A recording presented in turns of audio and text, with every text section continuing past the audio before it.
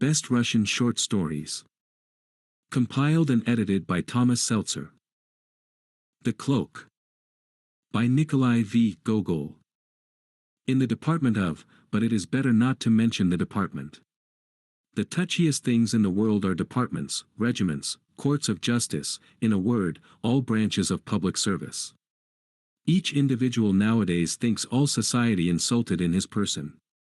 Quite recently, a complaint was received from a district chief of police in which he plainly demonstrated that all the imperial institutions were going to the dogs, and that the Tsar's sacred name was being taken in vain, and in proof he appended to the complaint a romance, in which the district chief of police is made to appear about once in every 10 pages, and sometimes in a downright drunken condition.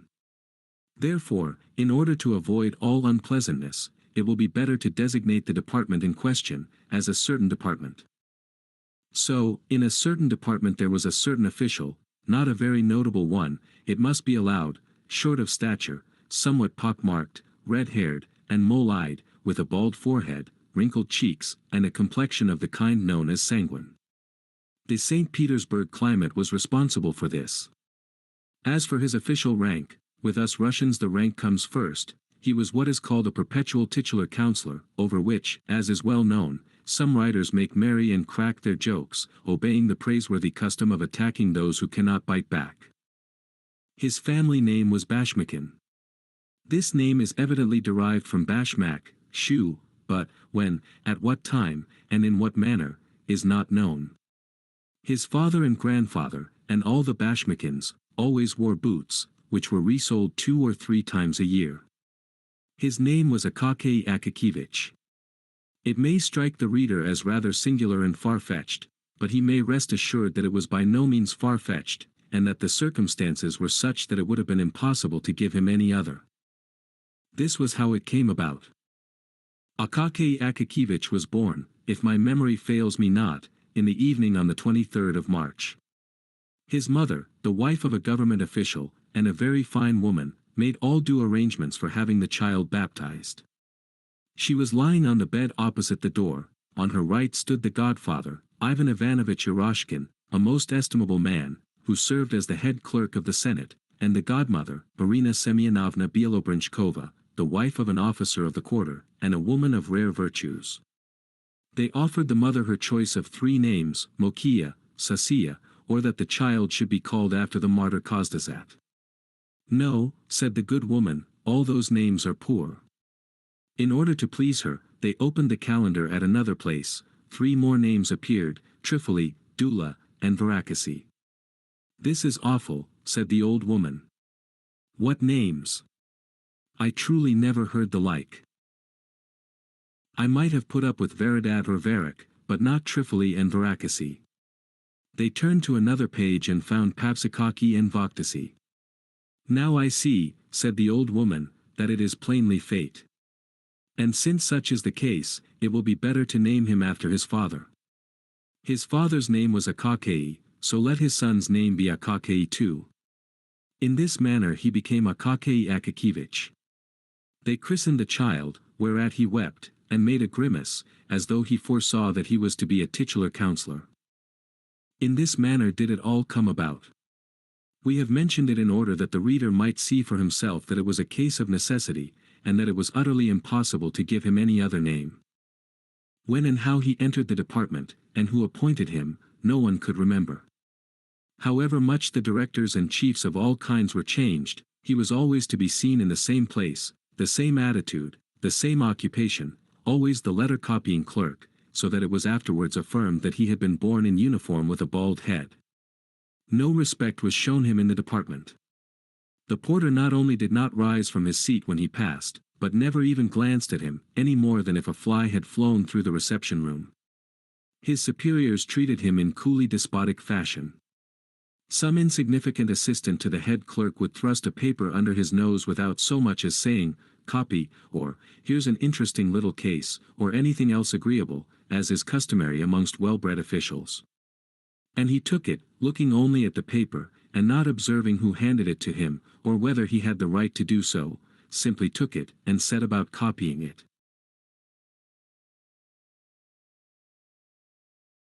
The young officials laughed at and made fun of him, so far as their official wit permitted, told in his presence various stories concocted about him, and about his landlady, an old woman of 70, declared that she beat him, asked when the wedding was to be, and strewed bits of paper over his head, calling them snow. But Akaky Akakevich answered not a word, any more than if there had been no one there besides himself. It even had no effect upon his work. Amid all these annoyances he never made a single mistake in a letter. But if the joking became wholly unbearable, as when they jogged his head, and prevented his attending to his work, he would exclaim, "Leave me alone. Why do you insult me?" And there was something strange in the words and the voice in which they were uttered. There was in it something which moved to pity, so much so that one young man, a newcomer, who, taking pattern by the others, had permitted himself to make sport of Akaky, suddenly stopped short, as though all about him had undergone a transformation, and presented itself in a different aspect. Some unseen force repelled him from the comrades whose acquaintance he had made, on the supposition that they were decent, well-bred men. Long afterwards, in his gayest moments, there recurred to his mind the little official with the bald forehead, with his heart-rending words, "Leave me alone. Why do you insult me?" In these moving words, other words resounded, "I am thy brother." And the young man covered his face with his hand, and many a time afterwards, in the course of his life, shuddered at seeing how much inhumanity there is in man, how much savage coarseness is concealed beneath refined, cultured, worldly refinement, and even, O God, in that man whom the world acknowledges as honorable and upright. It would be difficult to find another man who lived so entirely for his duties.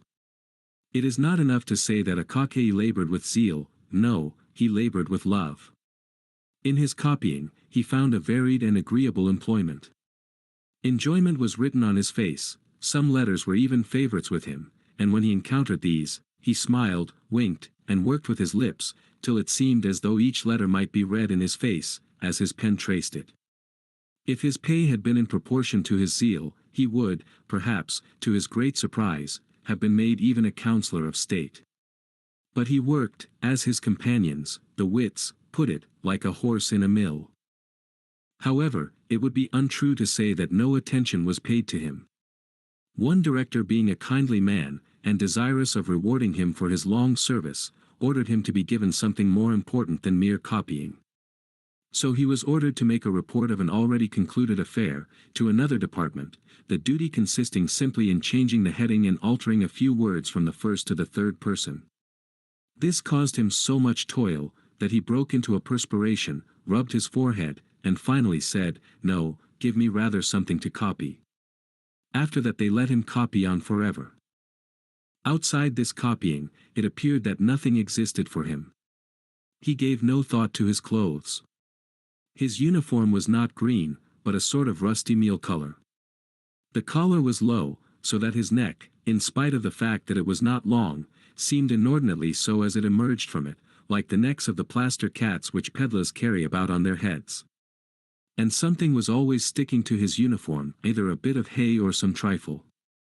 Moreover, he had a peculiar knack, as he walked along the street, of arriving beneath a window just as all sorts of rubbish was being flung out of it, hence he always bore about on his hat scraps of melon rinds, and other such articles.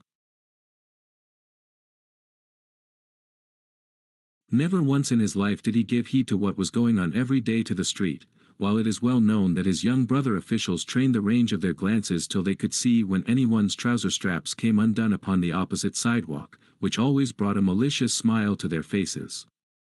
But Akaky Akakevich saw in all things the clean, even strokes of his written lines, and only when a horse thrust his nose, from some unknown quarter, over his shoulder, and sent a whole gust of wine down his neck from his nostrils, did he observe that he was not in the middle of a line, but in the middle of the street.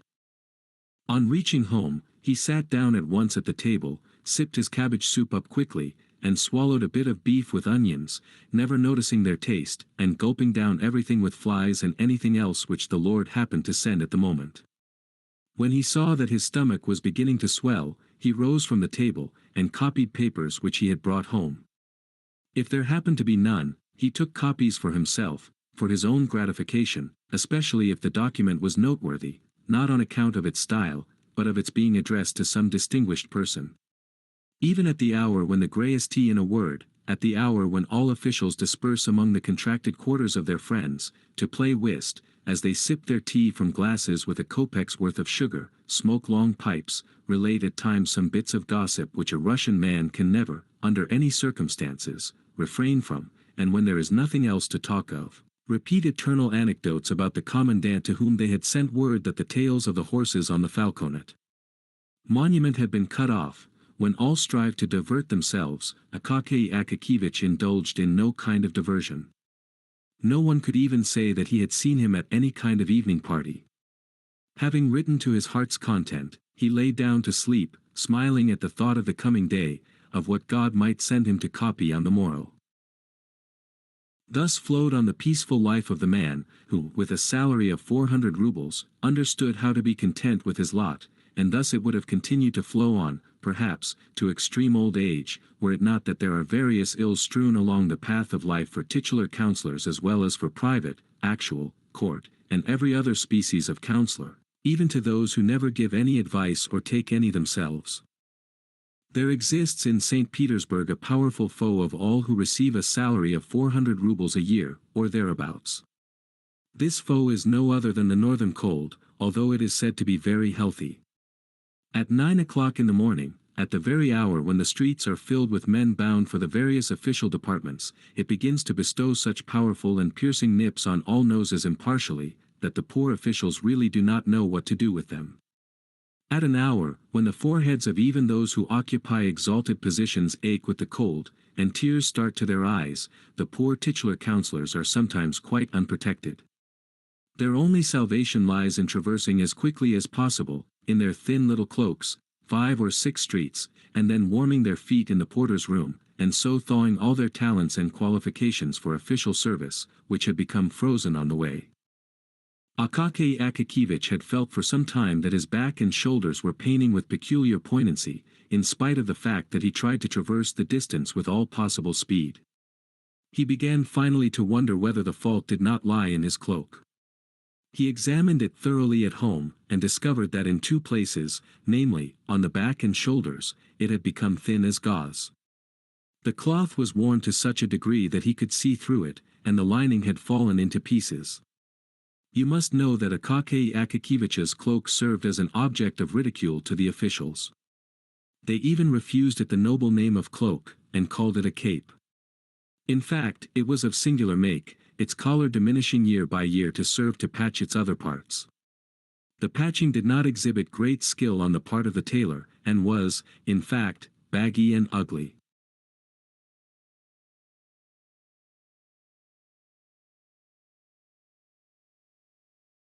Seeing how the matter stood, Akaky Akakiyevich decided that it would be necessary to take the cloak to Petrovich, the tailor, who lived somewhere on the 4th floor up a dark staircase, and who, in spite of his having but one eye and pockmarks all over his face, busied himself with considerable success in repairing the trousers and coats of officials and others, that is to say, when he was sober and not nursing some other scheme in his head.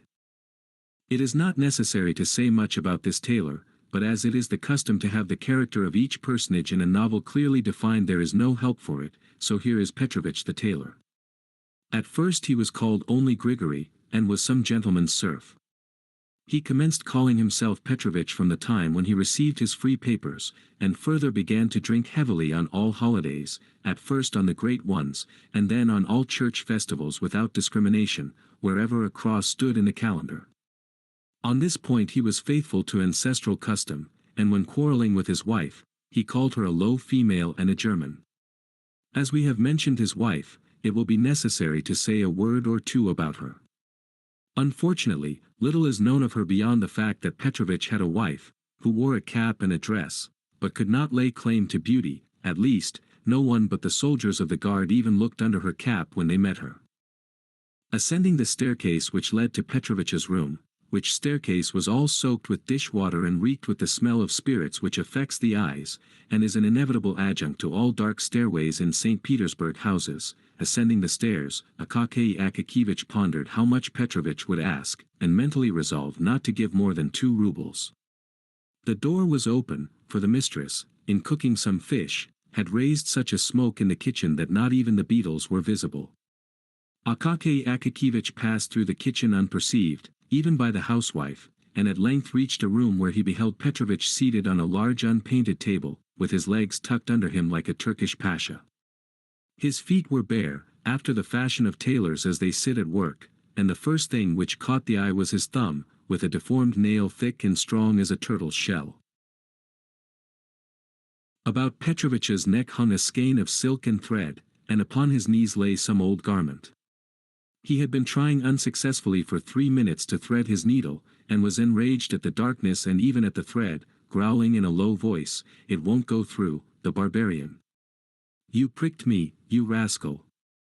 Akaki Akakivich was vexed at arriving at the precise moment when Petrovich was angry. He liked to order something of Petrovich when he was a little downhearted, or, as his wife expressed it, when he had settled himself with brandy, the one-eyed devil. Under such circumstances Petrovich generally came down in his price very readily, and even bowed and returned thanks. Afterwards, to be sure, his wife would come, complaining that her husband had been drunk, and so had fixed the price too low, but, if only a 10-kopeck piece were added then the matter would be settled. But now it appeared that Petrovich was in a sober condition, and therefore rough, taciturn, and inclined to demand, Satan only knows what price.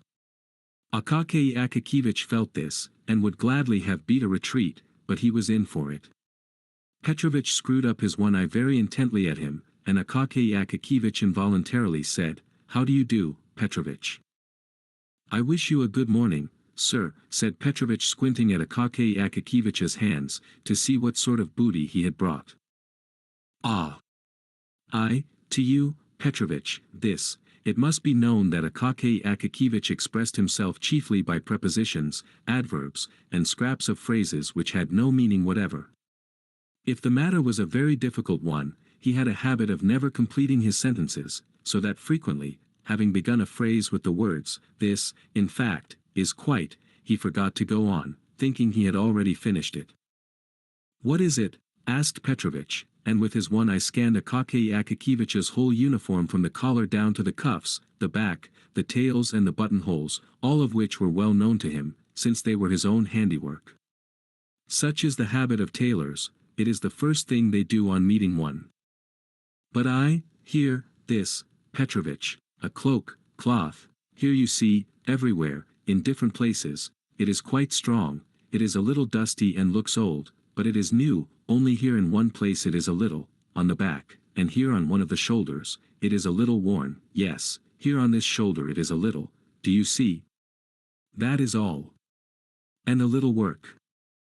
Petrovich took the cloak, spread it out, to begin with, on the table, looked at it hard, shook his head, reached out his hand to the windowsill for his snuff-box, adorned with the portrait of some general, though what general is unknown, for the place where the face should have been had been rubbed through by the finger and a square bit of paper had been pasted over it. Having taken a pinch of snuff, Petrovich held up the cloak, and inspected it against the light, and again shook his head. Then he turned it, lining upwards, and shook his head once more. After which he again lifted the general adorned lid with its bit of pasted paper, and having stuffed his nose with snuff, dosed and put away the snuff-box, and said finally, "No, it is impossible to mend it. It is a wretched garment." Akaki Akakivich's heart sank at these words. "Why is it impossible, Petrovich?" he said, almost in the pleading voice of a child. "All that ails it is, that it is worn on the shoulders. You must have some pieces." "Yes, patches could be found, patches are easily found," said Petrovich, "but there's nothing to sew them to. The thing is completely rotten. If you put a needle to it, see, it will give way. Let it give way, and you can put on another patch at once. But there is nothing to put the patches on to. There's no use in strengthening it. It is too far gone. It's lucky that it's cloth, for, if the wind were to blow, it would fly away. Well, strengthen it again. How this, in fact?" "No," said Petrovich decisively, "there is nothing to be done with it. It's a thoroughly bad job. You'd better, when the cold winter weather comes on, make yourself some gaiters out of it, because stockings are not warm. The Germans invented them in order to make more money. Petrovich loved on all occasions to have a fling at the Germans. But it is plain you must have a new cloak. At the word new, all grew dark before Akaky Akakiyevich's eyes, and everything in the room began to whirl round. The only thing he saw clearly was the general with the paper face on the lid of Petrovich's snuff-box. "A new one?" said he, as if still in a dream. "Why, I have no money for that." "Yes, a new one," said Petrovich, with barbarous composure. "Well, if it came to a new one, how, it? You mean how much would it cost?" "Yes." "Well, you would have to lay out 150 or more," said Petrovich, and pursed up his lips significantly. He liked to produce powerful effects, liked to stun utterly and suddenly, and then to glance sideways to see what face the stunned person would put on the matter. 150 rubles for a cloak," shrieked poor Akaky Akakiyevich, perhaps for the first time in his life, for his voice had always been distinguished for softness. "Yes, sir," said Petrovich, "for any kind of cloak. If you have a marten fur on the collar, or a silk-lined hood, it will mount up to 200. "Petrovich, please," said Akaky Akakiyevich in a beseeching tone, not hearing, and not trying to hear, Petrovich's words, and disregarding all his effects, "some repairs, in order that it may wear yet a little longer." "No, it would only be a waste of time and money," said Petrovich. And Akaky Akakiyevich went away after these words, utterly discouraged. But Petrovich stood for some time after his departure, with significantly compressed lips, and without betaking himself to his work, satisfied that he would not be dropped, and an artistic tailor employed. Akaky Akakiyevich went out into the street as if in a dream. "Such an affair," he said to himself. "I did not think it had come to," and then after a pause, he added, "Well, so it is. See what it has come to at last. And I never imagined that it was so." Then followed a long silence, after which he exclaimed, "Well, so it is. See what already, nothing unexpected that, it would be nothing, what a strange circumstance." So saying, instead of going home, he went in exactly the opposite direction without suspecting it. On the way, a chimney sweep bumped up against him, and blackened his shoulder, and a whole hatful of rubbish landed on him from the top of a house which was building. He did not notice it, and only when he ran against a watchman, who, having planted his halberd beside him, was shaking some snuff from his box into his horny hand, did he recover himself a little, and that because the watchman said, "Why are you poking yourself into a man's very face? Haven't you the pavement?" This caused him to look about him, and turn towards home.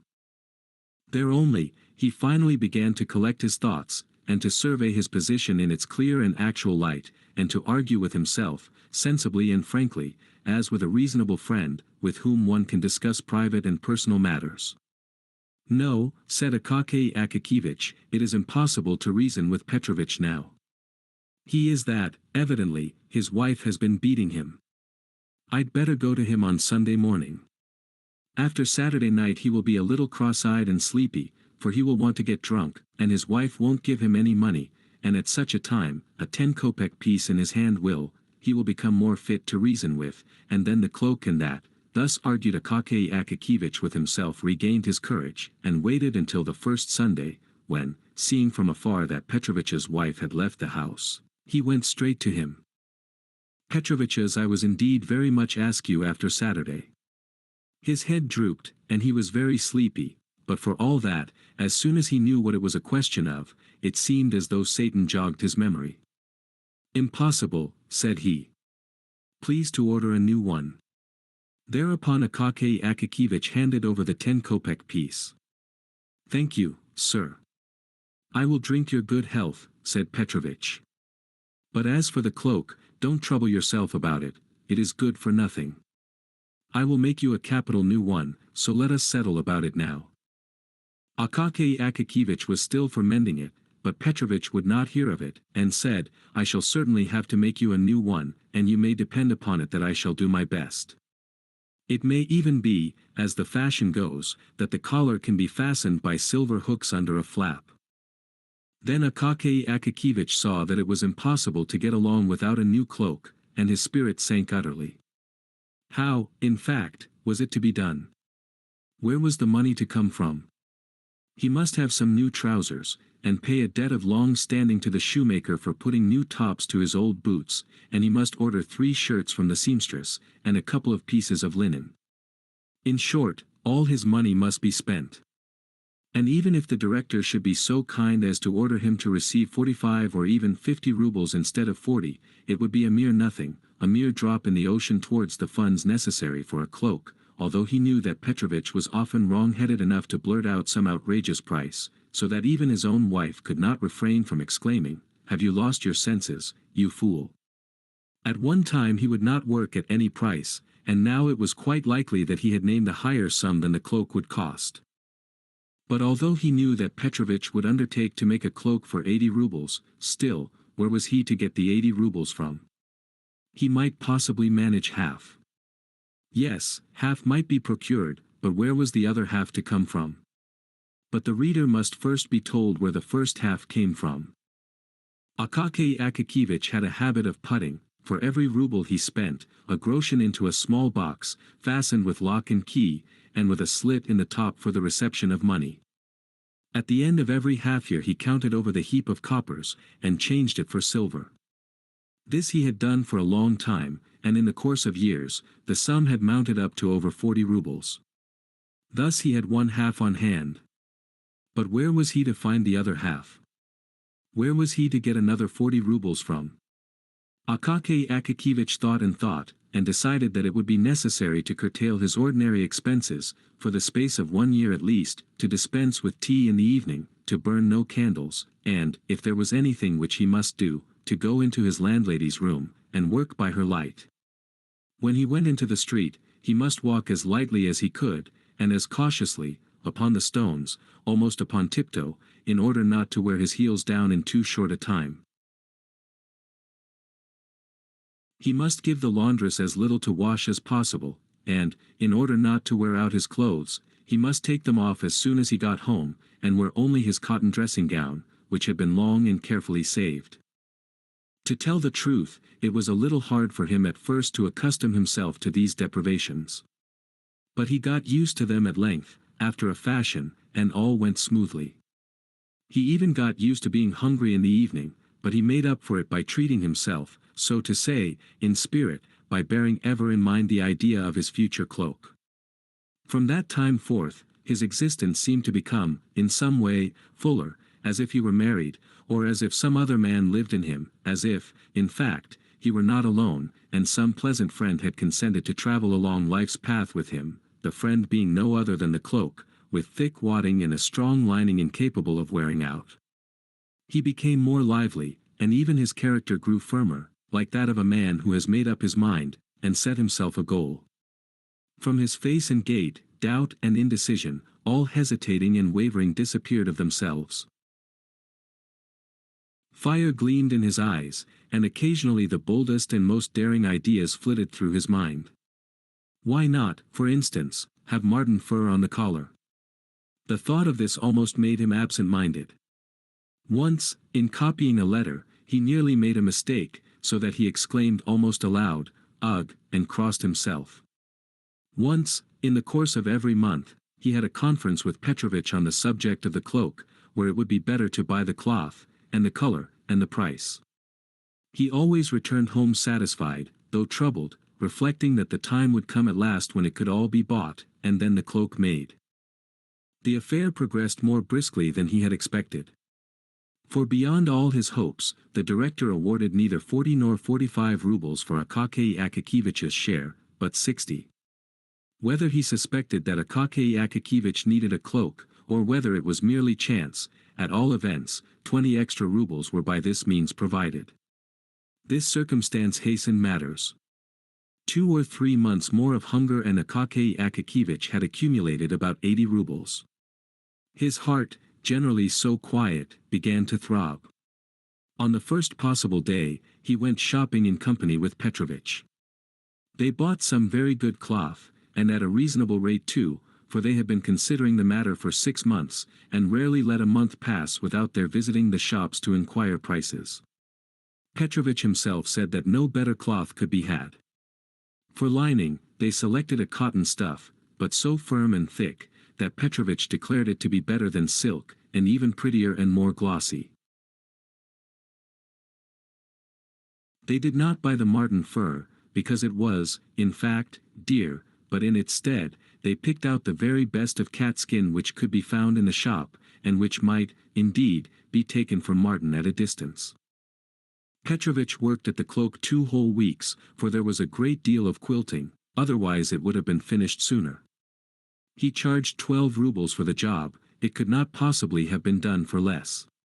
It was all sewed with silk, in small, double seams, and Petrovich went over each seam afterwards with his own teeth, stamping in various patterns. It is difficult to say precisely on what day, but probably the most glorious one in Akaky Akakiyevich's life, when Petrovich at length brought home the cloak. He brought it in the morning, before the hour when it was necessary to start for the department. Never did a cloak arrive so exactly in the nick of time, for the severe cold had set in, and it seemed to threaten to increase. Petrovich brought the cloak himself as befits a good tailor. On his countenance was a significant expression, such as Akaky Akakiyevich had never beheld there. He seemed fully sensible that he had done no small deed, and crossed a gulf separating tailors who put in linings, and execute repairs, from those who make new things. He took the cloak out of the pocket handkerchief in which he had brought it. The handkerchief was fresh from the laundress, and he put it in his pocket for use. Taking out the cloak, he gazed proudly at it, held it up with both hands, and flung it skillfully over the shoulders of Akaky Akakiyevich. Then he pulled it and fitted it down behind with his hand, and he draped it around Akaky Akakiyevich without buttoning it. Akaky Akakiyevich, like an experienced man, wished to try the sleeves. Petrovich helped him on with them, and it turned out that the sleeves were satisfactory also. In short, the cloak appeared to be perfect, and most seasonable. Petrovich did not neglect to observe that it was only because he lived in a narrow street, and had no signboard, and had known Akaky Akakiyevich so long, that he had made it so cheaply, but that if he had been in business on the Nevsky Prospect, he would have charged 75 rubles for the making alone. Akaky Akakiyevich did not care to argue this point with Petrovich. He paid him, thanked him, and set out at once in his new cloak for the department.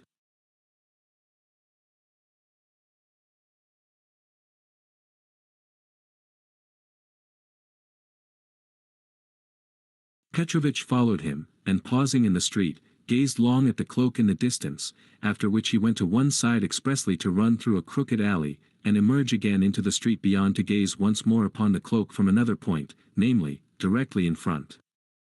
Meantime Akaky Akakiyevich went on in holiday mood. He was conscious every second of the time that he had a new cloak on his shoulders, and several times he laughed with internal satisfaction. In fact, there were 2 advantages, one was its warmth, the other its beauty. He saw nothing of the road, but suddenly found himself at the department. He took off his cloak in the anteroom, looked it over carefully, and confided it to the special care of the attendant. It is impossible to say precisely how it was that everyone in the department knew at once that Akaky Akakiyevich had a new cloak, and that the cape no longer existed. All rushed at the same moment into the anteroom to inspect it. They congratulated him, and said pleasant things to him, so that he began at first to smile, and then to grow ashamed. When all surrounded him, and said that the new cloak must be christened, and that he must at least give them all a party, Akaky Akakiyevich lost his head completely, and did not know where he stood, what to answer, or how to get out of it. He stood blushing all over for several minutes, trying to assure them with great simplicity that it was not a new cloak, that it was in fact the old cape. At length one of the officials, assistant to the head clerk, in order to show that he was not at all proud, and on good terms with his inferiors, said, "So be it, only I will give the party instead of Akaky Akakiyevich. I invite you all to tea with me tonight. It just happens to be my name day too." The officials naturally at once offered the assistant clerk their congratulations, and accepted the invitation with pleasure.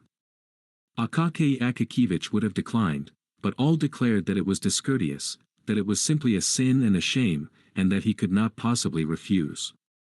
Besides, the notion became pleasant to him when he recollected that he should thereby have a chance of wearing his new cloak in the evening also. That whole day was truly a most triumphant festival for Akaky Akakevich. He returned home in the most happy frame of mind, took off his cloak, and hung it carefully on the wall, admiring afresh the cloth and the lining. Then he brought out his old, worn-out cloak, for comparison. He looked at it and laughed, so vast was the difference. And long after dinner he laughed again when the condition of the cape recurred to his mind. He dined cheerfully, and after dinner wrote nothing, but took his ease for a while on the bed, until it got dark. Then he dressed himself leisurely, put on his cloak, and stepped out into the street. Where the host lived, unfortunately we cannot say. Our memory begins to fail us badly. The houses and streets in St. Petersburg have become so mixed up in our head that it is very difficult to get anything out of it again in proper form. This much is certain, that the official lived in the best part of the city, and therefore it must have been anything but near to Akaky Akakevich's residence. Akaky Akakevich was first obliged to traverse a kind of wilderness of deserted, dimly lighted streets.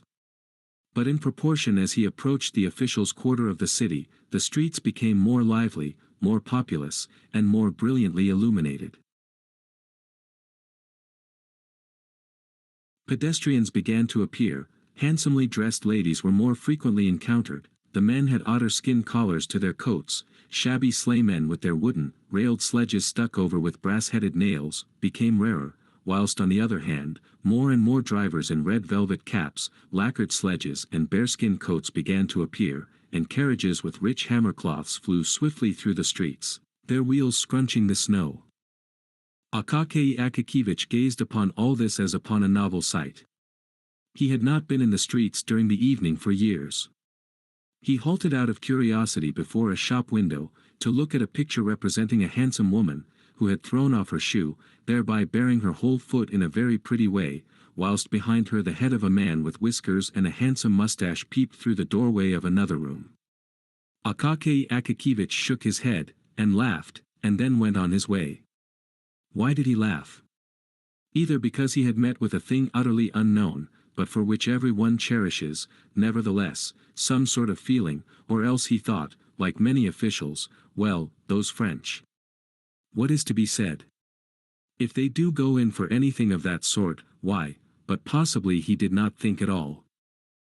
Akaky Akakevich at length reached the house in which the head clerk's assistant lodged. He lived in fine style. The staircase was lit by a lamp, his apartment being on the second floor. On entering the vestibule, Akaky Akakevich beheld a whole row of galoshes on the floor. Among them, in the center of the room, stood a samovar, humming and emitting clouds of steam. On the walls hung all sorts of coats and cloaks, among which there were even some with beaver collars, or velvet facings. Beyond, the buzz of conversation was audible, and became clear and loud, when the servant came out with a trayful of empty glasses, cream jugs and sugar bowls. It was evident that the officials had arrived long before, and had already finished their first glass of tea. Akaky Akakevich, having hung up his own cloak, entered the inner room. Before him all at once appeared lights, officials, pipes, and card tables, and he was bewildered by a sound of rapid conversation rising from all the tables, and the noise of moving chairs. He halted very awkwardly in the middle of the room, wondering what he ought to do. But they had seen him. They received him with a shout, and all thronged at once into the anteroom, and there took another look at his cloak. Akaky Akakevich, although somewhat confused, was frank-hearted, and could not refrain from rejoicing when he saw how they praised his cloak. Then, of course, they all dropped him and his cloak, and returned, as was proper, to the tables set out for whist.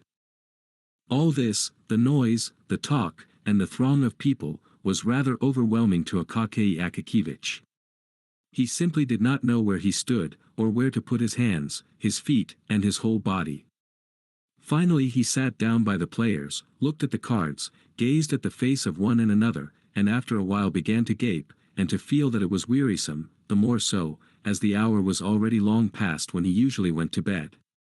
He wanted to take leave of the host, but they would not let him go, saying that he must not fail to drink a glass of champagne, in honor of his new garment. In the course of an hour, supper, consisting of vegetable salad, cold veal, pastry, confectioner's pies, and champagne, was served.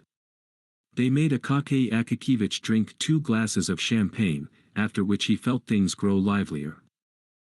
Still, he could not forget that it was 12 o'clock, and that he should have been at home long ago. In order that the host might not think of some excuse for detaining him, he stole out of the room quickly, sought out, in the anteroom, his cloak, which, to his sorrow, he found lying on the floor, brushed it, picked off every speck upon it, put it on his shoulders, and descended the stairs to the street. In the street all was still bright.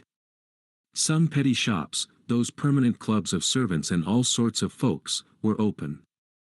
Others were shut, but, nevertheless, showed a streak of light the whole length of the door crack, indicating that they were not yet free of company, and that probably some domestics, male and female, were finishing their stories and conversations, whilst leaving their masters in complete ignorance as to their whereabouts. Akaky Akakevich went on in a happy frame of mind. He even started to run, without knowing why, after some lady, who flew past like a flash of lightning. But he stopped short, and went on very quietly as before, wondering why he had quickened his pace. Soon there spread before him these deserted streets which are not cheerful in the daytime, to say nothing of the evening. Now they were even more dim and lonely. The lanterns began to grow rarer, oil, evidently, had been less liberally supplied. Then came wooden houses and fences. Not a soul anywhere, only the snow sparkled in the streets, and mournfully veiled the low-roofed cabins with their closed shutters. He approached the spot where the street crossed a vast square with houses barely visible on its farther side, a square which seemed a fearful desert. Afar, a tiny spark glimmered from some watchman's box, which seemed to stand on the edge of the world. Akaky Akakevich's cheerfulness diminished at this point in a marked degree. He entered the square, not without an involuntary sensation of fear, as though his heart warned him of some evil. He glanced back, and on both sides it was like a sea about him. No, it is better not to look, he thought, and went on, closing his eyes. When he opened them, to see whether he was near the end of the square, he suddenly beheld, standing just before his very nose, some bearded individuals of precisely what sort, he could not make out. All grew dark before his eyes, and his heart throbbed. "Of course, the cloak is mine," said one of them in a loud voice, seizing hold of his collar. Akaky Akakevich was about to shout, "Help," when the second man thrust a fist, about the size of an official's head, at his very mouth, muttering, "Just you dare to scream." Akaky Akakevich felt them strip off his cloak, and give him a kick. He fell headlong upon the snow, and felt no more. In a few minutes he recovered consciousness, and rose to his feet, but no one was there. He felt that it was cold in the square, and that his cloak was gone. He began to shout, but his voice did not appear to reach the outskirts of the square. In despair, but without ceasing to shout, he started at a run across the square, straight towards the watchbox, beside which stood the watchman, leaning on his halberd, and apparently curious to know what kind of a customer was running towards him shouting. Akaky Akakevich ran up to him, and began in a sobbing voice to shout that he was asleep, and attended to nothing, and did not see when a man was robbed. The watchman replied that he had seen 2 men stop him in the middle of the square, but supposed that they were friends of his, and that, instead of scolding vainly, he had better go to the police on the morrow, so that they might make a search for whoever had stolen the cloak. Akaky Akakevich ran home and arrived in a state of complete disorder, his hair which grew very thinly upon his temples and the back of his head all tousled, his body, arms and legs, covered with snow. The old woman, who was mistress of his lodgings, on hearing a terrible knocking, sprang hastily from her bed, and, with only one shoe on, ran to open the door, pressing the sleeve of her chemise to her bosom out of modesty. But when she had opened it, she fell back on beholding Akaky Akakevich in such a condition. When he told her about the affair, she clasped her hands, and said that he must go straight to the district chief of police, for his subordinate would turn up his nose, promise well, and drop the matter there. The very best thing to do, therefore, would be to go to the district chief, whom she knew, because Finnish Anna, her former cook, was now nurse at his house. She often saw him passing the house, and he was at church every Sunday, praying, but at the same time gazing cheerfully at everybody, so that he must be a good man, judging from all appearances. Having listened to this opinion, Akaky Akakevich betook himself sadly to his room. And how he spent the night there, anyone who can put himself in another's place may readily imagine. Early in the morning, he presented himself at the district chief's, but was told the official was asleep. He went again at 10 and was again informed that he was asleep. At 11, and they said, the superintendent is not at home. At dinner time, and the clerks in the anteroom would not admit him on any terms, and insisted upon knowing his business. So that at last, for once in his life, Akaky Akakevich felt an inclination to show some spirit, and said curtly that he must see the chief in person, that they ought not to presume to refuse him entrance, that he came from the Department of Justice, and that when he complained of them, they would see. The clerks dared make no reply to this, and one of them went to call the chief, who listened to the strange story of the theft of the coat. Instead of directing his attention to the principal points of the matter, he began to question Akaky Akakevich. Why was he going home so late? Was he in the habit of doing so, or had he been to some disorderly house? So that Akaky Akakevich got thoroughly confused, and left him, without knowing whether the affair of his cloak was in proper train or not. All that day, for the first time in his life, he never went near the department. The next day he made his appearance, very pale, and in his old cape, which had become even more shabby. The news of the robbery of the cloak touched many, although there were some officials present who never lost an opportunity, even such a one as the present, of ridiculing Akaky Akakevich. They decided to make a collection for him on the spot, but the officials had already spent a great deal in subscribing for the director's portrait, and for some book, at the suggestion of the head of that division, who was a friend of the author, and so the sum was trifling.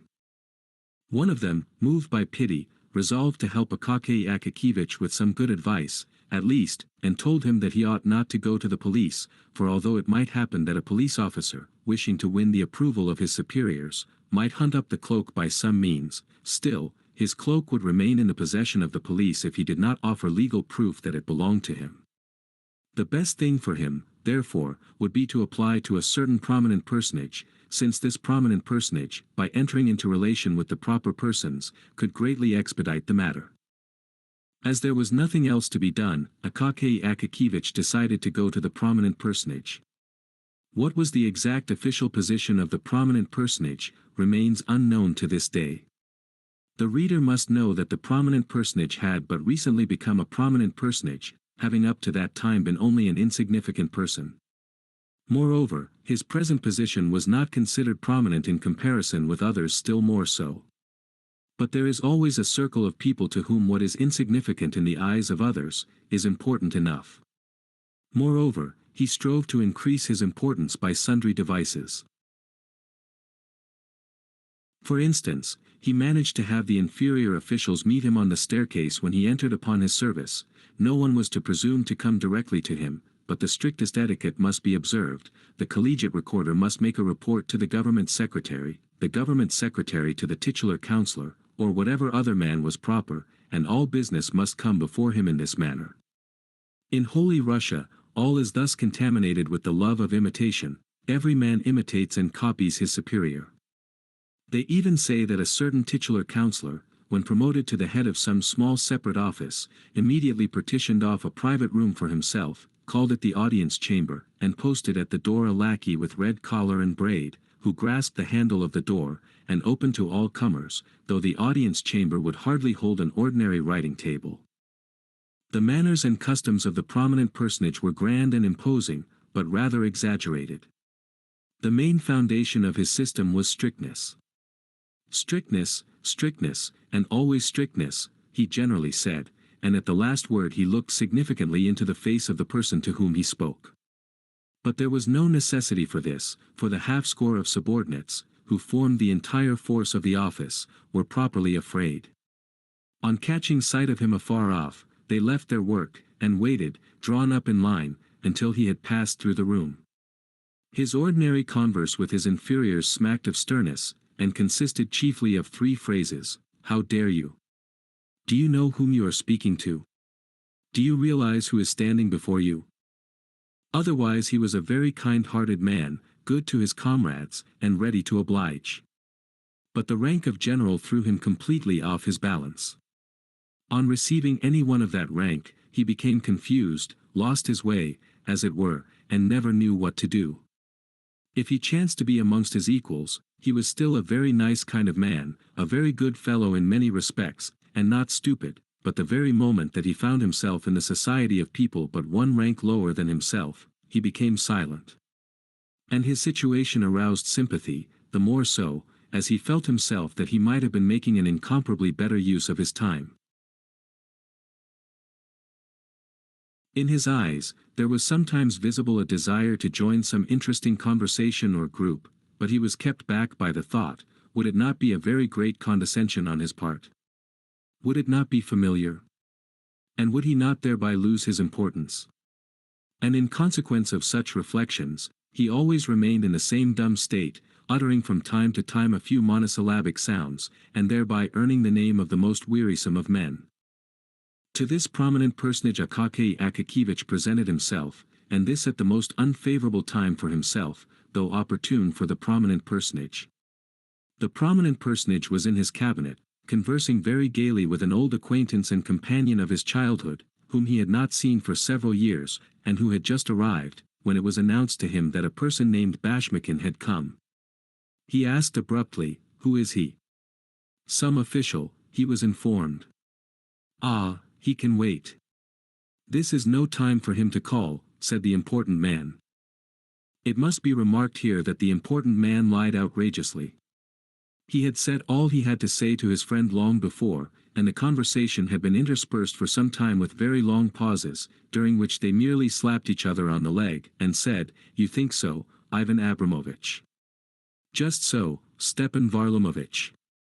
Nevertheless, he ordered that the official should be kept waiting, in order to show his friend, a man who had not been in the service for a long time, but had lived at home in the country, how long officials had to wait in his anteroom. At length, having talked himself completely out, and more than that, having had his fill of pauses, and smoked a cigar in a very comfortable armchair with reclining back, he suddenly seemed to recollect, and said to the secretary, who stood by the door with papers of reports, "So it seems that there is an official waiting to see me. Tell him that he may come in."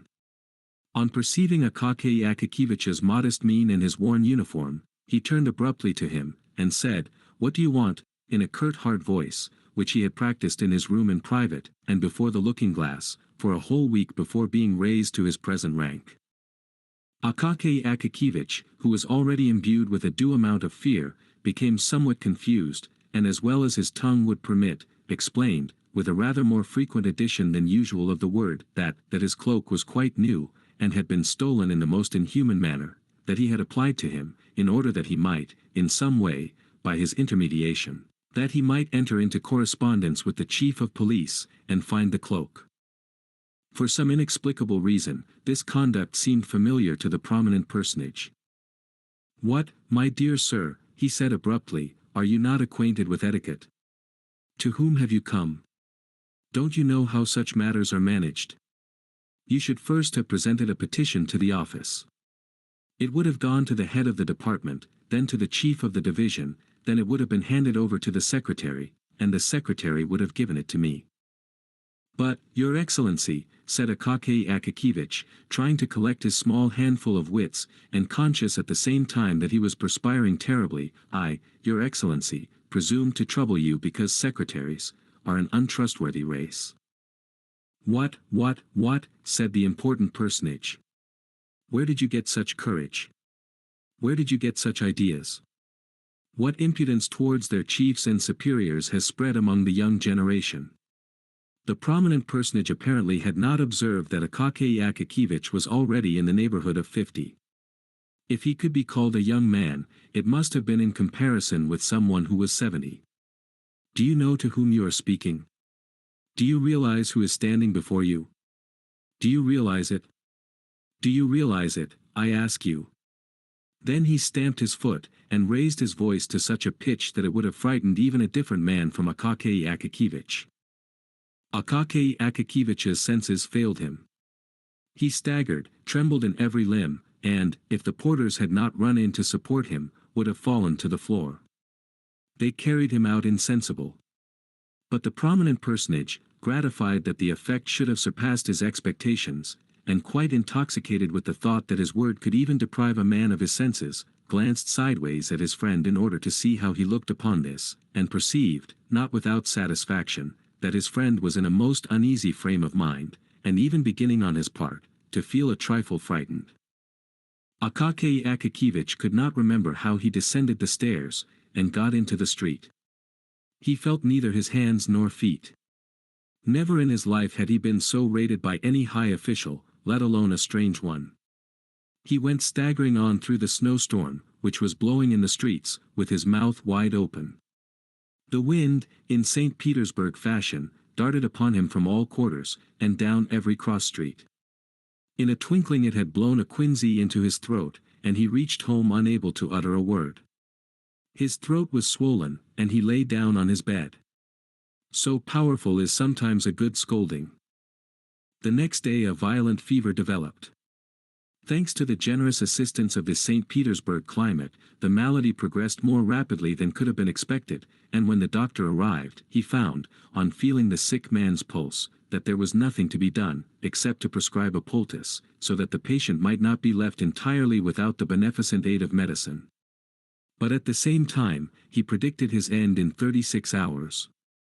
After this he turned to the landlady, and said, "And as for you, don't waste your time on him. Order his pine coffin now, for an oak one will be too expensive for him." Did Akaky Akakevich hear these fatal words? And if he heard them, did they produce any overwhelming effect upon him? Did he lament the bitterness of his life? We know not, for he continued in a delirious condition.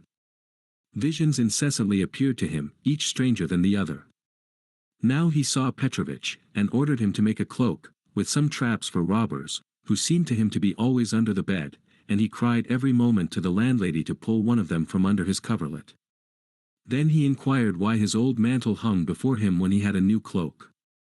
Next he fancied that he was standing before the prominent person, listening to a thorough setting down and saying, "Forgive me, Your Excellency," but at last he began to curse, uttering the most horrible words, so that his aged landlady crossed herself, never in her life having heard anything of the kind from him, and more so as these words followed directly after the words, "Your Excellency." Later on he talked utter nonsense, of which nothing could be made, all that was evident being that these incoherent words and thoughts hovered ever about one thing, his cloak. At length poor Akaky Akakevich breathed his last.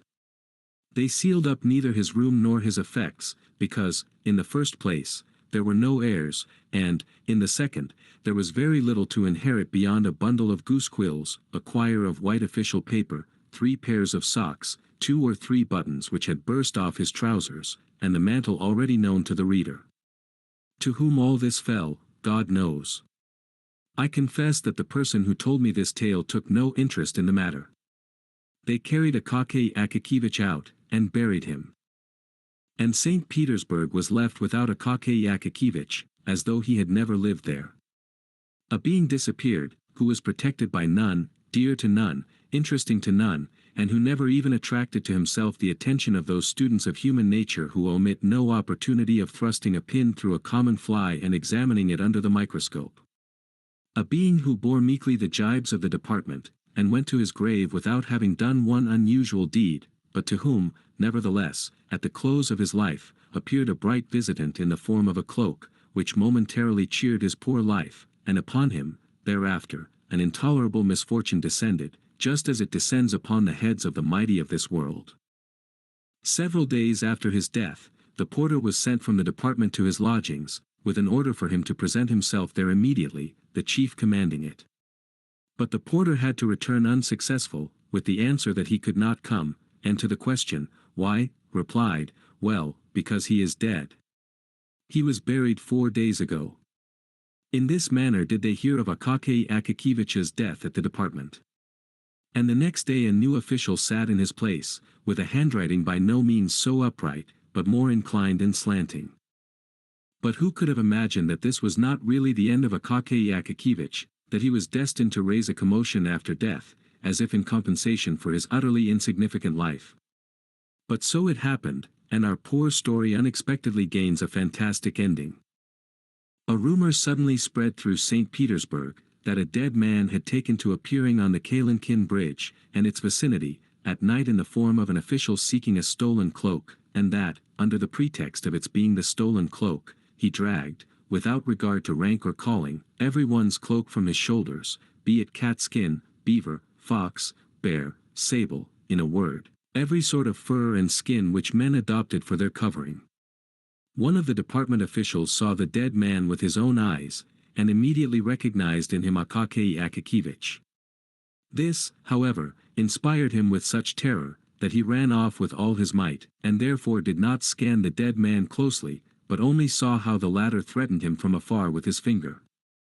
Constant complaints poured in from all quarters, that the backs and shoulders, not only of titular but even of court councillors, were exposed to the danger of a cold, on account of the frequent dragging off of their cloaks.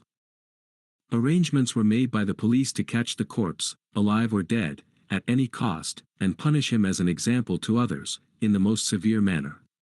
In this they nearly succeeded, for a watchman, on guard in Kirinchkin Lane, caught the corpse by the collar on the very scene of his evil deeds, when attempting to pull off the frieze cloak of a retired musician. Having seized him by the collar, he summoned, with a shout, 2 of his comrades, whom he enjoined to hold him fast, while he himself felt for a moment in his boot, in order to draw out his snuff-box, and refresh his frozen nose. But the snuff was of a sort which even a corpse could not endure. The watchman, having closed his right nostril with his finger, had no sooner succeeded in holding half a handful up to the left, than the corpse sneezed so violently that he completely filled the eyes of all 3. While they raised their hands to wipe them, the dead man vanished completely, so that they positively did not know whether they had actually had him in their grip at all. Thereafter the watchmen conceived such a terror of dead men that they were afraid even to seize the living, and only screamed from a distance, "Hey, there! Go your way!"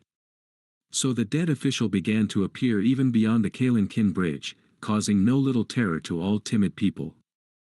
But we have totally neglected that certain prominent personage who may really be considered as the cause of the fantastic turn taken by this true history. First of all, justice compels us to say, that after the departure of poor, annihilated Akaky Akakiyevich, he felt something like remorse. Suffering was unpleasant to him, for his heart was accessible to many good impulses, in spite of the fact that his rank often prevented his showing his true self. As soon as his friend had left his cabinet, he began to think about poor Akaky Akakiyevich.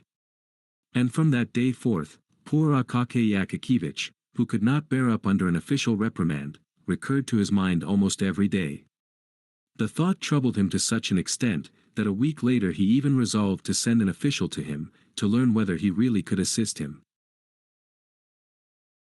And when it was reported to him that Akaky Akakiyevich had died suddenly of fever, he was startled, hearkened to the reproaches of his conscience, and was out of sorts for the whole day. Wishing to divert his mind in some way and drive away the disagreeable impression, he set out that evening for one of his friends' houses, where he found quite a large party assembled.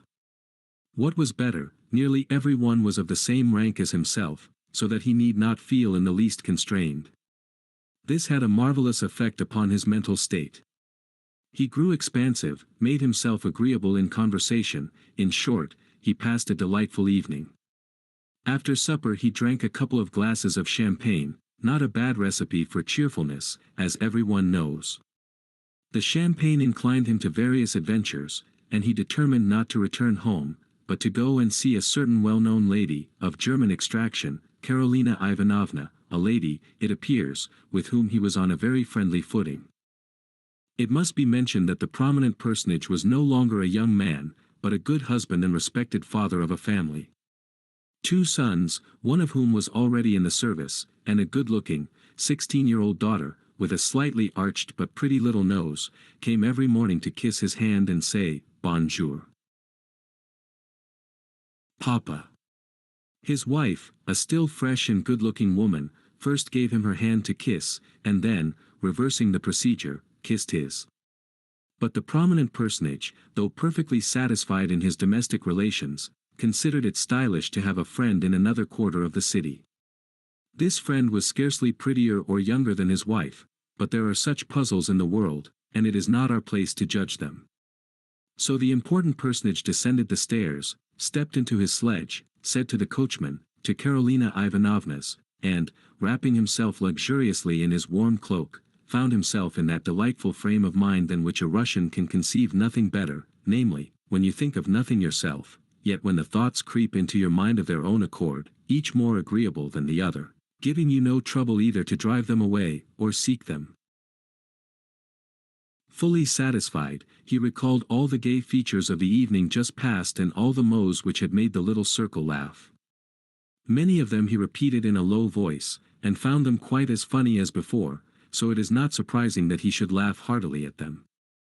Occasionally, however, he was interrupted by gusts of wind, which, coming suddenly, God knows whence or why, cut his face, drove masses of snow into it, filled out his cloak collar like a sail, or suddenly blew it over his head with supernatural force, and thus caused him constant trouble to disentangle himself. Suddenly the important personage felt someone clutch him firmly by the collar. Turning round, he perceived a man of short stature, in an old, worn uniform, and recognized, not without terror, Akaky Akakevich. The official's face was white as snow, and looked just like a corpse's. But the horror of the important personage transcended all bounds when he saw the dead man's mouth open, and heard it utter the following remarks, while it breathed upon him the terrible odor of the grave: "Ah, here you are at last. I have you, that, by the collar. I need your cloak. You took no trouble about mine, but reprimanded me. So now give up your own." The pallid prominent personage almost died of fright. Brave as he was in the office and in the presence of inferiors generally, and although, at the sight of his manly form and appearance, every one said, "Ugh! How much character he has," at this crisis, he, like many possessed of an heroic exterior, experienced such terror, that, not without cause, he began to fear an attack of illness. He flung his cloak hastily from his shoulders and shouted to his coachman in an unnatural voice, "Home at full speed." The coachman, hearing the tone which is generally employed at critical moments, and even accompanied by something much more tangible, drew his head down between his shoulders in case of an emergency, flourished his whip, and flew on like an arrow. In a little more than 6 minutes the prominent personage was at the entrance of his own house. Pale, thoroughly scared, and cloakless, he went home instead of to Karolina Ivanovna's, reached his room somehow or other, and passed the night in the direst distress, so that the next morning over their tea, his daughter said, "You are very pale today, Papa." But Papa remained silent, and said not a word to any one of what had happened to him, where he had been, or where he had intended to go. This occurrence made a deep impression upon him. He even began to say, "How dare you? Do you realize who is standing before you?" less frequently to the under-officials, and, if he did utter the words, it was only after first having learned the bearings of the matter. But the most noteworthy point was, that from that day forward the apparition of the dead official ceased to be seen. Evidently the prominent personage's cloak just fitted his shoulders. At all events, no more instances of his dragging cloaks from people's shoulders were heard of. But many active and solicitous persons could by no means reassure themselves, and asserted that the dead official still showed himself in distant parts of the city. In fact, one watchman in Kolomen saw with his own eyes the apparition come from behind a house. But the watchman was not a strong man, so he was afraid to arrest him, and followed him in the dark, until, at length, the apparition looked round, paused, and inquired, "What do you want?" at the same time showing such a fist as is never seen on living men. The watchman said, "Nothing," and turned back instantly. But the apparition was much too tall, wore huge mustaches, and, directing its steps apparently towards the Obukhov Bridge, disappeared in the darkness of the night. The District Doctor. By Ivan S. Turgenev. One day in autumn on my way back from a remote part of the country I caught cold and fell ill. Fortunately the fever attacked me in the district town at the inn. I sent for the doctor. In half an hour the district doctor appeared, a thin, dark-haired man of middle height. He prescribed me the usual sudorific, ordered a mustard plaster to be put on, very deftly slid a 5-ruble note up his sleeve, coughing drilly and looking away as he did so, and then was getting up to go home, but somehow fell into talk and remained. I was exhausted with feverishness, I foresaw a sleepless night, and was glad of a little chat with a pleasant companion. Tea was served. My doctor began to converse freely. He was a sensible fellow, and expressed himself with vigor and some humor. Queer things happen in the world. You may live a long while with some people, and be on friendly terms with them, and never once speak openly with them from your soul. With others you have scarcely time to get acquainted, and all at once you are pouring out to him, or he to you, all your secrets, as though you were at confession. I don't know how I gained the confidence of my new friend. Anyway, with nothing to lead up to it, he told me a rather curious incident, and here I will report his tale for the information of the indulgent reader. I will try to tell it in the doctor's own words. You don't happen to know, he began in a weak and quavering voice, the common result of the use of unmixed Berezov snuff, you don't happen to know the judge here, my love, Pavel Lukich? You don't know him? Well, it's all the same. He cleared his throat and rubbed his eyes. Well, you see, the thing happened, to tell you exactly without mistake, in Lent, at the very time of the thaws. I was sitting at his house, our judge's, you know, playing preference. Our judge is a good fellow, and fond of playing preference. Suddenly, the doctor made frequent use of this word, suddenly, they tell me, there's a servant asking for you. I say, what does he want? They say, he has brought a note, it must be from a patient. Give me the note, I say. So it is from a patient, well and good, you understand, it's our bread and butter. But this is how it was, a lady, a widow, writes to me, she says, my daughter is dying. Come, for God's sake, she says, and the horses have been sent for you. Well, that's all right. But she was 20 miles from the town, and it was midnight out of doors, and the roads in such a state, my word. And as she was poor herself, one could not expect more than 2 silver rubles, and even that problematic, and perhaps it might only be a matter of a roll of linen and a sack of oatmeal in payment. However, duty, you know, before everything, a fellow creature may be dying. I hand over my cards at once to Calliope, the member of the provincial commission, and return home. I look, a wretched little trap was standing at the steps, with peasants' horses, fat, too fat, and their coat as shaggy as felt, and the coachman sitting with his cap off out of respect. Well, I think to myself, it's clear, my friend, these patients aren't rolling in riches. You smile, but I tell you, a poor man like me has to take everything into consideration.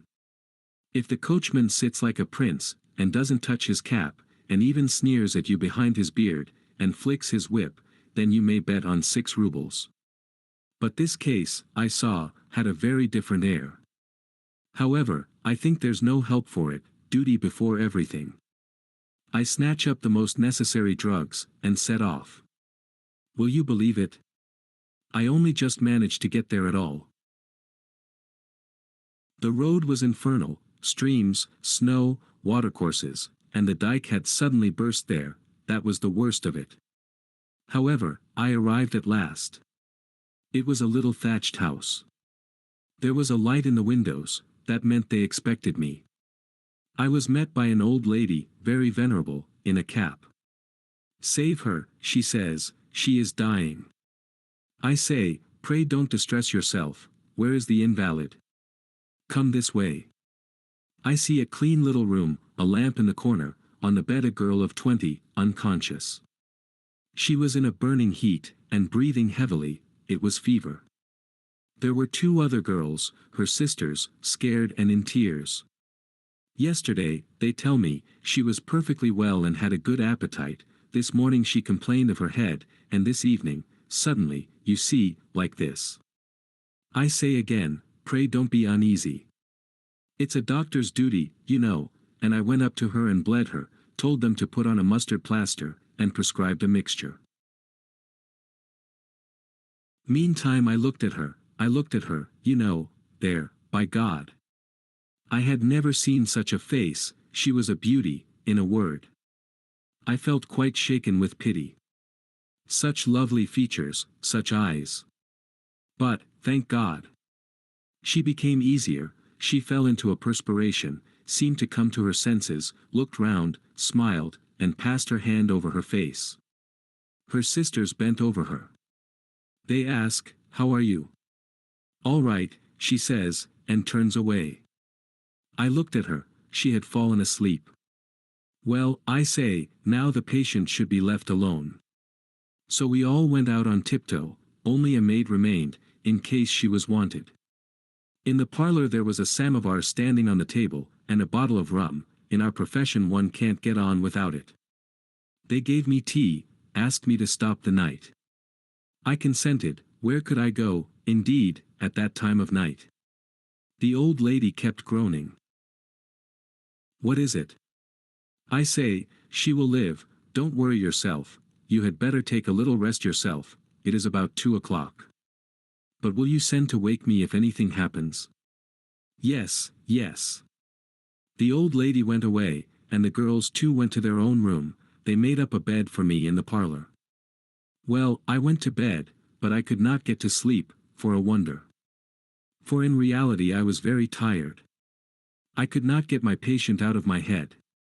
At last I could not put up with it any longer. I got up suddenly. I think to myself, I will go and see how the patient is getting on. Her bedroom was next to the parlor. Well, I got up, and gently opened the door. How my heart beat. I looked in, the servant was asleep, her mouth wide open, and even snoring, the wretch. But the patient lay with her face towards me and her arms flung wide apart, poor girl. I went up to her, when suddenly she opened her eyes and stared at me. Who is it? Who is it? I was in confusion. Don't be alarmed, madam, I say, I am the doctor, I have come to see how you feel. You the doctor?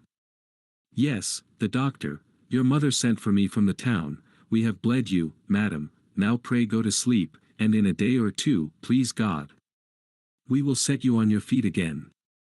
Ah, yes, yes, doctor, don't let me die, please, please. Why do you talk like that? God bless you. She is in a fever again, I think to myself. I felt her pulse, yes, she was feverish. She looked at me, and then took me by the hand. I will tell you why I don't want to die, I will tell you. Now we are alone, and only, please don't you, not to anyone. Listen. I bent down, she moved her lips quite to my ear, she touched my cheek with her hair, I confess my head went round, and began to whisper. I could make out nothing of it. Ah, she was delirious. She whispered and whispered, but so quickly, and as if it were not in Russian. At last she finished, and shivering dropped her head on the pillow, and threatened me with her finger, remember, doctor, to no one. I calmed her somehow, gave her something to drink, waked the servant, and went away. At this point the doctor again took snuff with exasperated energy, and for a moment seemed stupefied by its effects. However, he continued, the next day, contrary to my expectations, the patient was no better. I thought, and suddenly decided to remain there, even though my other patients were expecting me. And you know one can't afford to disregard that, one's practice suffers if one does. But, in the first place, the patient was really in danger, and secondly, to tell the truth, I felt strongly drawn to her. Besides, I liked the whole family. Though they were really badly off, they were singularly, I may say, cultivated people. Their father had been a learned man, an author. He died, of course, in poverty, but he had managed before he died to give his children an excellent education. He left a lot of books too. Either because I looked after the invalid very carefully, or for some other reason. Anyway, I can venture to say all the household loved me as if I were one of the family. Meantime the roads were in a worse state than ever. All communications, so to say, were cut off completely. Even medicine could with difficulty be got from the town. The sick girl was not getting better. Day after day, and day after day, but, here. The doctor made a brief pause. I declare I don't know how to tell you. He again took snuff, coughed, and swallowed a little tea. I will tell you without beating about the bush. My patient, how should I say? Well, she had fallen in love with me, or, no, it was not that she was in love, however, really, how should one say? The doctor looked down and grew red. No, he went on quickly, in love, indeed. A man should not overestimate himself. She was an educated girl, clever and well-read, and I had even forgotten my Latin, one may say, completely. As to appearance, the doctor looked himself over with a smile. I am nothing to boast of there either.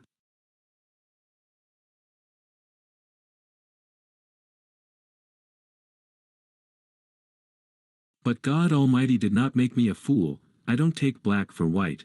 I know a thing or two. I could see very clearly, for instance, that Alexandra Andreevna, that was her name, did not feel love for me, but had a friendly, so to say, inclination, a respect or something for me. Though she herself perhaps mistook this sentiment, anyway this was her attitude. You may form your own judgment of it. But, added the doctor, who had brought out all these disconnected sentences without taking breath, and with obvious embarrassment, I seem to be wandering rather. You won't understand anything like this. There, with your leave, I will relate it all in order. He drank off a glass of tea, and began in a calmer voice. Well, then. My patient kept getting worse and worse. You are not a doctor, my good sir, you cannot understand what passes in a poor fellow's heart, especially at first, when he begins to suspect that the disease is getting the upper hand of him. What becomes of his belief in himself? You suddenly grow so timid, it's indescribable. You fancy then that you have forgotten everything you knew, and that the patient has no faith in you, and that other people begin to notice how distracted you are, and tell you the symptoms with reluctance, that they are looking at you suspiciously, whispering. Ah! It's horrid. There must be a remedy, you think, for this disease, if one could find it. Isn't this it? You try. No, that's not it. You don't allow the medicine the necessary time to do good. You clutch at one thing, then at another. Sometimes you take up a book of medical prescriptions. Here it is, you think. Sometimes, by Jove, you pick one out by chance, thinking to leave it to fate. But meantime a fellow creature's dying, and another doctor would have saved him. We must have a consultation, you say. I will not take the responsibility on myself. And what a fool you look at such times. Well, in time you learn to bear it, it's nothing to you. A man has died, but it's not your fault, you treated him by the rules. But what's still more torture to you is to see blind faith in you, and to feel yourself that you are not able to be of use. Well, it was just this blind faith that the whole of Alexandra Andreevna's family had in me. They had forgotten to think that their daughter was in danger. I, too, on my side assure them that it's nothing, but meantime my heart sinks into my boots. To add to our troubles, the roads were in such a state that the coachman was gone for whole days together to get medicine. And I never left the patient's room. I could not tear myself away. I tell her amusing stories, you know, and play cards with her. I watch by her side at night. The old mother thanks me with tears in her eyes, but I think to myself, I don't deserve your gratitude. I frankly confess to you, there is no object in concealing it now, I was in love with my patient. And Alexandra Andreevna had grown fond of me. She would not sometimes let anyone be in her room but me. She began to talk to me, to ask me questions, where I had studied, how I lived, who are my people, whom I go to see. I feel that she ought not to talk, but to forbid her to, to forbid her resolutely, I could not. Sometimes I held my head in my hands, and asked myself, "What are you doing, villain?" And she would take my hand and hold it, give me a long, long look, and turn away, sigh, and say, "How good you are." Her hands were so feverish, her eyes so large and languid. "Yes," she says, "you are a good, kind man, you are not like our neighbors. No, you are not like that. Why did I not know you till now? Alexandra Andreevna, calm yourself, I say. I feel, believe me, I don't know how I have gained, but there, calm yourself. All will be right, you will be well again. And meanwhile I must tell you," continued the doctor, bending forward and raising his eyebrows, "that they associated very little with the neighbors, because the smaller people were not on their level, and pride hindered them from being friendly with the rich. I tell you, they were an exceptionally cultivated family, so it was gratifying for me. She would only take her medicine from my hands, she would lift herself up, poor girl, with my aid, take it, and gaze at me. My heart felt as if it were bursting. And meanwhile she was growing worse and worse, all the time. She will die, I think to myself, she must die. Believe me, I would sooner have gone to the grave myself, and here were her mother and sisters watching me, looking into my eyes, and their faith in me was wearing away." "Well? How is she?" "Oh, all right, all right.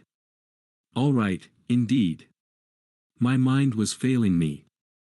Well, I was sitting one night alone again by my patient. The maid was sitting there too, and snoring away in full swing. I can't find fault with the poor girl, though, she was worn out too.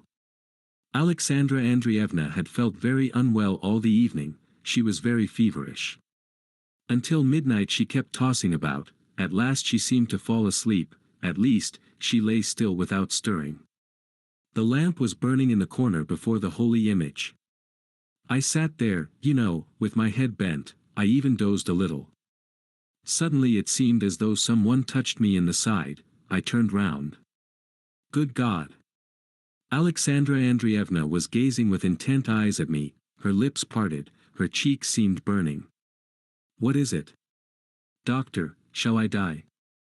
Merciful heavens! No, doctor, no, please don't tell me I shall live, don't say so. If you knew. Listen. For God's sake don't conceal my real position," and her breath came so fast. "If I can know for certain that I must die, then I will tell you all. Alexandra Andreevna, I beg. Listen, I have not been asleep at all. I have been looking at you a long while. For God's sake. I believe in you, you are a good man, an honest man, I entreat you by all that is sacred in the world, tell me the truth. If you knew how important it is for me.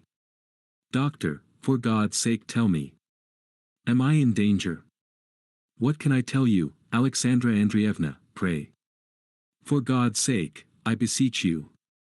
I can't disguise from you, I say, Alexandra Andreevna, you are certainly in danger, but God is merciful. I shall die, I shall die." And it seemed as though she were pleased, her face grew so bright, I was alarmed. "Don't be afraid, don't be afraid. I am not frightened of death at all." She suddenly sat up and leaned on her elbow. "Now. Yes, now I can tell you that I thank you with my whole heart, that you are kind and good, that I love you." I stare at her, like one possessed, it was terrible for me, Do you hear, I love you. Alexandra Andreevna, how have I deserved? No, you don't understand me. And suddenly she stretched out her arms, and taking my head in her hands, she kissed it. Believe me, I almost screamed aloud. I threw myself on my knees, and buried my head in the pillow. She did not speak, her fingers trembled in my hair. I listen, she is weeping. I began to soothe her, to assure her. I really don't know what I did say to her. You will wake up the girl, I say to her, Alexandra Andreevna, I thank you, believe me, calm yourself.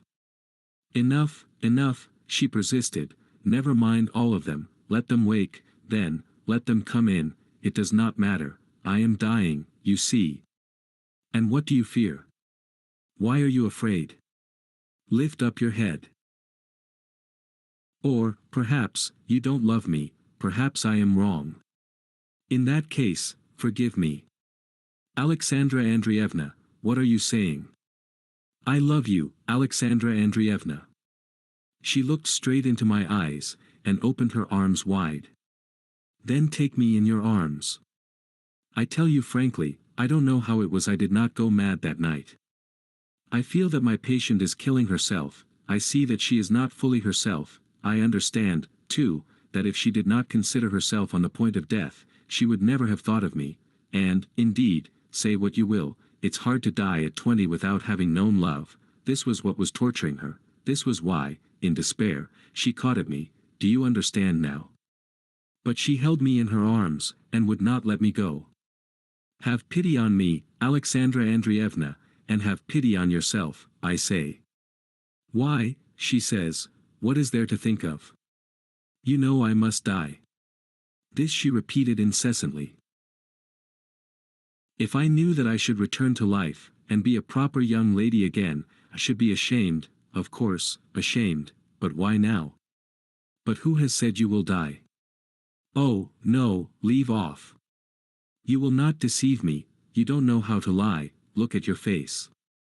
You shall live, Alexandra Andreevna, I will cure you, we will ask your mother's blessing, we will be united, we will be happy.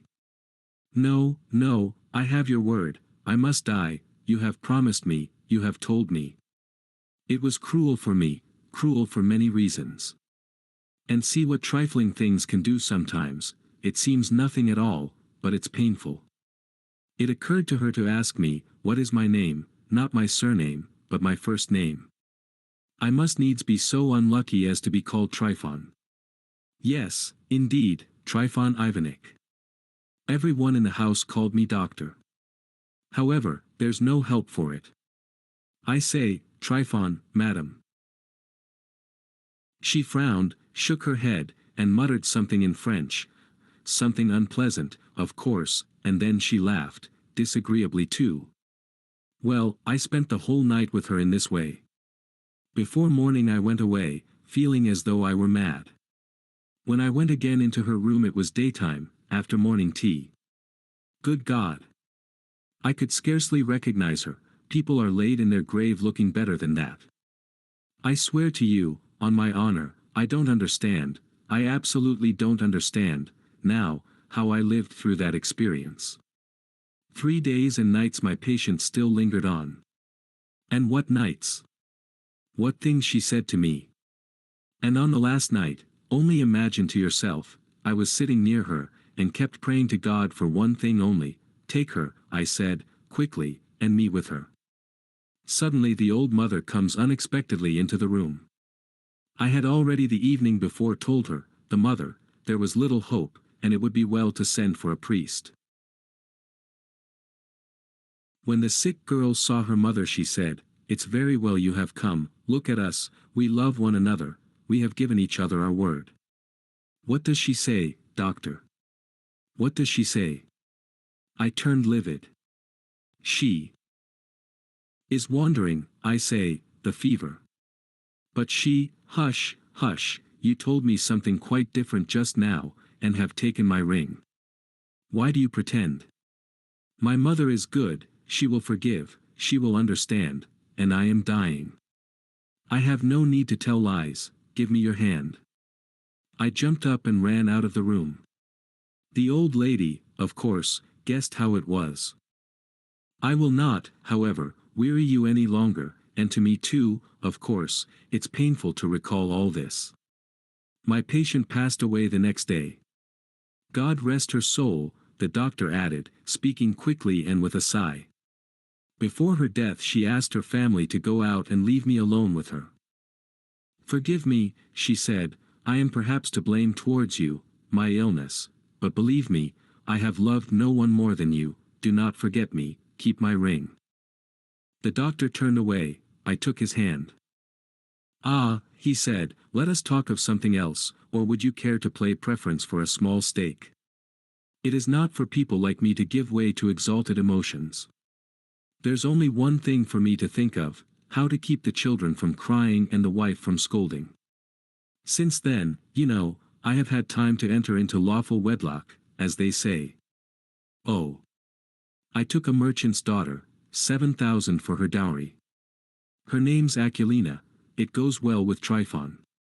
She is an ill-tempered woman, I must tell you, but luckily she's asleep all day. Well, shall it be preference? We sat down to preference for halfpenny points. Tryphon Ivanych won 2 rubles and a half from me, and went home late, well pleased with his success. The Christmas Tree and the Wedding. By Fyodor M. Dostoevsky. The other day I saw a wedding. But no. I would rather tell you about a Christmas tree. The wedding was superb. I liked it immensely. But the other incident was still finer. I don't know why it is that the sight of the wedding reminded me of the Christmas tree. This is the way it happened. Exactly 5 years ago, on New Year's Eve, I was invited to a children's ball by a man high up in the business world, who had his connections, his circle of acquaintances, and his intrigues. So it seemed as though the children's ball was merely a pretext for the parents to come together and discuss matters of interest to themselves, quite innocently and casually. I was an outsider, and, as I had no special matters to air, I was able to spend the evening independently of the others. There was another gentleman present who, like myself, had just stumbled upon this affair of domestic bliss. He was the first to attract my attention. His appearance was not that of a man of birth or high family. He was tall, rather thin, very serious, and well dressed. Apparently he had no heart for the family festivities. The instant he went off into a corner by himself, the smile disappeared from his face, and his thick dark brows knitted into a frown. He knew no one except the host and showed every sign of being bored to death, though bravely sustaining the role of thorough enjoyment to the end. Later I learned that he was a provincial, had come to the capital on some important, brain-racking business, had brought a letter of recommendation to our host, and our host had taken him under his protection, not at all con amore. It was merely out of politeness that he had invited him to the children's ball. They did not play cards with him, they did not offer him cigars. No one entered into conversation with him. Possibly they recognized the bird by its feathers from a distance. Thus, my gentleman, not knowing what to do with his hands, was compelled to spend the evening stroking his whiskers. His whiskers were really fine, but he stroked them so assiduously that one got the feeling that the whiskers had come into the world first and afterwards the man in order to stroke them. There was another guest who interested me. But he was of quite a different order. He was a personage. They called him Julian Mastakovich. At first glance one could tell he was an honored guest and stood in the same relation to the host as the host to the gentleman of the whiskers. The host and hostess said no end of amiable things to him, were most attentive, whining him, hovering over him, bringing guests up to be introduced, but never leading him to anyone else. I noticed tears glisten in our host's eyes when Julian Mastakovich remarked that he had rarely spent such a pleasant evening. Somehow I began to feel uncomfortable in this personage's presence. So, after amusing myself with the children, 5 of whom, remarkably well-fed young persons, were our hosts, I went into a little sitting room, entirely unoccupied, and seated myself at the end that was a conservatory and took up almost half the room. The children were charming. They absolutely refused to resemble their elders, notwithstanding the efforts of mothers and governesses. In a jiffy they had denuded the Christmas tree down to the very last sweet and had already succeeded in breaking half of their playthings before they even found out which belonged to whom. One of them was a particularly handsome little lad, dark-eyed, curly-haired, who stubbornly persisted in aiming at me with his wooden gun. But the child that attracted the greatest attention was his sister, a girl of about 11, lovely as a cupid. She was quiet and thoughtful, with large, full, dreamy eyes. The children had somehow offended her, and she left them and walked into the same room that I had withdrawn into. There she seated herself with her doll in a corner. Her father is an immensely wealthy businessman, the guests informed each other in tones of awe. 300,000 rubles set aside for her dowry already. As I turned to look at the group from which I heard this news item issuing, my glance met Julian Mastakovich's.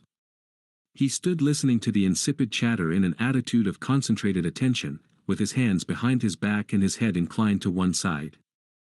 All the while I was quite lost in admiration of the shrewdness our host displayed in the dispensing of the gifts.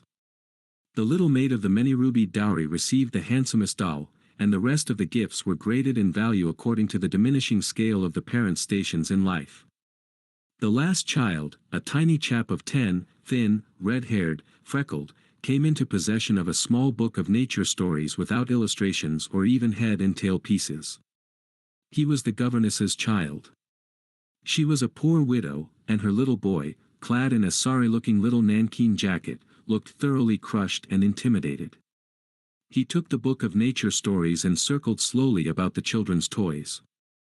He would have given anything to play with them. But he did not dare to.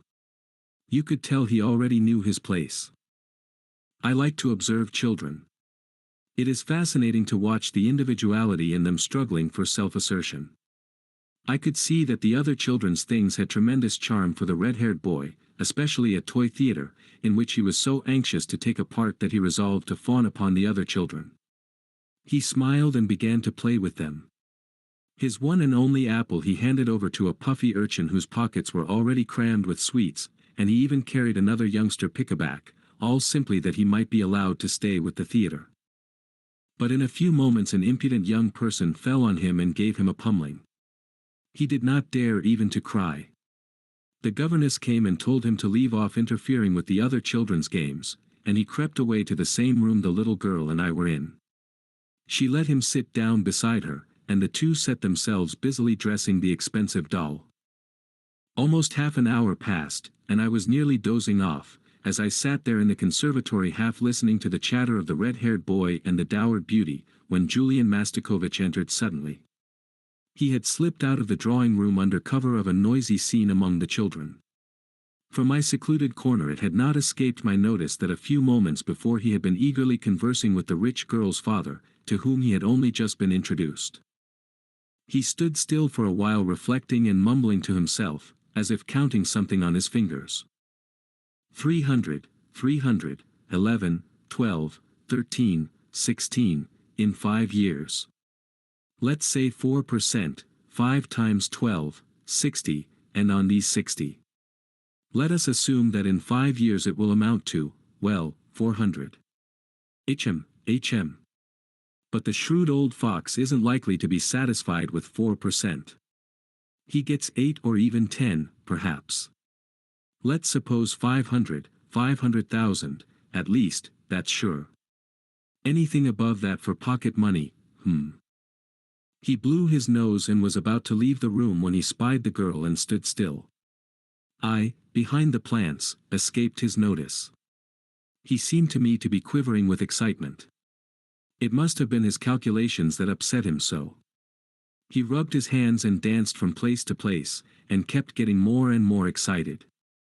Finally, however, he conquered his emotions and came to a standstill. He cast a determined look at the future bride and wanted to move toward her, but glanced about first. Then, as if with a guilty conscience, he stepped over to the child on tiptoe, smiling, and bent down and kissed her head. His coming was so unexpected that she uttered a shriek of alarm. "What are you doing here, dear child?" he whispered, looking around and pinching her cheek. "We're playing." "What, with him?" said Julian Mastakovich with a look askance at the governess's child. "You should go into the drawing room, my lad," he said to him. The boy remained silent and looked up at the man with wide-open eyes. Julian Mastakovich glanced round again cautiously and bent down over the girl. "What have you got, a doll, my dear?" "Yes, sir." The child quailed a little, and her brow wrinkled. "A doll.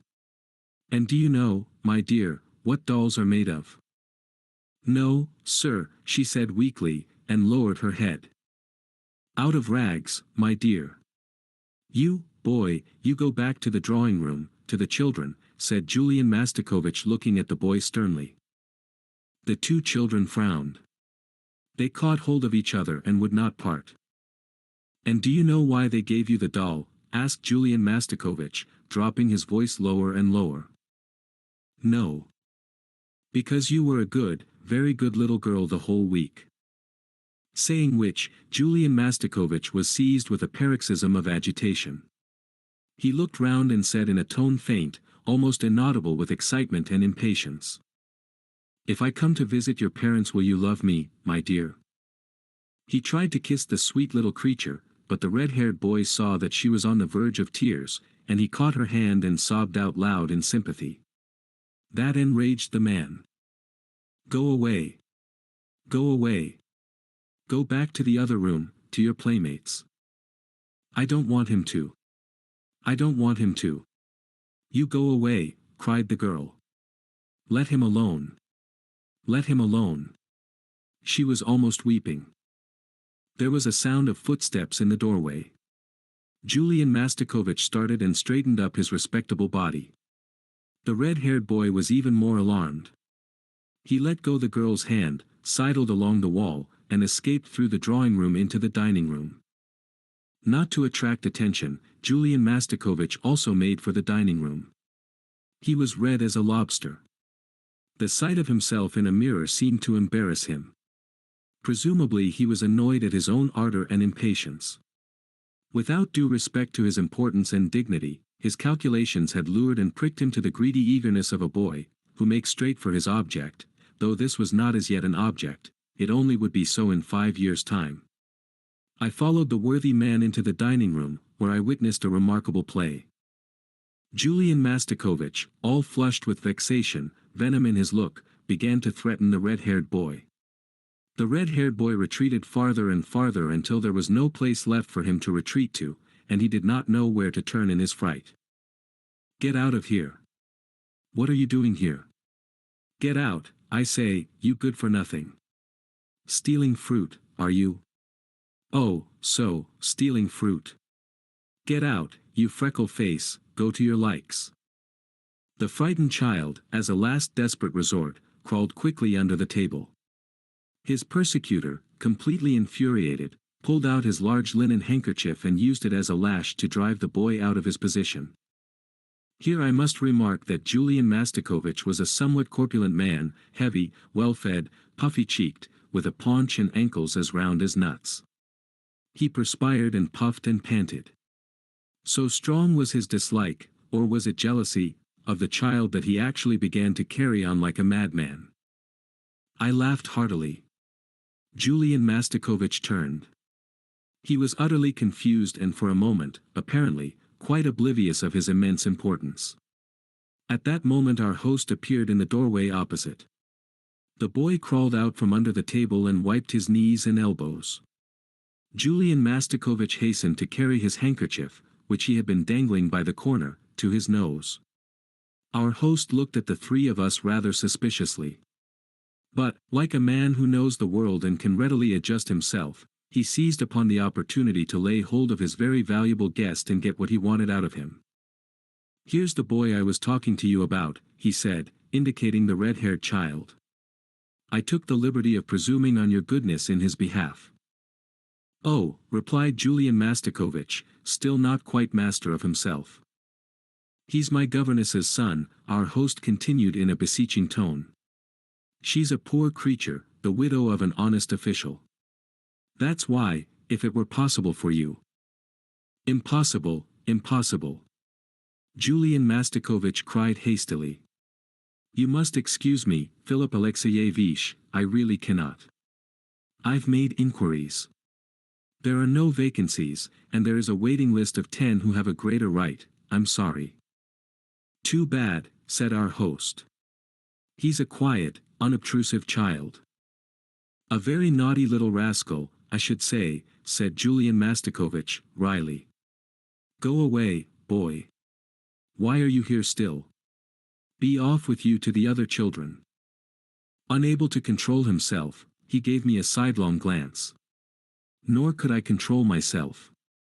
I laughed straight in his face. He turned away and asked our host, in tones quite audible to me, who that odd young fellow was. They whispered to each other and left the room, disregarding me. I shook with laughter. Then I, too, went to the drawing room. There the great man, already surrounded by the fathers and mothers and the host and the hostess, had begun to talk eagerly with a lady to whom he had just been introduced. The lady held the rich little girl's hand. Julian Mastakovich went into fulsome praise of her. He waxed ecstatic over the dear child's beauty, her talents, her grace, her excellent breeding, plainly laying himself out to flatter the mother, who listened scarcely able to restrain tears of joy, while the father showed his delight by a gratified smile. The joy was contagious. Everybody shared in it. Even the children were obliged to stop playing so as not to disturb the conversation. The atmosphere was surcharged with awe. I heard the mother of the important little girl, touched to her profoundest depths, ask Julian Mastakovich in the choicest language of courtesy, whether he would honor them by coming to see them. I heard Julian Mastakovich accept the invitation with unfeigned enthusiasm. Then the guests scattered decorously to different parts of the room, and I heard them, with veneration in their tones, extol the businessman, the businessman's wife, the businessman's daughter, and, especially, Julian Mastakovich. Is he married? I asked out loud of an acquaintance of mine standing beside Julian Mastakovich. Julian Mastakovich gave me a venomous look. No, answered my acquaintance, profoundly shocked by my intentional indiscretion. Not long ago I passed the church of. I was struck by the concourse of people gathered there to witness a wedding. It was a dreary day. A drizzling rain was beginning to come down. I made my way through the throng into the church. The bridegroom was a round, well-fed, pot-bellied little man, very much dressed up. He ran and fussed about and gave orders and arranged things. Finally word was passed that the bride was coming. I pushed through the crowd, and I beheld a marvelous beauty whose first spring was scarcely commencing. But the beauty was pale and sad. She looked distracted. It seemed to me even that her eyes were red from recent weeping. The classic severity of every line of her face imparted a peculiar significance and solemnity to her beauty. But through that severity and solemnity, through the sadness, shone the innocence of a child. There was something inexpressibly naive, unsettled and young in her features, which, without words, seemed to plead for mercy. They said she was just 16 years old. I looked at the bridegroom carefully. Suddenly I recognized Julian Mastakovich, whom I had not seen again in all those 5 years. Then I looked at the bride again. Good God! I made my way, as quickly as I could, out of the church. I heard gossiping in the crowd about the bride's wealth, about her dowry of 500,000 rubles, so and so much for pocket money. Then his calculations were correct, I thought, as I pressed out into the street. God sees the truth, but waits. By Leo N. Tolstoy. In the town of Vladimir lived a young merchant named Ivan Dmitrich Aksionov. He had 2 shops and a house of his own. Aksionov was a handsome, fair-haired, curly-headed fellow, full of fun, and very fond of singing. When quite a young man he had been given to drink, and was riotous when he had had too much, but after he married he gave up drinking, except now and then. One summer Aksionov was going to the Nizhny fair, and as he bade goodbye to his family, his wife said to him, "Ivan Dmitrich, do not start today, I have had a bad dream about you." Aksionov laughed, and said, "You are afraid that when I get to the fair I shall go on a spree." His wife replied, "I do not know what I am afraid of, all I know is that I had a bad dream. I dreamt you returned from the town, and when you took off your cap I saw that your hair was quite grey." Aksionov laughed. "That's a lucky sign," said he. "See if I don't sell out all my goods, and bring you some presents from the fair." So he said goodbye to his family, and drove away. When he had traveled halfway, he met a merchant whom he knew, and they put up at the same inn for the night. They had some tea together, and then went to bed in adjoining rooms. It was not Aksionov's habit to sleep late, and, wishing to travel while it was still cool, he aroused his driver before dawn, and told him to put in the horses. Then he made his way across to the landlord of the inn, who lived in a cottage at the back, paid his bill, and continued his journey. When he had gone about 25 miles, he stopped for the horses to be fed. Aksionov rested a while in the passage of the inn, then he stepped out into the porch, and, ordering a samovar to be heated, got out his guitar and began to play. Suddenly a troika drove up with tinkling bells and an official alighted, followed by 2 soldiers. He came to Aksionov and began to question him, asking him who he was and whence he came. Aksionov answered him fully, and said, "Won't you have some tea with me?" But the official went on cross-questioning him and asking him, "Where did you spend last night? Were you alone, or with a fellow merchant? Did you see the other merchant this morning? Why did you leave the inn before dawn?" Aksionov wondered why he was asked all these questions, but he described all that had happened, and then added, "Why do you cross-question me as if I were a thief or a robber? I am traveling on business of my own, and there is no need to question me." Then the official, calling the soldiers, said, "I am the police officer of this district, and I question you because the merchant with whom you spent last night has been found with his throat cut. We must search your things." They entered the house. The soldiers and the police officer unstrapped Aksionov's luggage and searched it. Suddenly the officer drew a knife out of a bag, crying, "Whose knife is this?" Aksionov looked, and seeing a blood-stained knife taken from his bag, he was frightened. "How is it there is blood on this knife?" Aksionov tried to answer, but could hardly utter a word, and only stammered, "I don't know, not mine." Then the police officer said, "This morning the merchant was found in bed with his throat cut. You are the only person who could have done it. The house was locked from inside, and no one else was there. Here is this blood-stained knife in your bag, and your face and manner betray you. Tell me how you killed him, and how much money you stole." Aksionov swore he had not done it, that he had not seen the merchant after they had had tea together, that he had no money except 8,000 rubles of his own, and that the knife was not his. But his voice was broken, his face pale, and he trembled with fear as though he went guilty. The police officer ordered the soldiers to bind Aksionov and to put him in the cart. As they tied his feet together and flung him into the cart, Aksionov crossed himself and wept.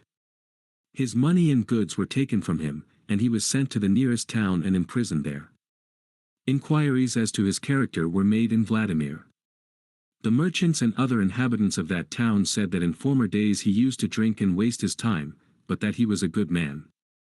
Then the trial came on. He was charged with murdering a merchant from Ryazan, and robbing him of 20,000 rubles. His wife was in despair, and did not know what to believe. Her children were all quite small, one was a baby at her breast. Taking them all with her, she went to the town where her husband was in jail. At first she was not allowed to see him, but after much begging, she obtained permission from the officials, and was taken to him. When she saw her husband in prison dress and in chains, shut up with thieves and criminals, she fell down, and did not come to her senses for a long time. Then she drew her children to her, and sat down near him. She told him of things at home, and asked about what had happened to him. He told her all, and she asked, "What can we do now?" "We must petition the Tsar not to let an innocent man perish." His wife told him that she had sent a petition to the Tsar, but it had not been accepted. Aksionov did not reply, but only looked downcast. Then his wife said, "It was not for nothing I dreamt your hair had turned gray. You remember? You should not have started that day." And passing her fingers through his hair, she said, "Vanya dearest, tell your wife the truth, was it not you who did it?" "So you, too, suspect me," said Aksionov, and, hiding his face in his hands, he began to weep. Then a soldier came to say that the wife and children must go away, and Aksionov said goodbye to his family for the last time. When they were gone, Aksionov recalled what had been said, and when he remembered that his wife also had suspected him, he said to himself, "It seems that only God can know the truth, it is to him alone we must appeal, and from him alone expect mercy." And Aksionov wrote no more petitions, gave up all hope, and only prayed to God. Aksionov was condemned to be flogged and sent to the mines. So he was flogged with a knot, and when the wounds made by the knot were healed, he was driven to Siberia with other convicts. For 26 years Aksionov lived as a convict in Siberia. His hair turned white as snow, and his beard grew long, thin, and gray. All his mirth went, he stooped, he walked slowly, spoke little, and never laughed, but he often prayed. In prison Aksionov learnt to make boots, and earned a little money, with which he bought the lives of the saints. He read this book when there was light enough in the prison, and on Sundays in the prison church he read the lessons and sang in the choir, for his voice was still good. The prison authorities liked Aksionov for his meekness, and his fellow prisoners respected him. They called him grandfather, and the saint. When they wanted to petition the prison authorities about anything, they always made Aksionov their spokesman, and when there were quarrels among the prisoners they came to him to put things right, and to judge the matter. No news reached Aksionov from his home, and he did not even know if his wife and children were still alive. One day a fresh gang of convicts came to the prison. In the evening the old prisoners collected round the new ones and asked them what towns or villages they came from, and what they were sentenced for. Among the rest Aksionov sat down near the newcomers, and listened with downcast air to what was said. One of the new convicts, a tall, strong man of 60, with a closely cropped grey beard, was telling the others what he had been arrested for.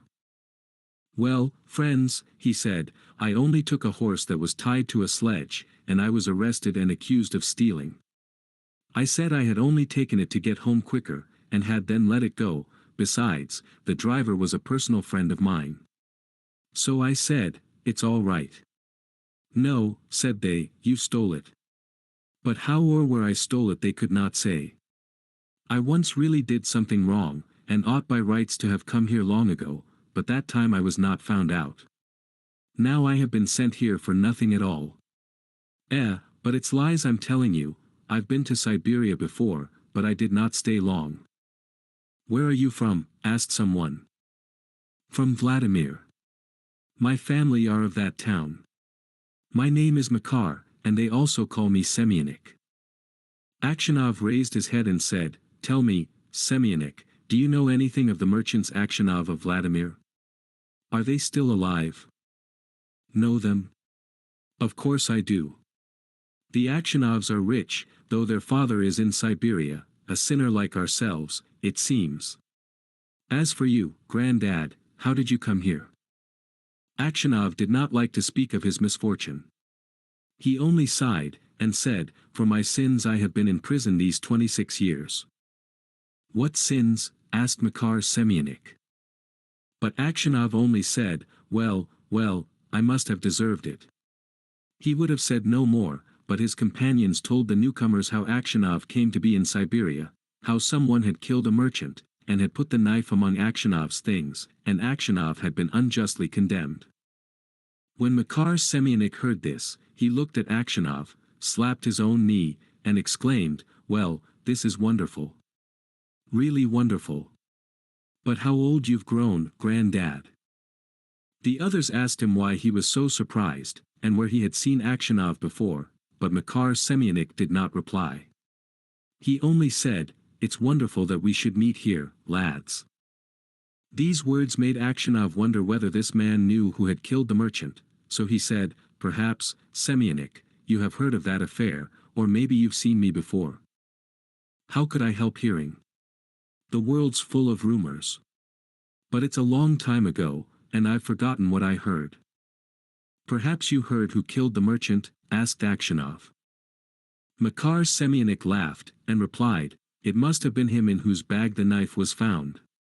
If someone else hid the knife there, he's not a thief till he's caught, as the saying is. How could anyone put a knife into your bag while it was under your head? It would surely have woke you up." When Aksionov heard these words, he felt sure this was the man who had killed the merchant. He rose and went away. All that night Aksionov lay awake. He felt terribly unhappy, and all sorts of images rose in his mind.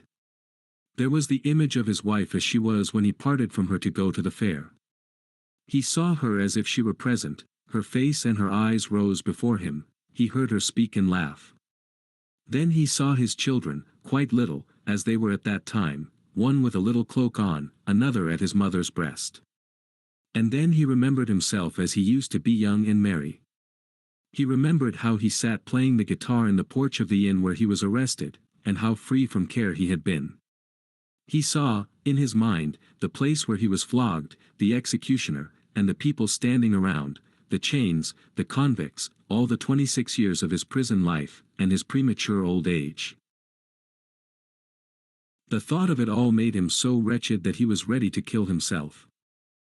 And it's all that villain's doing, thought Aksionov.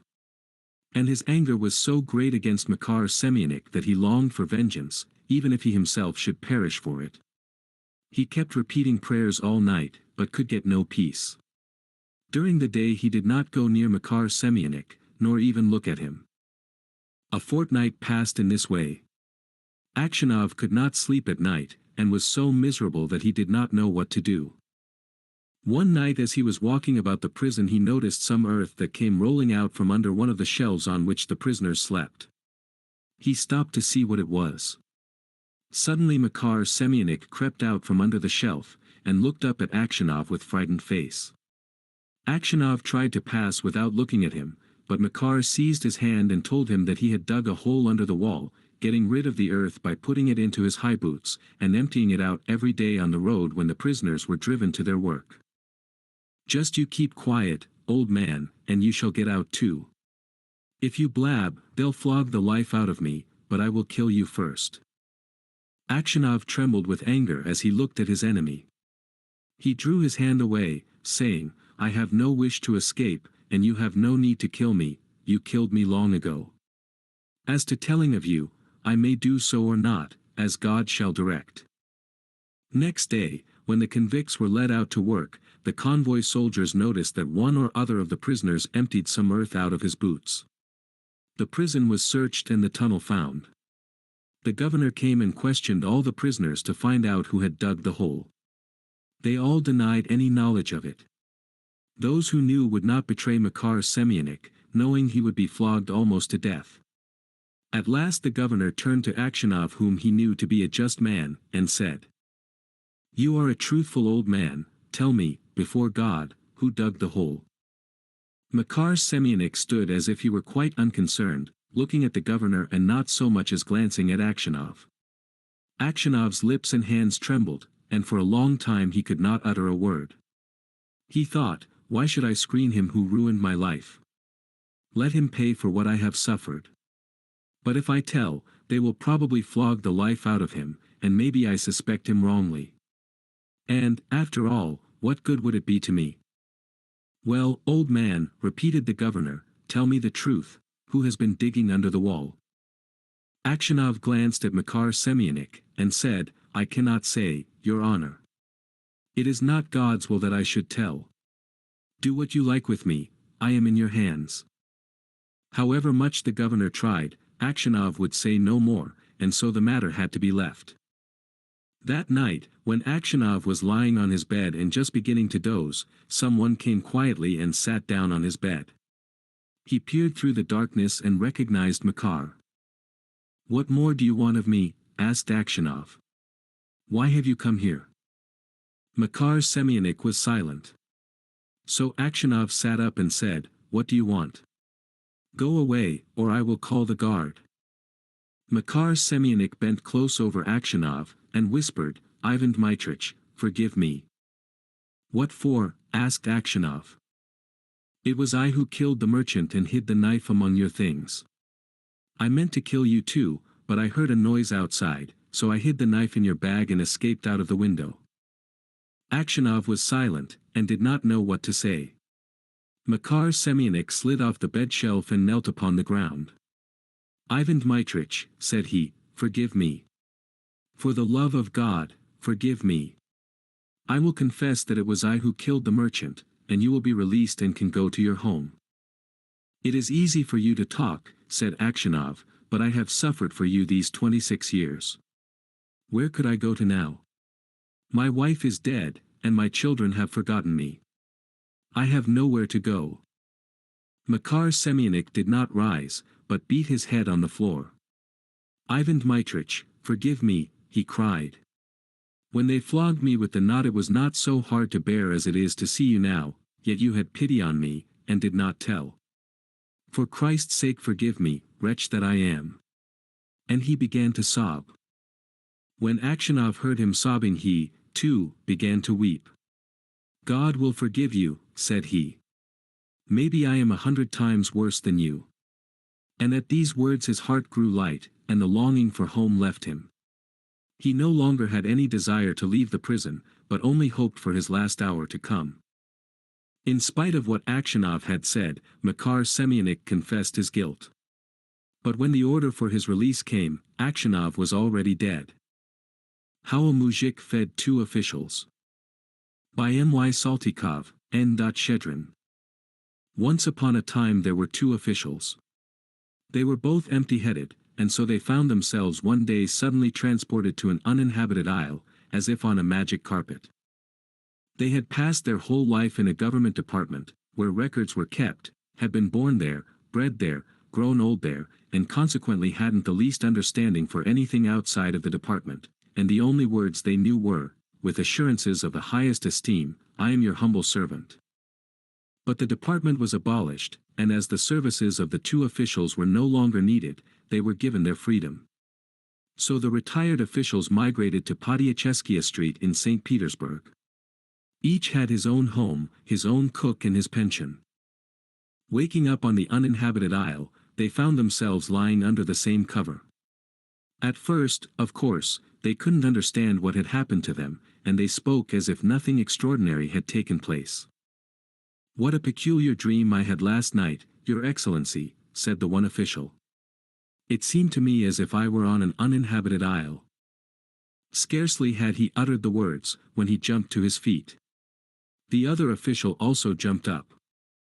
"Good Lord, what does this mean? Where are we?" they cried out in astonishment. They felt each other to make sure that they were no longer dreaming, and finally convinced themselves of the sad reality. Before them stretched the ocean, and behind them was a little spot of earth, beyond which the ocean stretched again. They began to cry, the first time since their department had been shut down. They looked at each other, and each noticed that the other was clad in nothing but his night shirt with his order hanging about his neck. "We really should be having our coffee now," observed the one official. Then he bethought himself again of the strange situation he was in and a second time fell to weeping. "What are we going to do now?" he sobbed. "Even supposing we were to draw up a report, what good would that do?" "You know what, Your Excellency," replied the other official, "you go to the east and I will go to the west. Toward evening we will come back here again and, perhaps, we shall have found something." They started to ascertain which was the east and which was the west.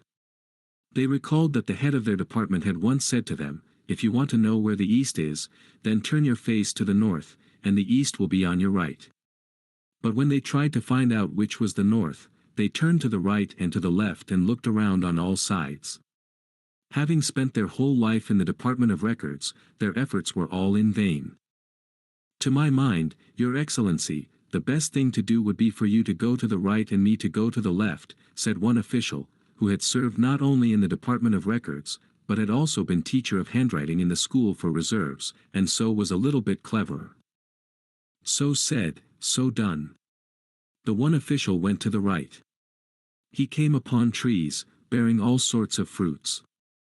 Gladly would he have plucked an apple, but they all hung so high that he would have been obliged to climb up. He tried to climb up in vain. All he succeeded in doing was tearing his night shirt. Then he struck upon a brook. It was swarming with fish. "Wouldn't it be wonderful if we had all this fish in Podyacheskiya Street," he thought, and his mouth watered. Then he entered woods and found partridges, grouse and hares. "Good Lord, what an abundance of food," he cried. His hunger was going up tremendously. But he had to return to the appointed spot with empty hands. He found the other official waiting for him. "Well, Your Excellency, how went it? Did you find anything?" "Nothing but an old number of the Moscow Gazette, not another thing." The officials lay down to sleep again, but their empty stomachs gave them no rest. They were partly robbed of their sleep by the thought of who was now enjoying their pension, and partly by the recollection of the fruit, fishes, partridges, grouse and hares that they had seen during the day. The human pabulum in its original form flies, swims and grows on trees. Who would have thought it, Your Excellency, said the one official. To be sure, rejoined the other official. I, too, must admit that I had imagined that our breakfast rolls came into the world just as they appear on the table. From which it is to be deduced that if we want to eat a pheasant, we must catch it first, kill it, pull its feathers and roast it. But how's that to be done? Yes, how's that to be done, repeated the other official. They turned silent and tried again to fall asleep, but their hunger scared sleep away.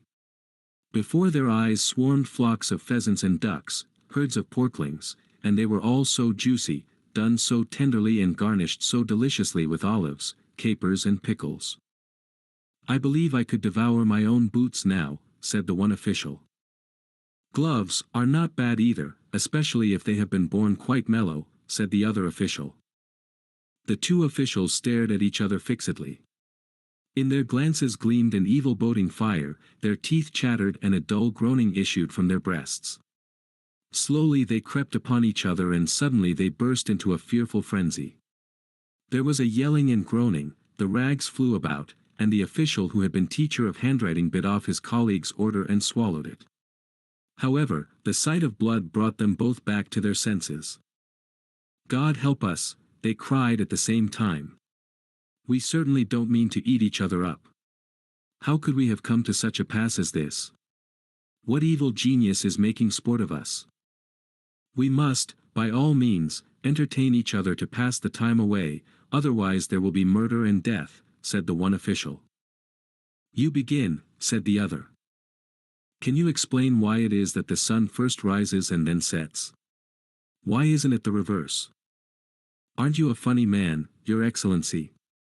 You get up first, then you go to your office and work there, and at night you lie down to sleep. But why can't one assume the opposite, that is, that one goes to bed, sees all sorts of dream figures, and then gets up? Well, yes, certainly. But when I was still an official, I always thought this way. Now it is dawn, then it will be day, then will come supper, and finally will come the time to go to bed. The word supper recalled that incident in the day's doings, and the thought of it made both officials melancholy, so that the conversation came to a halt. A doctor once told me that human beings can sustain themselves for a long time on their own juices. The one official began again. What does that mean? It is quite simple. You see, one's own juices generate other juices, and these in their turn still other juices, and so it goes on until finally all the juices are consumed. And then what happens? Then food has to be taken into the system again. The devil. No matter what topic the officials chose, the conversation invariably reverted to the subject of eating, which only increased their appetite more and more. So they decided to give up talking altogether, and, recollecting the Moscow Gazette that the one of them had found, they picked it up and began to read eagerly. Banquet given by the mayor. The table was set for 100 persons. The magnificence of it exceeded all expectations. The remotest provinces were represented at this feast of the gods by the costliest gifts. The golden sturgeon from Shexna and the silver pheasant from the Caucasian woods held a rendezvous with strawberries so seldom to be had in our latitude in winter. The devil. For God's sake, stop reading, Your Excellency. Couldn't you find something else to read about? Cried the other official in sheer desperation. He snatched the paper from his colleague's hands, and started to read something else. Our correspondent in Tula informs us that yesterday a sturgeon was found in the UPA, an event which even the oldest inhabitants cannot recall, and all the more remarkable since they recognize the former police captain in this sturgeon. This was made the occasion for giving a banquet in the club. The prime cause of the banquet was served in a large wooden platter garnished with vinegar pickles.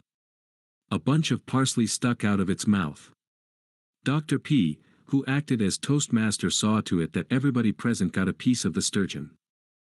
The sauces to go with it were unusually varied and delicate.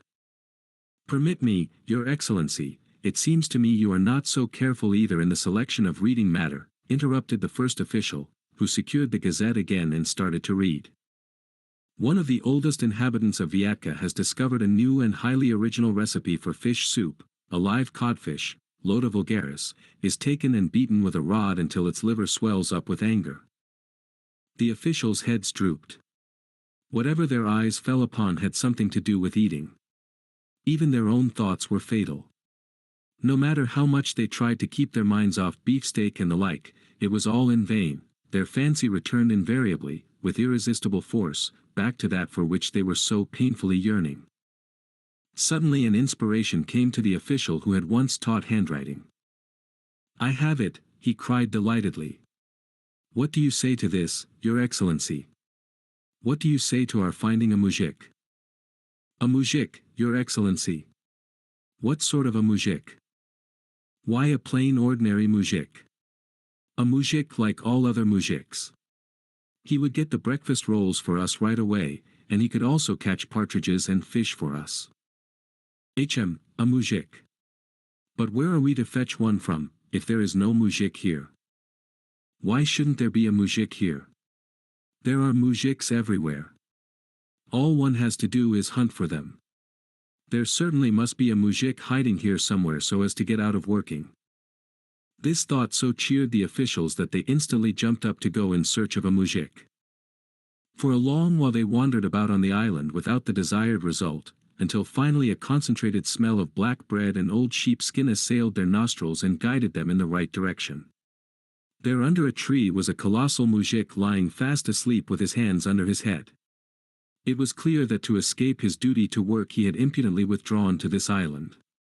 The indignation of the officials knew no bounds. "What, lying asleep here, you lazy bones, you," they raged at him, "it is nothing to you that there are two officials here who are fairly perishing of hunger. Up, forward, march, work." The mujik rose and looked at the two severe gentlemen standing in front of him. His first thought was to make his escape, but the officials held him fast. He had to submit to his fate. He had to work. First he climbed up on a tree and plucked several dozen of the finest apples for the officials. He kept a rotten one for himself. Then he turned up the earth and dug out some potatoes. Next he started a fire with 2 bits of wood that he rubbed against each other. Out of his own hair he made a snare and caught partridges. Over the fire, by this time burning brightly, he cooked so many kinds of food that the question arose in the officials' minds whether they shouldn't give some to this idler. Beholding the efforts of the mujik, they rejoiced in their hearts. They had already forgotten how the day before they had nearly been perishing of hunger, and all they thought of now was, what a good thing it is to be an official. Nothing bad can ever happen to an official. "Are you satisfied, gentlemen?" the lazy mujik asked. "Yes, we appreciate your industry," replied the officials. "Then you will permit me to rest a little." "Go take a little rest, but first make a good strong cord." The mujik gathered wild hemp stalks, laid them in water, beat them and broke them, and toward evening a good stout cord was ready. The officials took the cord and bound the mujik to a tree, so that he should not run away.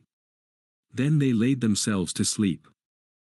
Thus day after day passed, and the mujik became so skillful that he could actually cook soup for the officials in his bare hands. The officials had become round and well-fed and happy.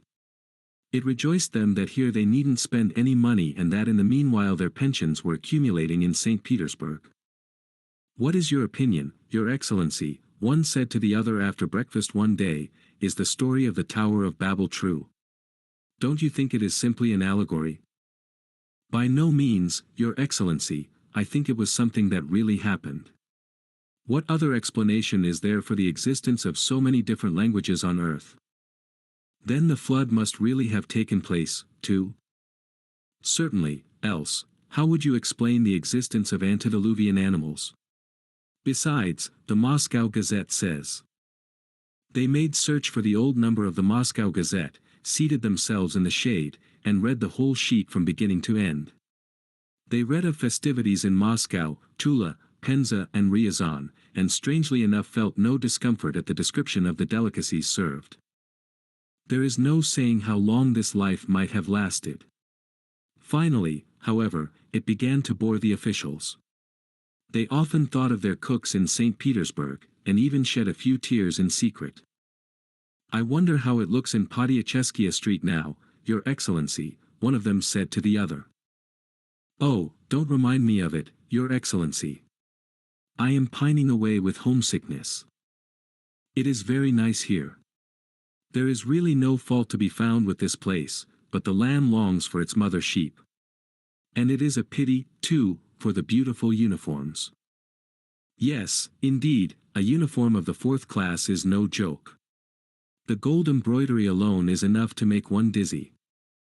Now they began to importune the mujik to find some way of getting them back to Podyacheskiya Street, and strange to say, the mujik even knew where Podyacheskiya Street was. He had once drunk beer and mead there, and as the saying goes, everything had run down his beard, alas, but nothing into his mouth. The officials rejoiced and said, "We are officials from Podyacheskiya Street. And I am one of those men, do you remember, who sit on a scaffolding hung by ropes from the roofs and paint the outside walls. I am one of those who crawl about on the roofs like flies." "That is what I am," replied the mujik. The mujik now pondered long and heavily on how to give great pleasure to his officials, who had been so gracious to him, the lazybones, and had not scorned his work. And he actually succeeded in constructing a ship.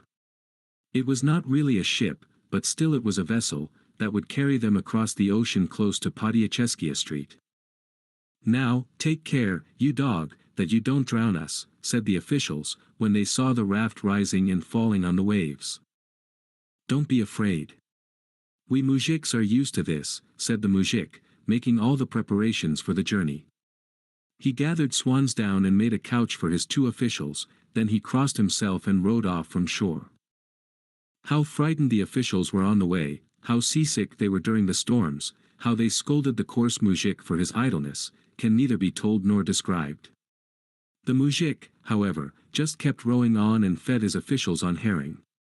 At last, they caught sight of dear old Mother Neva. Soon they were in the glorious Catherine Canal, and then, oh joy! They struck the grand Podyacheskiya Street. When the cooks saw their officials so well fed, round and so happy, they rejoiced immensely. The officials drank coffee and rolls, then put on their uniforms and drove to the pension bureau. How much money they collected there is another thing that can neither be told nor described. Nor was the mujik forgotten. The officials sent a glass of whiskey out to him and 5 kopecks. "Now, mujik, rejoice." The Shades, a Fantasy. By Vladimir G. Korlenko.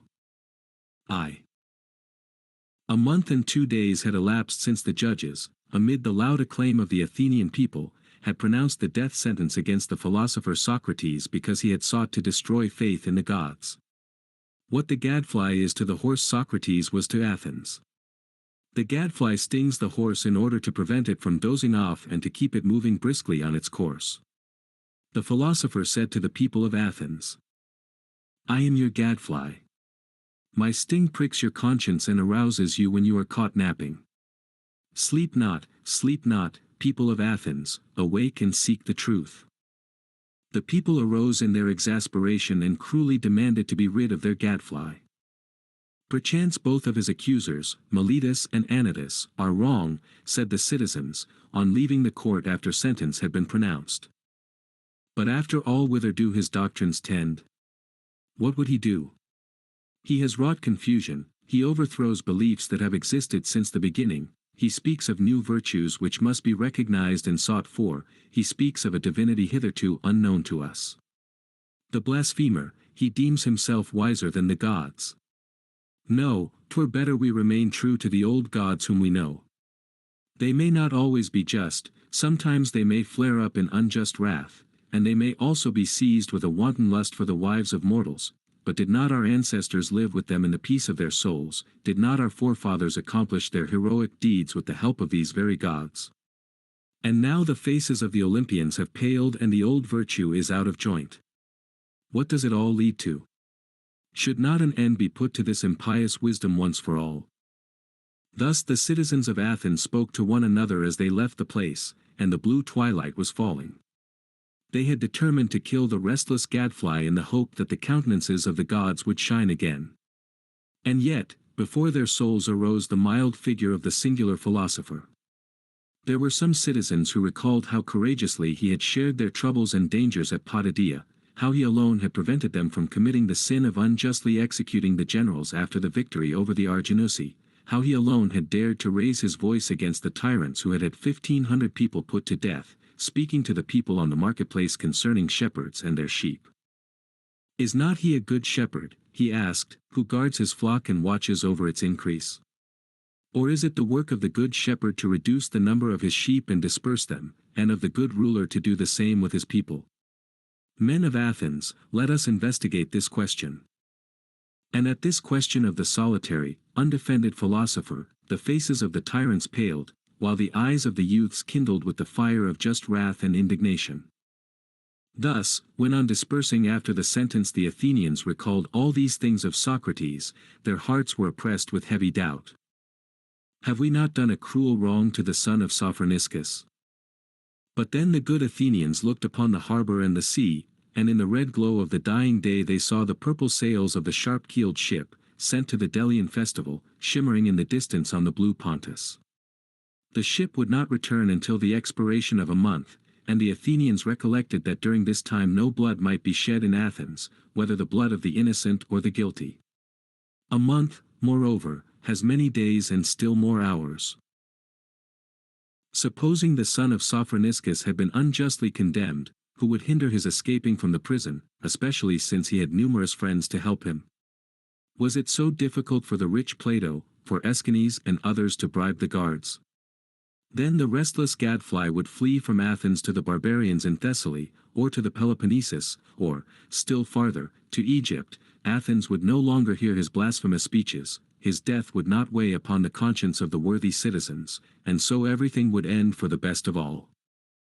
Thus said many to themselves that evening, while aloud they praised the wisdom of the Demos and the Heliasts. In secret, however, they cherished the hope that the restless philosopher would leave Athens, fly from the hemlock to the barbarians, and so free the Athenians of his troublesome presence and of the pangs of consciences that smote them for inflicting death upon an innocent man. 32 times since that evening had the sun risen from the ocean and dipped down into it again. The ship had returned from Delos and lay in the harbor with sadly drooping sails, as if ashamed of its native city. The moon did not shine in the heavens, the sea heaved under a heavy fog, and on the hills lights peered through the obscurity like the eyes of men gripped by a sense of guilt. The stubborn Socrates did not spare the conscience of the good Athenians. We part. You go home and I go to death, he said to the judges after the sentence had been pronounced. I know not, my friends, which of us chooses the better lot. As the time had approached for the return of the ship, many of the citizens had begun to feel uneasy. Must that obstinate fellow really die? And they began to appeal to the consciences of Aeschines, Phaedo, and other pupils of Socrates, trying to urge them on to further efforts for their master. Will you permit your teacher to die? They asked reproachfully in biting tones. Or do you grudge the few coins it would take to bribe the guard? In vain Crito besought Socrates to take to flight, and complained that the public was upbraiding his disciples with lack of friendship and with avarice. The self-willed philosopher refused to gratify his pupils or the good people of Athens. Let us investigate, he said. If it turns out that I must flee, I will flee, but if I must die, I will die. Let us remember what we once said, the wise man need not fear death, he need fear nothing but falsehood. Is it right to abide by the laws we ourselves have made so long as they are agreeable to us, and refuse to obey those which are disagreeable? If my memory does not deceive me, I believe we once spoke of these things, did we not? Yes, we did, answered his pupil. And I think all were agreed as to the answer. Yes. But perhaps what is true for others is not true for us. No, truth is alike for all, including ourselves. But perhaps when we must die and not someone else, truth becomes untruth. No, Socrates, truth remains the truth under all circumstances.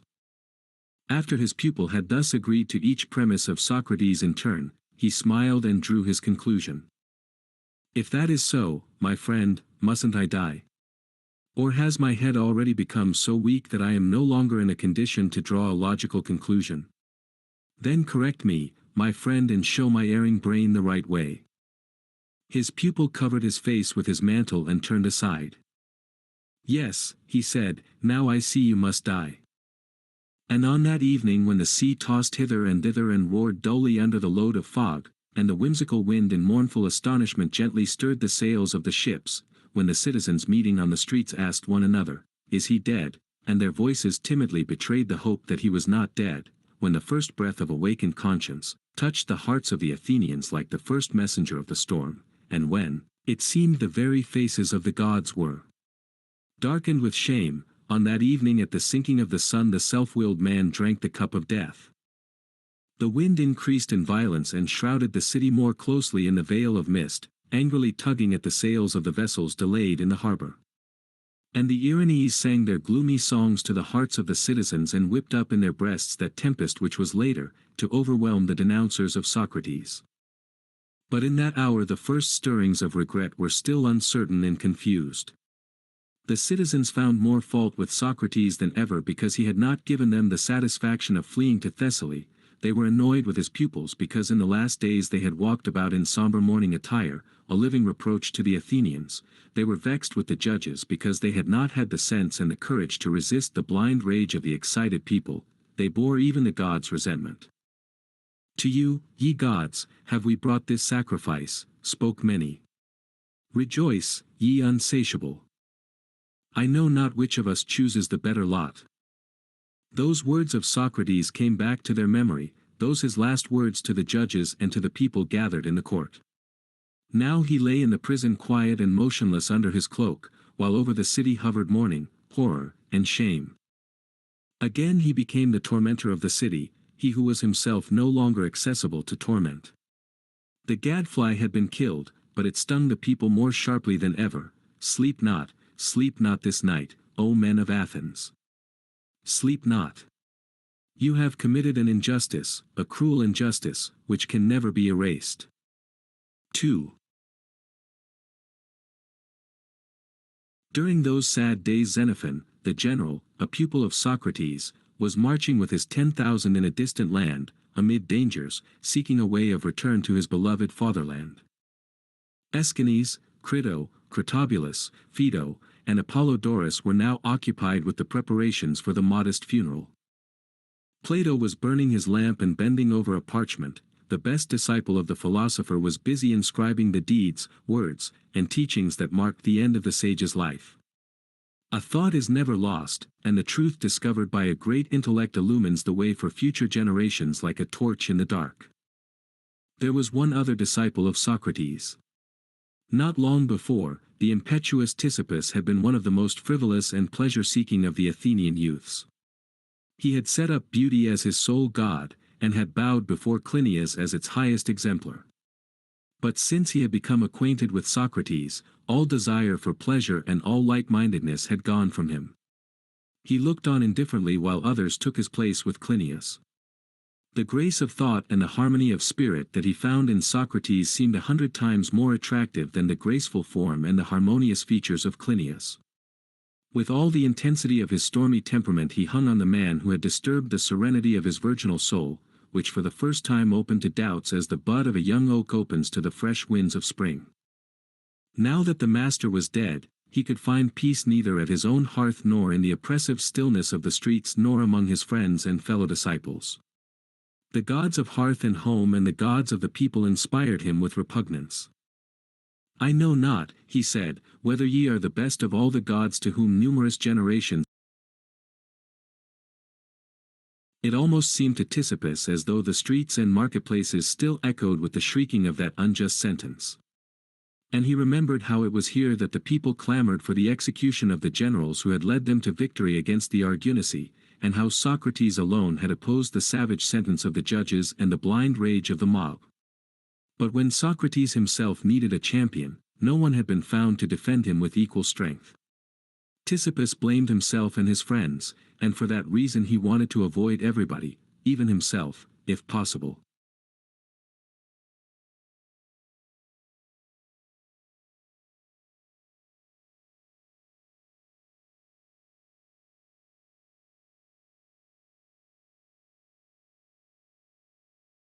That evening he went to the sea. But his grief grew only the more violent. It seemed to him that the mourning daughters of Nereus were tossing hither and thither on the shore, bewailing the death of the best of the Athenians and the folly of the frenzied city. The waves broke on the rocky coast with a growl of lament. Their booming sounded like a funeral dirge. He turned away, left the shore, and went on further without looking before him. He forgot time and space and his own ego, filled only with the afflicting thought of Socrates. Yesterday he still was, yesterday his mild words still could be heard. How is it possible that today he no longer is? O night, O giant mountain shrouded in mist, O heaving sea moved by your own life, O restless winds that carry the breath of an immeasurable world on your wings, O starry vault flecked with flying clouds, take me to you, disclose to me the mystery of this death, if it is revealed to you. And if ye know not, then grant my ignorant soul your own lofty indifference. Remove from me these torturing questions. I no longer have strength to carry them in my bosom without an answer, without even the hope of an answer. For who shall answer them, now that the lips of Socrates are sealed in eternal silence, and eternal darkness is laid upon his lids? Thus Ctesippus cried out to the sea and the mountains, and to the dark night, which followed its invariable course, ceaselessly, invisibly, over the slumbering world. Many hours passed before Ctesippus glanced up and saw whither his steps had unconsciously led him. A dark horror seized his soul as he looked about him. 3. It seemed as if the unknown gods of eternal night had heard his impious prayer. Ctesippus looked about, without being able to recognize the place where he was. The lights of the city had long been extinguished by the darkness. The roaring of the sea had died away in the distance, his anxious soul had even lost the recollection of having heard it. No single sound, no mournful cry of nocturnal bird, nor whir of wings, nor rustling of trees, nor murmur of a merry stream, broke the deep silence. Only the blind will-o'-the-wisps flickered here and there over rocks, and sheet lightning, unaccompanied by any sound, flared up and died down against crag peaks. This brief illumination merely emphasized the darkness, and the dead light disclosed the outlines of dead deserts crossed by gorges like crawling serpents, and rising into rocky heights in a wild chaos. All the joyous gods that haunt green groves, purling brooks, and mountain valleys seemed to have fled forever from these deserts. Pan alone, the great and mysterious Pan, was hiding somewhere nearby in the chaos of nature, and with mocking glance seemed to be pursuing the tiny ant that a short time before had blasphemously asked to know the secret of the world and of death. Dark, senseless horror overwhelmed the soul of Ctesippus. It is thus that the sea in stormy fatigue overwhelms a rock on the shore. Was it a dream, was it reality, or was it the revelation of the unknown divinity? Ctesippus felt that in an instant he would step across the threshold of life, and that his soul would melt into an ocean of unending, inconceivable horror like a drop of rain in the waves of the gray sea on a dark and stormy night. But at this moment he suddenly heard voices that seemed familiar to him, and in the glare of the sheet lightning his eyes recognized human figures. 4. On a rocky slope sat a man in deep despair. He had thrown a cloak over his head and was bowed to the ground. Another figure approached him softly, cautiously climbing upward and carefully feeling every step. The first man uncovered his face and exclaimed, "Is that you I just now saw, my good Socrates? Is that you passing by me in this cheerless place? I have already spent many hours here without knowing when day will relieve the night. I have been waiting in vain for the dawn. Yes, I am Socrates, my friend, and you, are you not Elpidias who died 3 days before me? Yes, I am Elpidias, formerly the richest tanner in Athens, now the most miserable of slaves. For the first time I understand the words of the poet, better to be a slave in this world than a ruler in gloomy Hades. My friend, if it is disagreeable for you where you are, why don't you move to another spot? O Socrates, I marvel at you, how dare you wander about in this cheerless gloom? I sit here overcome with grief and bemoan the joys of a fleeting life. Friend Elpidias, like you, I, too, was plunged in this gloom when the light of earthly life was removed from my eyes. But an inner voice told me, tread this new path without hesitation, and I went. But whither do you go, O son of Sophroniscus? Here there is no way, no path, not even a ray of light, nothing but a chaos of rocks, mist, and gloom. True. But, my Elpidias, since you are aware of this sad truth, have you not asked yourself what is the most distressing thing in your present situation? Undoubtedly the dismal darkness. Then one should seek for light. Perchance you will find here the great law, that mortals must in darkness seek the source of life. Do you not think it is better so to seek than to remain sitting in one spot? I think it is, therefore I keep walking. Farewell. Oh, good Socrates, abandon me not. You go with sure steps through the pathless chaos in Hades. Hold out to me but a fold of your mantle. If you think it is better for you, too, then follow me, friend Elpidias. And the two shades walked on, while the soul of Ctesippus, released by sleep from its mortal envelope, flew after them, greedily absorbing the tones of the clear Socratic speech. Are you here, good Socrates? The voice of the Athenian again was heard. Why are you silent? Converse shortens the way, and I swear, by Hercules, never did I have to traverse such a horrid way. Put questions, friend Elpidias. The question of one who seeks knowledge brings forth answers and produces conversation. Elpidias maintained silence for a moment, and then, after he had collected his thoughts, asked. Yes, this is what I wanted to say. Tell me, my poor Socrates, did they at least give you a good burial? I must confess, friend Elpidias, I cannot satisfy your curiosity. I understand, my poor Socrates, it doesn't help you cut a figure. Now with me it was so different. Oh, how they buried me, how magnificently they buried me, my poor fellow wanderer. I still think with great pleasure of those lovely moments after my death. First they washed me and sprinkled me with well-smelling balsam. Then my faithful Larissa dressed me in garments of the finest weave. The best mourning women of the city tore their hair from their heads because they had been promised good pay, and in the family vault they placed an amphora, a crater with beautiful, decorated handles of bronze, and, besides, a vial. Stay, friend Elpidias. I am convinced that the faithful Larissa converted her love into several minas. Yet. Exactly 10 minas and 4 drachmas, not counting the drinks for the guests. I hardly think that the richest tanner can come before the souls of his ancestors and boast of such respect on the part of the living. Friend Elpidias, don't you think that money would have been of more use to the poor people who are still alive in Athens than to you at this moment? Admit, Socrates, you are speaking in envy, responded Elpidias, pained. I am sorry for you, unfortunate Socrates, although, between ourselves, you really deserved your fate. I myself in the family circle said more than once that an end ought to be put to your impious doings, because. Stay, friend, I thought you wanted to draw a conclusion, and I fear you are straying from the straight path.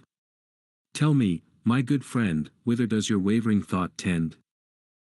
I wanted to say that in my goodness I am sorry for you. A month ago I myself spoke against you in the assembly, but truly none of us who shouted so loud wanted such a great ill to befall you. Believe me, now I am all the sorrier for you, unhappy philosopher. I thank you. But tell me, my friend, do you perceive a brightness before your eyes? No, on the contrary such darkness lies before me that I must ask myself whether this is not the misty region of Orcus. This way, therefore, is just as dark for you as for me. Quite right. If I am not mistaken, you are even holding on to the folds of my cloak. Also true. Then we are in the same position. You see your ancestors are not hastening to rejoice in the tale of your pompous burial. Where is the difference between us, my good friend? But, Socrates, have the gods enveloped your reason in such obscurity that the difference is not clear to you? Friend, if your situation is clearer to you, then give me your hand and lead me, for I swear, by the dog, you let me go ahead in this darkness. Cease your scoffing, Socrates. Do not make sport, and do not compare yourself, your godless self, with a man who died in his own bed. Ah, I believe I am beginning to understand you. But tell me, Elpidias, do you hope ever again to rejoice in your bed? Oh, I think not. And was there ever a time when you did not sleep in it? Yes. That was before I bought goods from Agesilaus at half their value. You see, that Agesilaus is really a deep-dyed rogue. Ah, never mind about Agesilaus. Perhaps he is getting them back, from your widow at a quarter their value. Then wasn't I right when I said that you were in possession of your bed only part of the time? Yes, you were right. Well, and I, too, was in possession of the bed in which I died part of the time. Proteus, the good guard of the prison, lent it to me for a period. Oh, if I had known what you were aiming at with your talk, I wouldn't have answered your wily questions. By Hercules, such profanation is unheard of, he compares himself with me. Why, I could put an end to you with 2 words, if it came to it. Say them, Elpidias, without fear.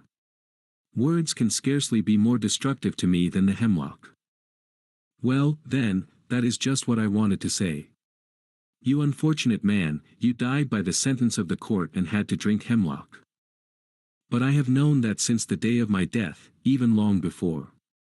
And you, unfortunate Elpidias, tell me what caused your death. Oh, with me, it was different, entirely different. You see, I got the dropsy in my abdomen.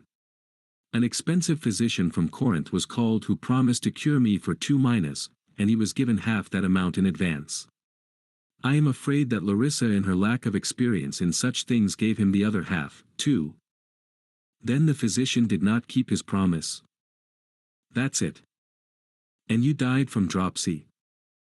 Ah, Socrates, believe me, 3 times it wanted to vanquish me, and finally it quenched the flame of my life. Then tell me, did death by dropsy give you great pleasure? Oh, wicked Socrates, don't make sport of me. I told you it wanted to vanquish me 3 times. I bellowed like a steer under the knife of the slaughterer, and begged the Parsi to cut the thread of my life as quickly as possible. That doesn't surprise me. But from what do you conclude that the dropsy was pleasanter to you than the hemlock to me? The hemlock made an end of me in a moment. I see, I fell into your snare again, you crafty sinner. I won't enrage the gods still more by speaking with you, you destroyer of sacred customs. Both were silent, and quiet reigned. But in a short while Elpidias was again the first to begin a conversation. Why are you silent, good Socrates?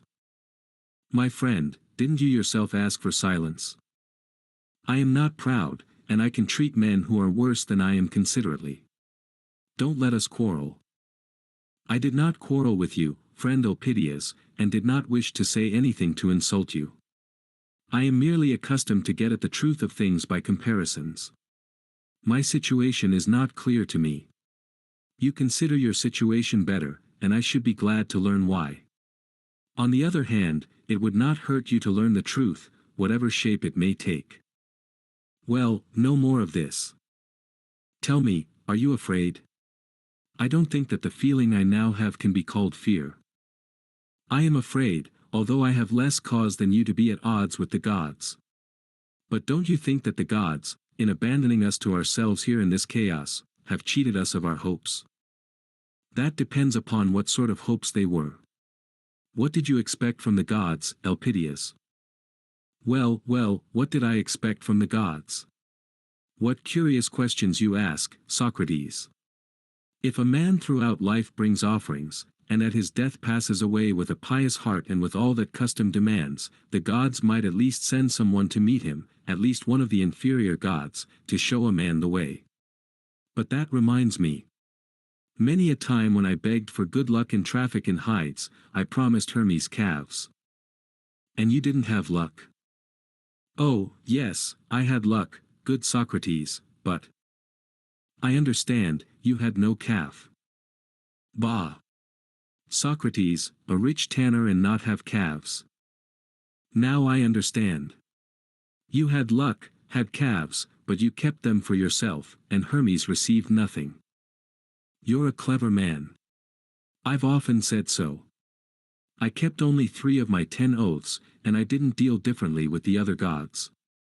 If the same is the case with you, isn't that the reason, possibly, why we are now abandoned by the gods? To be sure, I ordered Larissa to sacrifice a whole hecatomb after my death. But that is Larissa's affair, whereas it was you, friend Elpidias, who made the promises. That's true, that's true. But you, good Socrates, could you, godless as you are, deal better with the gods than I who was a God-fearing tanner? My friend, I know not whether I dealt better or worse.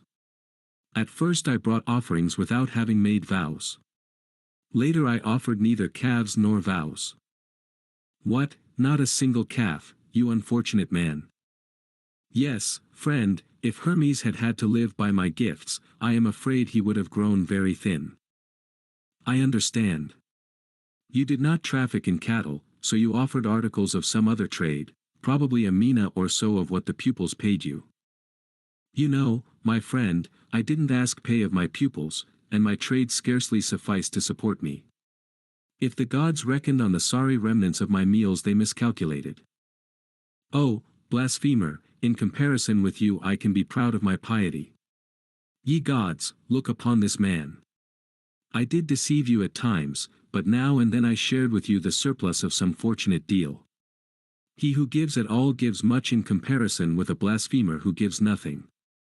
Socrates, I think you had better go on alone. I fear that your company, godless one, damages me in the eyes of the gods.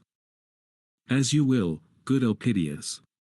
I swear by the dog no one shall force his company on another. Unhand the fold of my mantle, and farewell. I will go on alone. And Socrates walked forward with a sure tread, feeling the ground, however, at every step. But Elpidias behind him instantly cried out. Wait, wait, my good fellow citizen, do not leave an Athenian alone in this horrible place. I was only making fun. Take what I said as a joke, and don't go so quickly. I marvel how you can see a thing in this hellish darkness. Friend, I have accustomed my eyes to it. That's good. Still I can't approve of your not having brought sacrifices to the gods. No, I can't, poor Socrates, I can't. The honorable Sophroniscus certainly taught you better in your youth, and you yourself used to take part in the prayers. I saw you. Yes. But I am accustomed to examine all our motives and to accept only those that after investigation prove to be reasonable. And so a day came on which I said to myself, Socrates, here you are praying to the Olympians. Why are you praying to them? Elpidias laughed. Really you philosophers sometimes don't know how to answer the simplest questions. I'm a plain tanner who never in my life studied sophistry, yet I know why I must honor the Olympians. Tell me quickly, so that I, too, may know why. Why? Ha! Ha! It's too simple, you wise Socrates. So much the better if it's simple. But don't keep your wisdom from me. Tell me, why must one honor the gods? Why? Because everybody does it. Friend, you know very well that not everyone honors the gods. Wouldn't it be more correct to say many? Very well, many. But tell me, don't more men deal wickedly than righteously?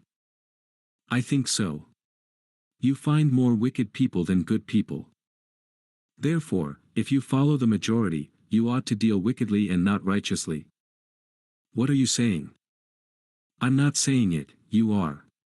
But I think the reason that men reverence the Olympians is not because the majority worship them. We must find another, more rational ground. Perhaps you mean they deserve reverence. Yes, very right. Good. But then arises a new question, why do they deserve reverence? Because of their greatness. Ah, that's more like it. Perhaps I will soon be agreeing with you. It only remains for you to tell me wherein their greatness consists. That's a difficult question, isn't it? Let us seek the answer together. Homer says that the impetuous Ares, when stretched flat on the ground by a stone thrown by Pallas Athene, covered with his body the space that can be traveled in 7 mornings.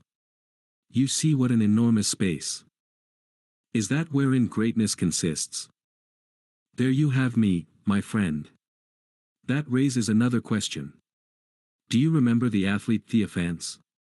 He towered over the people a whole head's length, whereas Pericles was no larger than you. But whom do we call great, Pericles or Theophans? I see that greatness does not consist in size of body. In that you're right. I am glad we agree. Perhaps greatness consists in virtue? Certainly.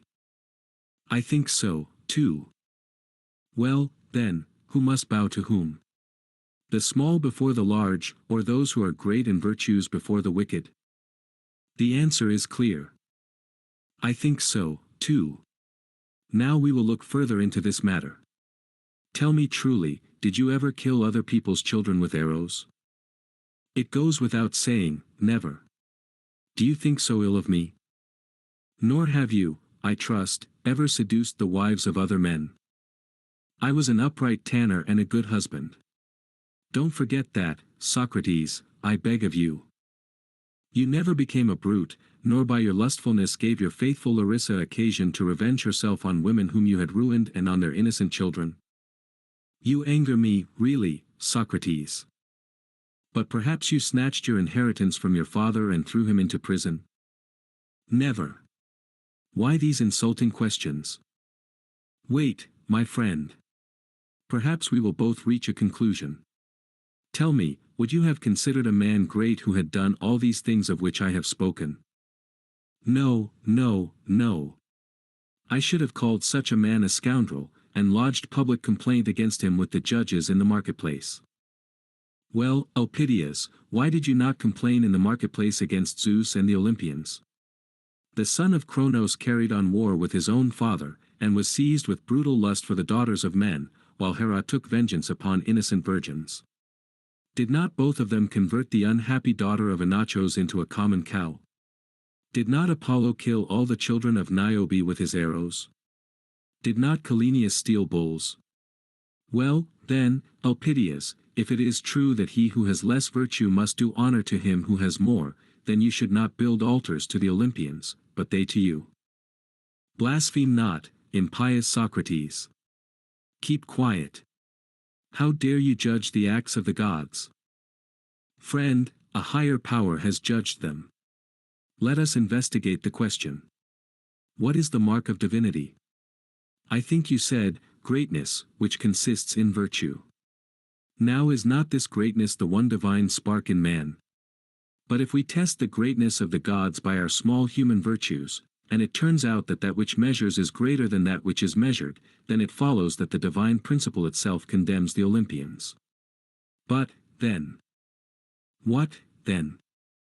Then, friend Elpidias, they are no gods, but deceptive phantoms, creations of a dream. Is it not so? Ah, that's whither your talk leads, you barefooted philosopher. Now I see what they said of you is true. You are like that fish that takes men captive with its look. So you took me captive in order to confound my believing soul and awaken doubt in it. It was already beginning to waver in its reverence for Zeus. Speak alone. I won't answer any more. Be not wrathful, Elpidias. I don't wish to inflict any evil upon you. But if you are tired of following my arguments to their logical conclusions, permit me to relate to you an allegory of a Milesian youth. Allegories rest the mind, and the relaxation is not unprofitable. Speak, if your story is not too long and its purpose is good. Its purpose is truth, friend Elpidias, and I will be brief. Once, you know, in ancient times, Miletus was exposed to the attacks of the barbarians. Among the youth who were seized was a son of the wisest and best of all the citizens in the land. His precious child was overtaken by a severe illness and became unconscious. He was abandoned and allowed to lie like worthless booty. In the dead of night he came to his senses. High above him glimmered the stars. Round about stretched the desert, and in the distance he heard the howl of beasts of prey. He was alone. He was entirely alone, and, besides that, the gods had taken from him the recollection of his former life. In vain he racked his brain, it was as dark and empty as the inhospitable desert in which he found himself. But somewhere, far away, behind the misty and obscure figures conjured up by his reason, loomed the thought of his lost home, and a vague realization of the figure of the best of all men, and in his heart resounded the word Father. Doesn't it seem to you that the fate of this youth resembles the fate of all humanity? How so? Do we not all awake to life on earth with a hazy recollection of another home? And does not the figure of the great unknown hover before our souls? Continue, Socrates, I am listening. The youth revived, arose, and walked cautiously, seeking to avoid all dangers. When after long wanderings his strength was nearly gone, he discerned a fire in the misty distance which illumined the darkness and banished the cold. A faint hope crept into his weary soul, and the recollections of his father's house again awoke within him. The youth walked toward the light and cried, "It is you, my father, it is you." And was it his father's house? No, it was merely a night lodging of wild nomads. So for many years he led the miserable life of a captive slave, and only in his dreams saw the distant home and rested on his father's bosom. Sometimes with weak hand he endeavored to lure from dead clay or wood or stone the face and form that ever hovered before him. There even came moments when he grew weary and embraced his own handiwork and prayed to it and wet it with his tears. But the stone remained cold stone. And as he waxed in years the youth destroyed his creations, which already seemed to him a vile defamation of his ever-present dreams. At last fate brought him to a good barbarian, who asked him for the cause of his constant mourning. When the youth confided to him the hopes and longings of his soul, the barbarian, a wise man, said, "The world would be better did such a man and such a country exist as that of which you speak. But by what mark would you recognize your father?" "In my country," answered the youth, "they reverenced wisdom and virtue and looked up to my father as to the master." "Well and good," answered the barbarian. "I must assume that a kernel of your father's teaching resides in you. Therefore take up the wanderer's staff, and proceed on your way. Seek perfect wisdom and truth, and when you have found them, cast aside your staff, there will be your home and your father." And the youth went on his way at break of day. Did he find the one whom he sought? He is still seeking. Many countries, cities and men has he seen. He has come to know all the ways by land, he has traversed the stormy seas, he has searched the courses of the stars in heaven by which a pilgrim can direct his course in the limitless deserts. And each time that on his wearisome way an inviting fire lighted up the darkness before his eyes, his heart beat faster and hope crept into his soul. That is my father's hospitable house, he thought. And when a hospitable host would greet the tired traveler and offer him the peace and blessing of his hearth, the youth would fall at his feet and say with emotion, "I thank you, my father. Do you not recognize your son?" And many were prepared to take him as their son, for at that time children were frequently kidnapped. But after the first glow of enthusiasm, the youth would detect traces of imperfection, sometimes even of wickedness. Then he would begin to investigate and to test his host with questions concerning justice and injustice. And soon he would be driven forth again upon the cold wearisome way.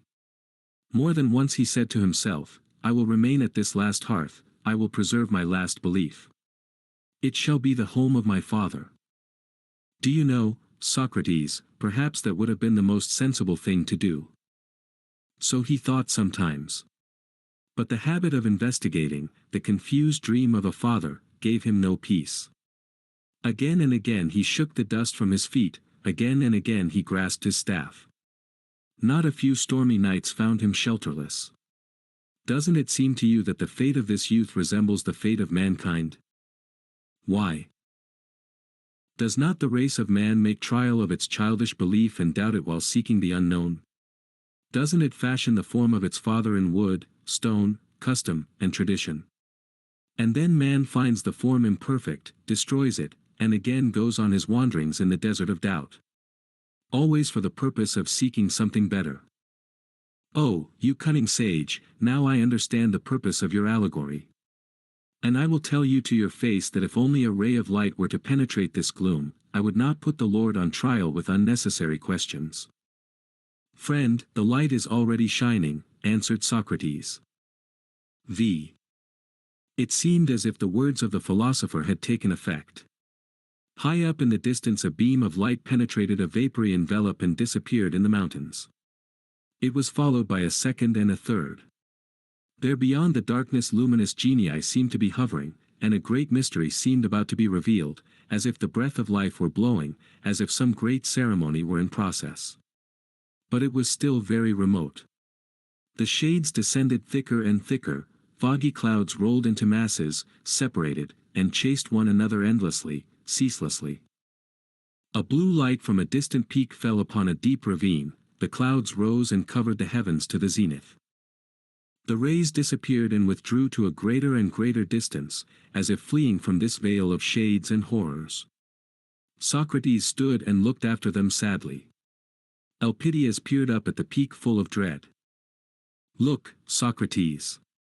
What do you see there on the mountain? Friend, answered the philosopher, let us investigate our situation. Since we are in motion, we must arrive somewhere, and since earthly existence must have a limit, I believe that this limit is to be found at the parting of two beginnings. In the struggle of light with darkness we attain the crown of our endeavors.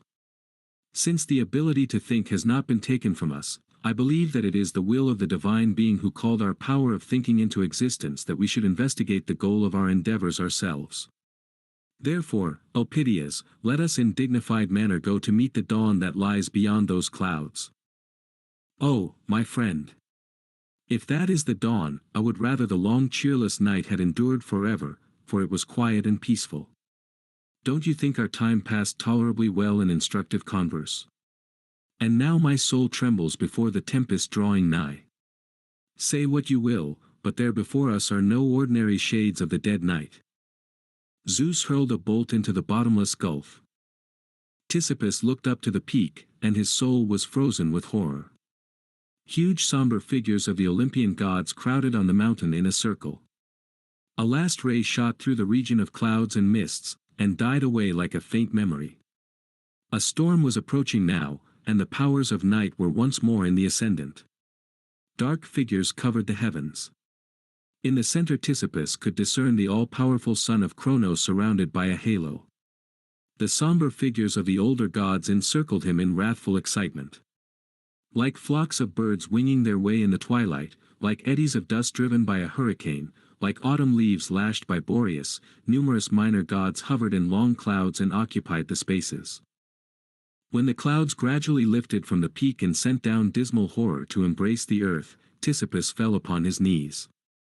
Later, he admitted that in this dreadful moment he forgot all his master's deductions and conclusions. His courage failed him, and terror took possession of his soul. He merely listened. Two voices resounded there where before had been silence, the one the mighty and threatening voice of the Godhead, the other the weak voice of a mortal which the wind carried from the mountain slope to the spot where Ctesippus had left Socrates. Are you, thus spake the voice from the clouds, are you the blasphemous Socrates who strives with the gods of heaven and earth?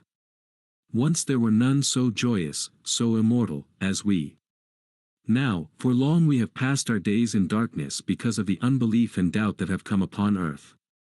Never has the mist closed in on us so heavily as since the time your voice resounded in Athens, the city we once so dearly loved. Why did you not follow the commands of your father, Sophroniscus? The good man permitted himself a few little sins, especially in his youth, yet by way of recompense, we frequently enjoyed the smell of his offerings. Stay, son of Cronos, and solve my doubts. Do I understand that you prefer cowardly hypocrisy to searchings for the truth? At this question the crags trembled with the shock of a thundering peal. The first breath of the tempest scattered in the distant gorges. But the mountains still trembled, for he who was enthroned upon them still trembled. And in the anxious quiet of the night only distant sighs could be heard. In the very bowels of the earth the chained Titan seemed to be groaning under the blow of the son of Cronos. "Where are you now, you impious questioner?" suddenly came the mocking voice of the Olympian. "I am here, son of Cronos, on the same spot. Nothing but your answer can move me from it. I am waiting." Thunder bellowed in the clouds like a wild animal amazed at the daring of a Libyan tamer's fearless approach. At the end of a few moments the voice again rolled over the spaces. "Son of Sophroniscus, is it not enough that you bred so much skepticism on earth that the clouds of your doubt reached even to Olympus? Indeed, many a time when you were carrying on your discourse in the marketplaces or in the academies or on the promenades, it seemed to me as if you had already destroyed all the altars on earth, and the dust were rising from them up to us here on the mountain. Even that is not enough. Here before my very face you will not recognize the power of the immortals. Zeus, thou art wrathful. Tell me, who gave me the demon which spoke to my soul throughout my life and forced me to seek the truth without resting?" Mysterious silence reigned in the clouds. "Was it not you? You are silent. Then I will investigate the matter. Either this divine beginning emanates from you or from someone else. If from you, I bring it to you as an offering. I offer you the ripe fruit of my life, the flame of the spark of your own kindling. See, son of Cronos, I preserved my gift, in my deepest heart grew the seed that you sowed. It is the very fire of my soul. It burned in those crises when with my own hand I tore the thread of life. Why will you not accept it? Would you have me regard you as a poor master whose age prevents him from seeing that his own pupil obediently follows out his commands? Who are you that would command me to stifle the flame that has illuminated my whole life, ever since it was penetrated by the first ray of sacred thought? The sun says not to the stars, be extinguished that I may rise. The sun rises and the weak glimmer of the stars is quenched by its far, far stronger light. The day says not to the torch, be extinguished, you interfere with me. The day breaks, and the torch smokes, but no longer shines. The divinity that I am questing is not you who are afraid of doubt. That divinity is like the day, like the sun, and shines without extinguishing other lights. The God I seek is the God who would say to me, Wanderer, give me your torch, you no longer need it, for I am the source of all light. Searcher for truth, set upon my altar the little gift of your doubt, because in me is its solution. If you are that God, hearken to my questions. No one kills his own child, and my doubts are a branch of the eternal Spirit whose name is truth. Round about, the fires of heaven tore the dark clouds, and out of the howling storm again resounded the powerful voice. Whither did your doubts tend, you arrogant sage, who renounce humility, the most beautiful adornment of earthly virtues? You abandoned the friendly shelter of credulous simplicity to wander in the desert of doubt. You have seen this dead space from which the living gods have departed. Will you traverse it, you insignificant worm, who crawl in the dust of your pitiful profanation of the gods? Will you vivify the world? Will you conceive the unknown divinity to whom you do not dare to pray? You miserable digger of dung, soiled by the smut of ruined altars, are you perchance the architect who shall build the new temple? Upon what do you base your hopes, you who disavow the old gods and have no new gods to take their place? The eternal night of doubts unsolved, the dead desert, deprived of the living spirit, this is your world, you pitiful worm, who gnawed at the living belief which was a refuge for simple hearts, who converted the world into a dead chaos. Now, then, where are you, you insignificant, blasphemous sage? Nothing was heard but the mighty storm roaring through the spaces. Then the thunder died away, the wind folded its pinions, and torrents of rain streamed through the darkness, like incessant floods of tears which threatened to devour the earth and drown it in a deluge of unquenchable grief. It seemed to Ctesippus that the master was overcome, and that the fearless, restless, questioning voice had been silenced forever. But a few moments later it issued again from the same spot. Your words, son of Cronos, hit the mark better than your thunderbolts. The thoughts you have cast into my terrified soul have haunted me often, and it has sometimes seemed as if my heart would break under the burden of their unendurable anguish. Yes, I abandoned the friendly shelter of credulous simplicity. Yes, I have seen the spaces from which the living gods have departed enveloped in the night of eternal doubt. But I walked without fear, for my demon lighted the way, the divine beginning of all life. Let us investigate the question. Are not offerings of incense burnt on your altars in the name of him who gives life? You are stealing what belongs to another. Not you, but that other, is served by credulous simplicity. Yes, you are right, I am no architect. I am not the builder of a new temple. Not to me was it given to raise from the earth to the heavens the glorious structure of the coming faith. I am one who digs dung, soiled by the smut of destruction. But my conscience tells me, son of Kronos, that the work of one who digs dung is also necessary for the future temple. When the time comes for the proud and stately edifice to stand on the purified place, and for the living divinity of the new belief to erect his throne upon it, I, the modest digger of dung, will go to him and say, Here am I who restlessly crawled in the dust of disavowal. When surrounded by fog and soot, I had no time to raise my eyes from the ground, my head had only a vague conception of the future building. Will you reject me, you just one, just, and true, and great? Silence and astonishment reigned in the spaces. Then Socrates raised his voice, and continued. The sunbeam falls upon the filthy puddle, and light vapor, leaving heavy mud behind, rises to the sun, melts, and dissolves in the ether. With your sunbeam you touched my dust-laden soul and it aspired to you, unknown one, whose name is mystery.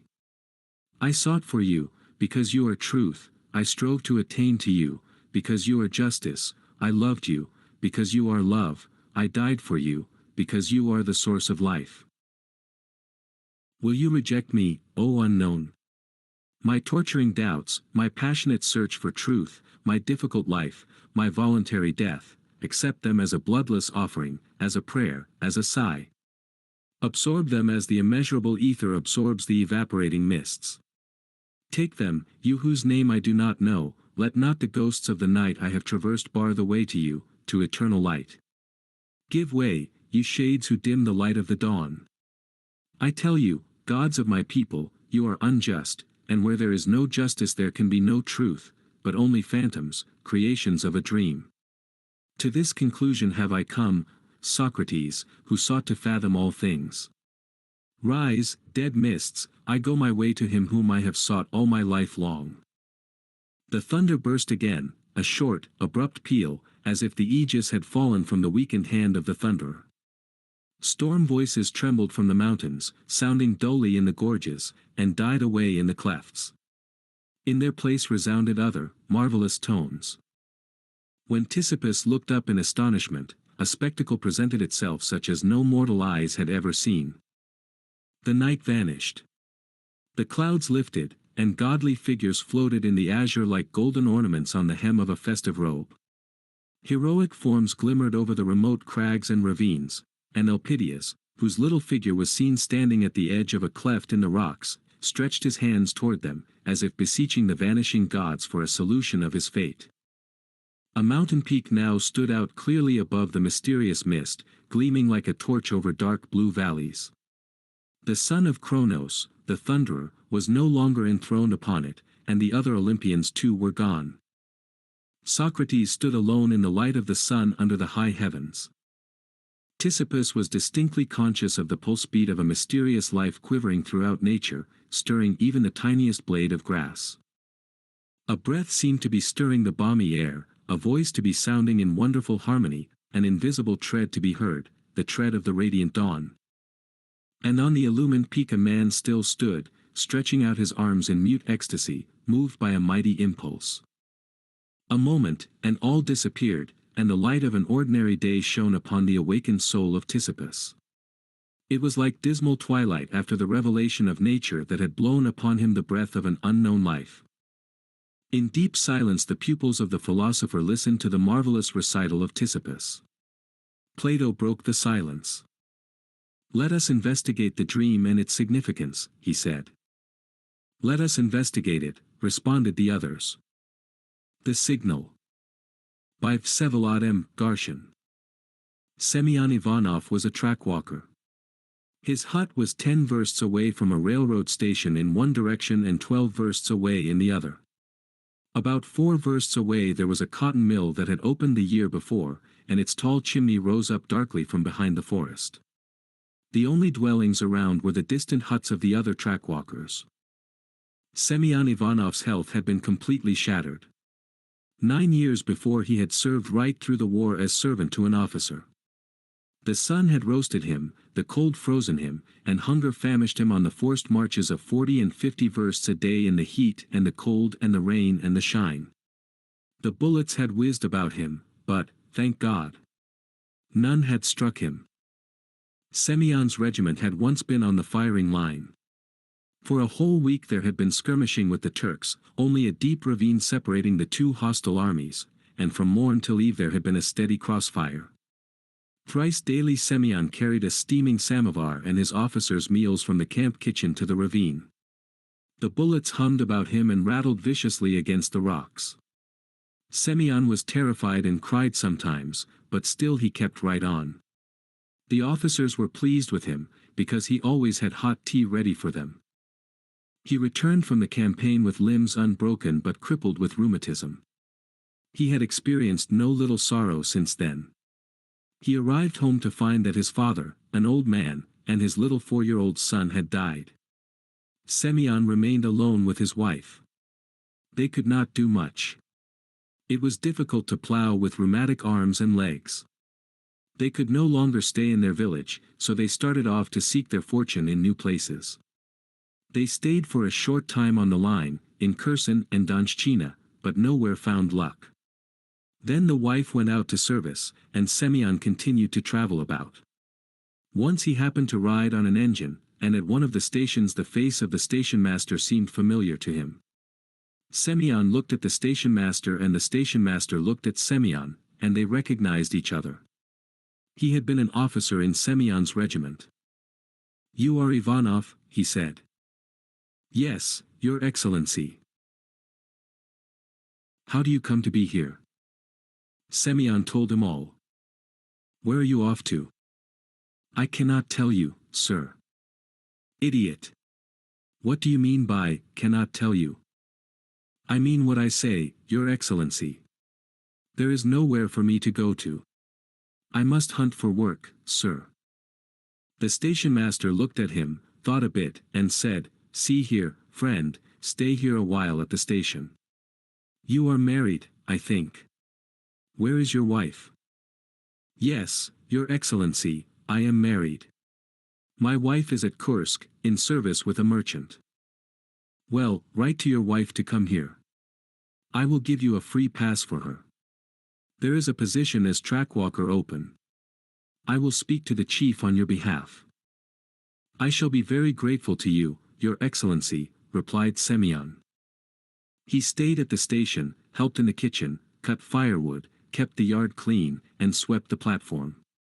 In a fortnight's time his wife arrived, and Semyon went on a hand trolley to his hut. The hut was a new one and warm, with as much wood as he wanted.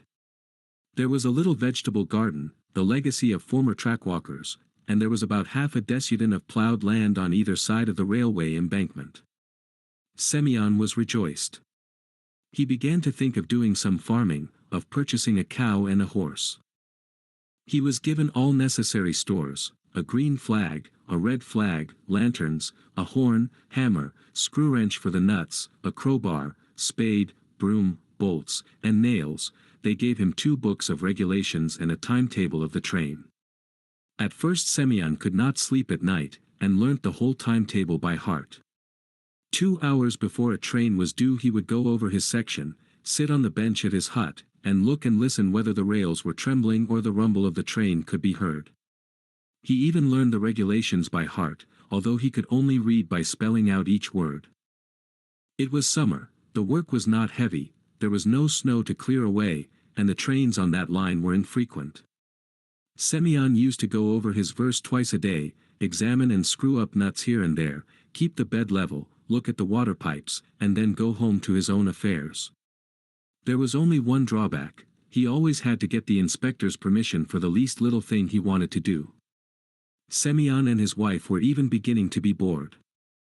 2 months passed, and Semyon commenced to make the acquaintance of his neighbors, the trackwalkers on either side of him. One was a very old man, whom the authorities were always meaning to relieve. He scarcely moved out of his hut. His wife used to do all his work. The other trackwalker, nearer the station, was a young man, thin, but muscular. He and Semyon met for the first time on the line midway between the huts. Semyon took off his hat and bowed. "Good health to you, neighbor," he said. The neighbor glanced askance at him. "How do you do?" he replied, then turned around and made off. Later the wives met. Semyon's wife passed the time of day with her neighbor, but neither did she say much. On one occasion Semyon said to her, "Young woman, your husband is not very talkative." The woman said nothing at first, then replied, "But what is there for him to talk about? Everyone has his own business. Go your way, and God be with you." However, after another month or so they became acquainted.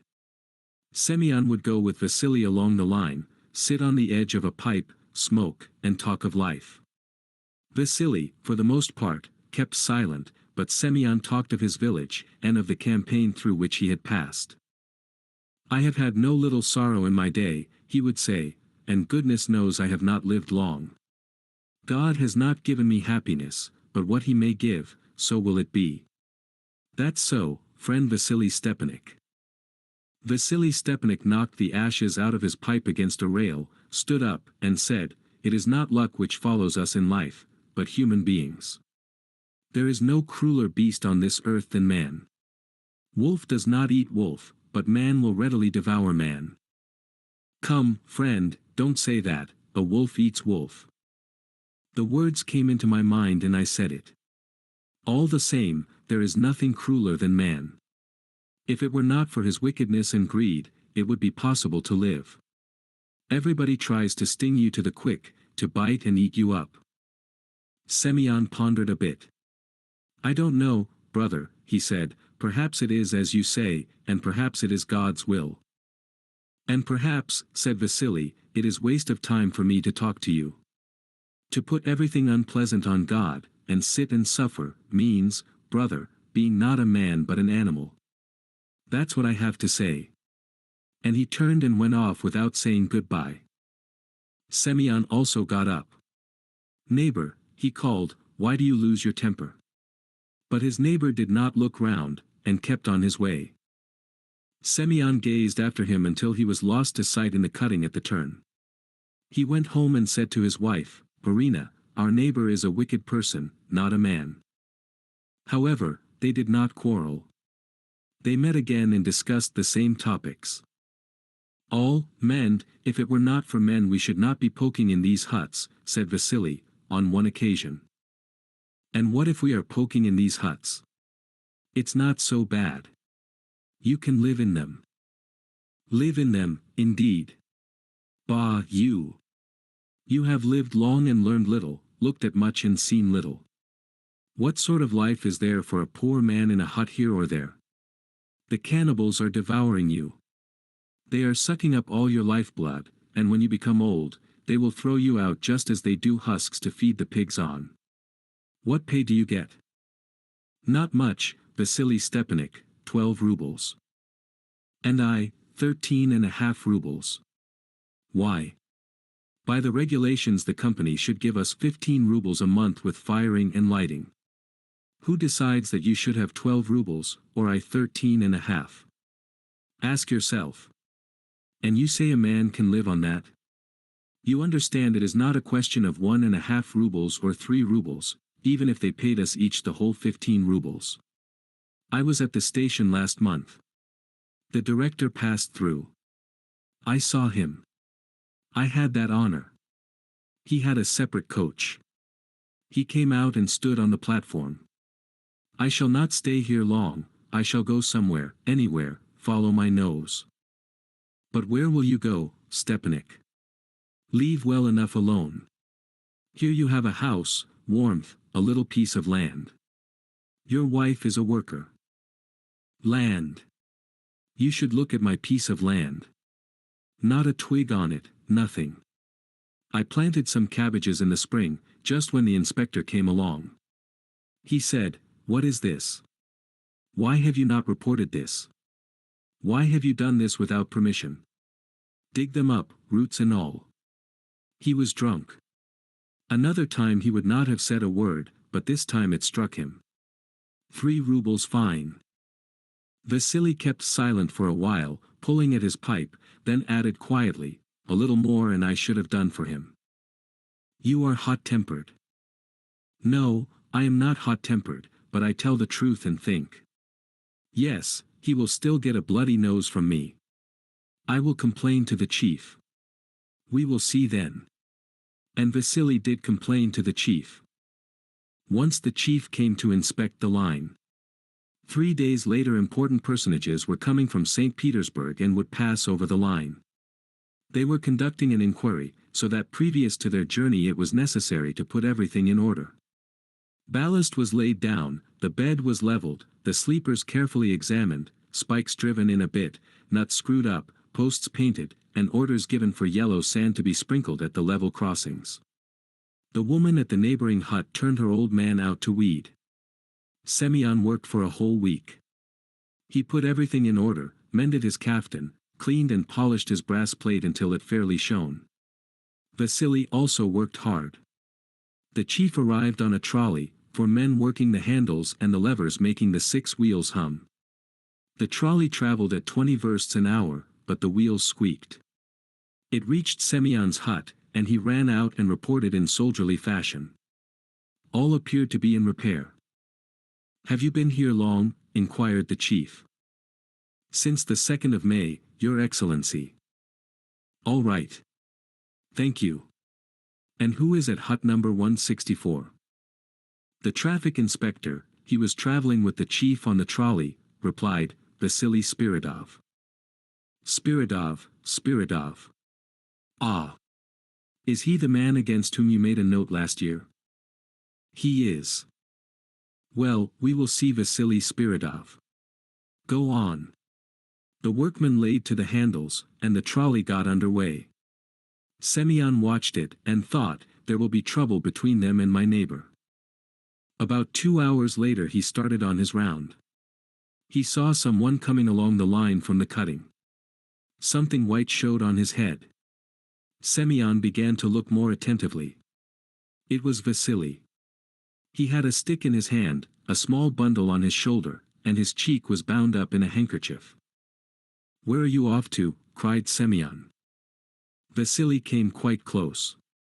He was very pale, white as chalk, and his eyes had a wild look. Almost choking, he muttered, "To town, to Moscow, to the head office." "Head office? Ah, you are going to complain, I suppose. Give it up. Vasily Stepanych, forget it." "No, mate, I will not forget. It is too late. See. He struck me in the face, drew blood. So long as I live I will not forget. I will not leave it like this." Semyon took his hand. "Give it up, Stepanych. I am giving you good advice. You will not better things. Better things. I know myself I shan't better things. You were right about fate. It would be better for me not to do it, but one must stand up for the right. But tell me, how did it happen?" "How?" He examined everything, got down from the trolley, looked into the hut. I knew beforehand that he would be strict, and so I had put everything into proper order. He was just going when I made my complaint. He immediately cried out, "Here is a government inquiry coming, and you make a complaint about a vegetable garden. Here are privy councillors coming, and you annoy me with cabbages." I lost patience and said something, not very much, but it offended him, and he struck me in the face. I stood still, I did nothing, just as if what he did was perfectly all right. They went off, I came to myself, washed my face, and left. And what about the hut? My wife is staying there. She will look after things.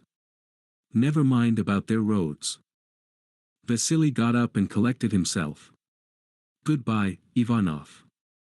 I do not know whether I shall get anyone at the office to listen to me. Surely you are not going to walk. At the station I will try to get on a freight train, and tomorrow I shall be in Moscow. The neighbors bade each other farewell. Vasily was absent for some time. His wife worked for him night and day. She never slept, and wore herself out waiting for her husband. On the third day the commission arrived. An engine, luggage van, and 2 first-class saloons, but Vasily was still away. Semyon saw his wife on the 4th day. Her face was swollen from crying and her eyes were red. "Has your husband returned?" he asked. But the woman only made a gesture with her hands, and without saying a word went her way. Semyon had learnt when still a lad to make flutes out of a kind of reed. He used to burn out the heart of the stalk, make holes where necessary, drill them, fix a mouthpiece at one end, and tune them so well that it was possible to play almost any air on them. He made a number of them in his spare time, and sent them by his friends amongst the freight brakemen to the bazaar in the town. He got 2 kopecks apiece for them. On the day following the visit of the commission he left his wife at home to meet the 6 o'clock train, and started off to the forest to cut some sticks. He went to the end of his section. At this point the line made a sharp turn, descended the embankment, and struck into the wood at the foot of the mountain. About half a verst away there was a big marsh, around which splendid reeds for his flutes grew. He cut a whole bundle of stalks and started back home. The sun was already dropping low, and in the dead stillness only the twittering of the birds was audible, and the crackle of the dead wood under his feet. As he walked along rapidly, he fancied he heard the clang of iron striking iron, and he redoubled his pace. There was no repair going on in his section. What did it mean? He emerged from the woods, the railway embankment stood high before him, on the top a man was squatting on the bed of the line busily engaged in something. Semyon commenced quietly to crawl up towards him. He thought it was some one after the nuts which secure the rails.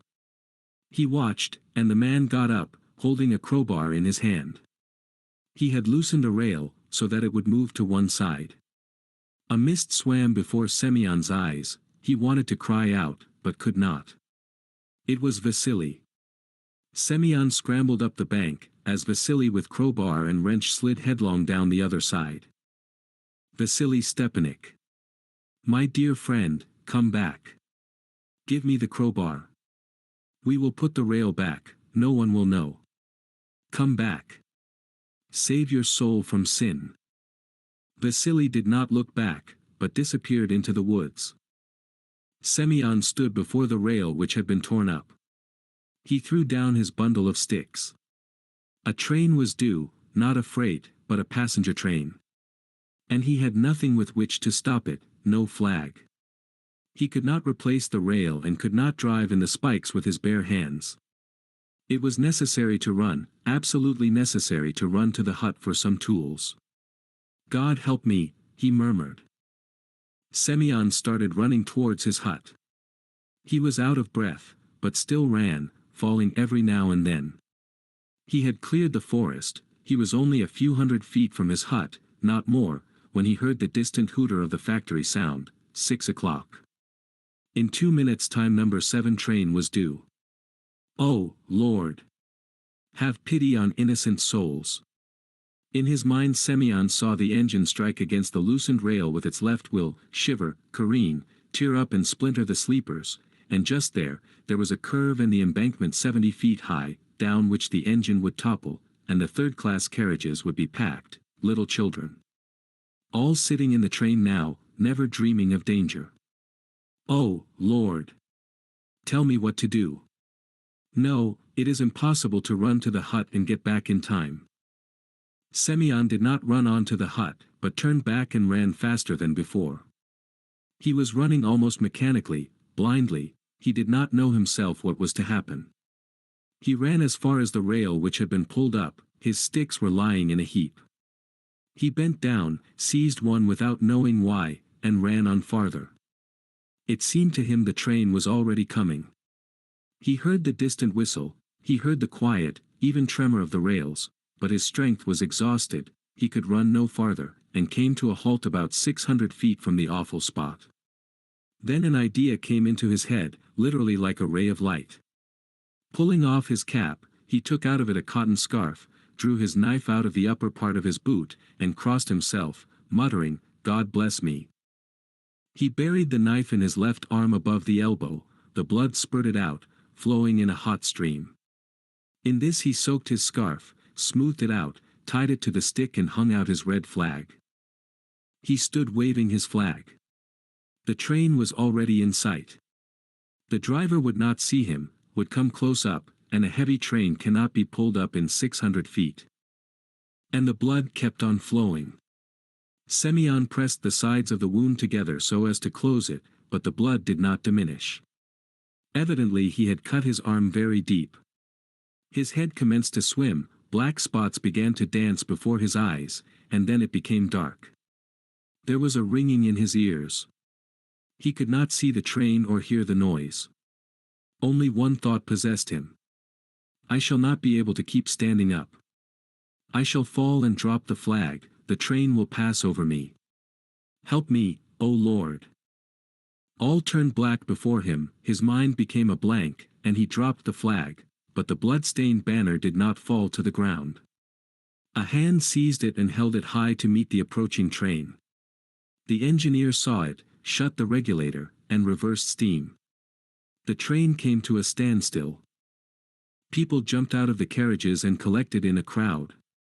They saw a man lying senseless on the footway, drenched in blood, and another man standing beside him with a blood-stained rag on a stick. Vasily looked around at all. Then, lowering his head, he said, "Bind me." I tore up a rail. The Darling. By Anton P. Chekhov. Olenka, the daughter of the retired collegiate assessor Plemianikov, was sitting on the back door steps of her house doing nothing. It was hot, the flies were nagging and teasing, and it was pleasant to think that it would soon be evening. Dark rain clouds were gathering from the east, wafting a breath of moisture every now and then. Kukin, who roomed in the wing of the same house, was standing in the yard looking up at the sky. He was the manager of the Tivoli, an open-air theater. Again, he said despairingly. Rain again. Rain, rain, rain. Every day rain. As though to spite me. I might as well stick my head into a noose and be done with it. It's ruining me. Heavy losses every day. He wrung his hands, and continued, addressing Olenka, "What a life, Olga Semyonovna. It's enough to make a man weep. He works, he does his best, his very best, he tortures himself, he passes sleepless nights, he thinks and thinks and thinks how to do everything just right. And what's the result? He gives the public the best operetta, the very best pantomime, excellent artists. But do they want it? Have they the least appreciation of it? The public is rude. The public is a great bore. The public wants a circus, a lot of nonsense, a lot of stuff. And there's the weather. Look. Rain almost every evening. It began to rain on the 10th of May, and it's kept it up through the whole of June. It's simply awful. I can't get any audiences, and don't I have to pay rent? Don't I have to pay the actors? The next day towards evening the clouds gathered again, and Kukin said with an hysterical laugh. Oh, I don't care. Let it do its worst. Let it drown the whole theater, and me, too. All right, no luck for me in this world or the next. Let the actors bring suit against me and drag me to court. What's the court? Why not Siberia at hard labor, or even the scaffold? Ha, ha, ha. It was the same on the third day. Olenka listened to Kukin seriously, in silence. Sometimes tears would rise to her eyes. At last Kukin's misfortune touched her. She fell in love with him. He was short, gaunt, with a yellow face, and curly hair combed back from his forehead, and a thin tenor voice. His features puckered all up when he spoke. Despair was ever inscribed on his face. And yet he awakened in Olenka a sincere, deep feeling. She was always loving somebody. She couldn't get on without loving somebody. She had loved her sick father, who sat the whole time in his armchair in a darkened room, breathing heavily. She had loved her aunt, who came from Bryanska once or twice a year to visit them. And before that, when a pupil at the progymnasium, she had loved her French teacher. She was a quiet, kind-hearted, compassionate girl, with a soft gentle way about her. And she made a very healthy, wholesome impression. Looking at her full, rosy cheeks, at her soft white neck with the black mole, and at the good naive smile that always played on her face when something pleasant was said, the men would think, not so bad, and would smile too, and the lady visitors, in the middle of the conversation, would suddenly grasp her hand and exclaim, "You darling," in a burst of delight. The house, hers by inheritance, in which she had lived from birth, was located at the outskirts of the city on the Gypsy Road, not far from the Tivoli. From early evening till late at night she could hear the music in the theater and the bursting of the rockets, and it seemed to her that Kukin was roaring and battling with his fate and taking his chief enemy, the indifferent public, by assault. Her heart melted softly, she felt no desire to sleep, and when Kukin returned home towards morning, she tapped on her window pane, and through the curtains he saw her face and one shoulder and the kind smile she gave him. He proposed to her, and they were married. And when he had a good look of her neck and her full vigorous shoulders, he clapped his hands and said, "You darling." He was happy. But it rained on their wedding day, and the expression of despair never left his face. They got along well together. She sat in the cashier's box, kept the theater in order, wrote down the expenses, and paid out the salaries. Her rosy cheeks, her kind naive smile, like a halo around her face, could be seen at the cashier's window, behind the scenes, and in the café. She began to tell her friends that the theater was the greatest, the most important, the most essential thing in the world, that it was the only place to obtain true enjoyment in and become humanized and educated. "But do you suppose the public appreciates it?" she asked. "What the public wants is the circus. Yesterday Vanichka and I gave Faust burlesqued, and almost all the boxes were empty. If we had given some silly nonsense, I assure you, the theater would have been overcrowded. Tomorrow we'll put Orpheus in Hades on. Do come." Whatever Kukin said about the theater and the actors, she repeated. She spoke, as he did, with contempt of the public, of its indifference to art, of its boorishness. She meddled in the rehearsals, corrected the actors, watched the conduct of the musicians, and when an unfavorable criticism appeared in the local paper, she wept and went to the editor to argue with him. The actors were fond of her and called her Vanichka and I, and the darling. She was sorry for them and lent them small sums. When they bilked her, she never complained to her husband, at the utmost she shed a few tears. In winter, too, they got along nicely together. They leased a theater in the town for the whole winter and sublet it for short periods to a little Russian theatrical company, to a conjurer and to the local amateur players. Olenka grew fuller and was always beaming with contentment, while Kukin grew thinner and yellower and complained of his terrible losses, though he did fairly well the whole winter. At night he coughed, and she gave him raspberry syrup and lime water, rubbed him with eau de cologne, and wrapped him up in soft coverings. "You are my precious sweet," she said with perfect sincerity, stroking his hair. "You are such a dear." At Lent he went to Moscow to get his company together, and, while without him, Olenka was unable to sleep. She sat at the window the whole time, gazing at the stars. She likened herself to the hens that are also uneasy and unable to sleep when their rooster is out of the coop. Kukin was detained in Moscow. He wrote he would be back during Easter week, and in his letters discussed arrangements already for the Tivoli. But late one night, before Easter Monday, there was an ill-omened knocking at the wicket gate. It was like a knocking on a barrel, boom, boom, boom. The sleepy cook ran barefooted, plashing through the puddles, to open the gate. "Open the gate, Please, said someone in a hollow bass voice. I have a telegram for you. Olenka had received telegrams from her husband before, but this time, somehow, she was numbed with terror. She opened the telegram with trembling hands and read. Ivan Petrovich died suddenly today. Awaiting prompt orders for funeral Tuesday. That was the way the telegram was written, funeral, and another unintelligible word, propt. The telegram was signed by the manager of the opera company. My dearest. Olenka burst out sobbing. Vanichka, my dearest, my sweetheart. Why did I ever meet you? Why did I ever get to know you and love you? To whom have you abandoned your poor Olenka, your poor, unhappy Olenka? Kukin was buried on Tuesday in the Vagankovo cemetery in Moscow. Olenka returned home on Wednesday, and as soon as she entered her house she threw herself on her bed and broke into such loud sobbing that she could be heard in the street and in the neighboring yards. The darling, said the neighbors, crossing themselves. How Olga Semyonovna, the poor darling, is grieving.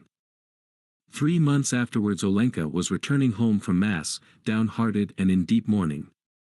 Beside her walked a man also returning from church, Vasily Pustovalov, the manager of the merchant Babakayev's lumber yard. He was wearing a straw hat, a white vest with a gold chain, and looked more like a landowner than a businessman. Everything has its ordained course, Olga Semyonovna, he said sedately, with sympathy in his voice. And if anyone near and dear to us dies, then it means it was God's will and we should remember that and bear it with submission. He took her to the wicket gate, said goodbye and went away. After that she heard his sedate voice the whole day, and on closing her eyes she instantly had a vision of his dark beard. She took a great liking to him. And evidently he had been impressed by her, too, for, not long after, an elderly woman, a distant acquaintance, came in to have a cup of coffee with her. As soon as the woman was seated at table she began to speak about Pustovalov, how good he was, what a steady man, and any woman could be glad to get him as a husband. 3 days later Pustovalov himself paid Olenka a visit. He stayed only about 10 minutes, and spoke little, but Olenka fell in love with him, fell in love so desperately that she did not sleep the whole night and burned as with fever. In the morning she sent for the elderly woman.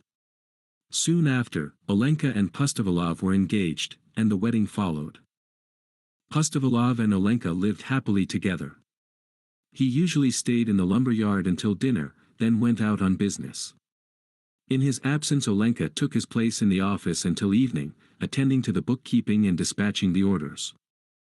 Lumber rises 20% every year nowadays, she told her customers and acquaintances.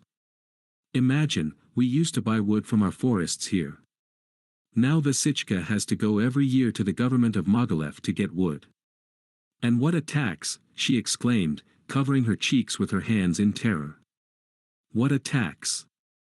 She felt as if she had been dealing in lumber for ever so long, that the most important and essential thing in life was lumber. There was something touching and endearing in the way she pronounced the words, beam, joist, plank, stave, lath, gun carriage, clamp. At night she dreamed of whole mountains of boards and planks, long, endless rows of wagons conveying the wood somewhere, far, far from the city. She dreamed that a whole regiment of beams, 36 feet x 5 inches, were advancing in an upright position to do battle against the lumber yard, that the beams and joists and clamps were knocking against each other, emitting the sharp crackling reports of dry wood, that they were all falling and then rising again, piling on top of each other. Olenka cried out in her sleep, and Pustovalov said to her gently, Olenka, my dear, what is the matter? Cross yourself. Her husband's opinions were all hers. If he thought the room was too hot, she thought so too. If he thought business was dull, she thought business was dull. Pustovalov was not fond of amusements and stayed home on holidays, she did the same. You are always either at home or in the office, said her friends. Why don't you go to the theater or to the circus, darling? Vasichka and I never go to the theater, she answered sedately. We have work to do, we have no time for nonsense. What does one get out of going to theater? On Saturdays she and Pustovalov went to Vespers, and on holidays to early mass. On returning home they walked side by side with rapt faces, an agreeable smell emanating from both of them and her silk dress rustling pleasantly. At home they drank tea with milk bread and various jams, and then ate pie.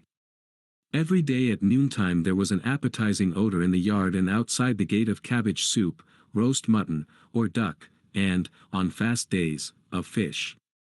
You couldn't pass the gate without being seized by an acute desire to eat. The samovar was always boiling on the office table, and customers were treated to tea and biscuits. Once a week the married couple went to the baths and returned with red faces, walking side by side. "We are getting along very well, thank God," said Olenka to her friends. "God grant that all should live as well as Vasichka and I." When Pustovalov went to the government of Mogilev to buy wood, she was dreadfully homesick for him, did not sleep nights, and cried. Sometimes the veterinary surgeon of the regiment, Smirnov, a young man who lodged in the wing of her house, came to see her evenings. He related incidents, or they played cards together. This distracted her. The most interesting of his stories were those of his own life. He was married and had a son, but he had separated from his wife because she had deceived him, and now he hated her and sent her 40 rubles a month for his son's support. Olenka sighed, shook her head, and was sorry for him. "Well, the Lord keep you," she said, as she saw him off to the door by candlelight. "Thank you for coming to kill time with me. May God give you health. Mother in heaven." She spoke very sedately, very judiciously, imitating her husband. The veterinary surgeon had disappeared behind the door when she called out after him, "Do you know, Vladimir Platonych, you ought to make up with your wife. Forgive her, if only for the sake of your son.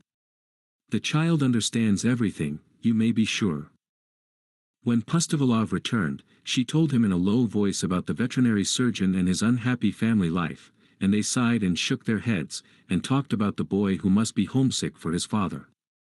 Then, by a strange association of ideas, they both stopped before the sacred images, made genuflections, and prayed to God to send them children.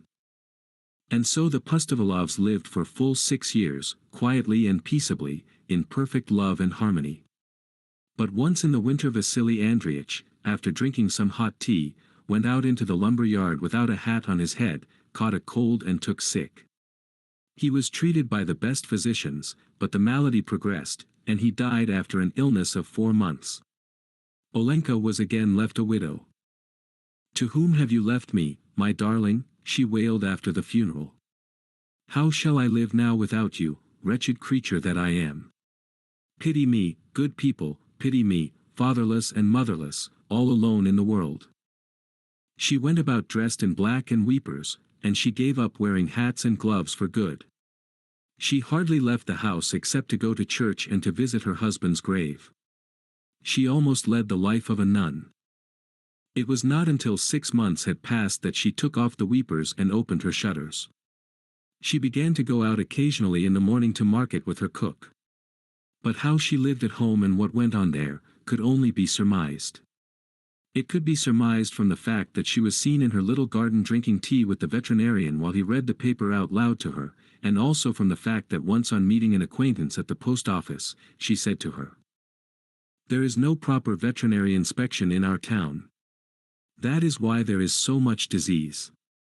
You constantly hear of people getting sick from the milk and becoming infected by the horses and cows. The health of domestic animals ought really to be looked after as much as that of human beings." She repeated the veterinarian's words and held the same opinions as he about everything. It was plain that she could not exist a single year without an attachment, and she found her new happiness in the wing of her house. In anyone else this would have been condemned, but no one could think ill of Olenka. Everything in her life was so transparent. She and the veterinary surgeon never spoke about the change in their relations. They tried, in fact, to conceal it, but unsuccessfully, for Olenka could have no secrets. When the surgeon's colleagues from the regiment came to see him, she poured tea, and served the supper, and talked to them about the cattle plague, the foot and mouth disease, and the municipal slaughter-houses. The surgeon was dreadfully embarrassed, and after the visitors had left, He caught her hand and hissed angrily. Didn't I ask you not to talk about what you don't understand? When we doctors discuss things, please don't mix in. It's getting to be a nuisance. She looked at him in astonishment and alarm, and asked. But, Volodika, what am I to talk about? And she threw her arms round his neck, with tears in her eyes, and begged him not to be angry. And they were both happy. But their happiness was of short duration. The veterinary surgeon went away with his regiment to be gone for good, when it was transferred to some distant place almost as far as Siberia, and Olenka was left alone. Now she was completely alone. Her father had long been dead, and his armchair lay in the attic covered with dust and minus one leg. She got thin and homely, and the people who met her on the street no longer looked at her as they had used to, nor smiled at her. Evidently her best years were over, past and gone, and a new, dubious life was to begin which it were better not to think about. In the evening Olenka sat on the steps and heard the music playing and the rockets bursting in the Tivoli, but it no longer aroused any response in her. She looked listlessly into the yard, thought of nothing, wanted nothing, and when night came on, she went to bed and dreamed of nothing but the empty yard. She ate and drank as though by compulsion. And what was worst of all, she no longer held any opinions. She saw and understood everything that went on around her, but she could not form an opinion about it. She knew of nothing to talk about. And how dreadful not to have opinions. For instance, you see a bottle, or you see that it is raining, or you see a mujik riding by in a wagon. But what the bottle or the rain or the mujik are for, or what the sense of them all is, you cannot tell, not for 1,000 rubles. In the days of Kukin and Pustovalov and then of the veterinary surgeon, Olenka had had an explanation for everything, and would have given her opinion freely no matter about what. But now there was the same emptiness in her heart and brain as in her yard. It was as galling and bitter as a taste of wormwood. Gradually the town grew up all around. The gypsy road had become a street, and where the Tivoli and the lumber yard had been, there were now houses and a row of side streets. How quickly time flies! Olenka's house turned gloomy, the roof rusty, the shed slanting. Dock and thistles overgrew the yard. Olenka herself had aged and grown homely. In the summer she sat on the steps, and her soul was empty and dreary and bitter. When she caught the breath of spring, or when the wind wafted the chime of the cathedral bells, a sudden flood of memories would pour over her, her heart would expand with a tender warmth, and the tears would stream down her cheeks. But that lasted only a moment. Then would come emptiness again, and the feeling, what is the use of living? The black kitten Briska rubbed up against her and purred softly, but the little creature's caresses left Olenka untouched. That was not what she needed. What she needed was a love that would absorb her whole being, her reason, her whole soul, that would give her ideas, an object in life, that would warm her aging blood. And she shook the black kitten off her skirt angrily, saying, "Go away. What are you doing here?" And so day after day, year after year, not a single joy, not a single opinion. Whatever Marva, the cook, said was all right. One hot day in July, towards evening, as the town cattle were being driven by, and the whole yard was filled with clouds of dust, there was suddenly a knocking at the gate. Olenka herself went to open it, and was dumbfounded to behold the veterinarian Smirnov. He had turned grey and was dressed as a civilian. All the old memories flooded into her soul, she could not restrain herself, she burst out crying, and laid her head on Smirnov's breast without saying a word. So overcome was she that she was totally unconscious of how they walked into the house and seated themselves to drink tea. "My darling," she murmured, trembling with joy. "Vladimir Platonych, from where has God sent you?" "I want to settle here for good," he told her. "I have resigned my position and have come here to try my fortune as a free man and lead a settled life. Besides, it's time to send my boy to the gymnasium. He is grown up now. You know, my wife and I have become reconciled." "Where is she?" asked Olenka. "At the hotel with the boy. I am looking for lodgings." "Good gracious, bless you, take my house. Why won't my house do? Oh, dear. Why, I won't ask any rent of you, Olenka burst out in the greatest excitement, and began to cry again. You live here, and the wing will be enough for me. Oh, heavens, what a joy! The very next day the roof was being painted and the walls whitewashed, and Olenka, arms akimbo, was going about the yard superintending. Her face brightened with her old smile. Her whole being revived and freshened, as though she had awakened from a long sleep. The veterinarian's wife and child arrived. She was a thin, plain woman, with a crabbed expression. The boy Sasha, small for his 10 years of age, was a chubby child, with clear blue eyes and dimples in his cheeks. He made for the kitten the instant he entered the yard, and the place rang with his happy laughter. Is that your cat, Auntie? He asked Olenka. When she has little kitties, please give me one. Mama is awfully afraid of mice.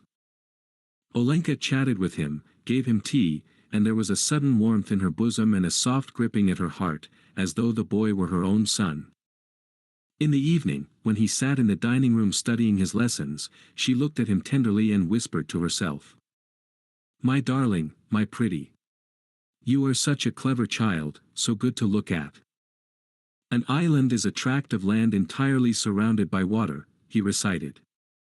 An island is a tract of land, she repeated, the first idea asseverated with conviction after so many years of silence and mental emptiness. She now had her opinions, and at supper discussed with Sasha's parents how difficult the studies had become for the children at the gymnasium, but how, after all, a classical education was better than a commercial course, because when you graduated from the gymnasium then the road was open to you for any career at all. If you chose to, you could become a doctor, or, if you wanted to, you could become an engineer. Sasha began to go to the gymnasium. His mother left on a visit to her sister in Kharkov and never came back. The father was away every day inspecting cattle, and sometimes was gone 3 whole days at a time, so that Sasha, it seemed to Olenka, was utterly abandoned, was treated as if he were quite superfluous, and must be dying of hunger. So she transferred him into the wing along with herself and fixed up a little room for him there. Every morning Olenka would come into his room and find him sound asleep with his hand tucked under his cheek, so quiet that he seemed not to be breathing. What a shame to have to wake him, she thought. Sashenka, she said sorrowingly, get up, darling. It's time to go to the gymnasium. He got up, dressed, said his prayers, then sat down to drink tea. He drank 3 glasses of tea, ate 2 large cracknels and half a buttered roll. The sleep was not yet out of him, so he was a little cross. You don't know your fable as you should, Sashenka, said Olenka, looking at him as though he were departing on a long journey. What a lot of trouble you are. You must try hard and learn, dear, and mind your teachers. Oh, let me alone, please, said Sasha. Then he went down the street to the gymnasium, a little fellow wearing a large cap and carrying a satchel on his back. Olenka followed him noiselessly. Sashenka, she called. He looked round and she shoved a date or a caramel into his hand. When he reached the street of the gymnasium, he turned around and said, ashamed of being followed by a tall, stout woman. You had better go home, Aunt. I can go the rest of the way myself. She stopped and stared after him until he had disappeared into the school entrance. Oh, how she loved him! Not one of her other ties had been so deep. Never before had she given herself so completely, so disinterestedly, so cheerfully as now that her maternal instincts were all aroused. For this boy, who was not hers, for the dimples in his cheeks and for his big cap, she would have given her life, given it with joy and with tears of rapture. Why? Ah, indeed, why? When she had seen Sasha off to the gymnasium, she returned home quietly, content, serene, overflowing with love. Her face, which had grown younger in the last half-year, smiled and beamed. People who met her were pleased as they looked at her. How are you, Olga Semyonovna, darling? How are you getting on, darling? The gymnasium course is very hard nowadays, she told at the market. It's no joke. Yesterday the first class had a fable to learn by heart, a Latin translation, and a problem. How is a little fellow to do all that? And she spoke of the teacher and the lessons and the textbooks, repeating exactly what Sasha said about them. At 3 o'clock they had dinner. In the evening they prepared the lessons together, and Olenka wept with Sasha over the difficulties. When she put him to bed, she lingered a long time making the sign of the cross over him and muttering a prayer. And when she lay in bed, she dreamed of the faraway, misty future when Sasha would finish his studies and become a doctor or an engineer, have a large house of his own, with horses and a carriage, marry and have children. She would fall asleep still thinking of the same things, and tears would roll down her cheeks from her closed eyes. And the black cat would lie at her side purring, "Amar, Amar, Amar." Suddenly there was a loud knocking at the gate. Olenka woke up breathless with fright, her heart beating violently. Half a minute later there was another knock. A telegram from Kharkov, she thought, her whole body in a tremble. His mother wants Sasha to come to her in Kharkov. Oh, great God! She was in despair. Her head, her feet, her hands turned cold. There was no unhappier creature in the world, she felt. But another minute passed, she heard voices. It was the veterinarian coming home from the club. Thank God, she thought. The load gradually fell from her heart, she was at ease again. And she went back to bed, thinking of Sasha who lay fast asleep in the next room and sometimes cried out in his sleep. I'll give it to you. Get away. Quit your scrapping. The Bet. By Anton P. Chekhov. It was a dark autumn night. The old banker was pacing from corner to corner of his study, recalling to his mind the party he gave in the autumn 15 years before. There were many clever people at the party and much interesting conversation. They talked among other things of capital punishment. The guests, among them not a few scholars and journalists, for the most part disapproved of capital punishment. They found it obsolete as a means of punishment, unfitted to a Christian state and immoral. Some of them thought that capital punishment should be replaced universally by life imprisonment. I don't agree with you, said the host. I myself have experienced neither capital punishment nor life imprisonment, but if one may judge a priori, then in my opinion capital punishment is more moral and more humane than imprisonment. Execution kills instantly, life imprisonment kills by degrees. Who is the more humane executioner, one who kills you in a few seconds or one who draws the life out of you incessantly, for years? They're both equally immoral, remarked one of the guests, because their purpose is the same, to take away life. The state is not God. It has no right to take away that which it cannot give back, if it should so desire. Among the company was a lawyer, a young man of about 25. On being asked his opinion, he said, capital punishment and life imprisonment are equally immoral, but if I were offered the choice between them, I would certainly choose the second. It's better to live somehow than not to live at all. There ensued a lively discussion.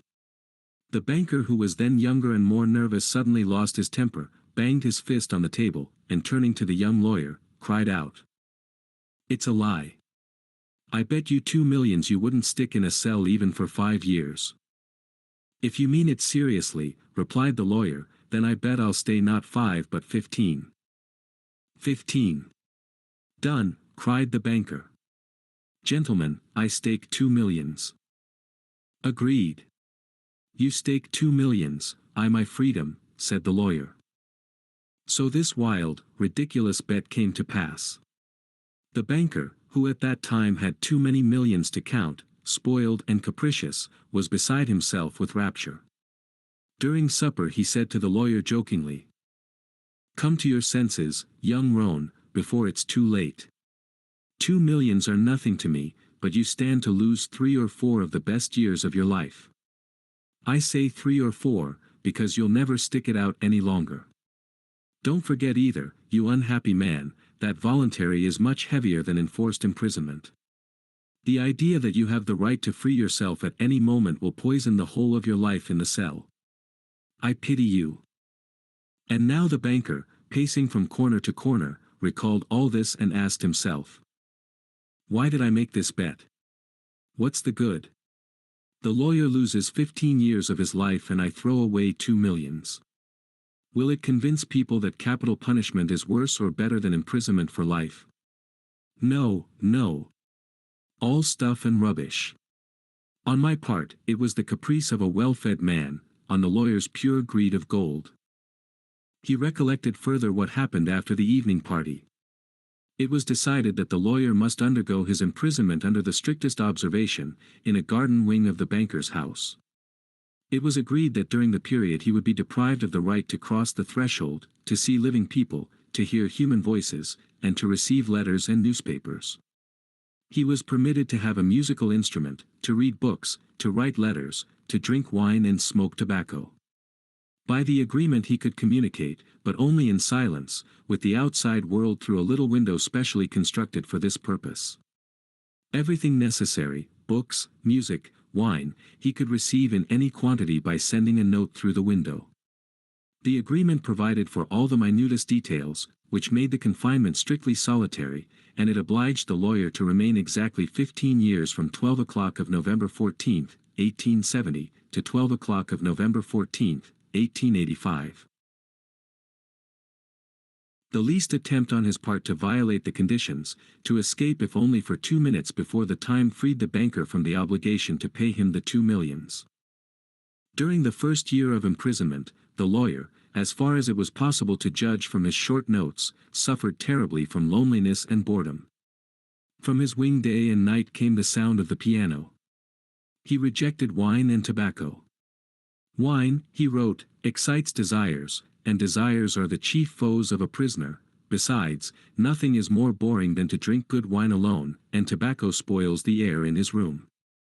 During the first year the lawyer was sent books of a light character, novels with a complicated love interest, stories of crime and fantasy, comedies, and so on. In the second year the piano was heard no longer and the lawyer asked only for classics. In the fifth year, music was heard again, and the prisoner asked for wine. Those who watched him said that during the whole of that year he was only eating, drinking, and lying on his bed. He yawned often and talked angrily to himself. Books he did not read. Sometimes at nights he would sit down to write. He would write for a long time and tear it all up in the morning. More than once he was heard to weep. In the second half of the sixth year, the prisoner began zealously to study languages, philosophy, and history. He fell on these subjects so hungrily that the banker hardly had time to get books enough for him. In the space of 4 years about 600 volumes were bought at his request. It was while that passion lasted that the banker received the following letter from the prisoner: "My dear jailer, I am writing these lines in 6 languages. Show them to experts. Let them read them. If they do not find one single mistake, I beg you to give orders to have a gun fired off in the garden. By the noise I shall know that my efforts have not been in vain. The geniuses of all ages and countries speak in different languages, but in them all burns the same flame. Oh, if you knew my heavenly happiness now that I can understand them." The prisoner's desire was fulfilled. 2 shots were fired in the garden by the banker's order. Later on, after the 10th year, the lawyer sat immovable before his table and read only the New Testament.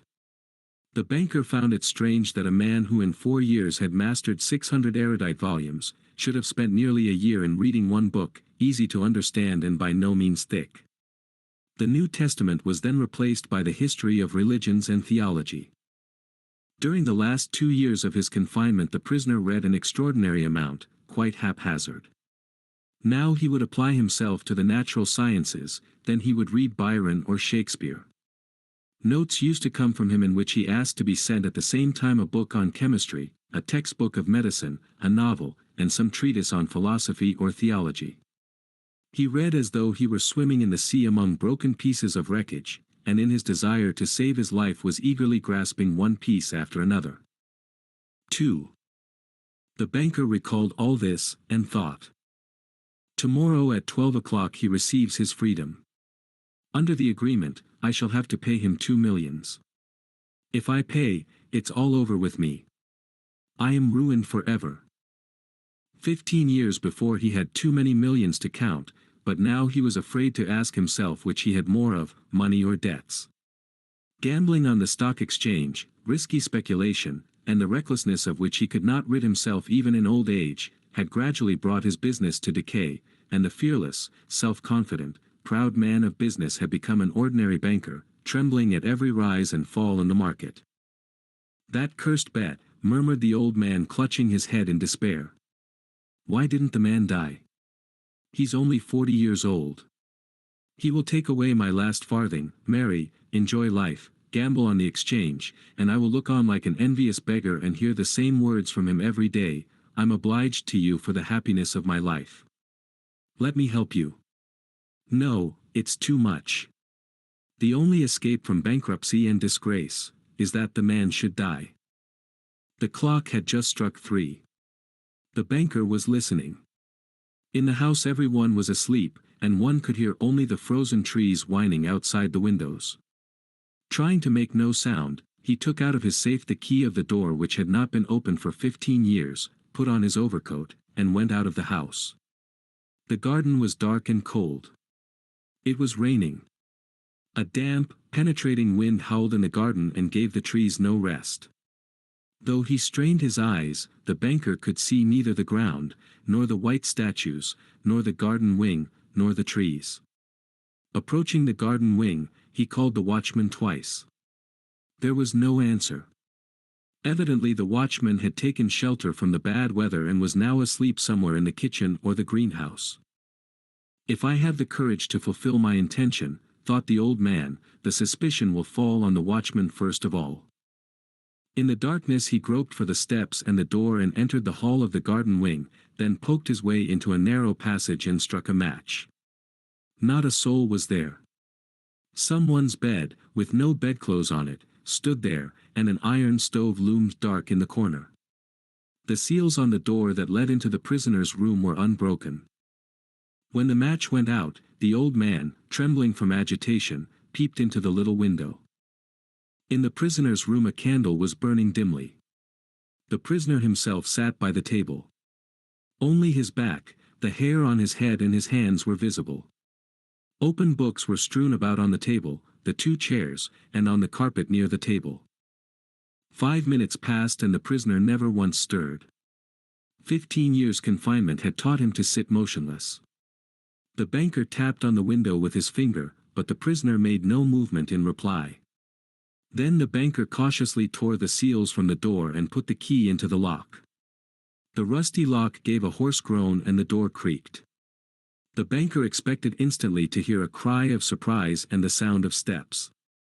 3 minutes passed and it was as quiet inside as it had been before. He made up his mind to enter. Before the table sat a man, unlike an ordinary human being. It was a skeleton, with tight-drawn skin, with long curly hair like a woman's, and a shaggy beard. The color of his face was yellow, of an earthy shade, the cheeks were sunken, the back long and narrow, and the hand upon which he leaned his hairy head was so lean and skinny that it was painful to look upon. His hair was already silvering with gray, and no one who glanced at the senile emaciation of the face would have believed that he was only 40 years old. On the table, before his bended head, lay a sheet of paper on which something was written in a tiny hand. Poor devil, thought the banker, he's asleep and probably seeing millions in his dreams. I have only to take and throw this half-dead thing on the bed, smother him a moment with the pillow, and the most careful examination will find no trace of unnatural death.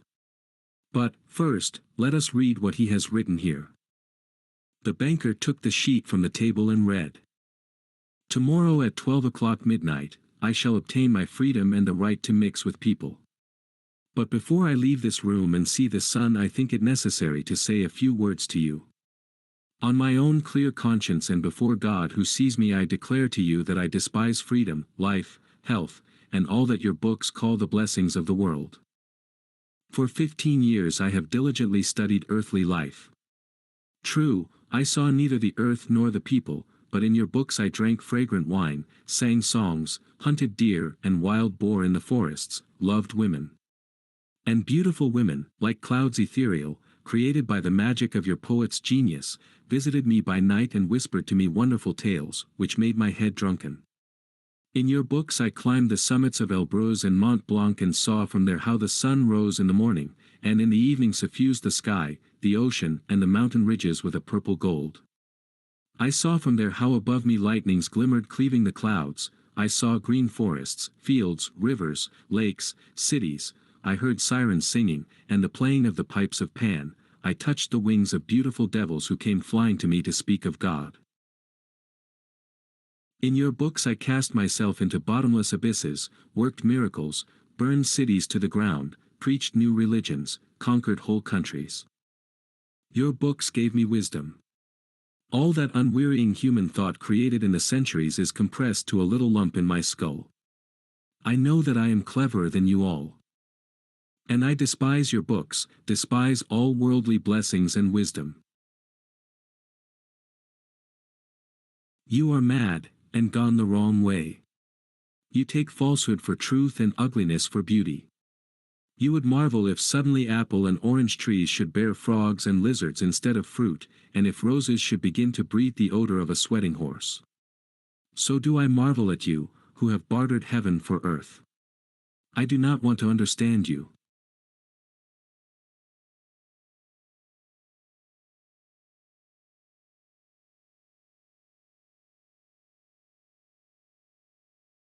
That I may show you indeed my contempt for that by which you live, I waive the 2 millions of which I once dreamed as of paradise, and which I now despise.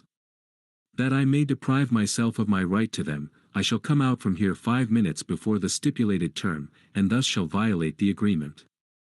When he had read, the banker put the sheet on the table, kissed the head of the strange man, and began to weep. He went out of the wing. Never at any other time, not even after his terrible losses on the exchange, had he felt such contempt for himself as now. Coming home, he lay down on his bed, but agitation and tears kept him a long time from sleeping. The next morning the poor watchman came running to him and told him that they had seen the man who lived in the wing climb through the window into the garden. He had gone to the gate and disappeared. The banker instantly went with his servants to the wing and established the escape of his prisoner. To avoid unnecessary rumors he took the paper with the renunciation from the table and, on his return, locked it in his safe. Vanka. By Anton P. Chekhov. 9-year-old Vanka Zhukov, who had been apprenticed to the shoemaker Aliakin for 3 months, did not go to bed the night before Christmas. He waited till the master and mistress and the assistants had gone out to an early church service, to procure from his employer's cupboard a small phial of ink and a penholder with a rusty nib, then, spreading a crumpled sheet of paper in front of him, he began to write. Before, however, deciding to make the first letter, he looked furtively at the door and at the window, glanced several times at the somber icon, on either side of which stretched shelves full of lasts, and heaved a heartrending sigh. The sheet of paper was spread on a bench, and he himself was on his knees in front of it. Dear Grandfather Konstantin Makarych, he wrote, I am writing you a letter. I wish you a happy Christmas and all God's holy best. I have no mama or papa, you are all I have. Vanka gave a look towards the window in which shone the reflection of his candle, and vividly pictured to himself his grandfather, Konstantin Makarych, who was night watchman at Messrs. Zivarev. He was a small, lean, unusually lively and active old man of 65, always smiling and blear-eyed. All day he slept in the servants' kitchen or trifled with the cooks. At night, enveloped in an ample sheepskin coat, he strayed round the domain tapping with his cudgel. Behind him, each hanging its head, walked the old bitch Kashtanka, and the dog Vian, so named because of his black coat and long body and his resemblance to a loach. Vian was an unusually civil and friendly dog, looking as kindly at a stranger as at his masters, but he was not to be trusted. Beneath his deference and humbleness was hid the most inquisitorial maliciousness.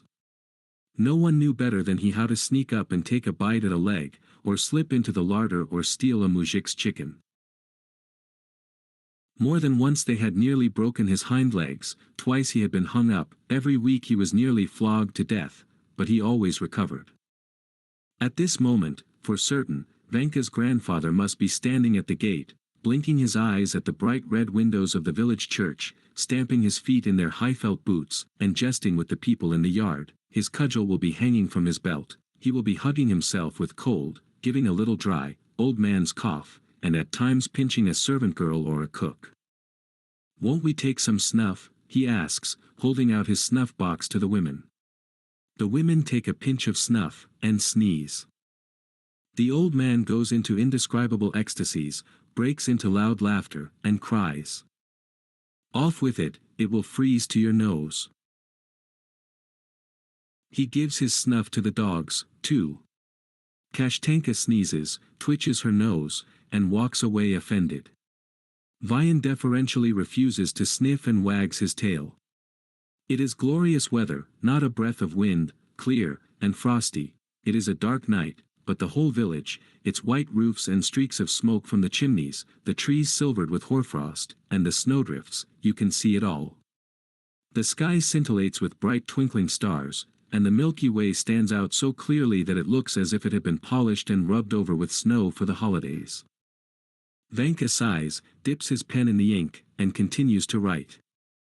"Last night I got a thrashing. My master dragged me by my hair into the yard, and belabored me with a shoemaker's stirrup, because, while I was rocking his brat in its cradle, I unfortunately fell asleep. And during the week, my mistress told me to clean a herring, and I began by its tail, so she took the herring and stuck its snout into my face.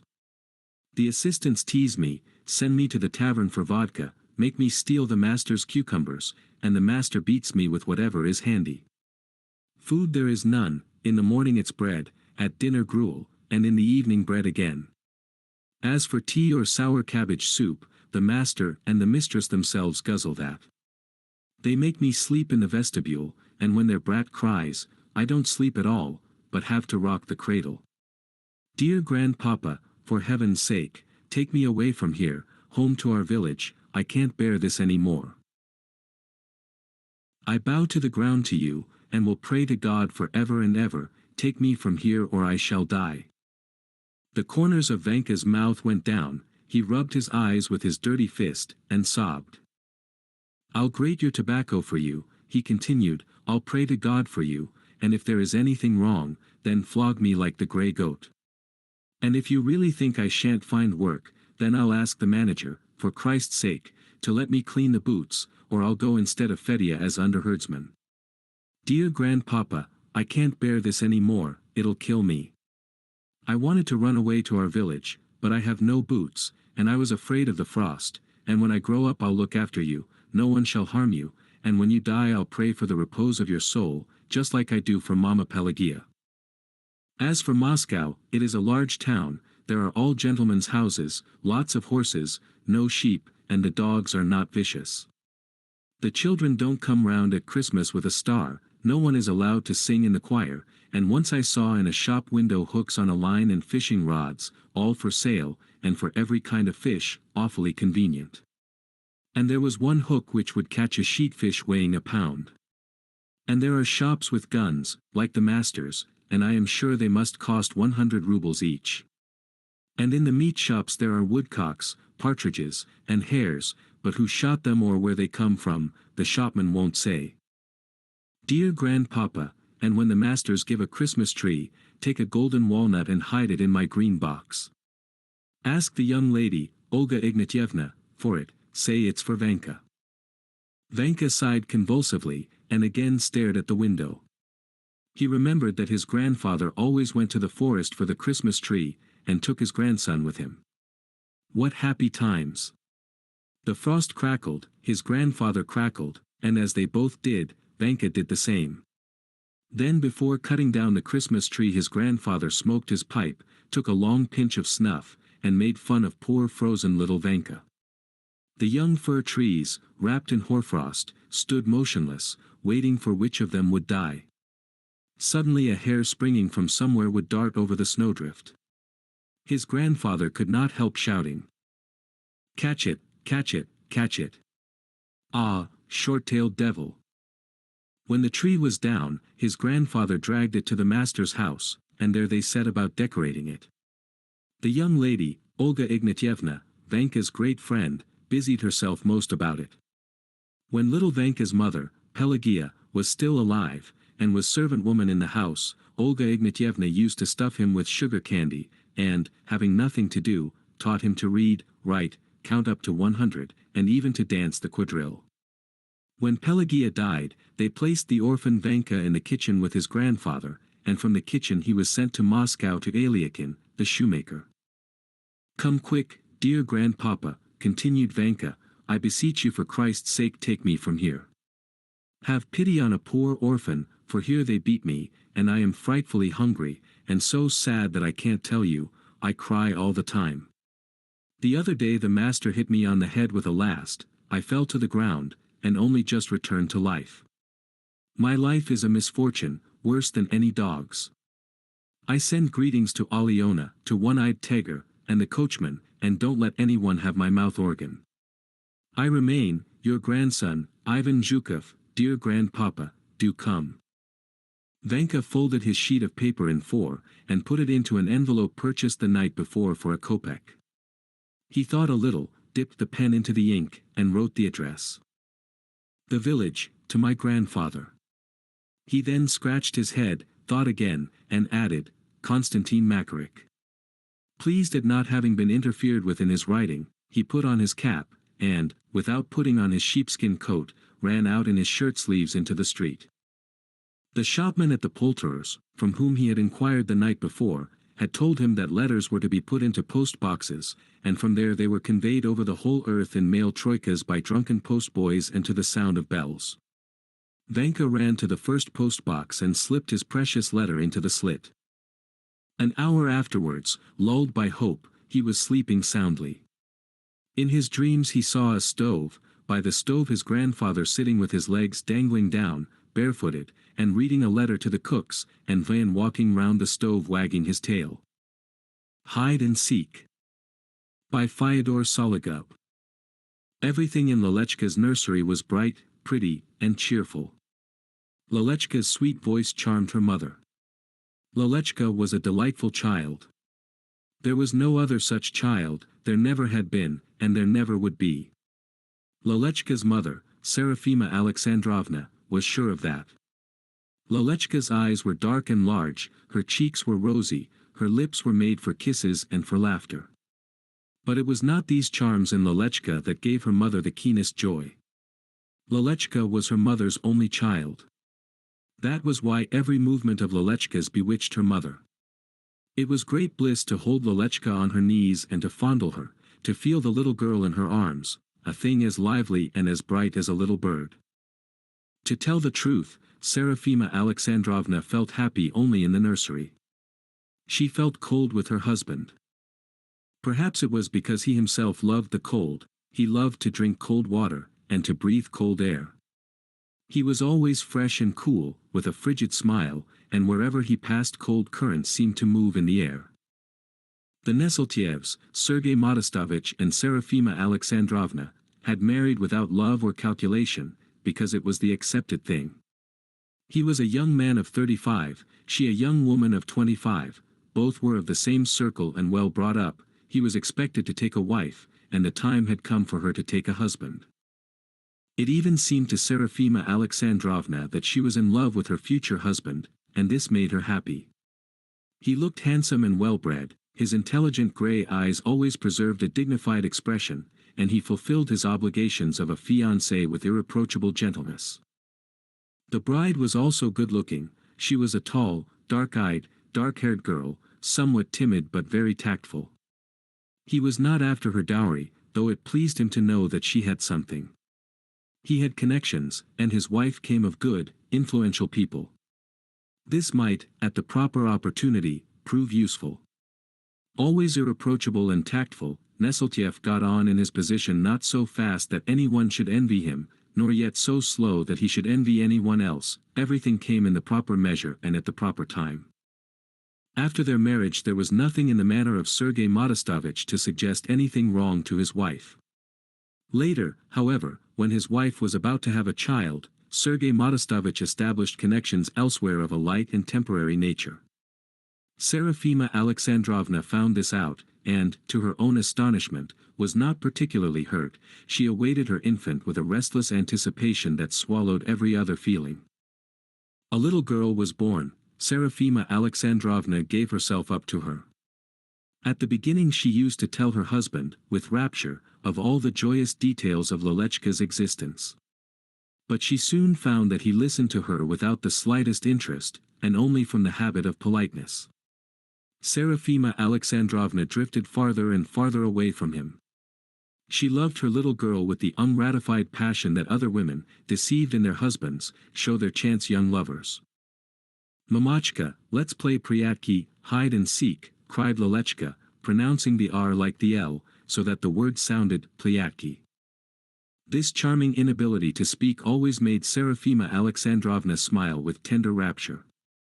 Lelechka then ran away, stamping with her plump little legs over the carpets, and hid herself behind the curtains near her bed. "Tiu tiu, Mamachka," she cried out in her sweet, laughing voice, as she looked out with a single roguish eye. "Where is my baby girl?" the mother asked, as she looked for Lelechka and made believe that she did not see her. And Lelechka poured out her rippling laughter in her hiding place. Then she came out a little farther, and her mother, as though she had only just caught sight of her, seized her by her little shoulders and exclaimed joyously, "Here she is, my Lelechka." Lelechka laughed long and merrily, her head close to her mother's knees, and all of her cuddled up between her mother's white hands. Her mother's eyes glowed with passionate emotion. "Now, Mamachka, you hide," said Lelechka, as she ceased laughing. Her mother went to hide. Lelechka turned away as though not to see, but watched her Mamachka stealthily all the time. Mama hid behind the cupboard, and exclaimed, "Tiu tiu, baby girl." Lelechka ran round the room and looked into all the corners, making believe, as her mother had done before, that she was seeking, though she really knew all the time where her Mamachka was standing. "Where's my Mamachka?" asked Lelechka. "She's not here, and she's not here," she kept on repeating, as she ran from corner to corner. Her mother stood, with suppressed breathing, her head pressed against the wall, her hair somewhat disarranged. A smile of absolute bliss played on her red lips. The nurse, Fedosia, a good-natured and fine-looking, if somewhat stupid woman, smiled as she looked at her mistress with her characteristic expression, which seemed to say that it was not for her to object to gentlewomen's caprices. She thought to herself, "The mother is like a little child herself, look how excited she is." Lelechka was getting nearer her mother's corner. Her mother was growing more absorbed every moment by her interest in the game, her heart beat with short quick strokes, and she pressed even closer to the wall, disarranging her hair still more. Lelechka suddenly glanced toward her mother's corner and screamed with joy. "I found, oh," she cried out loudly and joyously, mispronouncing her words in a way that again made her mother happy. She pulled her mother by her hands to the middle of the room, they were merry and they laughed, and Lelechka again hit her head against her mother's knees, and went on lisping and lisping, without end, her sweet little words, so fascinating yet so awkward. Sergei Modestovich was coming at this moment toward the nursery. Through the half-closed doors he heard the laughter, the joyous outcries, the sound of romping. He entered the nursery, smiling his genial cold smile. He was irreproachably dressed, and he looked fresh and erect, and he spread round him an atmosphere of cleanliness, freshness and coldness. He entered in the midst of the lively game, and he confused them all by his radiant coldness. Even Fedosia felt abashed, now for her mistress, now for herself. Serafima Alexandrovna at once became calm and apparently cold, and this mood communicated itself to the little girl, who ceased to laugh, but looked instead, silently and intently, at her father. Sergei Modestovich gave a swift glance round the room. He liked coming here, where everything was beautifully arranged. This was done by Serafima Alexandrovna, who wished to surround her little girl, from her very infancy, only with the loveliest things. Serafima Alexandrovna dressed herself tastefully. This, too, she did for Lelechka, with the same end in view. One thing Sergei Modestovich had not become reconciled to, and this was his wife's almost continuous presence in the nursery. "It's just as I thought. I knew that I'd find you here, he said with a derisive and condescending smile. They left the nursery together. As he followed his wife through the door, Sergei Modestovich said rather indifferently, in an incidental way, laying no stress on his words, "Don't you think that it would be well for the little girl if she were sometimes without your company? Merely, you see, that the child should feel its own individuality," he explained in answer to Serafima Alexandrovna's puzzled glance. "She's still so little," said Serafima Alexandrovna. "In any case, this is but my humble opinion. I don't insist. It's your kingdom there." "I'll think it over," his wife answered, smiling, as he did, coldly but genially. Then they began to talk of something else. 2. Nurse Fedosia, sitting in the kitchen that evening, was telling the silent housemaid Daria and the talkative old cook Agathia about the young lady of the house, and how the child loved to play priatki with her mother. She hides her little face, and cries, "Tayariu." "And the mistress herself is like a little one," added Fedosia, smiling. Agathia listened and shook her head ominously, while her face became grave and reproachful. "That the mistress does it, well, that's one thing, but that the young lady does it, that's bad." "Why?" asked Fedosia with curiosity. This expression of curiosity gave her face the look of a wooden, roughly painted doll. "Yes, that's bad," repeated Agathia with conviction. "Terribly bad." "Well," said Fedosia, the ludicrous expression of curiosity on her face becoming more emphatic.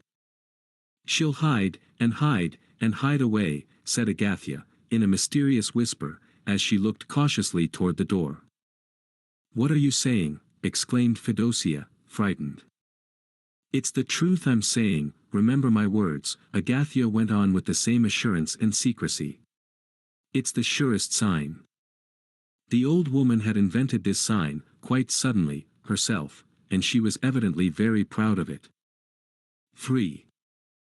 Lalechka was asleep, and Serafima Alexandrovna was sitting in her own room, thinking with joy and tenderness of Lalechka. Lalechka was in her thoughts, first a sweet, tiny girl, then a sweet, big girl, then again a delightful little girl, and so until the end she remained Mama's little Lalechka. Serafima Alexandrovna did not even notice that Fedosia came up to her and paused before her. Fedosia had a worried, frightened look. "Madam, madam," she said quietly, in a trembling voice. Serafima Alexandrovna gave a start. Fedosia's face made her anxious. "What is it, Fedosia?" she asked with great concern. "Is there anything wrong with Lalechka?" "No, madam," said Fedosia, as she gesticulated with her hands to reassure her mistress and to make her sit down. "Lalechka is asleep, may God be with her. Only I'd like to say something. You see, Lalechka is always hiding herself, that's not good." Fedosia looked at her mistress with fixed eyes, which had grown round from fright. "Why not good?" asked Serafima Alexandrovna, with vexation, succumbing involuntarily to vague fears. "I can't tell you how bad it is," said Fedosia, and her face expressed the most decided confidence. "Please speak in a sensible way," observed Serafima Alexandrovna dryly. "I understand nothing of what you are saying." "You see, madam, it's a kind of omen," explained Fedosia abruptly, in a shamefaced way. "Nonsense," said Serafima Alexandrovna. She did not wish to hear any further as to the sort of omen it was, and what it foreboded. But, somehow, a sense of fear and of sadness crept into her mood, and it was humiliating to feel that an absurd tale should disturb her beloved fancies, and should agitate her so deeply. "Of course I know that gentlefolk don't believe in omens, but it's a bad omen, madam," Fedosia went on in a doleful voice. "The young lady will hide, and hide." Suddenly she burst into tears, sobbing out loudly, "She'll hide, and hide, and hide away, angelic little soul, in a damp grave," she continued, as she wiped her tears with her apron and blew her nose. "Who told you all this?" asked Serafima Alexandrovna in an austere low voice. "Agathia says so, madam," answered Fedosia. "It's she that knows." "Nose!" exclaimed Serafima Alexandrovna in irritation, as though she wished to protect herself somehow from this sudden anxiety. "What nonsense! Please don't come to me with any such notions in the future. Now you may go." Fedosia, dejected, her feelings hurt, left her mistress. What nonsense! As though Lelechka could die, thought Serafima Alexandrovna to herself, trying to conquer the feeling of coldness and fear which took possession of her at the thought of the possible death of Lelechka. Serafima Alexandrovna, upon reflection, attributed these women's beliefs in omens to ignorance. She saw clearly that there could be no possible connection between a child's quite ordinary diversion and the continuation of the child's life. She made a special effort that evening to occupy her mind with other matters, but her thoughts returned involuntarily to the fact that Lelechka loved to hide herself. When Lelechka was still quite small, and had learned to distinguish between her mother and her nurse, she sometimes, sitting in her nurse's arms, made a sudden roguish grimace, and hid her laughing face in the nurse's shoulder. Then she would look out with a sly glance. Of late, in those rare moments of the mistress' absence from the nursery, Fedosia had again taught Lelechka to hide, and when Lelechka's mother, on coming in, saw how lovely the child looked when she was hiding, she herself began to play hide and seek with her tiny daughter. 4. The next day Serafima Alexandrovna, absorbed in her joyous cares for Lelechka, had forgotten Fedosia's words of the day before. But when she returned to the nursery, after having ordered the dinner, and she heard Lelechka suddenly cry, "Tiu tiu," from under the table, a feeling of fear suddenly took hold of her. Though she reproached herself at once for this unfounded, superstitious dread, nevertheless she could not enter wholeheartedly into the spirit of Lelechka's favorite game, and she tried to divert Lelechka's attention to something else. Lelechka was a lovely and obedient child. She eagerly complied with her mother's new wishes. But as she had got into the habit of hiding from her mother in some corner, and of crying out, "Tiu tiu," so even that day she returned more than once to the game. Serafima Alexandrovna tried desperately to amuse Lelechka. This was not so easy because restless, threatening thoughts obtruded themselves constantly. Why does Lelechka keep on recalling the "tiu tiu"? Why does she not get tired of the same thing, of eternally closing her eyes, and of hiding her face? Perhaps, thought Serafima Alexandrovna, she is not as strongly drawn to the world as other children, who are attracted by many things. If this is so, is it not a sign of organic weakness? Is it not a germ of the unconscious non-desire to live? Serafima Alexandrovna was tormented by presentiments. She felt ashamed of herself for ceasing to play hide and seek with Lelechka before Fedosia. But this game had become agonizing to her, all the more agonizing because she had a real desire to play it, and because something drew her very strongly to hide herself from Lelechka and to seek out the hiding child. Serafima Alexandrovna herself began the game once or twice, though she played it with a heavy heart. She suffered as though committing an evil deed with full consciousness. It was a sad day for Serafima Alexandrovna. Lelechka was about to fall asleep. No sooner had she climbed into her little bed, protected by a network on all sides, than her eyes began to close from fatigue. Her mother covered her with a blue blanket. Lelechka drew her sweet little hands from under the blanket and stretched them out to embrace her mother. Her mother bent down. Lelechka, with a tender expression on her sleepy face, kissed her mother and let her head fall on the pillow. As her hands hid themselves under the blanket, Lelechka whispered, "The hands tiu tiu." The mother's heart seemed to stop. Lelechka lay there so small, so frail, so quiet. Lelechka smiled gently, closed her eyes and said quietly, "The eyes tiu tiu." Then even more quietly, "Lelechka tiu tiu." With these words she fell asleep, her face pressing the pillow. She seemed so small and so frail under the blanket that covered her. Her mother looked at her with sad eyes. Serafima Alexandrovna remained standing over Lelechka's bed a long while, and she kept looking at Lelechka with tenderness and fear. "I'm a mother, is it possible that I shouldn't be able to protect her?" she thought, as she imagined the various ills that might befall Lelechka. She prayed long that night, but the prayer did not relieve her sadness. 6. Several days passed. Lelechka caught cold. The fever came upon her at night. When Serafima Alexandrovna, awakened by Fedosia, came to Lelechka and saw her looking so hot, so restless, and so tormented, she instantly recalled the evil omen, and a hopeless despair took possession of her from the first moments. A doctor was called, and everything was done that is usual on such occasions, but the inevitable happened. Serafima Alexandrovna tried to console herself with the hope that Lelechka would get well, and would again laugh and play, yet this seemed to her an unthinkable happiness. And Lelechka grew feebler from hour to hour. All simulated tranquility, so as not to frighten Serafima Alexandrovna, but their masked faces only made her sad.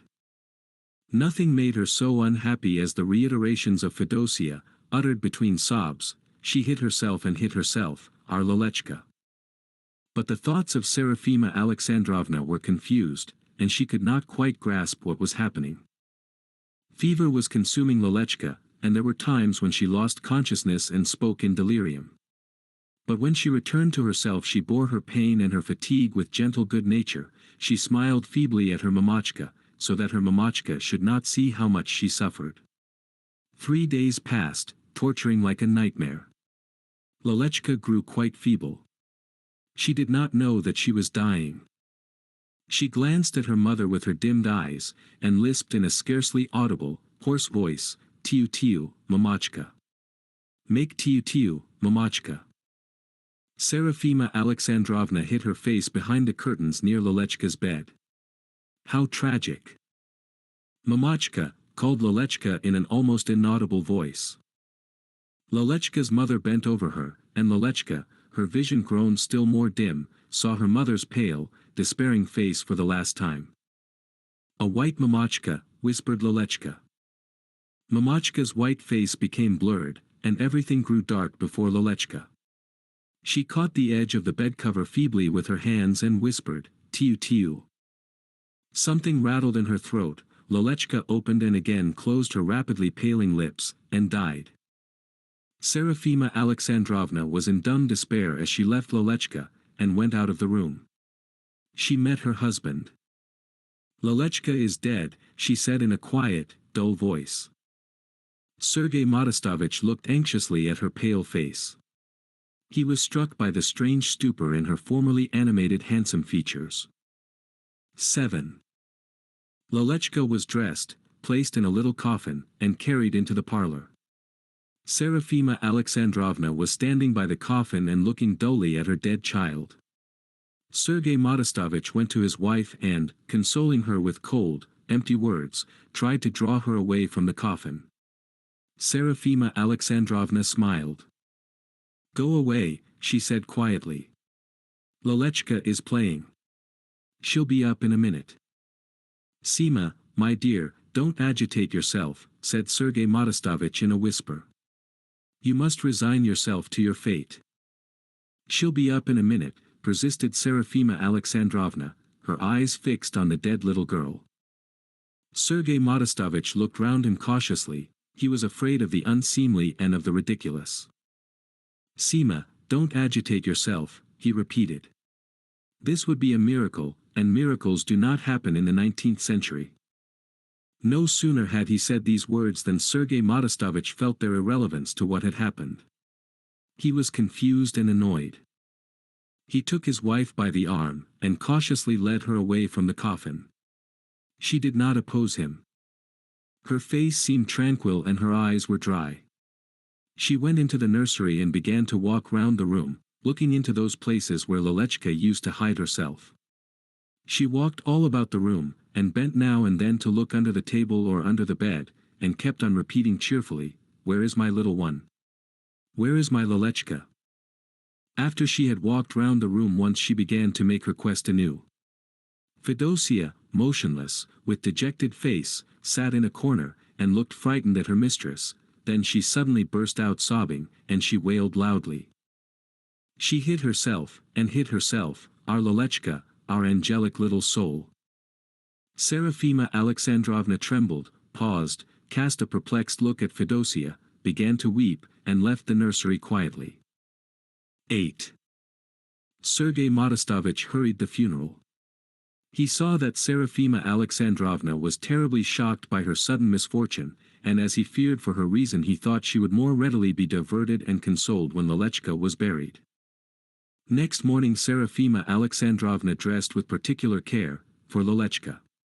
When she entered the parlor there were several people between her and Lelechka. The priest and deacon paced up and down the room, clouds of blue smoke drifted in the air, and there was a smell of incense. There was an oppressive feeling of heaviness in Serafima Alexandrovna's head as she approached Lelechka. Lelechka lay there still and pale, and smiled pathetically. Serafima Alexandrovna laid her cheek upon the edge of Lelechka's coffin, and whispered, "Tiu tiu, little one." The little one did not reply.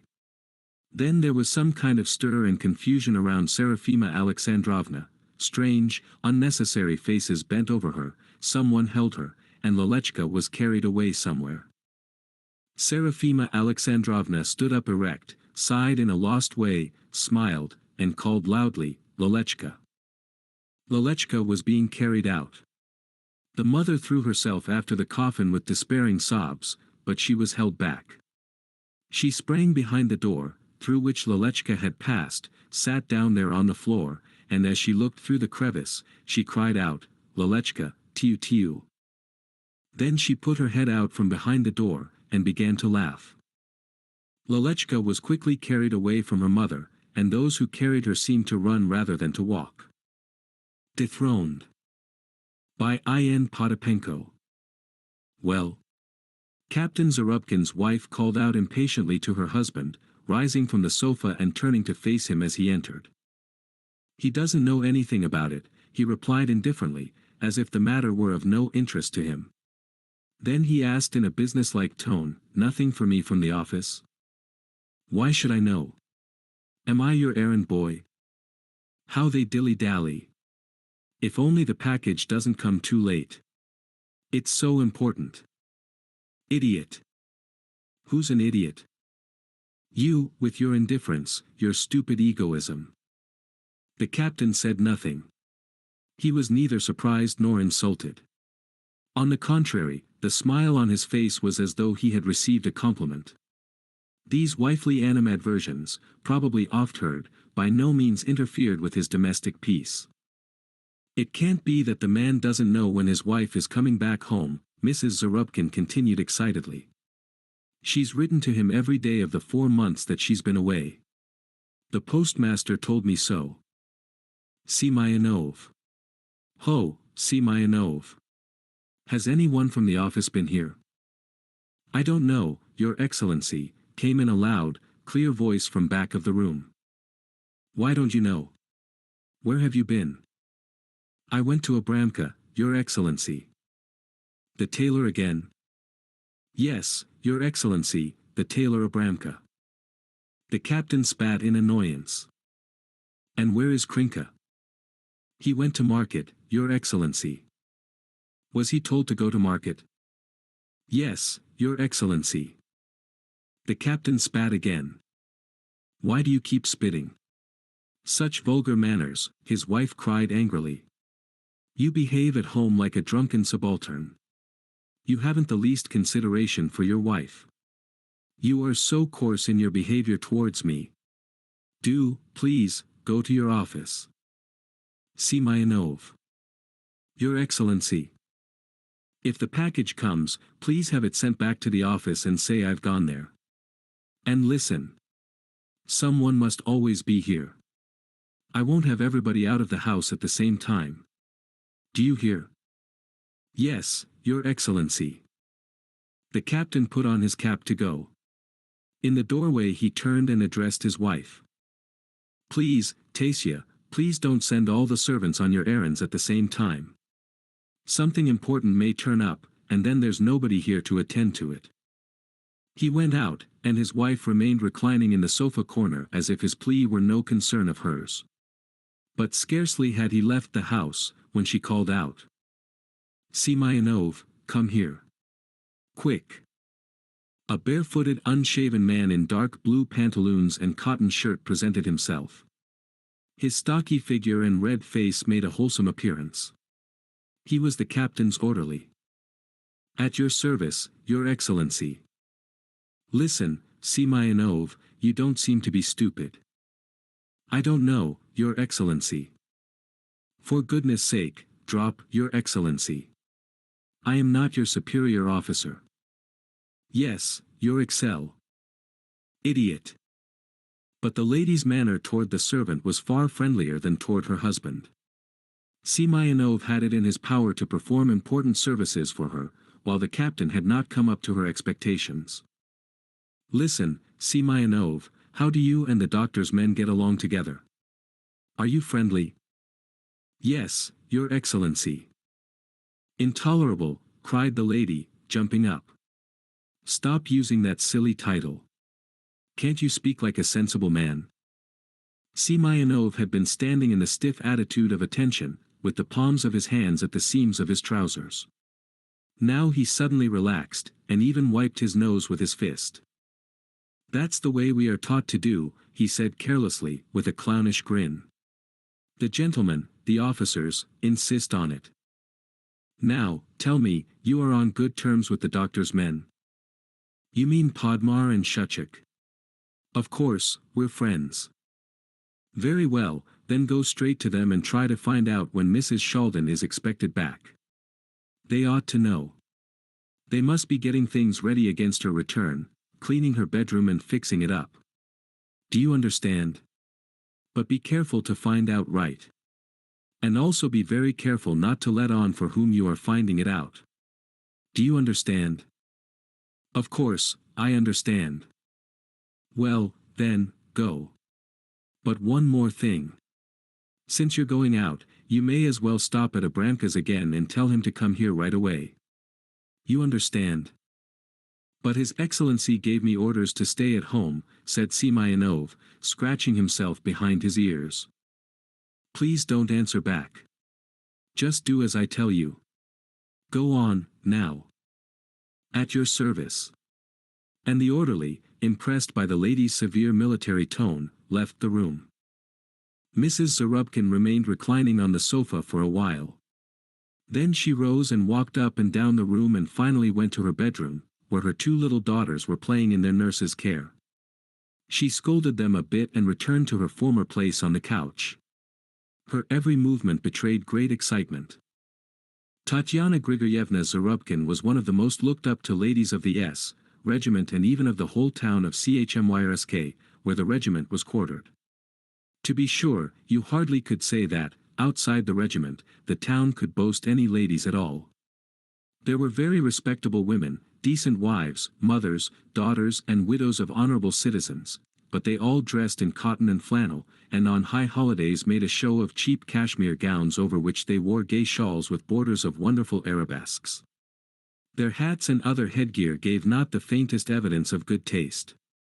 So they could scarcely be dubbed ladies. They were satisfied to be called women. Each one of them, almost, had the name of her husband's trade or position tacked to her name: Mrs. Grocer so-and-so, Mrs. Mayor so-and-so, Mrs. Milliner so-and-so, etc. Genuine ladies. In the Russian society sense had never come to the town before the S. Regiment had taken up its quarters there, and it goes without saying that the ladies of the regiment had nothing in common, and therefore no intercourse with, the women of the town. They were so dissimilar that they were like creatures of a different species. There is no disputing that Tatyana Grigoryevna Zarubkin was one of the most looked up to of the ladies. She invariably played the most important part at all the regimental affairs, the amateur theatricals, the social evenings, the afternoon teas. If the captain's wife was not to be present, it was a foregone conclusion that the affair would not be a success. The most important point was that Mrs. Zarubkin had the untarnished reputation of being the best dressed of all the ladies. She was always the most distinguished looking at the annual ball. Her gown for the occasion, ordered from Moscow, was always chosen with the greatest regard for her charms and defects, and it was always exquisitely beautiful. A new fashion could not gain admittance to the other ladies of the regiment except by way of the captain's wife. Thanks to her good taste in dressing, The stately blonde was queen at all the balls and in all the salons of CHMYRSK. Another advantage of hers was that although she was nearly 40 she still looked fresh and youthful, so that the young officers were constantly hovering about her and paying her homage. November was a very lively month in the regiment's calendar. It was on the 10th of November that the annual ball took place. The ladies, of course, spent their best efforts in preparation for this event. Needless to say that in these arduous activities, Abramka Stiftik, the ladies' tailor, played a prominent role. He was the one man in CHMYRSK who had any understanding at all for the subtle art of the feminine toilet. Preparations had begun in his shop in August already. Within the last weeks his modest parlor, furnished with 6 shabby chairs placed about a round table, and a fly-specked mirror on the wall, the atmosphere heavy with a smell of onions and herring, had been filled from early morning to the evening hours with the most charming and elegant of the fairer sex. There was trying on and discussion of styles and selection of material. It was all very nerve-wracking for the ladies. The only one who had never appeared in this parlor was the captain's wife. That had been a thorn in Abramka's flesh. He had spent days and nights going over in his mind how he could rid this lady of the, in his opinion, wretched habit of ordering her clothes from Moscow. For this ball, however, as she herself had told him, she had not ordered a dress but only material from out of town, from which he deduced that he was to make the gown for her. But there was only 1 week left before the ball, and still she had not come to him. Abramka was in a state of feverishness. He longed once to make a dress for Mrs. Zarubkin. It would add to his glory. He wanted to prove that he understood his trade just as well as any tailor in Moscow, and that it was quite superfluous for her to order her gowns outside of CHMYRSK. He would come out the triumphant competitor of Moscow. As each day passed and Mrs. Zarubkin did not appear in his shop, his nervousness increased. Finally she ordered a dressing jacket from him, but not a word said of a ball gown. What was he to think of it? So, when Semyonov told him that Mrs. Zarubkin was expecting him at her home, it goes without saying that he instantly removed the dozen pins in his mouth, as he was trying on a customer's dress, told one of his assistants to continue with the fitting, and instantly set off to call on the captain's wife. In this case, it was not a question of a mere ball gown, but of the acquisition of the best customer in town. Although Abramka wore a silk hat and a suit in keeping with the silk hat, still he was careful not to ring at the front entrance, but always knocked at the back door. At another time when the captain's orderly was not in the house, for the captain's orderly also performed the duties of the captain's cook, he might have knocked long and loud. On other occasions a cannon might have been shot off right next to Tatyana Grigoryevna's ears and she would not have lifted her fingers to open the door. But now she instantly caught the sound of the modest knocking and opened the back door herself for Abramka. "Oh," she cried delightedly. "You, Abramka." She really wanted to address him less familiarly, as was more befitting so dignified a man in a silk hat, but everybody called him Abramka, and he would have been very much surprised had he been honored with his full name, Abram Shrilovich Stiftik. So she thought it best to address him as the others did. Mr. Abramka was tall and thin. There was always a melancholy expression in his pale face. He had a little stoop, a long and very heavy grayish beard. He had been practicing his profession for 30 years. Ever since his apprenticeship he had been called Abramka, which did not strike him as at all derogatory or unfitting. Even his shingle read, Ladies' Tailor, Abramka Stiftik, the most valid proof that he deemed his name immaterial, but that the chief thing to him was his art. As a matter of fact, he had attained, if not perfection in tailoring, yet remarkable skill. To this all the ladies of the S. Regiment could attest with conviction. Abramka removed his silk hat, stepped into the kitchen, and said gravely, with profound feeling, "Mrs. Zarubkin, I am entirely at your service. Come into the reception room. I have something very important to speak to you about." Abramka followed in silence. He stepped softly on tiptoe, as if afraid of waking someone. "Sit down, Abramka, listen, but give me your word of honor, you won't tell anyone?" Tatyana Grigoryevna began, reddening a bit. She was ashamed to have to let the tailor Abramka into her secret, but since there was no getting around it, she quieted herself and in an instant had regained her ease. "I don't know what you are speaking of, Mrs. Zarubkin," Abramka rejoined. He assumed a somewhat injured manner. "Have you ever heard of Abramka ever babbling anything out? You certainly know that in my profession, you know everybody has some secret to be kept." "Oh, you must have misunderstood me, Abramka. What sort of secrets do you mean?" "Well, one lady is a little bit one-sided, another lady," he pointed to his breast, "is not quite full enough, another lady has scrawny arms, such things as that have to be covered up or filled out or laced in, so as to look better. That is where our art comes in. But we are in duty bound not to say anything about it." Tatyana Grigoryevna smiled. "Well, I can assure you I am all right that way. There is nothing about me that needs to be covered up or filled out." "Oh, as if I didn't know that. Everybody knows that Mrs. Zarubkin's figure is perfect," Abramka cried, trying to flatter his new customer. Mrs. Zarubkin laughed and made up her mind to remember, "Everybody knows that Mrs. Zarubkin's figure is perfect." Then she said, "You know that the ball is to take place in a week." "Yes, indeed, Mrs. Zarubkin, in only 1 week, unfortunately, only 1 week," replied Abramka, sighing. "But you remember your promise to make my dress for me for the ball this time?" "Mrs. Zarubkin," Abramka cried, laying his hand on his heart. "Have I said that I was not willing to make it? No, indeed, I said it must be made and made right, for Mrs. Zarubkin, it must be better than for anyone else. That's the way I feel about it." "Splendid. Just what I wanted to know. But why don't you show me your material? Why don't you say to me, 'Here, Abramka, here is the stuff, make a dress'?" Abramka would work on it day and night. "Ahem, that's just it, I can't order it. That is where the trouble comes in. Tell me, Abramka, what is the shortest time you need for making the dress?"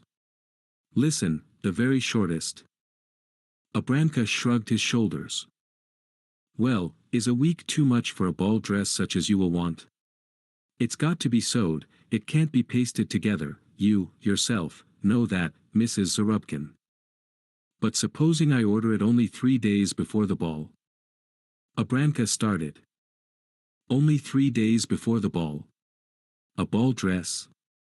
Am I a god, Mrs. Zarubkin? I am nothing but the lady's tailor, Abramka Stiftik." "Well, then you are a nice tailor," said Tatyana Grigoryevna, scornfully. "In Moscow they made a ball dress for me in 2 days."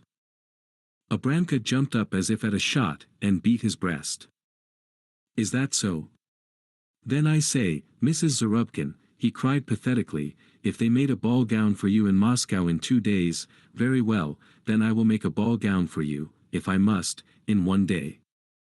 I will neither eat nor sleep, and I won't let my help off either for 1 minute. How does that suit you?" "Sit down, Abramka, thank you very much. I hope I shall not have to put such a strain on you. It really does not depend upon me, otherwise I should have ordered the dress from you long ago." "It doesn't depend upon you? Then upon whom does it depend?" "Ahem, it depends upon, but now, Abramka, remember this is just between you and me, it depends upon Mrs. Shaldin." "Upon Mrs. Shaldin, the doctor's wife? Why, she isn't even here." "That's just it. That is why I have to wait. How is it that a clever man like you, Abramka, doesn't grasp the situation?" "Hm. Let me see." Abramka racked his brains for a solution of the riddle. How could it be that Mrs. Shaldin, who was away, should have anything to do with Mrs. Zarubkin's order for a gown? No, that passed his comprehension. "She certainly will get back in time for the ball," said Mrs. Zarubkin, to give him a cue. "Well, yes. And certainly will bring a dress back with her." "Certainly. A dress from abroad, something we have never seen here, something highly original." "Mrs. Zarubkin!" Abramka cried, as if a truth of tremendous import had been revealed to him. "Mrs. Zarubkin, I understand. Why certainly. Yes, but that will be pretty hard. That's just it. Abramka reflected a moment, then said. I assure you, Mrs. Zarubkin, you need not be a bit uneasy. I will make a dress for you that will be just as grand as the one from abroad. I assure you, your dress will be the most elegant one at the ball, just as it always has been. I tell you, my name won't be Abramka Stiftikif. His eager asseveration seemed not quite to satisfy the captain's wife. Her mind was not quite set at ease. She interrupted him. But the style, Abramka, the style. You can't possibly guess what the latest fashion is abroad. Why shouldn't I know what the latest fashion is, Mrs. Zarubkin? In Kiev I have a friend who publishes fashion plates. I will telegraph to him, and he will immediately send me pictures of the latest French models. The telegram will cost only 80 cents, Mrs. Zarubkin, and I swear to you I will copy any dress he sends. Mrs. Shaldin can't possibly have a dress like that. All very well and good, and that's what we'll do. Still we must wait until Mrs. Shaldin comes back. Don't you see, Abramka, I must have exactly the same style that she has? Can't you see, so that nobody can say that she is in the latest fashion? At this point Semyonov entered the room cautiously. He was wearing the oddest-looking jacket and the captain's old boots. His hair was rumpled, and his eyes were shining suspiciously. There was every sign that he had used the renewal of friendship with the doctor's men as a pretext for a booze. I had to stand them some brandy, Your Excellency, he said saucily, but catching his mistress's threatening look, he lowered his head guiltily. Idiot, she yelled at him, face about. Be off with you to the kitchen. In his befuddlement, Semyonov had not noticed Abramka's presence. Now he became aware of him, faced about and retired to the kitchen sheepishly. What an impolite fellow, said Abramka reproachfully. Oh, you wouldn't believe, said the captain's wife, but instantly followed Semyonov into the kitchen. Semyonov, aware of his awful misdemeanor, tried to stand up straight and give a report. She will come back, Your Excellency, day after tomorrow toward evening. She sent a telegram. Is that true now? I swear it's true. Shchuk saw it himself. All right, very good. You will get something for this. Yes, Your Excellency. Silence, you goose. Go on, set the table. Abramka remained about 10 minutes longer with the captain's wife, and on leaving said. Let me assure you once again, Mrs. Zarubkin, you needn't worry, just select the style, and I will make a gown for you that the best tailor in Paris can't beat. He pressed his hand to his heart in token of his intention to do everything in his power for Mrs. Zarubkin. It was 7 o'clock in the evening. Mrs. Shaldin and her trunk had arrived hardly half an hour before, yet the captain's wife was already there paying visit, which was a sign of the warm friendship that existed between the two women. They kissed each other and fell to talking. The doctor, a tall man of 45, seemed discomfited by the visit, and passed unfriendly side glances at his guest. He had hoped to spend that evening undisturbed with his wife, and he well knew that when the ladies of the regiment came to call upon each other, for only a second, it meant a whole evening of listening to idle talk. You wouldn't believe me, dear, how bored I was the whole time you were away, how I longed for you, Natalie Semyonovna. But you probably never gave us a thought. Oh, how can you say anything like that? I was thinking of you every minute, every second. If I hadn't been obliged to finish the cure, I should have returned long ago. No matter how beautiful it may be away from home, still the only place to live is among those that are near and dear to you. These were only the preliminary soundings. They lasted with variations for a quarter of an hour. First Mrs. Shaldin narrated a few incidents of the trip, then Mrs. Zarubkin gave a report of some of the chief happenings in the life of the regiment. When the conversation was in full swing, and the samovar was singing on the table, and the pancakes were spreading their appetizing odor, the captain's wife suddenly cried. I wonder what the fashions are abroad now. I say, you must have feasted your eyes on them. Mrs. Shaldin simply replied with a scornful gesture. Other people may like them, but I don't care for them one bit. I am glad we here don't get to see them until a year later. You know, Tatyana Grigoryevna, you sometimes see the ugliest styles. Really? Asked the captain's wife eagerly, her eyes gleaming with curiosity. The great moment of complete revelation seemed to have arrived. Perfectly hideous, I tell you. Just imagine, you know how nice the plain skirts were. Then why change them? But no, to be in style now, the skirts have to be draped. Why? It is just a sign of complete lack of imagination. And in Lyons they got out a new kind of silk, but that is still a French secret. Why a secret? The silk is certainly being worn already.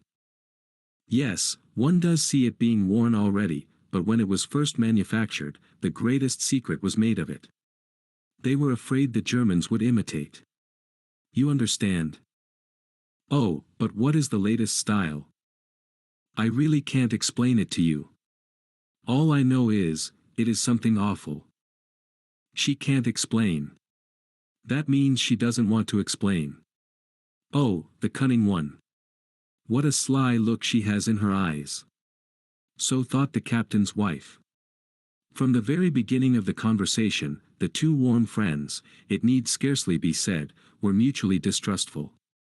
Each had the conviction that everything the other said was to be taken in the very opposite sense. They were of about the same age, Mrs. Shaldin possibly 1 or 2 years younger than Mrs. Zarubkin.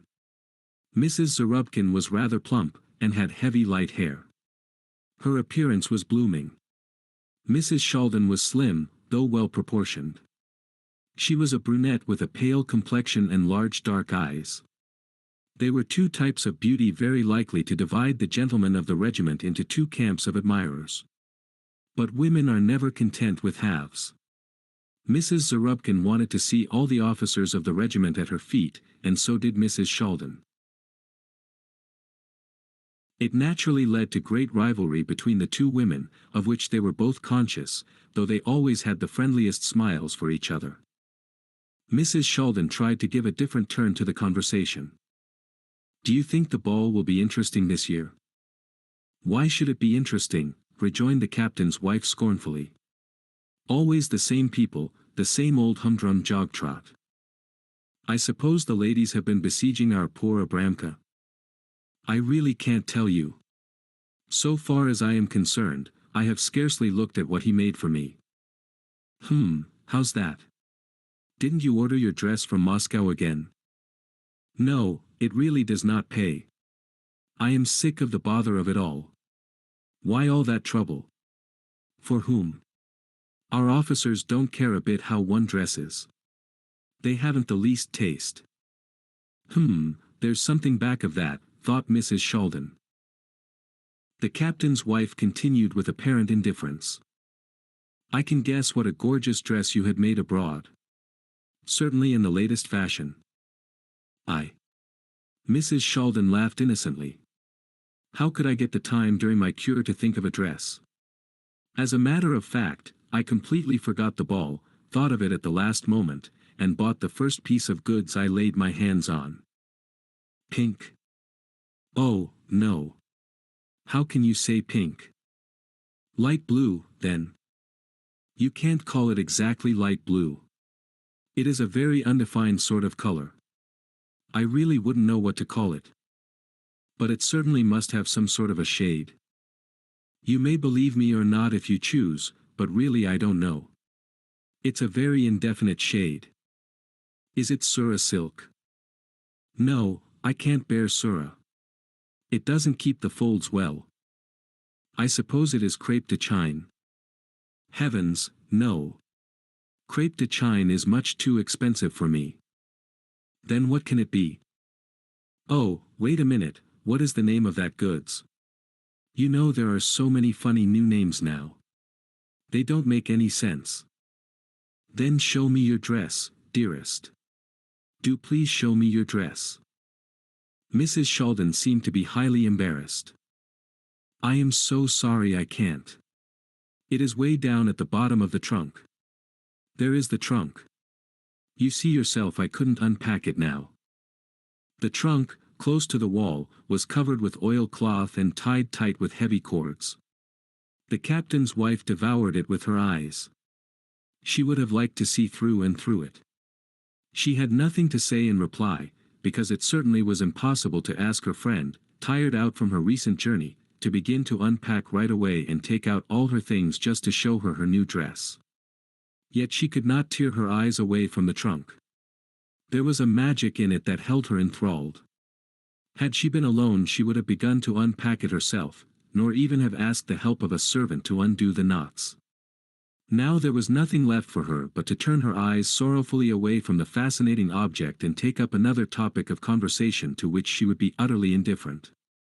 But she couldn't think of anything else to talk about. Mrs. Shaldin must have prepared herself beforehand. She must have suspected something. So now Mrs. Zarubkin pinned her last hope to Abramka's inventiveness. She glanced at the clock. "Dear me," she exclaimed, as if surprised at the lateness of the hour. "I must be going. I don't want to disturb you any longer either, dearest. You must be very tired. I hope you rest well." She shook hands with Mrs. Shaldin, kissed her and left. Abramka Stiftik had just taken off his coat and was doing some ironing in his shirt sleeves, when a peculiar figure appeared in his shop. It was that of a stocky orderly in a well-worn uniform without buttons and old galoshes instead of boots. His face was gloomy-looking and was covered with a heavy growth of hair. Abramka knew this figure well. It seemed always just to have been awakened from the deepest sleep. "Ah, Shchuk, what do you want?" "Mrs. Shaldin would like you to call upon her," said Shchuk. He behaved as if he had come on a terribly serious mission. "Ah, that's so, your lady has come back. I heard about it. You see I am very busy. Still you may tell her I am coming right away. I just want to finish ironing Mrs. Konopatkin's dress." Abramka simply wanted to keep up appearances, as always when he was sent for. But his joy at the summons to Mrs. Shaldin was so great that to the astonishment of his helpers and Shchuk he left immediately. He found Mrs. Shaldin alone. She had not slept well the 2 nights before and had risen late that morning. Her husband had left long before for the military hospital. She was sitting beside her open trunk taking her things out very carefully. "How do you do, Mrs. Shaldin? Welcome back to CHMYRSK. I congratulate you on your happy arrival." "Oh, how do you do, Abramka," said Mrs. Shaldin delightedly. "We haven't seen each other for a long time, have we? I was rather homesick for you." "Oh, Mrs. Shaldin, you must have had a very good time abroad. But what do you need me for? You certainly brought a dress back with you." "Abramka always comes in handy," said Mrs. Shaldin jestingly. "We ladies of the regiment are quite helpless without Abramka. Take a seat." Abramka seated himself. He felt much more at ease in Mrs. Shaldin's home than in Mrs. Zarubkin's. Mrs. Shaldin did not order her clothes from Moscow. She was a steady customer of his. In this room he had many a time circled about the doctor's wife with a yard measure, pins, chalk and scissors, had kneeled down beside her, raised himself to his feet, bent over again and stood puzzling over some difficult problem of dressmaking: how low to cut the dress out at the neck, how long to make the train, how wide the hem, and so on. None of the ladies of the regiment ordered as much from him as Mrs. Shaldin. Her grandmother would send her material from Kiev, or the doctor would go on a professional trip to Chernihiv and always bring some goods back with him, or sometimes her aunt in Voronezh would make her a gift of some silk. "Abramka is always ready to serve Mrs. Shaldin first," said the tailor, though seized with a little pang, as if bitten by a guilty conscience. "Are you sure you are telling the truth? Is Abramka always to be depended upon?" Is he?" She looked at him searchingly from beneath drooping lids. "What a question," rejoined Abramka. His face quivered slightly. His feeling of discomfort was waxing. "Has Abramka ever?" "Oh, things can happen. But, all right, never mind. I brought a dress along with me. I had to have it made in a great hurry, and there is just a little more to be done on it. Now if I give you this dress to finish, can I be sure that you positively won't tell another soul how it is made? Mrs. Sheldon, oh, Mrs. Sheldon, said Abramka reproachfully. Nevertheless, the expression of his face was not so reassuring as usual. You give me your word of honor? Certainly. My name isn't Abramka Stiftik if I. Well, all right, I will trust you. But be careful. You know of whom you must be careful. Who is that, Mrs. Sheldon? Oh, you know very well whom I mean. No, you needn't put your hand on your heart. She was here to see me yesterday and tried in every way she could to find out how my dress is made. But she couldn't get it out of me. Abramka sighed. Mrs. Sheldon seemed to suspect his betrayal. I am right, am I not? She has not had her dress made yet, has she? She waited to see my dress, didn't she? And she told you to copy the style, didn't she? Mrs. Sheldon asked with honest naivete. But I warn you, Abramka, if you give away the least little thing about my dress, then all is over between you and me. Remember that. Abramka's hand went to his heart again, and the gesture carried the same sense of conviction as of old. Mrs. Sheldon, how can you speak like that? Wait a moment. Mrs. Sheldon left the room.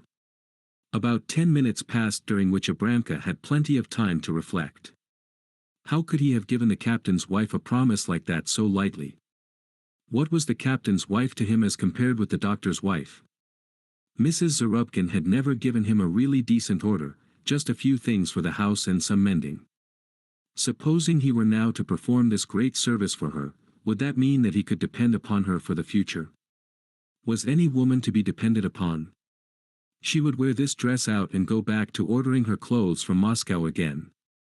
But Mrs. Sheldon, she was very different. He could forgive her having brought this one dress along from abroad. What woman in Russia would have refrained, when abroad, from buying a new dress? Mrs. Sheldon would continue to be his steady customer all the same. The door opened. Abramka rose involuntarily, and clasped his hands in astonishment. Well, he exclaimed rapturously, that is a dress, that is, my. He was so stunned he could find nothing more to say. And how charming Mrs. Sheldon looked in her wonderful gown. Her tall slim figure seemed to have been made for it. What simple yet elegant lines. At first glance you would think it was nothing more than an ordinary house gown, but only at first glance. If you looked at it again, you could tell right away that it met all the requirements of a fancy ball gown. What struck Abramka most was that it had no waistline, that it did not consist of bodice and skirt. That was strange. It was just caught lightly together under the bosom, which it brought out in relief. Draped over the whole was a sort of upper garment of exquisite old rose lace embroidered with large silk flowers, which fell from the shoulders and broadened out in bold superb lines. The dress was cut low and edged with a narrow strip of black down around the bosom, around the bottom of the lace drapery, and around the hem of the skirt. A wonderful fan of feathers to match the down edging gave the finishing touch. Well, how do you like it, Abramka? Asked Mrs. Sheldon with a triumphant smile. Glorious, glorious. I haven't the words at my command. What a dress. No, I couldn't make a dress like that. And how beautifully it fits you, as if you had been born in it, Mrs. Sheldon. What do you call the style? Empire.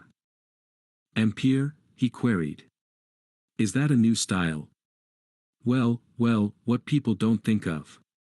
Tailors like us might just as well throw our needles and scissors away. Now, listen, Abramka, I wouldn't have shown it to you if there were not this sewing to be done on it. You are the only one who will have seen it before the ball. I am not even letting my husband look at it. Oh, Mrs. Sheldon, you can rely upon me as upon a rock. But after the ball may I copy it? Oh, yes, after the ball copy it as much as you please, but not now, not for anything in the world. There were no doubts in Abramka's mind when he left the doctor's house. He had arrived at his decision. That superb creation had conquered him. It would be a piece of audacity on his part, he felt, even to think of imitating such a gown. Why, it was not a gown. It was a dream, a fantastic vision, without a bodice, without puffs or frills or tawdry trimmings of any sort.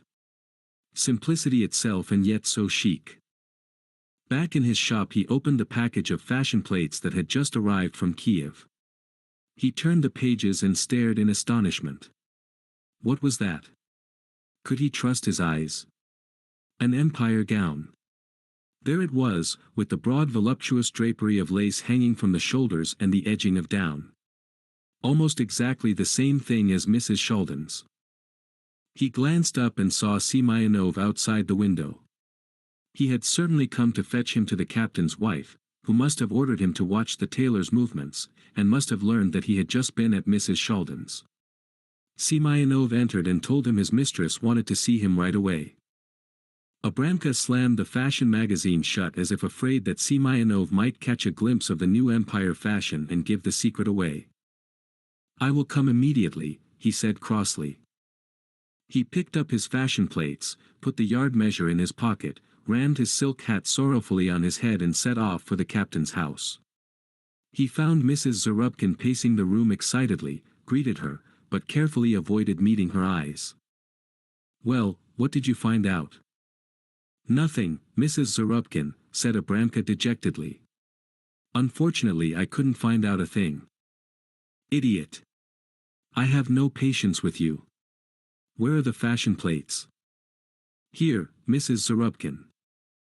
She turned the pages, looked at one picture after the other, and suddenly her eyes shone and her cheeks reddened. "Oh, Empire! The very thing. Empire is the very latest. Make this one for me," she cried commandingly. Abramka turned pale. "Empire, Mrs. Zarubkin. I can't make that Empire dress for you," he murmured. "Why not?" asked the captain's wife, giving him a searching look. Because, I can't." "Oh, you can't. You know why you can't. Because that is the style of Mrs. Sheldon's dress. So that is the reliability you boast so about. Great. Mrs. Zarubkin, I will make any other dress you choose, but it is absolutely impossible for me to make this one. I don't need your fashion plates, do you hear me? Get out of here, and don't ever show your face again." "Mrs. Zarubkin, I." "Get out of here," repeated the captain's wife, quite beside herself. The poor tailor stuck his yard measure, which he had already taken out, back into his pocket and left.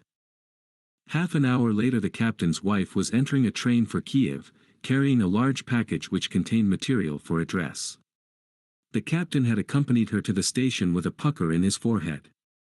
That was 5 days before the ball. At the ball 2 expensive Empire gowns stood out conspicuously from among the more or less elegant gowns which had been finished in the shop of Abramka Stiftik, ladies' tailor. The one gown adorned Mrs. Sheldon's figure, the other the figure of the captain's wife. Mrs. Zarubkin had bought her gown ready-made at Kiev, and had returned only 2 hours before the beginning of the ball. She had scarcely had time to dress. Perhaps it would have been better had she not appeared at this one of the annual balls, had she not taken that fateful trip to Kiev. For in comparison with the make and style of Mrs. Sheldon's dress, which had been brought abroad, hers was like the botched imitation of an amateur. That was evident to everybody, though the captain's wife had her little group of partisans, who maintained with exaggerated eagerness that she looked extraordinarily fascinating in her dress and Mrs. Sheldon still could not rival her. But there was no mistaking it, there was little justice in this contention. Everybody knew better. What was worst of all, Mrs. Zarubkin herself knew better. Mrs. Sheldon's triumph was complete. The two ladies gave each other the same friendly smiles as always, but one of them was experiencing the fine disdain and the derision of the conqueror, while the other was burning inside with the furious resentment of a dethroned goddess of the annual ball. From that time on Abramka cautiously avoided passing the captain's house. The Servant. By St. Semyonov. I.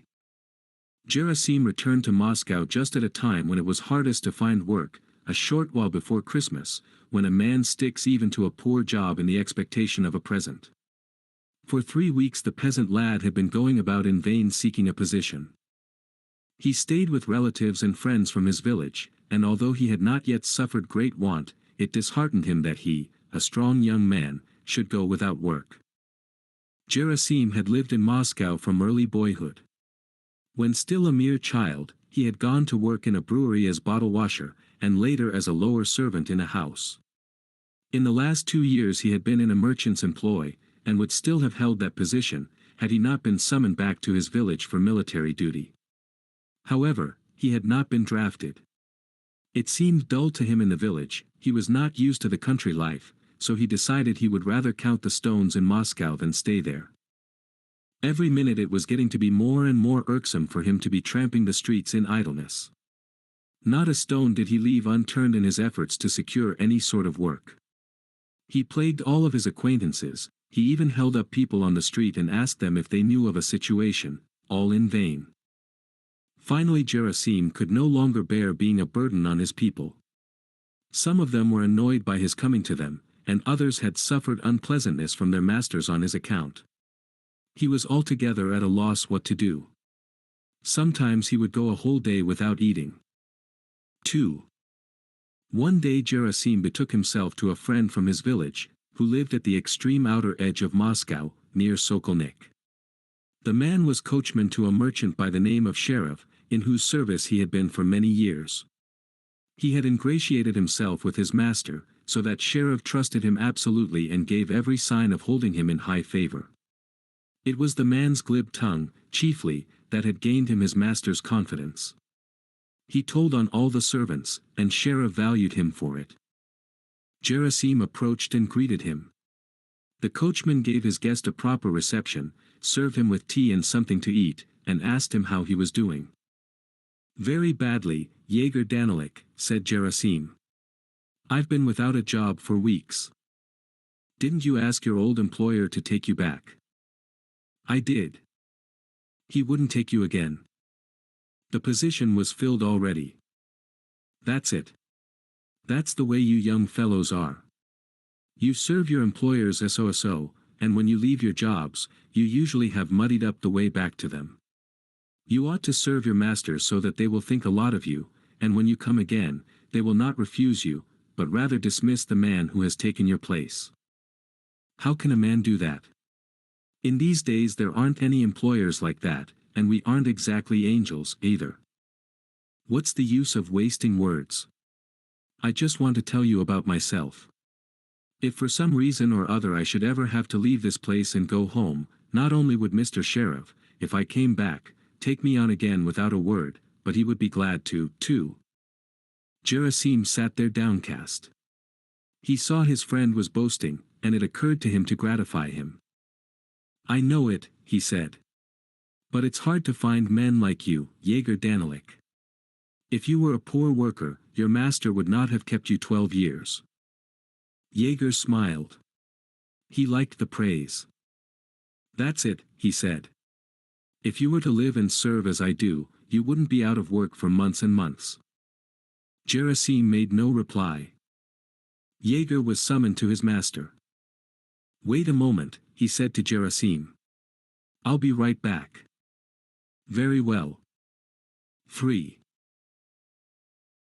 Yegor came back and reported that inside of half an hour he would have to have the horses harnessed, ready to drive his master to town. He lighted his pipe and took several turns in the room. Then he came to a halt in front of Gerasim. "Listen, my boy," he said, "if you want, I'll ask my master to take you as a servant here." "Does he need a man?" "We have one, but he's not much good. He's getting old, and it's very hard for him to do the work. It's lucky for us that the neighborhood isn't a lively one and the police don't make a fuss about things being kept just so, else the old man couldn't manage to keep the place clean enough for them. Oh, if you can, then please do say a word for me, Yegor Danilik. I'll pray for you all my life. I can't stand being without work any longer." "All right, I'll speak for you. Come again tomorrow, and in the meantime take this 10 kopeck piece. It may come in handy." "Thanks, Jaeger Danilek. Then you will try for me? Please do me the favor. All right. I'll try for you. Gerasim left, and Jaeger harnessed up his horses. Then he put on his coachman's habit, and drove up to the front door. Mr. Sheriff stepped out of the house, seated himself in the sleigh, and the horses galloped off. He attended to his business in town and returned home. Jaeger, observing that his master was in a good humor, said to him, "Jaeger Fyodorek, I have a favor to ask of you." "What is it?" "There's a young man from my village here, a good boy. He's without a job." "Well? Wouldn't you take him?" "What do I want him for?" "Use him as man of all work round the place." "How about Polikarpik? What good is he?" "It's about time you dismissed him." "That wouldn't be fair. He has been with me so many years. I can't let him go just so, without any cause." "Supposing he has worked for you for years?" "He didn't work for nothing. He got paid for it. He's certainly saved up a few dollars for his old age." "Saved up? How could he? From what? He's not alone in the world. He has a wife to support, and she has to eat and drink also. His wife earns money, too, at day's work as charwoman. A lot she could have made. Enough for Kvaz. Why should you care about Polikarpik and his wife? To tell you the truth, he's a very poor servant. Why should you throw your money away on him? He never shovels the snow away on time, or does anything right. And when it comes his turn to be night watchman, he slips away at least 10 times a night. It's too cold for him. You'll see, some day, because of him, you will have trouble with the police.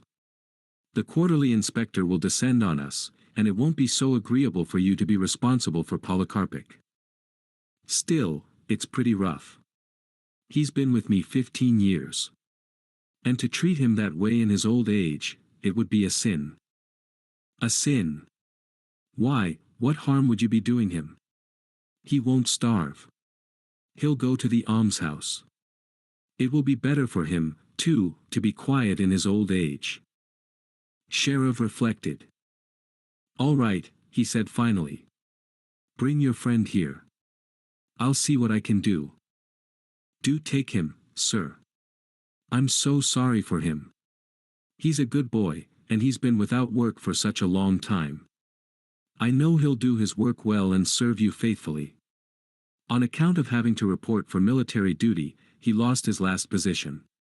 If it hadn't been for that, his master would never have let him go." 4. The next evening Gerasim came again and asked, "Well, could you do anything for me?" "Something, I believe. First let's have some tea. Then we'll go see my master." Even tea had no allurements for Gerasim. He was eager for a decision, but under the compulsion of politeness to his host, he gulped down 2 glasses of tea, and then they betook themselves to Sheriff. Sheriff asked Gerasim where he had lived before and what work he could do. Then he told him he was prepared to engage him as man of all work, and he should come back the next day ready to take the place. Gerasim was fairly stunned by the great stroke of fortune. So overwhelming was his joy that his legs would scarcely carry him. He went to the coachman's room, and Jaeger said to him, "Well, my lad, see to it that you do your work right, so that I shan't have to be ashamed of you. You know what masters are like. If you go wrong once, they'll be at you forever after with their fault-finding, and never give you peace. Don't worry about that, Jaeger Danilek." Well, well. Gerasim took leave, crossing the yard to go out by the gate. Polikarpika's rooms gave on the yard, and a broad beam of light from the window fell across Gerasim's way. He was curious to get a glimpse of his future home, but the panes were all frosted over, and it was impossible to peep through. However, he could hear what the people inside were saying. "What will we do now?" was said in a woman's voice. I don't know," a man, undoubtedly Polikarpik, replied. "Go begging, I suppose. That's all we can do." There's nothing else left, said the woman. Oh, we poor people, what a miserable life we lead. We work and work from early morning till late at night, day after day, and when we get old, then it's, away with you. What can we do? Our master is not one of us. It wouldn't be worth the while to say much to him about it. He cares only for his own advantage. All the masters are so mean. They don't think of anyone but themselves. It doesn't occur to them that we work for them honestly and faithfully for years, and use up our best strength in their service. They're afraid to keep us a year longer, even though we've got all the strength we need to do their work. If we weren't strong enough, we'd go of our own accord. The master's not so much to blame as his coachman. Jaeger Daniluk wants to get a good position for his friend. Yes, he's a serpent. He knows how to wag his tongue. You wait, you foul-mouthed beast, I'll get even with you. I'll go straight to the master and tell him how the fellow deceives him, how he steals the hay and fodder.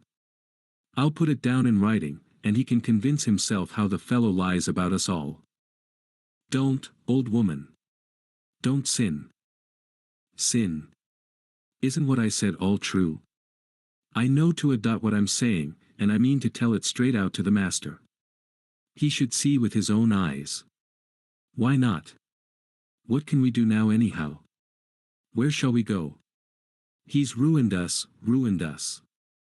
The old woman burst out sobbing. Gerasim heard all that, and it stabbed him like a dagger.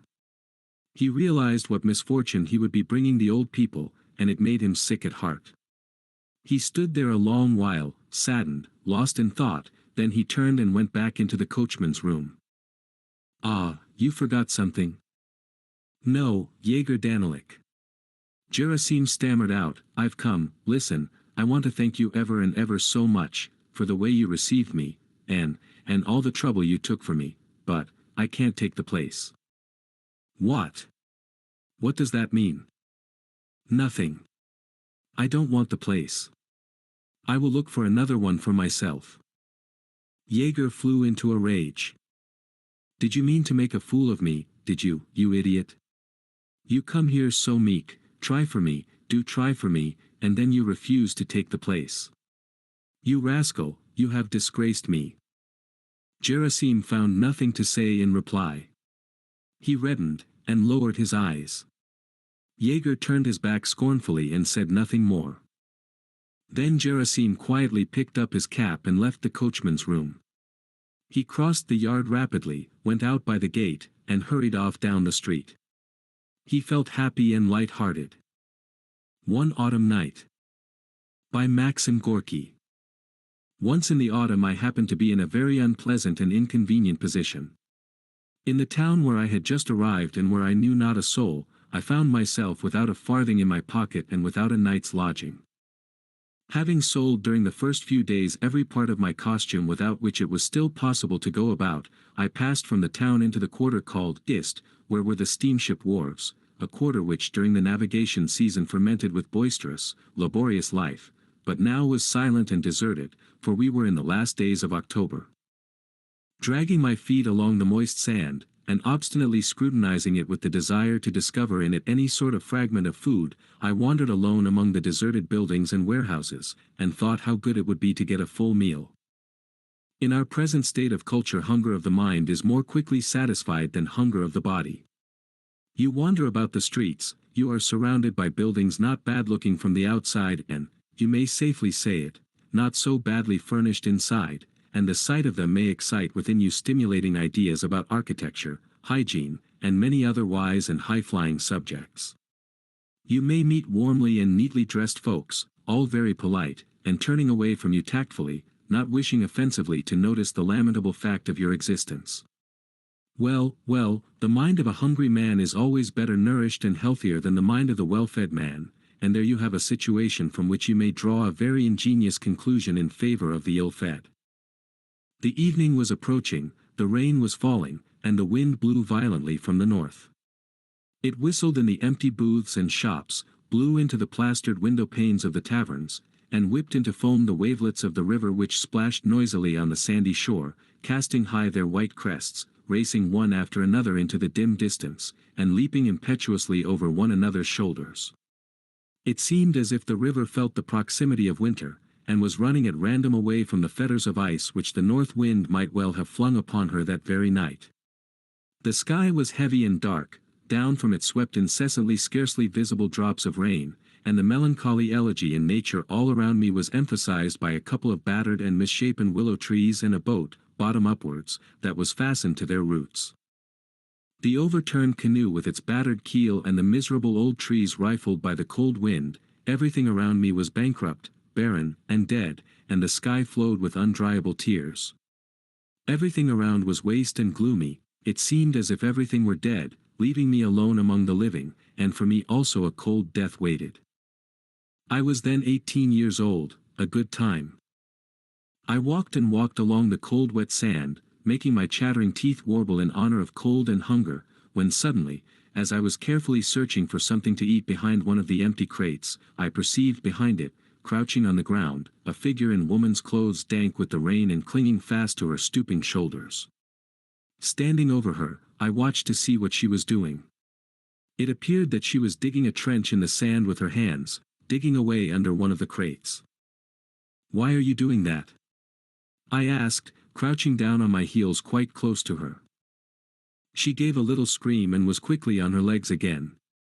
Now that she stood there staring at me, with her wide-open gray eyes full of terror, I perceived that it was a girl of my own age, with a very pleasant face embellished unfortunately by 3 large blue marks. This spoilt her, although these blue marks had been distributed with a remarkable sense of proportion, one at a time, and all were of equal size, 2 under the eyes, and one a little bigger on the forehead just over the bridge of the nose. This symmetry was evidently the work of an artist well inured to the business of spoiling the human physiognomy. The girl looked at me, and the terror in her eyes gradually died out. She shook the sand from her hands, adjusted her cotton headgear, cowered down, and said, "I suppose you too want something to eat? Dig away then. My hands are tired. Over there," she nodded her head in the direction of a booth, "there is bread for certain, and sausages too. That booth is still carrying on business." I began to dig.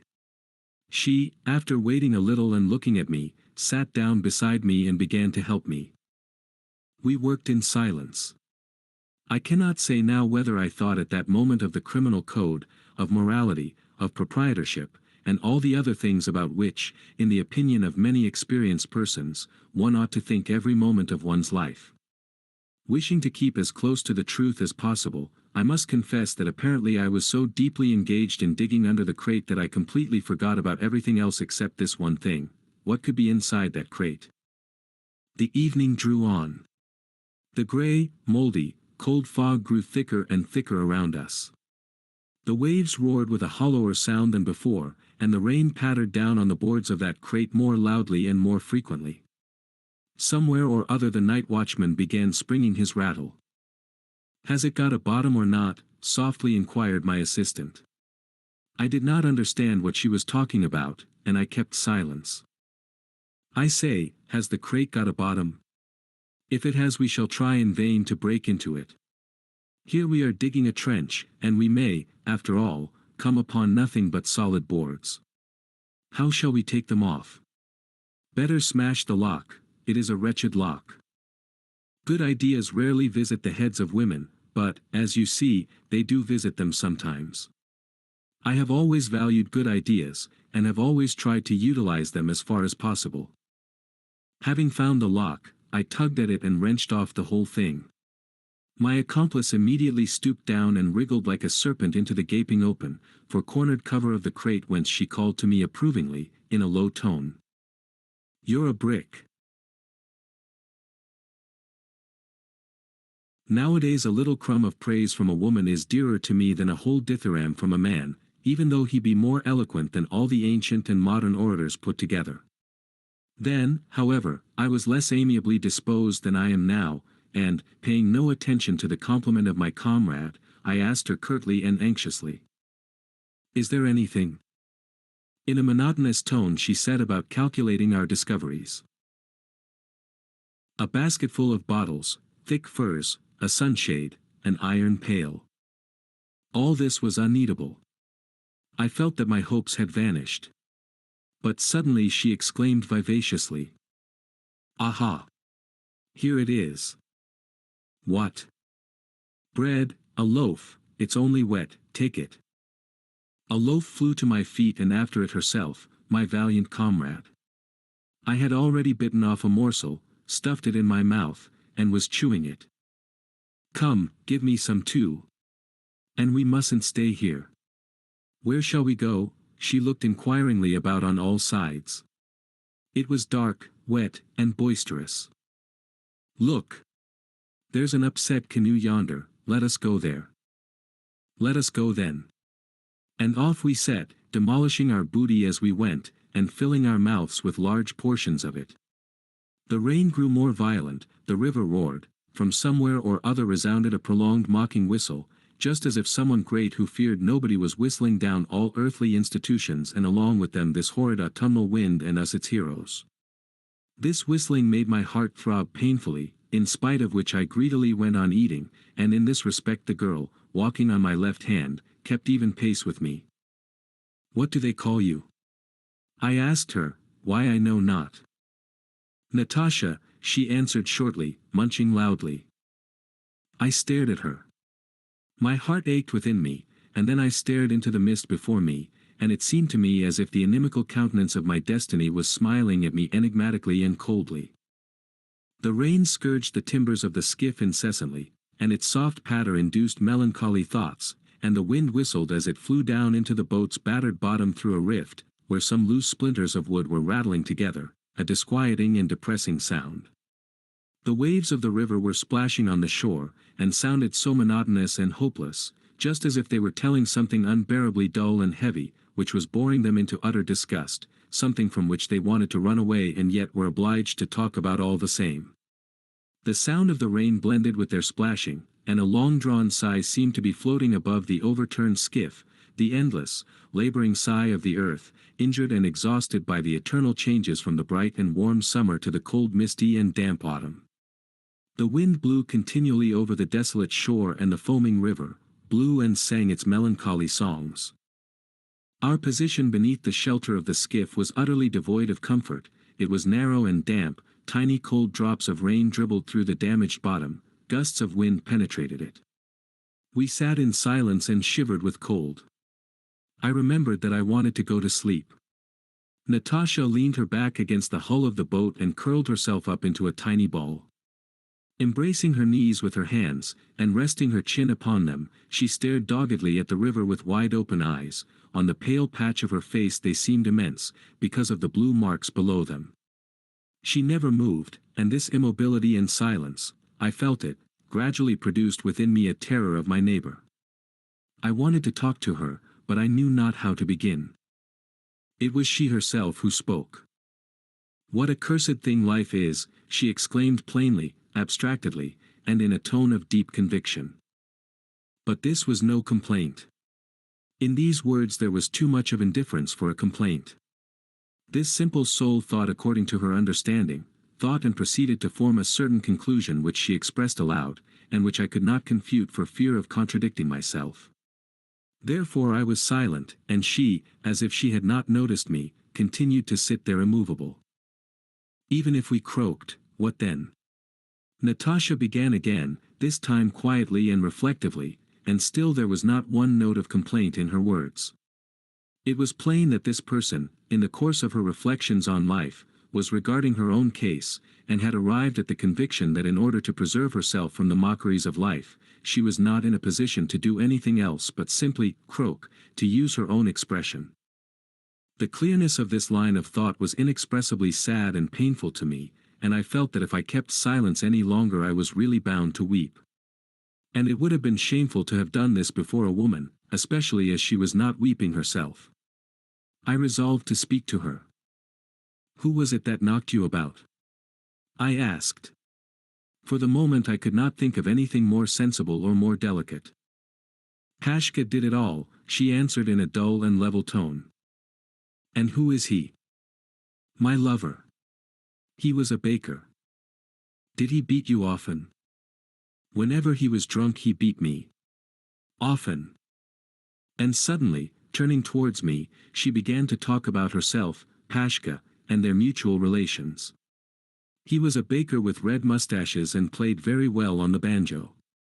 He came to see her and greatly pleased her, for he was a merry chap and wore nice clean clothes. He had a vest which cost 15 rubles and boots with dress tops. For these reasons she had fallen in love with him, and he became her creditor. And when he became her creditor he made it his business to take away from her the money which her other friends gave to her for bonbons, and, getting drunk on this money, he would fall to beating her, but that would have been nothing if he hadn't also begun to run after other girls before her very eyes. Now, wasn't that an insult? I am not worse than the others. Of course that meant that he was laughing at me, the blackguard. The day before yesterday I asked leave of my mistress to go out for a bit, went to him, and there I found Dimka sitting beside him drunk. And he, too, was half seas over. I said, "You scoundrel, you." And he gave me a thorough hiding. He kicked me and dragged me by the hair. But that was nothing to what came after. He spoiled everything I had on, left me just as I am now. How could I appear before my mistress? He spoiled everything, my dress and my jacket too. It was quite a new one, I gave a fiver for it, and tore my kerchief from my head. Oh, Lord! What will become of me now? She suddenly whined in a lamentable overstrained voice. The wind howled, and became ever colder and more boisterous. Again my teeth began to dance up and down, and she, huddled up to avoid the cold, pressed as closely to me as she could, so that I could see the gleam of her eyes through the darkness. What wretches all you men are! I'd burn you all in an oven, I'd cut you in pieces. If any one of you was dying I'd spit in his mouth, and not pity him a bit. Mean skunks! You wheedle and wheedle, you wag your tails like cringing dogs, and we fools give ourselves up to you, and it's all up with us. Immediately you trample us underfoot. Miserable loafers! She cursed us up and down, but there was no vigor, no malice, no hatred of these miserable loafers in her cursing that I could hear. The tone of her language by no means corresponded with its subject matter, for it was calm enough, and the gamut of her voice was terribly poor. Yet all this made a stronger impression on me than the most eloquent and convincing pessimistic books and speeches, of which I had read a good many and which I still read to this day. And this, you see, was because the agony of a dying person is much more natural and violent than the most minute and picturesque descriptions of death. I felt really wretched, more from cold than from the words of my neighbor. I groaned softly and ground my teeth. Almost at the same moment I felt two little arms about me, one of them touched my neck and the other lay upon my face, and at the same time an anxious, gentle, friendly voice uttered the question. "What ails you?" I was ready to believe that someone else was asking me this and not Natasha, who had just declared that all men were scoundrels, and expressed a wish for their destruction. But she it was, and now she began speaking quickly, hurriedly. "What ails you, eh? Are you cold? Are you frozen? Ah, what a one you are, sitting there so silent like a little owl. Why, you should have told me long ago that you were cold. Come, lie on the ground, stretch yourself out and I will lie, there. How's that? Now put your arms round me. Tighter. How's that? You shall be warm very soon now. And then we'll lie back to back. The night will pass so quickly, see if it won't. I say, have you two been drinking? Turned out of your place, eh? It doesn't matter. And she comforted me. She encouraged me. May I be thrice accursed. What a world of irony was in this single fact for me. Just imagine. Here was I, seriously occupied at this very time with the destiny of humanity, thinking of the reorganization of the social system, of political revolutions, reading all sorts of devilishly wise books whose abysmal profundity was certainly unfathomable by their very authors. At this very time, I say, I was trying with all my might to make of myself a potent active social force. It even seemed to me that I had partially accomplished my object, anyhow, at this time, In my ideas about myself, I had got so far as to recognize that I had an exclusive right to exist, that I had the necessary greatness to deserve to live my life, and that I was fully competent to play a great historical part therein. And a woman was now warming me with her body, a wretched, battered, hunted creature, who had no place and no value in life, and whom I had never thought of helping till she helped me herself, and whom I really would not have known how to help in any way even if the thought of it had occurred to me. Ah! I was ready to think that all this was happening to me in a dream, in a disagreeable, an oppressive dream. But, ugh! It was impossible for me to think that, for cold drops of rain were dripping down upon me, the woman was pressing close to me, her warm breath was fanning my face, and, despite a slight odor of vodka, it did me good. The wind howled and raged, the rain smote upon the skiff, the waves splashed, and both of us, embracing each other convulsively, nevertheless shivered with cold. All this was only too real, and I am certain that nobody ever dreamed such an oppressive and horrid dream as that reality. But Natasha was talking all the time of something or other, talking kindly and sympathetically, as only women can talk. Beneath the influence of her voice and kindly words a little fire began to burn up within me, and something inside my heart thawed in consequence. Then tears poured from my eyes like a hailstorm, washing away from my heart much that was evil, much that was stupid, much sorrow and dirt which had fastened upon it before that night. Natasha comforted me. "Come, come, that will do, little one. Don't take on. That'll do.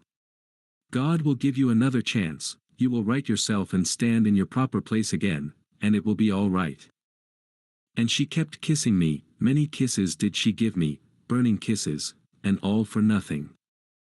Those were the first kisses from a woman that had ever been bestowed upon me, and they were the best kisses too, for all the subsequent kisses cost me frightfully dear, and really gave me nothing at all in exchange. "Come, don't take on so, funny one. I'll manage for you tomorrow if you cannot find a place." Her quiet persuasive whispering sounded in my ears as if it came through a dream. There we lay till dawn. And when the dawn came, we crept from behind the skiff and went into the town. Then we took friendly leave of each other and never met again, although for half a year I searched in every hole and corner for that kind Natasha, with whom I spent the autumn night just described. If she be already dead, and well for her if it were so, may she rest in peace. And if she be alive, still I say, peace to her soul. And may the consciousness of her fall never enter her soul, for that would be a superfluous and fruitless suffering if life is to be lived. Her Lover.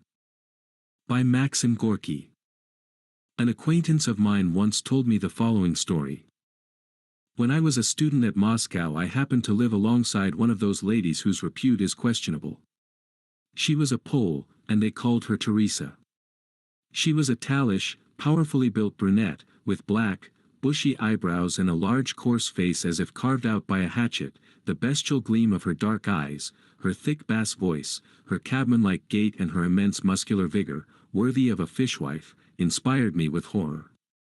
I lived on the top flight and her garret was opposite to mine. I never left my door open when I knew her to be at home. But this, after all, was a very rare occurrence. Sometimes I chanced to meet her on the staircase or in the yard, and she would smile upon me with a smile which seemed to me to be sly and cynical. Occasionally, I saw her drunk, with bleary eyes, tousled hair, and a particularly hideous grin. On such occasions she would speak to me. "How d'ye do, Mr. Student," and her stupid laugh would still further intensify my loathing of her. I should have liked to have changed my quarters in order to have avoided such encounters and greetings, but my little chamber was a nice one, and there was such a wide view from the window, and it was always so quiet in the street below, so I endured. And one morning I was sprawling on my couch, trying to find some sort of excuse for not attending my class, when the door opened, and the bass voice of Teresa the Loathsome resounded from my threshold. "Good health to you, Mr. Student. What do you want?" I said. I saw that her face was confused and supplicatory. It was a very unusual sort of face for her. "Sir, I want to beg a favor of you. Will you grant it me?" I lay there silent, and thought to myself. Gracious. Courage, my boy. I want to send a letter home, that's what it is, she said. Her voice was beseeching, soft, timid. Deuce take you. I thought, but up I jumped, sat down at my table, took a sheet of paper, and said. Come here, sit down, and dictate.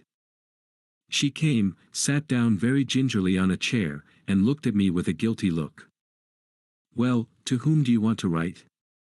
To Boleslav Koshput, at the town of Svieptsiana, on the Warsaw Road. Well, fire away. My dear Boles, my darling, my faithful lover. May the Mother of God protect thee. Thou heart of gold, why hast thou not written for such a long time to thy sorrowing little dove, Teresa? I very nearly burst out laughing. A sorrowing little dove, more than 5 feet high, with fists a stone and more in weight, and as black a face as if the little dove had lived all its life in a chimney, and had never once washed itself. Restraining myself somehow, I asked. Who is this Bolest? Boles, Mr. Student, she said, as if offended with me for blundering over the name. He is Boles, my young man. Young man. Why are you so surprised, sir? Cannot I, a girl, have a young man? She. A girl? Well. Oh, why not? I said. All things are possible. And has he been your young man long? 6 years. Oh, ho. I thought. Well, let us write your letter. And I tell you plainly that I would willingly have changed places with this Boles if his fair correspondent had been not Teresa but something less than she. I thank you most heartily, sir, for your kind services, said Teresa to me, with a curtsy. Perhaps I can show you some service, eh? No, I most humbly thank you all the same. Perhaps, sir, your shirts or your trousers may want a little mending. I felt that this mastodon in petticoats had made me grow quite red with shame, and I told her pretty sharply that I had no need whatever of her services. She departed. A week or 2 passed away. It was evening. I was sitting at my window whistling and thinking of some expedient for enabling me to get away from myself. I was bored, the weather was dirty. I didn't want to go out, and out of sheer ennui I began a course of self-analysis and reflection. This also was dull enough work, but I didn't care about doing anything else. Then the door opened. Heaven be praised.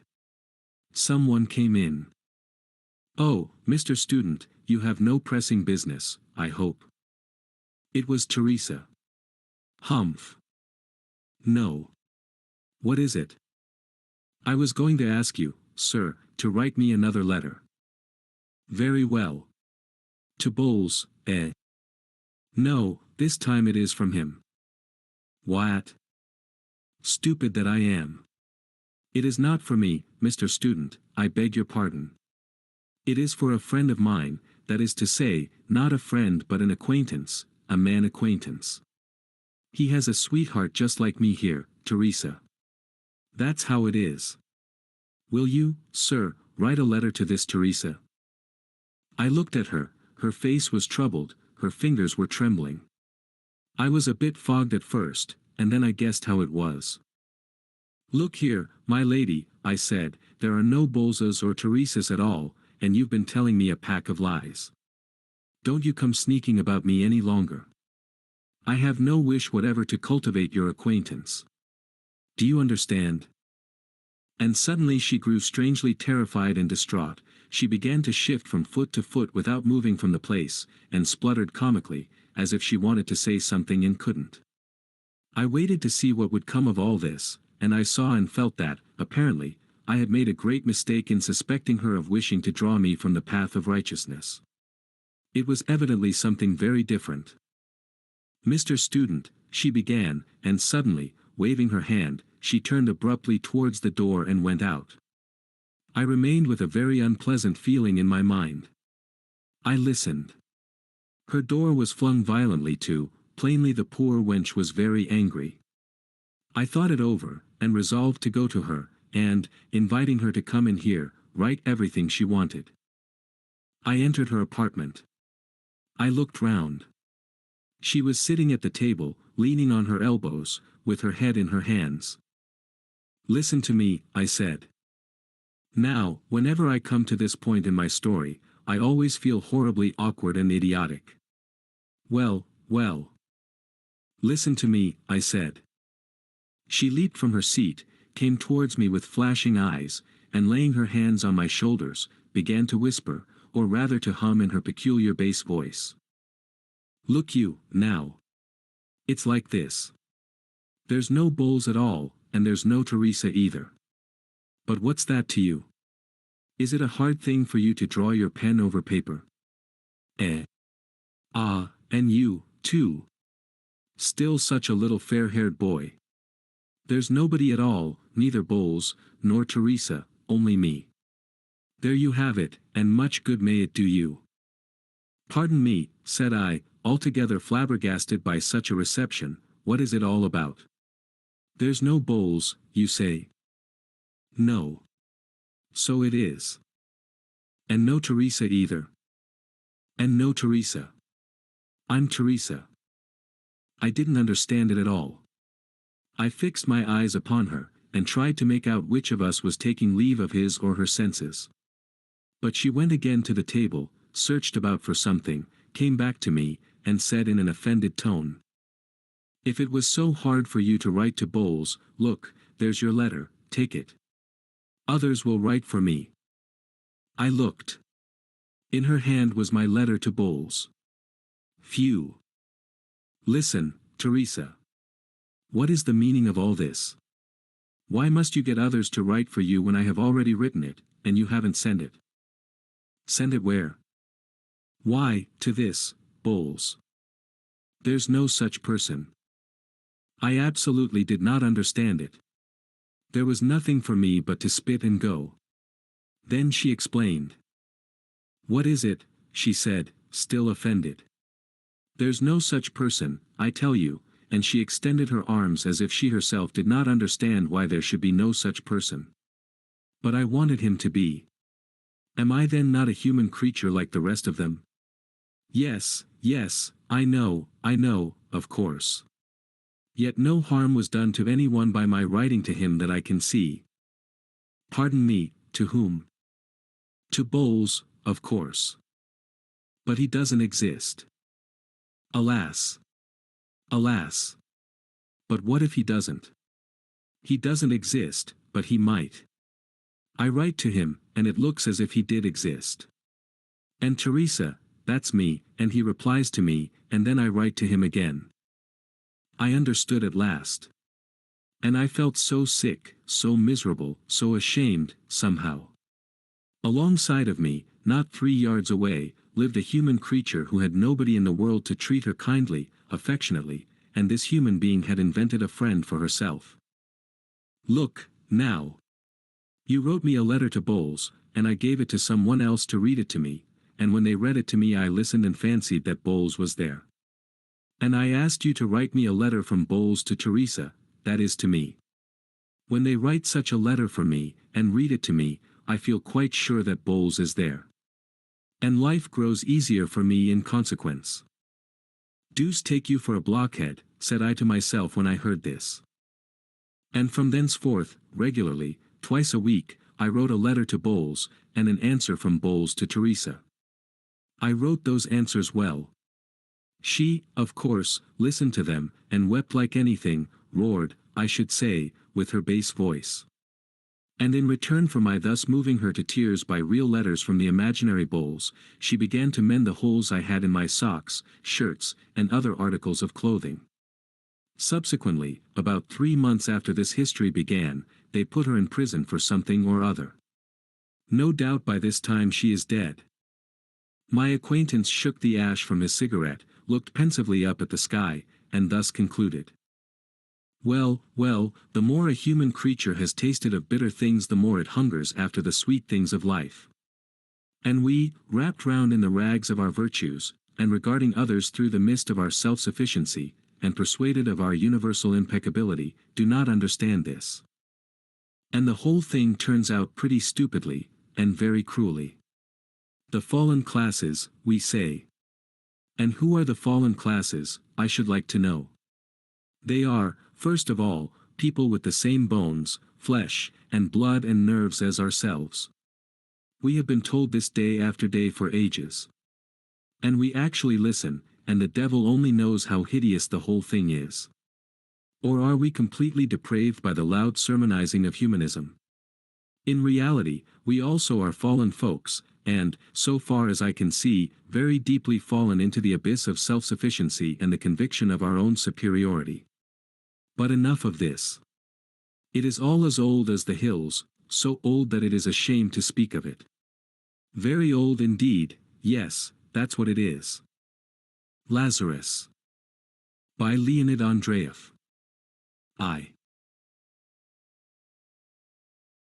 When Lazarus rose from the grave, after 3 days and nights in the mysterious thraldom of death, and returned alive to his home, it was a long time before anyone noticed the evil peculiarities in him that were later to make his very name terrible. His friends and relatives were jubilant that he had come back to life. They surrounded him with tenderness, they were lavish of their eager attentions, spending the greatest care upon his food and drink and the new garments they made for him. They clad him gorgeously in the glowing colors of hope and laughter, and when, arrayed like a bridegroom, he sat at table with them again, ate again, and drank again, they wept fondly and summoned the neighbors to look upon the man miraculously raised from the dead. The neighbors came and were moved with joy. Strangers arrived from distant cities and villages to worship the miracle. They burst into stormy exclamations, and buzzed around the house of Mary and Martha, like so many bees. That which was new in Lazarus' face and gestures they explained naturally, as the traces of his severe illness and the shock he had passed through. It was evident that the disintegration of the body had been halted by a miraculous power, but that the restoration had not been complete, that death had left upon his face and body the effect of an artist's unfinished sketch seen through a thin glass. On his temples, under his eyes, and in the hollow of his cheek lay a thick, earthy blue. His fingers were blue, too, and under his nails, which had grown long in the grave, the blue had turned livid. Here and there on his lips and body, the skin, blistered in the grave, had burst open and left reddish glistening cracks, as if covered with a thin, glassy slime. And he had grown exceedingly stout. His body was horribly bloated and suggested the fetid, damp smell of putrefaction. But the cadaverous, heavy odor that clung to his burial garments and, as it seemed, to his very body, soon wore off, and after some time the blue of his hands and face softened, and the reddish cracks of his skin smoothed out, though they never disappeared completely. Such was the aspect of Lazarus in his second life. It looked natural only to those who had seen him buried. Not merely Lazarus' face, but his very character, it seemed, had changed, though it astonished no one and did not attract the attention it deserved. Before his death Lazarus had been cheerful and careless, a lover of laughter and harmless jest. It was because of his good humor, pleasant and equable, his freedom from meanness and gloom, that he had been so beloved by the Master. Now he was grave and silent, neither he himself jested nor did he laugh at the jests of others, and the words he spoke occasionally were simple, ordinary and necessary words, words as much devoid of sense and depth as are the sounds with which an animal expresses pain and pleasure, thirst and hunger. Such words a man may speak all his life and no one would ever know the sorrows and joys that dwelt within him. Thus it was that Lazarus sat at the festive table among his friends and relatives, his face the face of a corpse over which, for 3 days, death had reigned in darkness, his garments gorgeous and festive, glittering with gold, bloody red and purple, his mien heavy and silent. He was horribly changed and strange, but as yet undiscovered. In high waves, now mild, now stormy, the festivities went on around him. Warm glances of love caressed his face, still cold with the touch of the grave, and a friend's warm hand patted his bluish, heavy hand.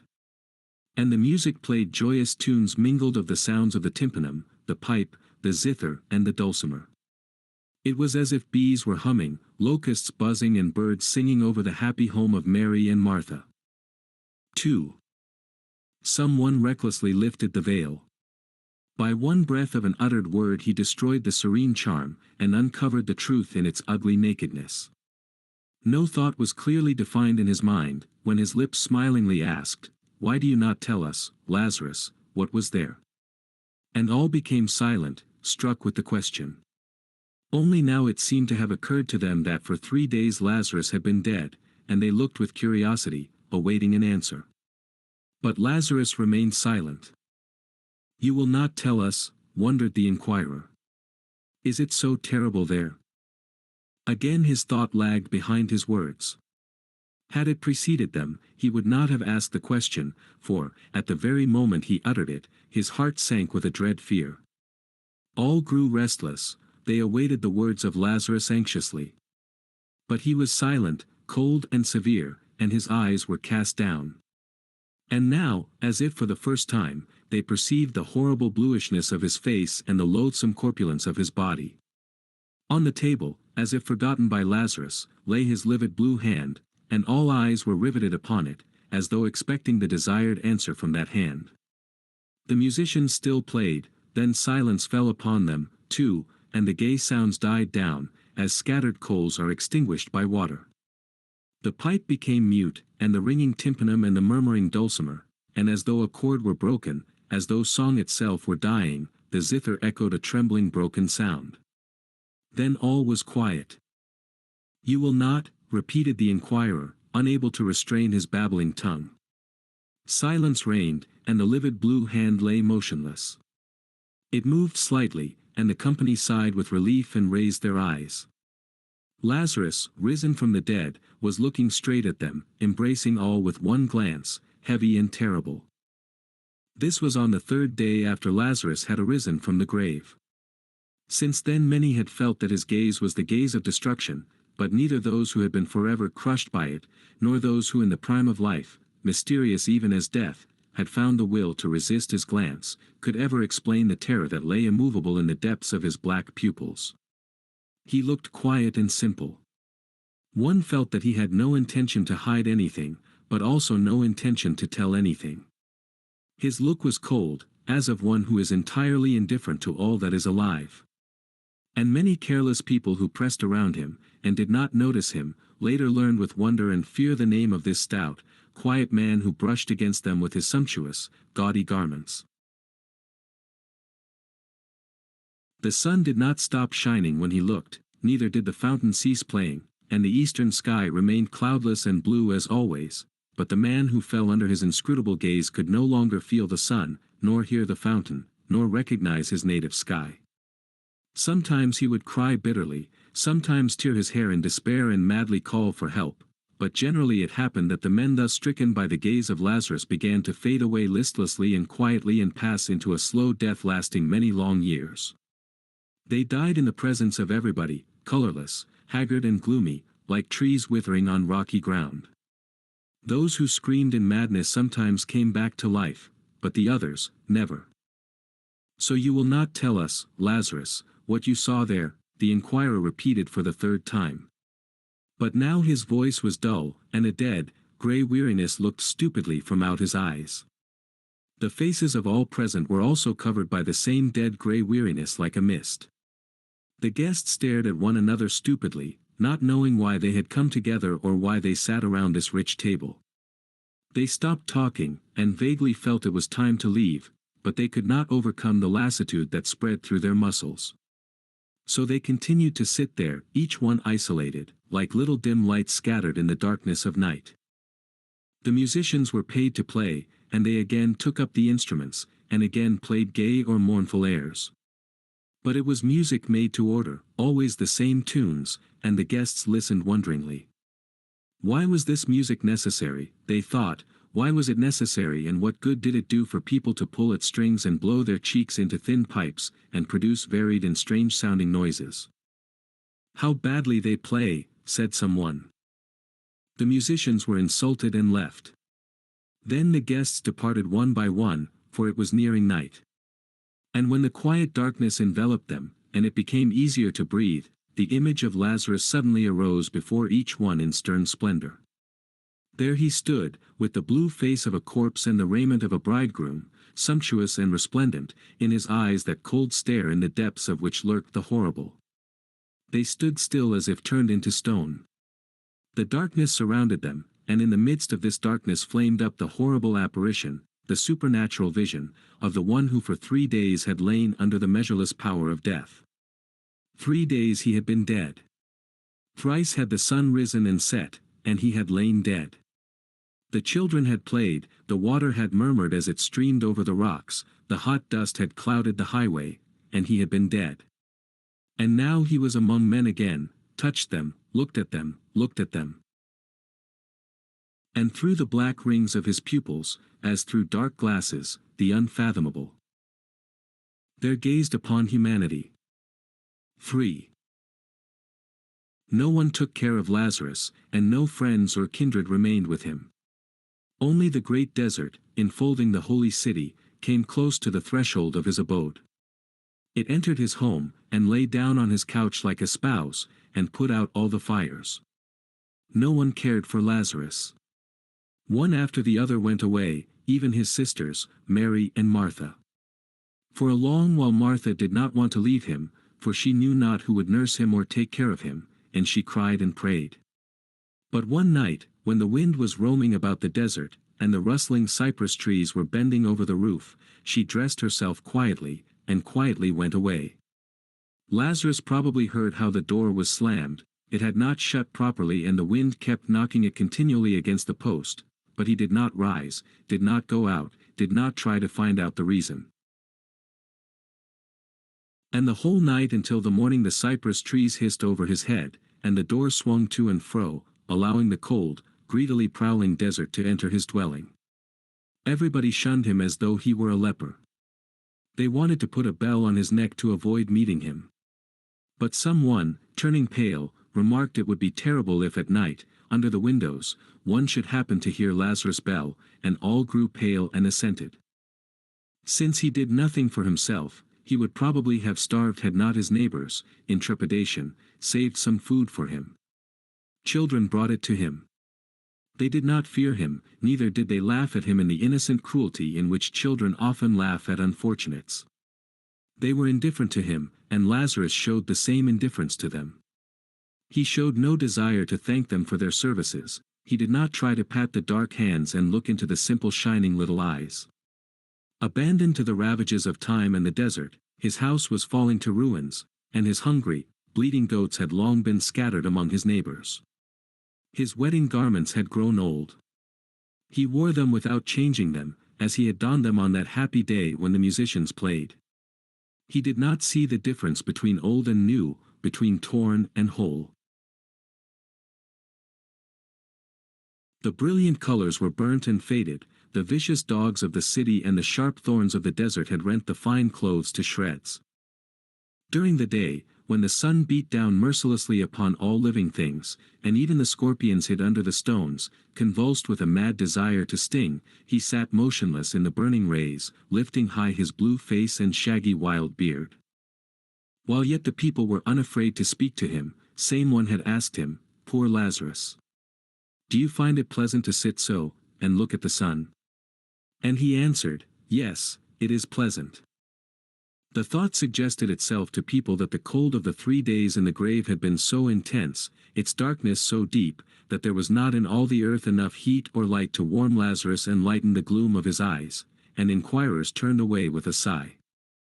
And when the setting sun, flat and purple-red, descended to earth, Lazarus went into the desert and walked straight toward it, as though intending to reach it.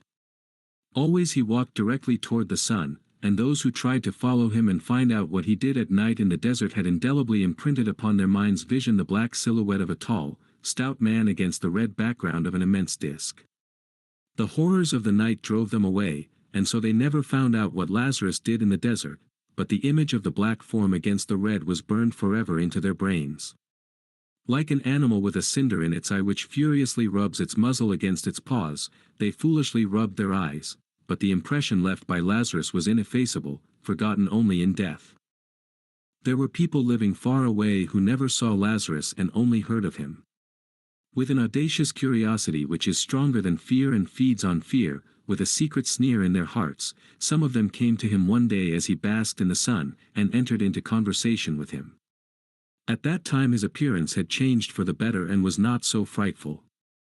At first the visitors snapped their fingers and thought disapprovingly of the foolish inhabitants of the holy city. But when the short talk came to an end and they went home, their expression was such that the inhabitants of the holy city at once knew their errand and said, "Here goes some more madman at whom Lazarus has looked." The speakers raised their hands in silent pity.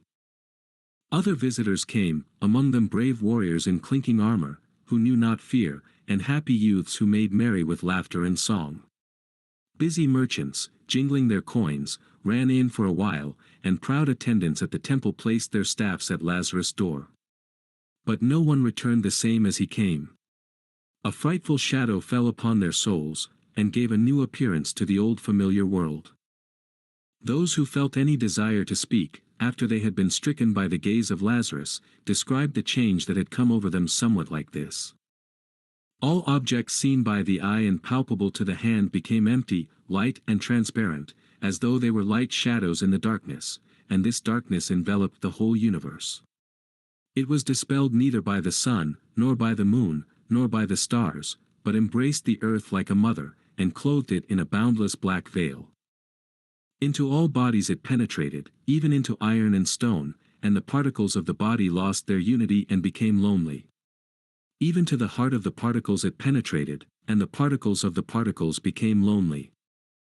The vast emptiness which surrounds the universe was not filled with things seen, with sun or moon or stars. It stretched boundless, penetrating everywhere, disuniting everything, body from body, particle from particle. In emptiness the trees spread their roots, themselves empty. In emptiness rose phantom temples, palaces and houses, all empty, and in the emptiness moved restless man, himself empty and light, like a shadow. There was no more a sense of time, the beginning of all things and their end merged into one. In the very moment when a building was being erected and one could hear the builders striking with their hammers, one seemed already to see its ruins, and then emptiness where the ruins were. A man was just born, and funeral candles were already lighted at his head, and then were extinguished, and soon there was emptiness where before had been the man and the candles. And surrounded by darkness and empty waste, man trembled hopelessly before the dread of the infinite. So spoke those who had a desire to speak.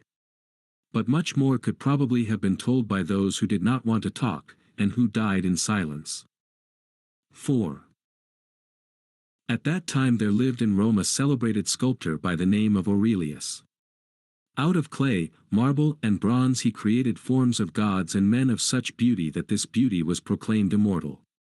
But he himself was not satisfied, and said there was a supreme beauty that he had never succeeded in expressing in marble or bronze. "I have not yet gathered the radiance of the moon," he said, "I have not yet caught the glare of the sun. There is no soul in my marble, there is no life in my beautiful bronze." And when by moonlight he would slowly wander along the roads, crossing the black shadows of the cypress trees, his white tunic flashing in the moonlight, those he met used to laugh good-naturedly and say, "Is it moonlight that you are gathering, Aurelius?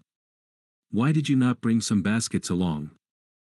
And he, too, would laugh and point to his eyes and say, "Here are the baskets in which I gather the light of the moon and the radiance of the sun." And that was the truth. In his eyes shone moon and sun. But he could not transmit the radiance to marble. Therein lay the greatest tragedy of his life. He was a descendant of an ancient race of patricians, had a good wife and children, and except in this one respect, lacked nothing. When the dark rumor about Lazarus reached him, he consulted his wife and friends and decided to make the long voyage to Judea, in order that he might look upon the man miraculously raised from the dead. He felt lonely in those days and hoped on the way to renew his jaded energies. What they told him about Lazarus did not frighten him. He had meditated much upon death. He did not like it, nor did he like those who tried to harmonize it with life. On this side, beautiful life, on the other, mysterious death, he reasoned, and no better lot could befall a man than to live, to enjoy life and the beauty of living.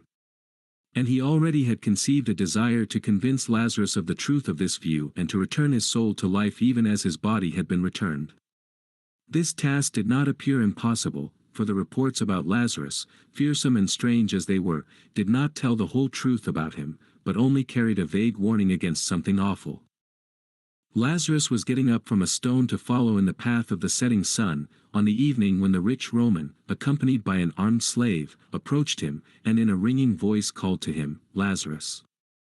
Lazarus saw a proud and beautiful face, made radiant by fame, and white garments and precious jewels shining in the sunlight.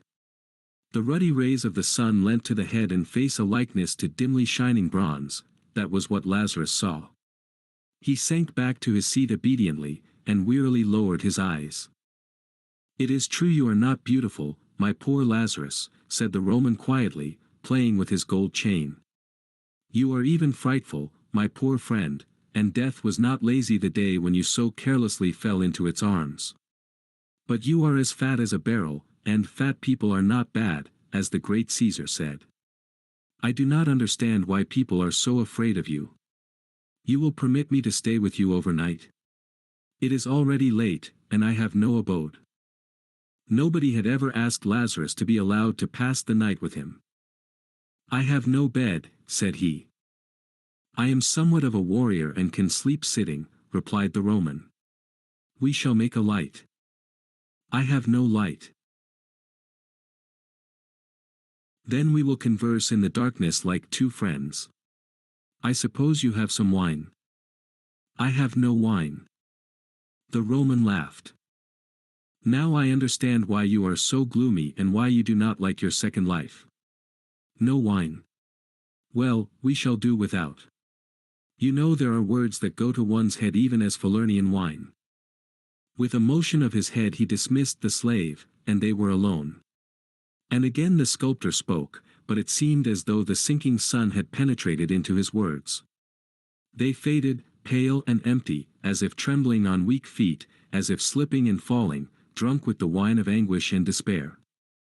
And black chasms appeared between the two men, like remote hints of vast emptiness and vast darkness. "Now I am your guest and you will not ill-treat me, Lazarus," said the Roman. "Hospitality is binding even upon those who have been 3 days dead. 3 days, I am told, you were in the grave. It must have been cold there, and it is from there that you have brought this bad habit of doing without light and wine. I like a light. It gets dark so quickly here.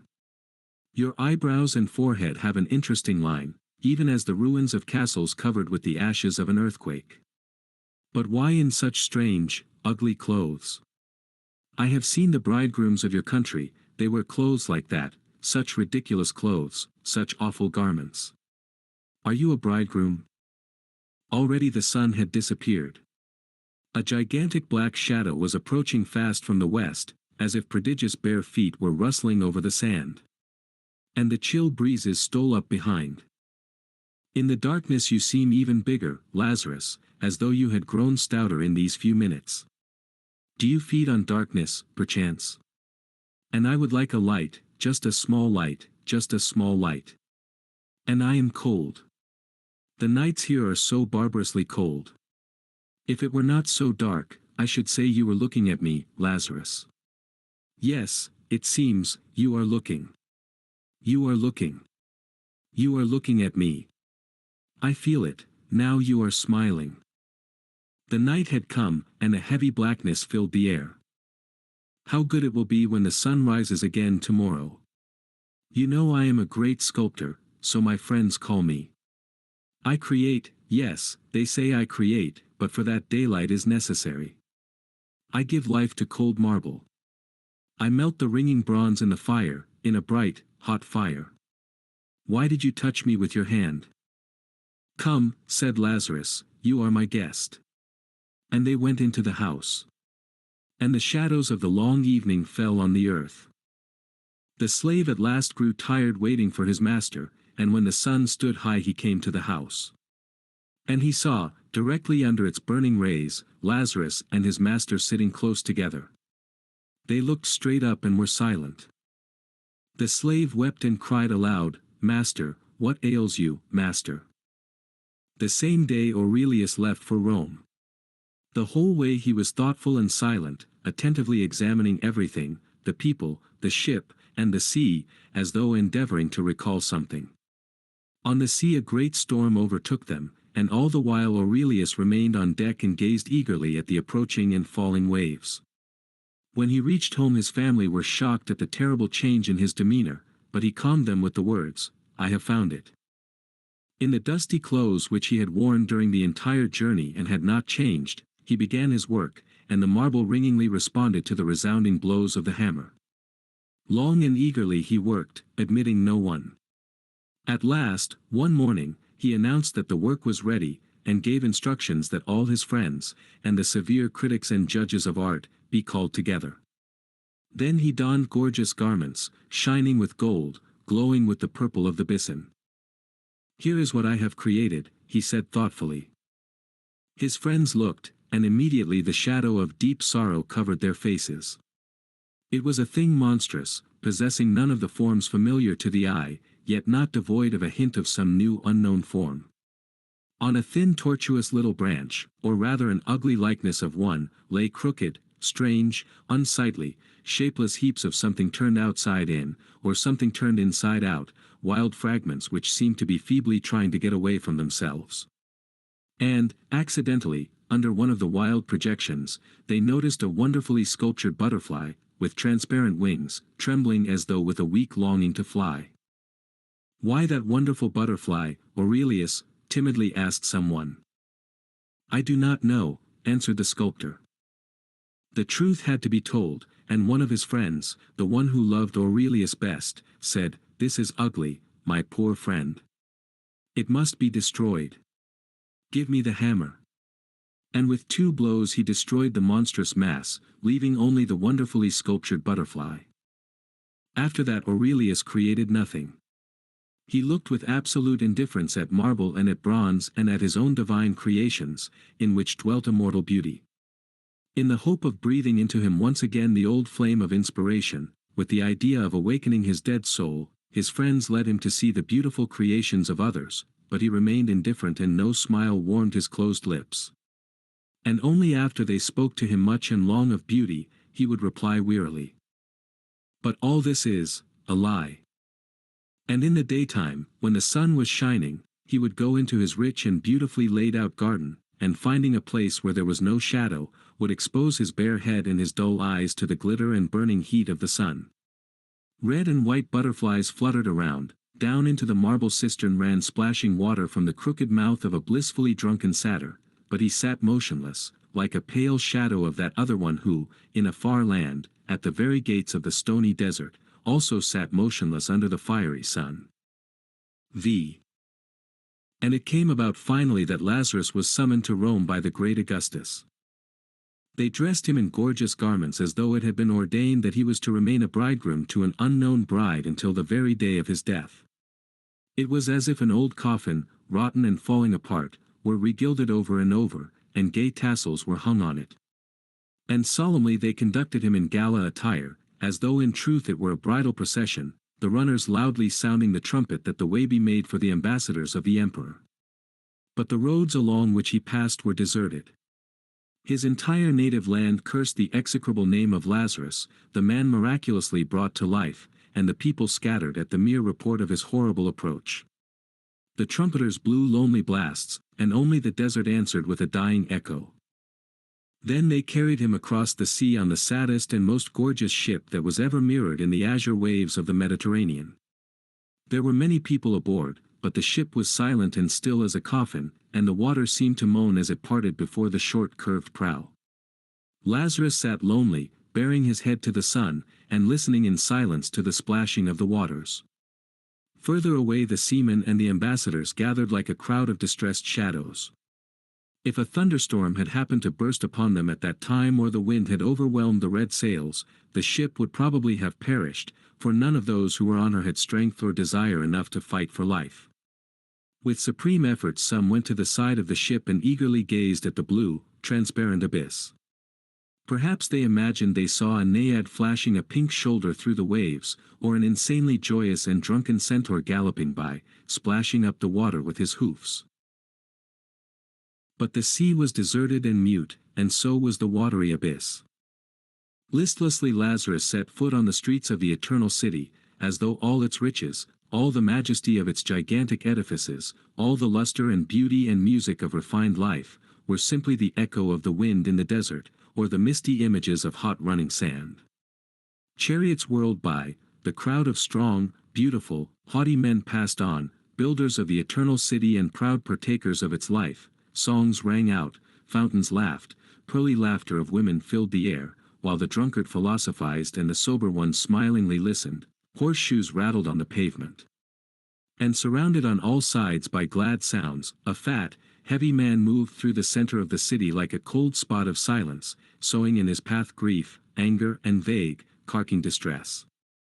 Who dared to be sad in Rome?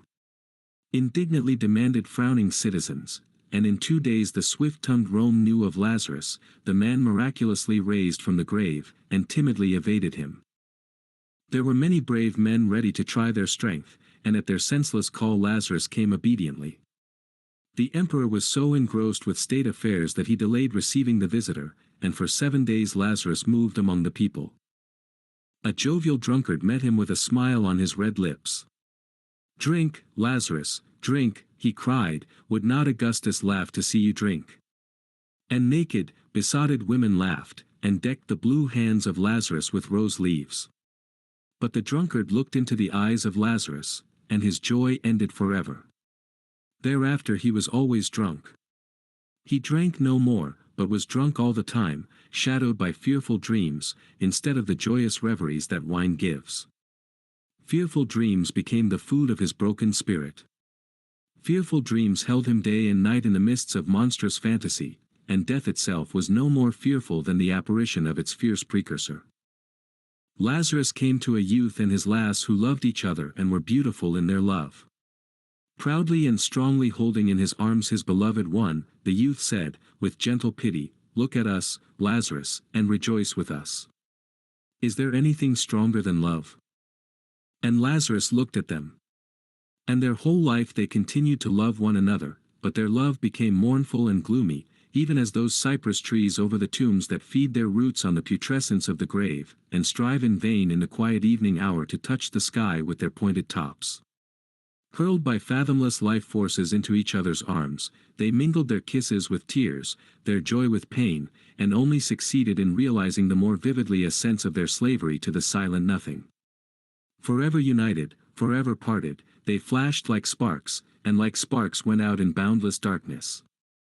Lazarus came to a proud sage, and the sage said to him, "I already know all the horrors that you may tell me, Lazarus. With what else can you terrify me?" Only a few moments passed before the sage realized that the knowledge of the horrible is not the horrible, and that the sight of death is not death. And he felt that in the eyes of the infinite wisdom and folly are the same, for the infinite knows them not. And the boundaries between knowledge and ignorance, between truth and falsehood, between top and bottom, faded, and his shapeless thought was suspended in emptiness. Then he grasped his gray head in his hands and cried out insanely, "I cannot think. I cannot think." Thus it was that under the cool gaze of Lazarus, the man miraculously raised from the dead, all that serves to affirm life, its sense and its joys, perished. And people began to say it was dangerous to allow him to see the emperor, that it were better to kill him and bury him secretly, and swear he had disappeared. Swords were sharpened and youths devoted to the welfare of the people announced their readiness to become assassins, when Augustus upset the cruel plans by demanding that Lazarus appear before him.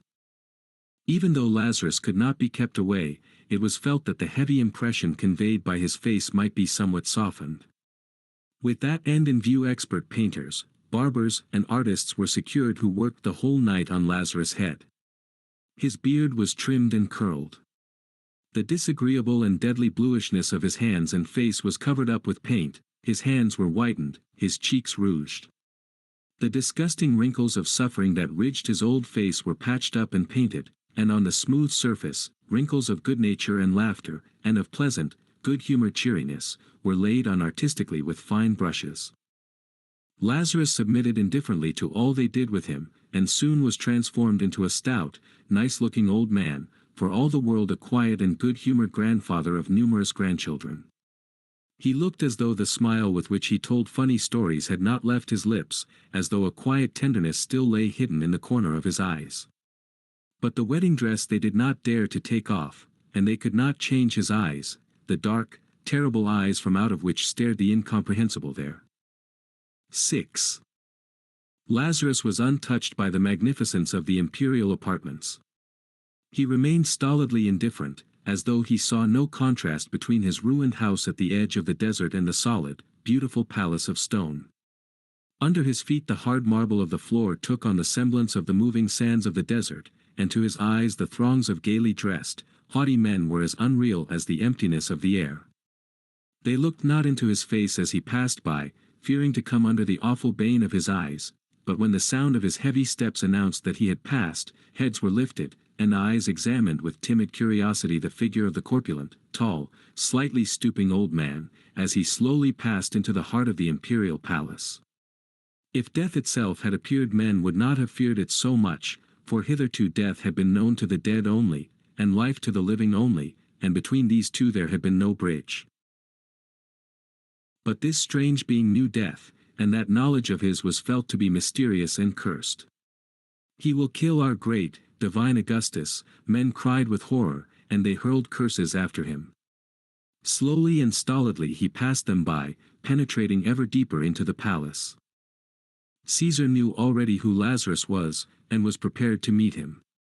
He was a courageous man, he felt his power was invincible, and in the fateful encounter with the man, wonderfully raised from the dead, he refused to lean on other men's weak help. Man to man, face to face, he met Lazarus. "Do not fix your gaze on me, Lazarus," he commanded.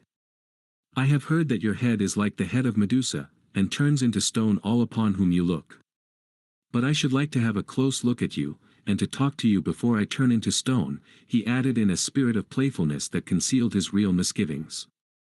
Approaching him, he examined closely Lazarus' face and his strange festive clothes. Though his eyes were sharp and keen, he was deceived by the skillful counterfeit. "Well, your appearance is not terrible, venerable sir. But all the worse for men, when the terrible takes on such a venerable and pleasant appearance. Now let us talk." Augustus sat down, and as much by glance as by words began the discussion. "Why did you not salute me when you entered?" Lazarus answered indifferently, "I did not know it was necessary." "You are a Christian?" "No." Augustus nodded approvingly. "That is good. I do not like the Christians. They shake the tree of life, forbidding it to bear fruit, and they scatter to the wind its fragrant blossoms. But who are you?" With some effort Lazarus answered, "I was dead." "I heard about that. But who are you now?" Lazarus' answer came slowly. Finally he said again, listlessly and indistinctly, "I was dead." "Listen to me, stranger," said the emperor sharply, giving expression to what had been in his mind before. "My empire is an empire of the living, my people are a people of the living and not of the dead. You are superfluous here. I do not know who you are, I do not know what you have seen there, but if you lie, I hate your lies, and if you tell the truth, I hate your truth. In my heart I feel the pulse of life, in my hands I feel power, and my proud thoughts, like eagles, fly through space. Behind my back, under the protection of my authority, under the shadow of the laws I have created, men live and labor and rejoice. Do you hear this divine harmony of life? Do you hear the war cry that men hurl into the face of the future, challenging it to strife?" Augustus extended his arms reverently and solemnly cried out, "Blessed art thou, great divine life." But Lazarus was silent, and the emperor continued more severely, "You are not wanted here. Pitiful remnant, half devoured of death, you fill men with distress and aversion to life. Like a caterpillar on the fields, you are gnawing away at the full seed of joy, exuding the slime of despair and sorrow. Your truth is like a rusted sword in the hands of a night assassin, and I shall condemn you to death as an assassin. But first I want to look into your eyes. Mayhap only cowards fear them, and brave men are spurred on to struggle and victory. Then will you merit not death but a reward. Look at me, Lazarus. At first it seemed to divine Augustus as if a friend were looking at him, so soft, so alluring, so gently fascinating was the gaze of Lazarus. It promised not horror but quiet rest, and the Infinite dwelt there as a fond mistress, a compassionate sister, a mother. And ever stronger grew its gentle embrace, until he felt, as it were, the breath of a mouth hungry for kisses. Then it seemed as if iron bones protruded in a ravenous grip, and closed upon him in an iron band, and cold nails touched his heart and slowly, slowly sank into it. It pains me, said divine Augustus, growing pale, but look, Lazarus, look. Ponderous gates, shutting off eternity, appeared to be slowly swinging open, and through the growing aperture poured in, coldly and calmly, the awful horror of the infinite. Boundless emptiness and boundless gloom entered like two shadows, extinguishing the sun, removing the ground from under the feet, and the cover from over the head. And the pain in his icy heart ceased. Look at me, Lazarus, commanded Augustus, staggering. Time ceased and the beginning of things came perilously near to the end. The throne of Augustus, so recently erected, fell to pieces, and emptiness took the place of the throne and of Augustus. Rome fell silently into ruins. A new city rose in its place, and it too was erased by emptiness. Like phantom giants, cities, kingdoms, and countries swiftly fell and disappeared into emptiness, swallowed up in the black maw of the infinite. Cease, commanded the emperor. Already the accent of indifference was in his voice. His arms hung powerless, and his eagle eyes flashed and were dimmed again, struggling against overwhelming darkness. You have killed me, Lazarus, he said drowsily. These words of despair saved him. He thought of the people, whose shield he was destined to be, and a sharp, redeeming pang pierced his dull heart. He thought of them doomed to perish, and he was filled with anguish. First they seemed bright shadows in the gloom of the infinite. How terrible! Then they appeared as fragile vessels with life-agitated blood, and hearts that knew both sorrow and great joy. And he thought of them with tenderness. And so thinking and feeling, inclining the scales now to the side of life, now to the side of death, he slowly returned to life, to find in its suffering and joy a refuge from the gloom, emptiness and fear of the infinite. No, you did not kill me, Lazarus, said he firmly. But I will kill you. Go. Evening came and divine Augustus partook of food and drink with great joy. But there were moments when his raised arm would remain suspended in the air, and the light of his shining, eager eyes was dimmed. It seemed as if an icy wave of horror washed against his feet. He was vanquished but not killed, and coldly awaited his doom, like a black shadow. His nights were haunted by horror, but the bright days still brought him the joys, as well as the sorrows, of life. Next day, by order of the emperor, they burned out Lazarus' eyes with hot irons and sent him home. Even Augustus dared not kill him. Lazarus returned to the desert, and the desert received him with the breath of the hissing wind and the ardor of the glowing sun. Again he sat on the stone with matted beard uplifted, and two black holes, where the eyes had once been, looked dull and horrible at the sky. In the distance the holy city surged and roared restlessly, but near him all was deserted and still. No one approached the place where Lazarus, miraculously raised from the dead, passed his last days, for his neighbors had long since abandoned their homes. His cursed knowledge, driven by the hot irons from his eyes deep into the brain, lay there in ambush, as if from ambush it might spring out upon men with 1,000 unseen eyes. No one dared to look at Lazarus. And in the evening, when the sun, swollen crimson and growing larger, bent its way toward the west, blind Lazarus slowly groped after it. He stumbled against stones and fell, corpulent and feeble. He rose heavily and walked on, and against the red curtain of sunset his dark form and outstretched arms gave him the semblance of a cross. It happened once that he went and never returned. Thus ended the second life of Lazarus, who for 3 days had been in the mysterious thraldom of death and then was miraculously raised from the dead. The Revolutionist. By Mikhail P. Artseybashev.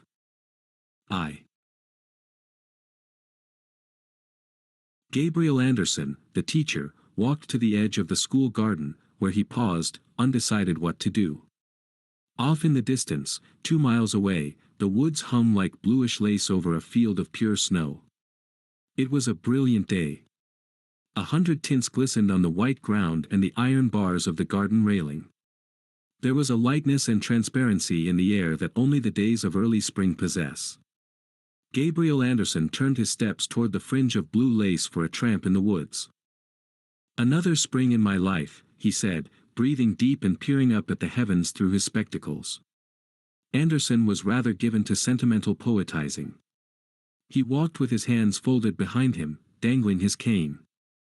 He had gone but a few paces when he noticed a group of soldiers and horses on the road beyond the garden rail. Their drab uniforms stood out dully against the white of the snow, but their swords and horses' coats tossed back the light. Their bowed cavalry legs moved awkwardly on the snow. Anderson wondered what they were doing there. Suddenly the nature of their business flashed upon him. It was an ugly errand they were upon, an instinct rather that his reason told him. Something unusual and terrible was to happen. And the same instinct told him he must conceal himself from the soldiers. He turned to the left quickly, dropped on his knees, and crawled on the soft, thawing, crackling snow to a low haystack, from behind which, by craning his neck, he could watch what the soldiers were doing. There were 12 of them, one a stocky young officer in a gray cloak caught in prettily at the waist by a silver belt. His face was so red that even at that distance Anderson caught the odd, whitish gleam of his light protruding mustache and eyebrows against the vivid color of his skin. The broken tones of his raucous voice reached distinctly to where the teacher, listening intently, lay hidden. "I know what I am about. I don't need anybody's advice," the officer cried. He clapped his arms akimbo and looked down at someone among the group of bustling soldiers. "I'll show you how to be a rebel, you damned skunk." Anderson's heart beat fast. Good heavens, he thought. Is it possible? His head grew chill as if struck by a cold wave. "Officer," a quiet, restrained, yet distinct voice came from among the soldiers, "you have no right, it's for the court to decide, you aren't a judge, it's plain murder, not..." "Silence," thundered the officer, his voice choking with rage. "I'll give you a court. Ivanov, go ahead." He put the spurs to his horse and rode away. Gabriel Anderson mechanically observed how carefully the horse picked its way, placing its feet daintily as if for the steps of a minuet. Its ears were pricked to catch every sound. There was momentary bustle and excitement among the soldiers. Then they dispersed in different directions, leaving 3 persons in black behind, 2 tall men and 1 very short and frail. Anderson could see the hair of the short one's head. It was very light. And he saw his rosy ears sticking out on each side. Now he fully understood what was to happen. But it was a thing so out of the ordinary, so horrible, that he fancied he was dreaming. It's so bright, so beautiful, the snow, the field, the woods, the sky. The breath of spring is upon everything. Yet people are going to be killed. How can it be? Impossible. So his thoughts ran in confusion. He had the sensation of a man suddenly gone insane, who finds he sees, hears and feels what he is not accustomed to, and ought not hear, see and feel. The 3 men in black stood next to one another hard by the railing, 2 quite close together, the short one some distance away. "Officer," one of them cried in a desperate voice. Anderson could not see which it was. "God sees us." "Officer." 8 soldiers dismounted quickly, their spurs and sabers catching awkwardly. Evidently they were in a hurry, as if doing a thief's job. Several seconds passed in silence until the soldiers placed themselves in a row a few feet from the black figures and leveled their guns. In doing so one soldier knocked his cap from his head. He picked it up and put it on again without brushing off the wet snow. The officer's mount still kept dancing on one spot with his ears pricked, while the other horses, also with sharp ears erect to catch every sound, stood motionless looking at the men in black, their long wise heads inclined to one side. "Spare the boy at least," another voice suddenly pierced the air. Why kill a child, damn you? What has the child done?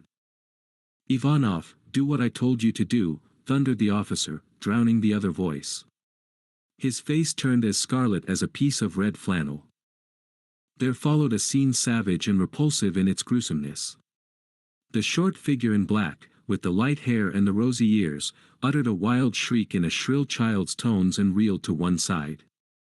Instantly it was caught up by 2 or 3 soldiers. But the boy began to struggle, and 2 more soldiers ran up. Ow ow ow ow, the boy cried. Let me go, let me go. Ow ow. His shrill voice cut the air like the yell of a stuck porkling not quite done to death. Suddenly he grew quiet. Someone must have struck him. An unexpected, oppressive silence ensued. The boy was being pushed forward. Then there came a deafening report. Anderson started back all in a tremble. He saw distinctly, yet vaguely as in a dream, the dropping of 2 dark bodies, the flash of pale sparks, and a light smoke rising in the clean, bright atmosphere. He saw the soldiers hastily mounting their horses without even glancing at the bodies. He saw them galloping along the muddy road, their arms clanking, their horses' hoofs clattering. He saw all this, himself now standing in the middle of the road, not knowing when and why he had jumped from behind the haystack. He was deathly pale. His face was covered with dank sweat, his body was aquiver. A physical sadness smote and tortured him. He could not make out the nature of the feeling. It was akin to extreme sickness, though far more nauseating and terrible. After the soldiers had disappeared beyond the bend toward the woods, people came hurrying to the spot of the shooting, though till then not a soul had been in sight. The bodies lay at the roadside on the other side of the railing, where the snow was clean, brittle and untrampled and glistened cheerfully in the bright atmosphere. There were 3 dead bodies, 2 men and a boy. The boy lay with his long soft neck stretched on the snow. The face of the man next to the boy was invisible. He had fallen face downward in a pool of blood. The third was a big man with a black beard and huge, muscular arms. He lay stretched out to the full length of his big body, his arms extended over a large area of blood-stained snow. The 3 men who had been shot lay black against the white snow, motionless. From afar no one could have told the terror that was in their immobility as they lay there at the edge of the narrow road crowded with people. That night Gabriel Anderson in his little room in the schoolhouse did not write poems as usual. He stood at the window and looked at the distant pale disk of the moon in the misty blue sky, and thought. And his thoughts were confused, gloomy, and heavy as if a cloud had descended upon his brain. Indistinctly outlined in the dull moonlight he saw the dark railing, the trees, the empty garden. It seemed to him that he beheld them, the 3 men who had been shot, 2 grown up, 1 a child.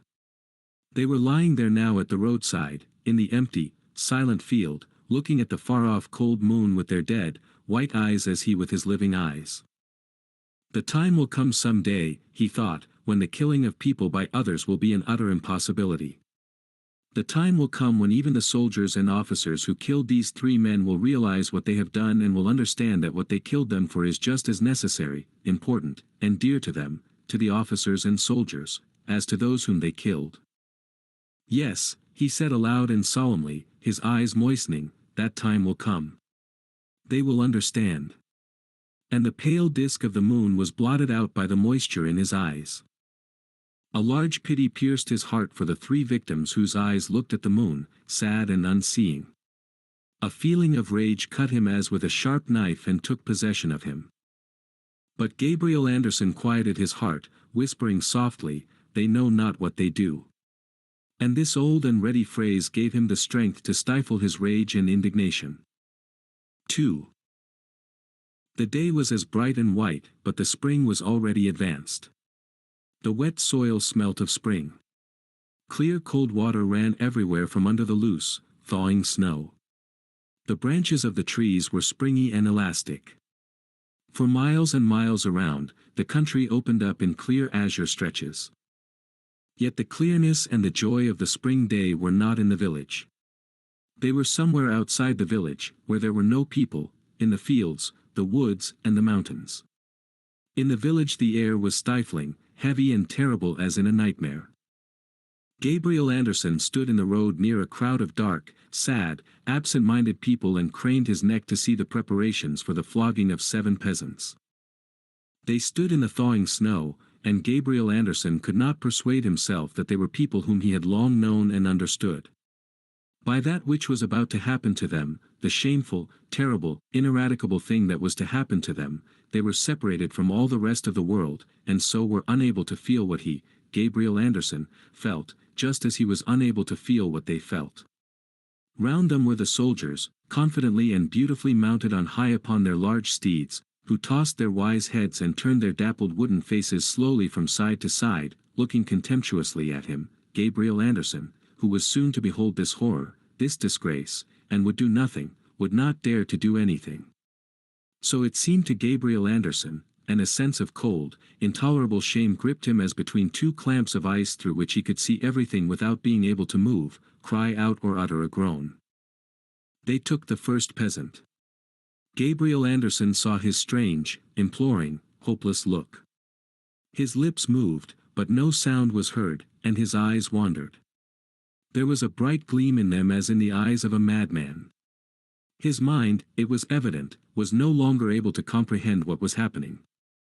And so terrible was that face, at once full of reason and of madness, that Anderson felt relieved when they put him face downward on the snow and, instead of the fiery eyes, he saw his bare back glistening, a senseless, shameful, horrible sight. The large, red-faced soldier in a red cap pushed toward him, looked down at his body with seeming delight, and then cried in a clear voice, "Well, let her go, with God's blessing." Anderson seemed not to see the soldiers, the sky, the horses, or the crowd. He did not feel the cold, the terror, or the shame. He did not hear the swish of the knout in the air or the savage howl of pain and despair. He only saw the bare back of a man's body swelling up and covered over evenly with white and purple stripes. Gradually the bare back lost the semblance of human flesh. The blood oozed and squirted, forming patches, drops and rivulets, which ran down on the white, thawing snow. Terror gripped the soul of Gabriel Anderson as he thought of the moment when the man would rise and face all the people who had seen his body bared out in the open and reduced to a bloody pulp. He closed his eyes. When he opened them, he saw 4 soldiers in uniform and red hats forcing another man down on the snow, his back bared just as shamefully, terribly, and absurdly, a ludicrously tragic sight. Then came the 3rd, the 4th, and so on, to the end. And Gabriel Anderson stood on the wet, thawing snow, craning his neck, trembling and stuttering, though he did not say a word. Dank sweat poured from his body. A sense of shame permeated his whole being. It was a humiliating feeling, having to escape being noticed so that they should not catch him and lay him there on the snow and strip him bare, him, Gabriel Anderson. The soldiers pressed and crowded, the horses tossed their heads, the knout swished in the air, and the bare, shamed human flesh swelled up, tore, ran over with blood, and curled like a snake. Oaths, wild shrieks rained upon the village through the clean white air of that spring day. Anderson now saw 5 men's faces at the steps of the town hall, the faces of those men who had already undergone their shame. He quickly turned his eyes away. After seeing this a man must die, he thought. 3. There were 17 of them, 15 soldiers, a subaltern and a young beardless officer. The officer lay in front of the fire looking intently into the flames. The soldiers were tinkering with the firearms in the wagon. Their gray figures moved about quietly on the black thawing ground, and occasionally stumbled across the logs sticking out from the blazing fire.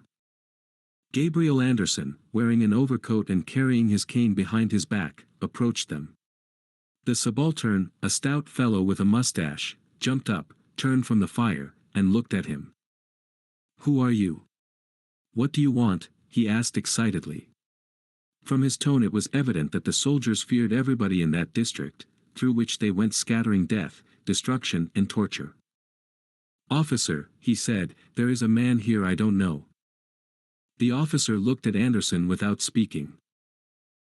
"Officer," said Anderson in a thin, strained voice, "My name is Michelson.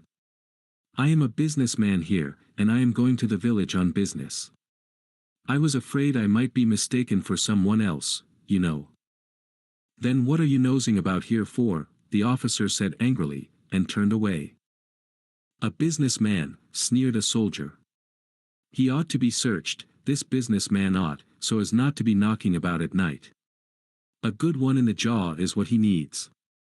"He's a suspicious character, officer," said the subaltern. "Don't you think we'd better arrest him, what?" "Don't," answered the officer lazily. "I'm sick of them, damn him." Gabriel Anderson stood there without saying anything. His eyes flashed strangely in the dark by the firelight. And it was strange to see his short, substantial, clean, neat figure in the field at night among the soldiers, with his overcoat and cane and glasses glistening in the firelight. The soldiers left him and walked away. Gabriel Anderson remained standing for a while. Then he turned and left, rapidly disappearing in the darkness. The night was drawing to a close. The air turned chilly, and the tops of the bushes defined themselves more clearly in the dark. Gabriel Anderson went again to the military post. But this time he hid, crouching low as he made his way under the cover of the bushes. Behind him people moved about quietly and carefully, bending the bushes, silent as shadows. Next to Gabriel, on his right, walked a tall man with a revolver in his hand. The figure of a soldier on the hill outlined itself strangely, unexpectedly, not where they had been looking for it. It was faintly illumined by the gleam from the dying fire. Gabriel Anderson recognized the soldier. It was the one who had proposed that he should be searched. Nothing stirred in Anderson's heart. His face was cold and motionless, as of a man who is asleep. Round the fire the soldiers lay stretched out sleeping, all except the subaltern, who sat with his head drooping over his knees. The tall thin man on Anderson's right raised the revolver and pulled the trigger. A momentary blinding flash, a deafening report. Anderson saw the guard lift his hands and then sit down on the ground clasping his bosom. From all directions short, crackling sparks flashed up which combined into one riving roar. The subaltern jumped up and dropped straight into the fire. Gray soldiers' figures moved about in all directions like apparitions, throwing up their hands and falling and writhing on the black earth. The young officer ran past Anderson, fluttering his hands like some strange, frightened bird. Anderson, as if he were thinking of something else, raised his cane. With all his strength he hit the officer on the head, each blow descending with a dull, ugly thud. The officer reeled in a circle, struck a bush, and sat down after the second blow, covering his head with both hands, as children do. Someone ran up and discharged a revolver as if from Anderson's own hand. The officer sank together in a heap and lunged with great force head foremost on the ground. His legs twitched for a while, then he curled up quietly. The shots ceased. Black men with white faces, ghostly gray in the dark, moved about the dead bodies of the soldiers, taking away their arms and ammunition. Anderson watched all this with a cold, attentive stare. When all was over, he went up, took hold of the burned subaltern's legs, and tried to remove the body from the fire. But it was too heavy for him, and he let it go. 4. Anderson sat motionless on the steps of the town hall, and thought. He thought of how he, Gabriel Anderson, with his spectacles, cane, overcoat and poems, had lied and betrayed 15 men. He thought it was terrible, yet there was neither pity, shame nor regret in his heart. Were he to be set free, he knew that he, Gabriel Anderson, with the spectacles and poems, would go straightway and do it again. He tried to examine himself, to see what was going on inside his soul. But his thoughts were heavy and confused.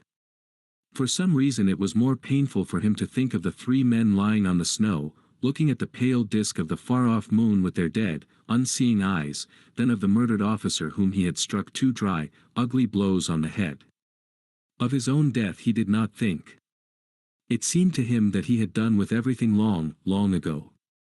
Something had died, had gone out and left him empty, and he must not think about it.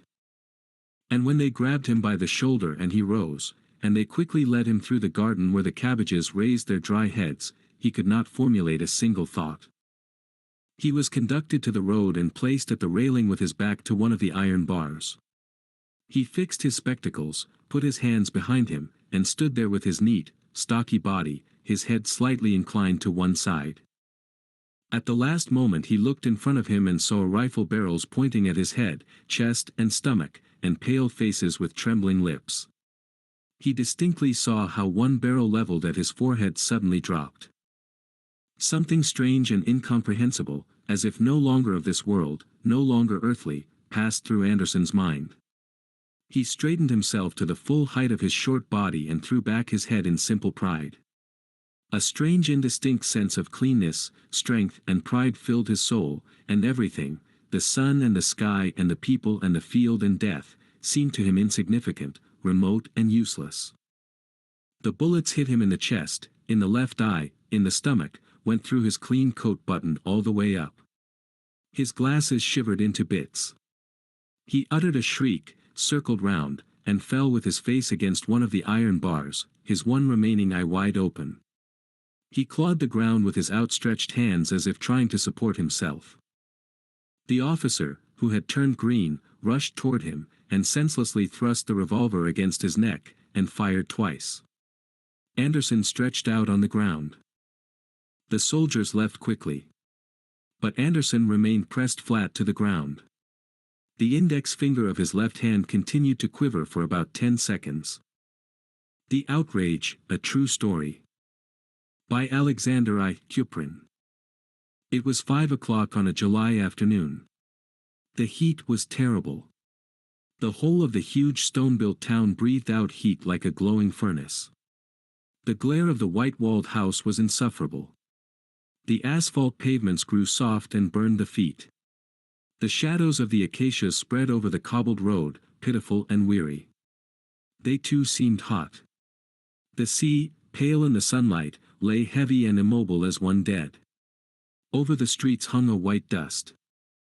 In the foyer of one of the private theaters a small committee of local barristers who had undertaken to conduct the cases of those who had suffered in the last pogrom against the Jews was reaching the end of its daily task. There were 19 of them, all juniors, young, progressive and conscientious men. The sitting was without formality, and white suits of duck, flannel and alpaca were in the majority. They sat anywhere, at little marble tables, and the chairman stood in front of an empty counter where chocolates were sold in the winter. The barristers were quite exhausted by the heat which poured in through the windows, with the dazzling sunlight and the noise of the streets. The proceedings went lazily and with a certain irritation. A tall young man with a fair mustache and thin hair was in the chair. He was dreaming voluptuously how he would be off in an instant on his new-bought bicycle to the bungalow. He would undress quickly, and without waiting to cool, still bathed in sweat, would fling himself into the clear, cold, sweet-smelling sea. His whole body was enervated and tense, thrilled by the thought. Impatiently moving the papers before him, he spoke in a drowsy voice. So, Joseph Maritzevich will conduct the case of Rubinchik. Perhaps there is still a statement to be made on the order of the day. His youngest colleague, a short, stout Karaite, very black and lively, said in a whisper so that every one could hear, on the order of the day, the best thing would be iced kvass. The chairman gave him a stern side glance, but could not restrain a smile. He sighed and put both his hands on the table to raise himself and declare the meeting closed, when the doorkeeper, who stood at the entrance to the theater, suddenly moved forward and said, "There are 7 people outside, sir. They want to come in." The chairman looked impatiently round the company. "What is to be done, gentlemen?" Voices were heard. "Next time. Basta. Let M put it in writing. If they'll get it over quickly. Decide it at once. Let M go to the devil. Phew. It's like boiling pitch. Let them in." The chairman gave a sign with his head, annoyed. "Then bring me a Vichy, please. But it must be cold." The porter opened the door and called down the corridor, "Come in. They say you may." Then 7 of the most surprising and unexpected individuals filed into the foyer. First appeared a full-grown, confident man in a smart suit, of the color of dry sea sand, in a magnificent pink shirt with white stripes and a crimson rose in his buttonhole. From the front his head looked like an upright beam, from the side like a horizontal beam. His face was adorned with a strong, bushy, martial mustache. He wore dark blue pince-nez on his nose, on his hands straw-colored gloves. In his left hand he held a black walking stick with a silver mount, in his right a light blue handkerchief. The other 6 produced a strange, chaotic, incongruous impression, exactly as though they had all hastily pooled not merely their clothes, but their hands, feet and heads as well. There was a man with the splendid profile of a Roman senator, dressed in rags and tatters. Another wore an elegant dress waistcoat, from the deep opening of which a dirty little Russian shirt leapt to the eye. Here were the unbalanced faces of the criminal type, but looking with a confidence that nothing could shake. All these men, in spite of their apparent youth, evidently possessed a large experience of life, an easy manner, a bold approach, and some hidden, suspicious cunning. The gentleman in the sandy suit bowed just his head, neatly and easily, and said with a half-question in his voice, "Mr. Chairman?" "Yes. I am the chairman. What is your business?" "We, all whom you see before you," the gentleman began in a quiet voice and turned round to indicate his companions, "we come as delegates from the United Rostov-Kharkov and Odessa Nikolaev Association of Thieves." The barristers began to shift in their seats. The chairman flung himself back and opened his eyes wide. "Association of what?" he said, perplexed. "The Association of Thieves," the gentleman in the sandy suit coolly repeated. "As for myself, my comrades did me the signal honor of electing me as the spokesman of the deputation." "Very pleased," the chairman said uncertainly. "Thank you. All 7 of us are ordinary thieves, naturally of different departments. The association has authorized us to put before your esteemed committee," the gentleman again made an elegant bow, "our respectful demand for assistance. I don't quite understand, quite frankly, what is the connection?" The chairman waved his hands helplessly. "However, please go on. The matter about which we have the courage and the honor to apply to you, gentlemen, is very clear, very simple, and very brief. It will take only 6 or 7 minutes.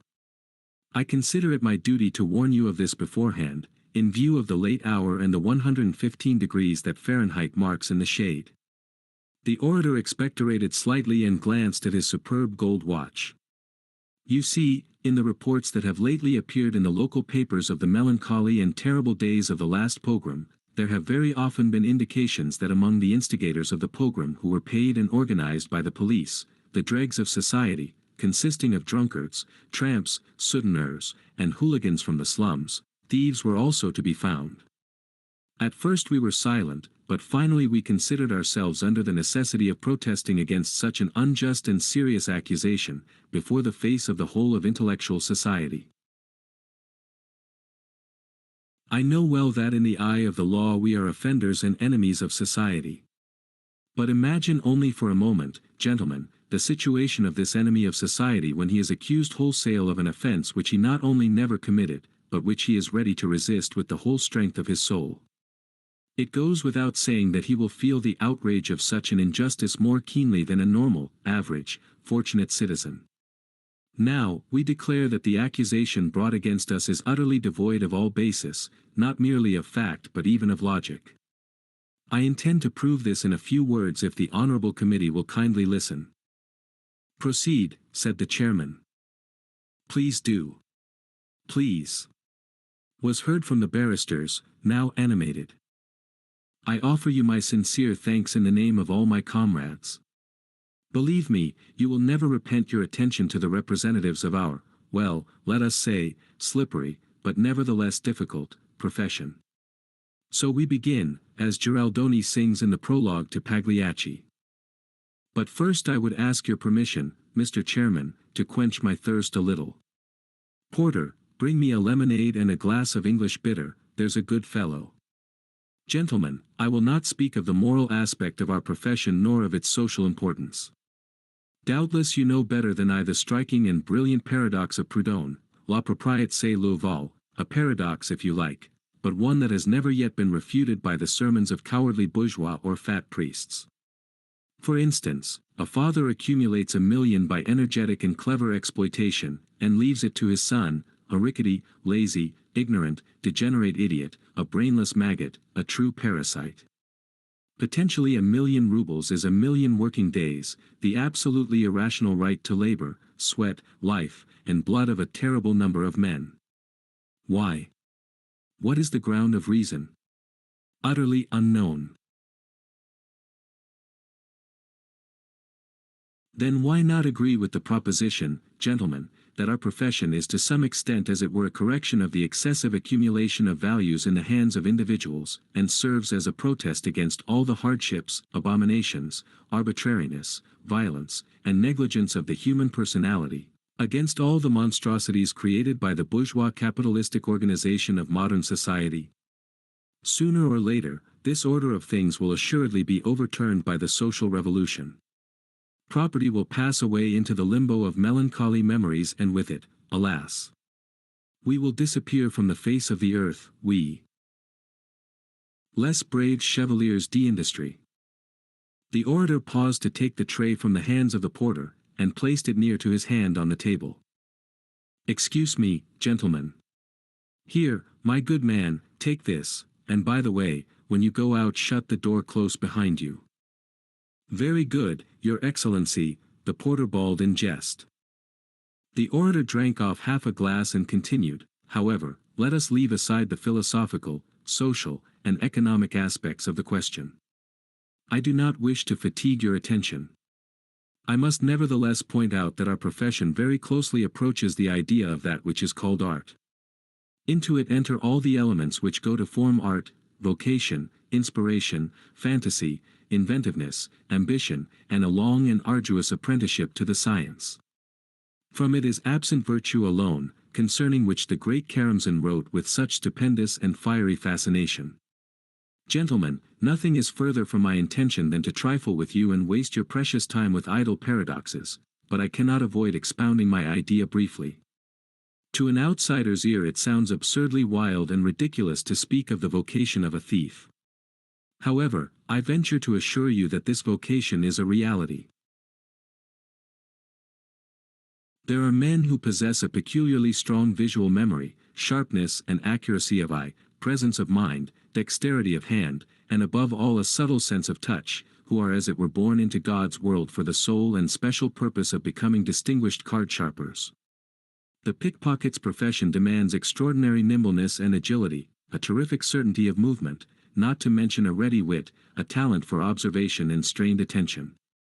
Some have a positive vocation for breaking open safes. From their tenderest childhood they are attracted by the mysteries of every kind of complicated mechanism, bicycles, sewing machines, clockwork toys and watches. Finally, gentlemen, there are people with an hereditary animus against private property. You may call this phenomenon degeneracy. But I tell you that you cannot entice a true thief, and thief by vocation, into the prose of honest vegetation by any gingerbread reward, or by the offer of a secure position, or by the gift of money, or by a woman's love, because there is here a permanent beauty of risk, a fascinating abyss of danger, the delightful sinking of the heart, the impetuous pulsation of life, the ecstasy. You are armed with the protection of the law, by locks, revolvers, telephones, police and soldiery, but we only by our own dexterity, cunning and fearlessness. We are the foxes, and society is a chicken run guarded by dogs.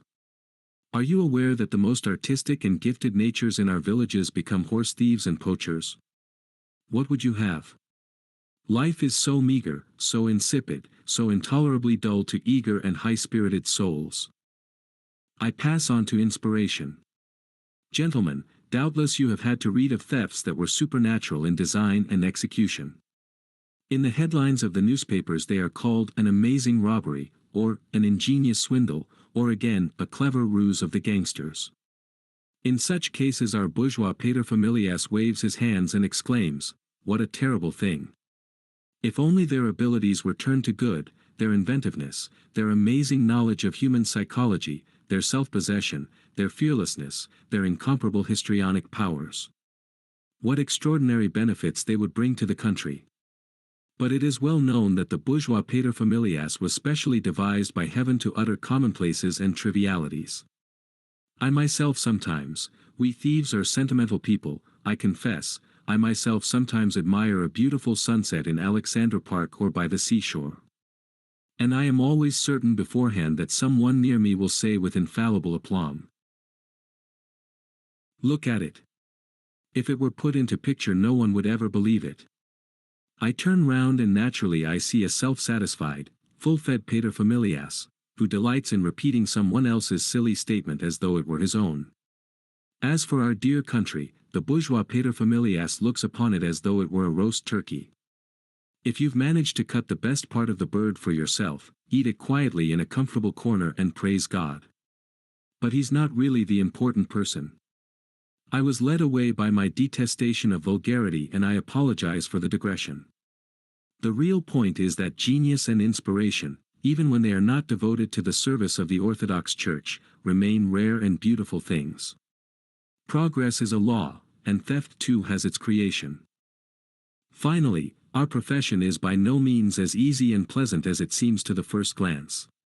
It demands long experience, constant practice, slow and painful apprenticeship.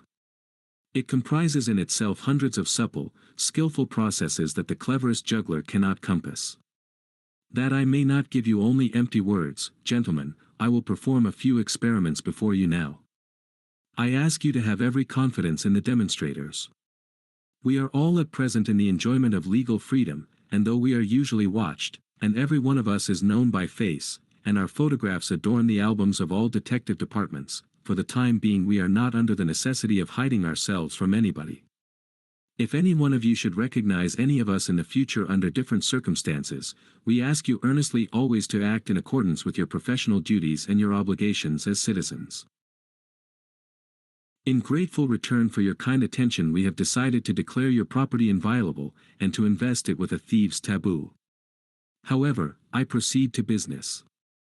The orator turned round and gave an order, "Seesoy the Great, will you come this way?"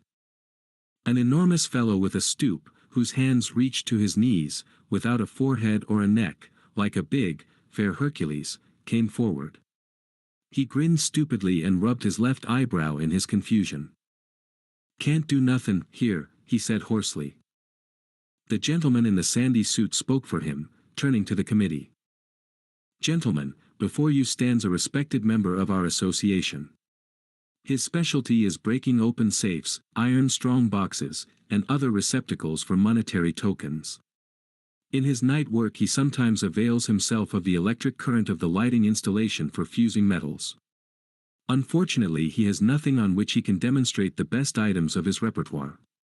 He will open the most elaborate lock irreproachably. By the way, this door here, it's locked, is it not?" Every one turned to look at the door, on which a printed notice hung, "Stage door. Strictly private."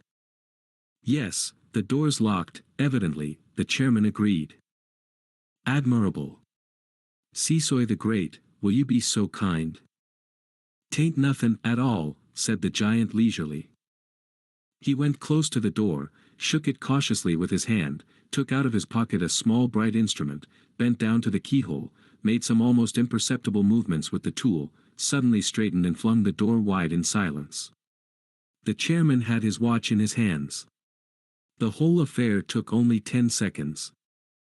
"Thank you, Seesoy the Great," said the gentleman in the sandy suit politely. "You may go back to your seat." But the chairman interrupted in some alarm, "Excuse me. This is all very interesting and instructive, but, is it included in your esteemed colleague's profession to be able to lock the door again?" "Ah, mil pardons." The gentleman bowed hurriedly. "It slipped my mind. Seesoy the Great, would you oblige?" The door was locked with the same adroitness and the same silence. The esteemed colleague waddled back to his friends, grinning. "Now I will have the honor to show you the skill of one of our comrades who is in the line of picking pockets in theaters and railway stations," continued the orator. He is still very young, but you may to some extent judge from the delicacy of his present work of the heights he will attain by diligence. Yasha. A swarthy youth in a blue silk blouse and long glacé boots, like a gypsy, came forward with a swagger, fingering the tassels of his belt, and merrily screwing up his big, impudent black eyes with yellow whites. "Gentlemen," said the gentleman in the sandy suit persuasively, "I must ask if one of you would be kind enough to submit himself to a little experiment. I assure you this will be an exhibition only, just a game." He looked round over the seated company. The short plump Karaite, black as a beetle, came forward from his table. "At your service," he said amusedly. "Yasha." The orator signed with his head. Yasha came close to the solicitor. On his left arm, which was bent, hung a bright-colored, figured scarf. "Suppose you're in church or at the bar in one of the halls, or watchin' a circus," he began in a sugary, fluent voice. "I see straight off, there's a toff. Excuse me, sir. Suppose you're the toff. There's no offense, just means a rich gent, decent enough, but don't know his way about. First, what's he likely to have about him? All sorts. Mostly, a ticker and a chain. Whereabouts does he keep them? Somewhere in his top vest pocket, here. Others have M in the bottom pocket. Just here. Purse, most always in the trousers, except when a greenie keeps it in his jacket. Cigar case. Have a look first what it is, gold, silver, with a monogram. Leather, what decent man soil his hands? Cigar case. 7 pockets, here, here, here, up there, there, here and here again. That's right, ain't it? That's how you go to work." As he spoke the young man smiled. His eyes shone straight into the barrister's. With a quick, dexterous movement of his right hand he pointed to various portions of his clothes. "Then again you might see a pin here in the tie. However, we do not appropriate. Such gents nowadays, they hardly ever wear a real stone." Then I comes up to him. I begin straight off to talk to him like a gent. "Sir, would you be so kind as to give me a light from your cigarette, or something of the sort?" At any rate, I enter into conversation. "What's next?" I look him straight in the peepers, just like this. Only 2 of me fingers are at it, just this and this. Yasha lifted 2 fingers of his right hand on a level with the solicitor's face, the forefinger and the middle finger, and moved them about. You see. With these 2 fingers I run over the whole piano. Nothin' wonderful in it, 1, 2, 3, ready. Any man who wasn't stupid could learn easily. That's all it is. Most ordinary business. I thank you." The pickpocket swung on his heel as if to return to his seat. "Yasha." The gentleman in the sandy suit said with meaning weight. "Yasha," he repeated sternly. Yasha stopped. His back was turned to the barrister, but he evidently gave his representative an imploring look, because the latter frowned and shook his head. "Yasha," he said for the 3rd time, in a threatening tone. "Ha!" The young thief grunted in vexation and turned to face the solicitor. "Where's your little watch, sir?" he said in a piping voice. Oh, the Karaite brought himself up sharp.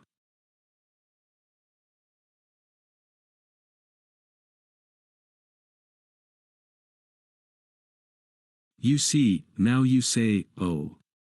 Yasha continued reproachfully. "All the while you were admiring me right hand, I was operatin' your watch with my left. Just with these 2 little fingers, under the scarf. That's why we carry a scarf. Since your chain's not worth anything, a present from some mamselle, and the watch is a gold one, I've left you the chain as a keepsake. Take it," he added with a sigh, holding out the watch. "But that is clever," the barrister said in confusion. "I didn't notice it at all." "That's our business," Yasha said with pride. He swaggered back to his comrades. Meantime the orator took a drink from his glass and continued.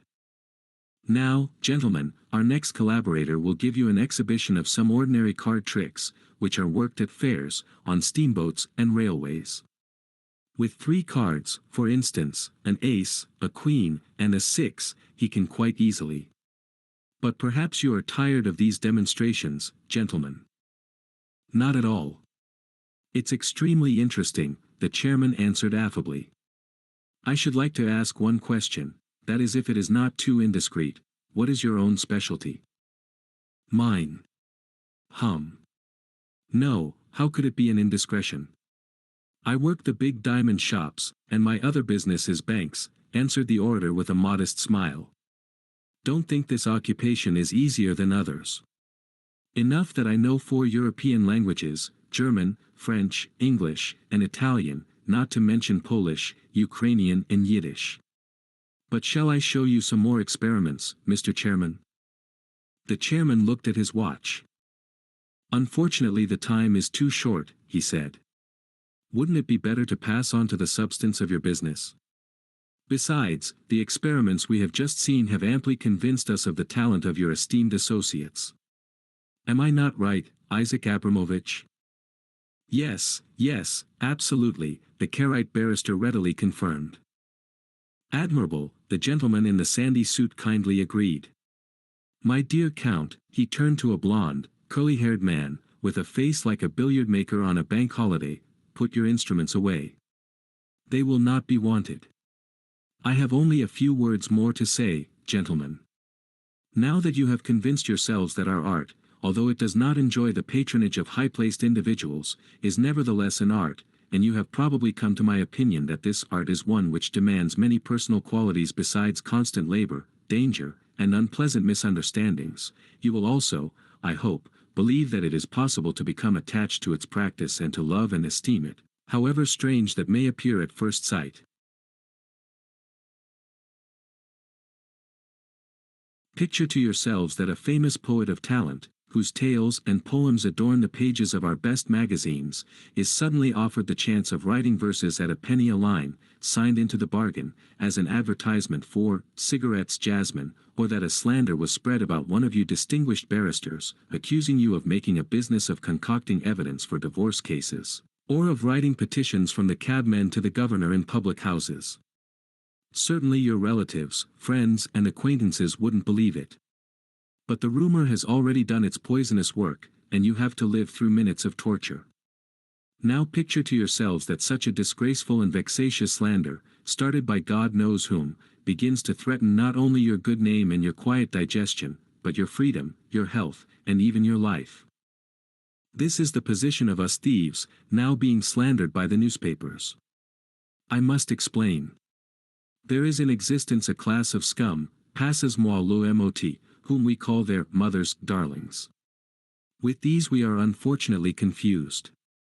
They have neither shame nor conscience, a dissipated riff-raff, mothers useless darlings, idle, clumsy drones, shop assistants who commit unskillful thefts. He thinks nothing of living on his mistress, a prostitute, like the male mackerel, who always swims after the female and lives on her excrements. He is capable of robbing a child with violence in a dark alley. In order to get a penny, he will kill a man in his sleep and torture an old woman.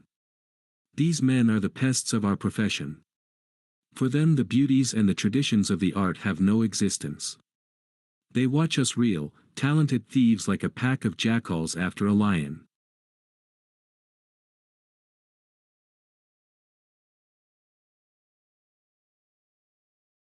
Suppose I've managed to bring off an important job. We won't mention the fact that I have to leave 2/3 of what I get to the receivers who sell the goods and discount the notes, or the customary subsidies to our incorruptible police. I still have to share out something to each one of these parasites, who have got wind of my job, by accident, hearsay, or a casual glance. So we call them motions, which means half, a corruption of moiety. Original etymology. I pay him only because he knows and may inform against me. And it mostly happens that even when he's got his share he runs off to the police in order to get another dollar. We, honest thieves. Yes, you may laugh, gentlemen, but I repeat it, we honest thieves detest these reptiles. We have another name for them, a stigma of ignominy, but I dare not utter it here out of respect for the place and for my audience. Oh, yes, they would gladly accept an invitation to a pogrom. The thought that we may be confused with them is 100 times more insulting to us even than the accusation of taking part in a pogrom. Gentlemen, while I have been speaking, I have often noticed smiles on your faces. I understand you. Our presence here, our application for your assistance, and above all the unexpectedness of such a phenomenon as a systematic organization of thieves, with delegates who are thieves, and a leader of the deputation, also a thief by profession, it is all so original that it must inevitably arouse a smile. But now I will speak from the depth of my heart. Let us be rid of our outward wrappings, gentlemen, let us speak as men to men. Almost all of us are educated, and all love books. We don't only read the adventures of Rochambeau, as the realistic writers say of us. Do you think our hearts did not bleed and our cheeks did not burn from shame, as though we had been slapped in the face, all the time that this unfortunate, disgraceful, accursed, cowardly war lasted? Do you really think that our souls do not flame with anger when our country is lashed with Cossack whips, and trodden under foot, shot and spit at by mad, exasperated men? Will you not believe that we thieves meet every step towards the liberation to come with a thrill of ecstasy? We understand, every one of us, perhaps only a little less than you barristers, gentlemen, the real sense of the pogroms. Every time that some dastardly event or some ignominious failure has occurred, after executing a martyr in a dark corner of a fortress, or after deceiving public confidence, someone who is hidden and unapproachable gets frightened of the people's anger and diverts its vicious element upon the heads of innocent Jews. Whose diabolical mind invents these pogroms, these titanic bloodlettings, these cannibal amusements for the dark, bestial souls? We all see with certain clearness that the last convulsions of the bureaucracy are at hand. Forgive me if I present it imaginatively. There was a people that had a chief temple, wherein dwelt a bloodthirsty deity, behind a curtain, guarded by priests. Once fearless hands tore the curtain away. Then all the people saw, instead of a god, a huge, shaggy, voracious spider, like a loathsome cuttlefish. They beat it and shoot at it. It is dismembered already, but still in the frenzy of its final agony it stretches over all the ancient temple its disgusting, clawing tentacles. And the priests, themselves under sentence of death, push into the monster's grasp all whom they can seize in their terrified, trembling fingers. Forgive me. What I have said is probably wild and incoherent. But I am somewhat agitated. Forgive me. I continue. We thieves by profession know better than anyone else how these pogroms were organized. We wander everywhere, into public houses, markets, tea shops, doss houses, public places, the harbor. We can swear before God and man and posterity that we have seen how the police organized the massacres, without shame and almost without concealment. We know them all by face, in uniform or disguise. They invited many of us to take part, but there was none so vile among us as to give even the outward consent that fear might have extorted. You know, of course, how the various strata of Russian society behave towards the police. It is not even respected by those who avail themselves of its dark services. But we despise and hate it 10 times more, not because many of us have been tortured in the detective departments, which are just chambers of horror, beaten almost to death, beaten with whips of ox-hide and of rubber in order to extort a confession or to make us betray a comrade. Yes, we hate them for that too. But we thieves, all of us who have been in prison, have a mad passion for freedom. Therefore we despise our jailers with all the hatred that a human heart can feel. I will speak for myself. I have been tortured 3 times by police detectives till I was half dead. My lungs and liver have been shattered. In the mornings I spit blood until I can breathe no more. But if I were told that I will be spared a 4th flogging only by shaking hands with a chief of the detective police, I would refuse to do it. And then the newspapers say that we took from these hands Judas money, dripping with human blood. No, gentlemen, it is a slander which stabs our very soul, and inflicts insufferable pain. Not money, nor threats, nor promises will suffice to make us mercenary murderers of our brethren, nor accomplices with them. Never. No. No, His comrade standing behind him began to murmur. "I will say more," the thief continued. "Many of us protected the victims during this pogrom. Our friend, called Sisoy the Great, you have just seen him, gentlemen, was then lodging with a Jewish braidmaker on the Moldavanka. With a poker in his hands he defended his landlord from a great horde of assassins. It is true, Sisoy the Great is a man of enormous physical strength, and this is well known to many of the inhabitants of the Moldavanka. But you must agree, gentlemen, that in these moments Sisoy the Great looks straight into the face of death. Our comrade Martin the miner, this gentleman here," the orator pointed to a pale, bearded man with beautiful eyes who was holding himself in the background, saved an old Jewess, whom he had never seen before, who was being pursued by a crowd of these canaille. They broke his head with a crowbar for his pains, smashed his arm in 2 places and splintered a rib. He is only just out of hospital. That is the way our most ardent and determined members acted. The others trembled for anger and wept for their own impotence. None of us will forget the horrors of those bloody days and bloody nights lit up by the glare of fires, those sobbing women, those little children's bodies torn to pieces and left lying in the street. But for all that, not one of us thinks that the police and the mob are the real origin of the evil. These tiny, stupid, loathsome vermin are only a senseless fist that is governed by a vile, calculating mind, moved by a diabolical will. Yes, gentlemen, the orator continued, we thieves have nevertheless merited your legal contempt. But when you, noble gentlemen, need the help of clever, brave, obedient men at the barricades, men who will be ready to meet death with a song and a jest on their lips for the most glorious word in the world, freedom, will you cast us off then and order us away because of an inveterate revulsion? Damn it all, the first victim in the French Revolution was a prostitute.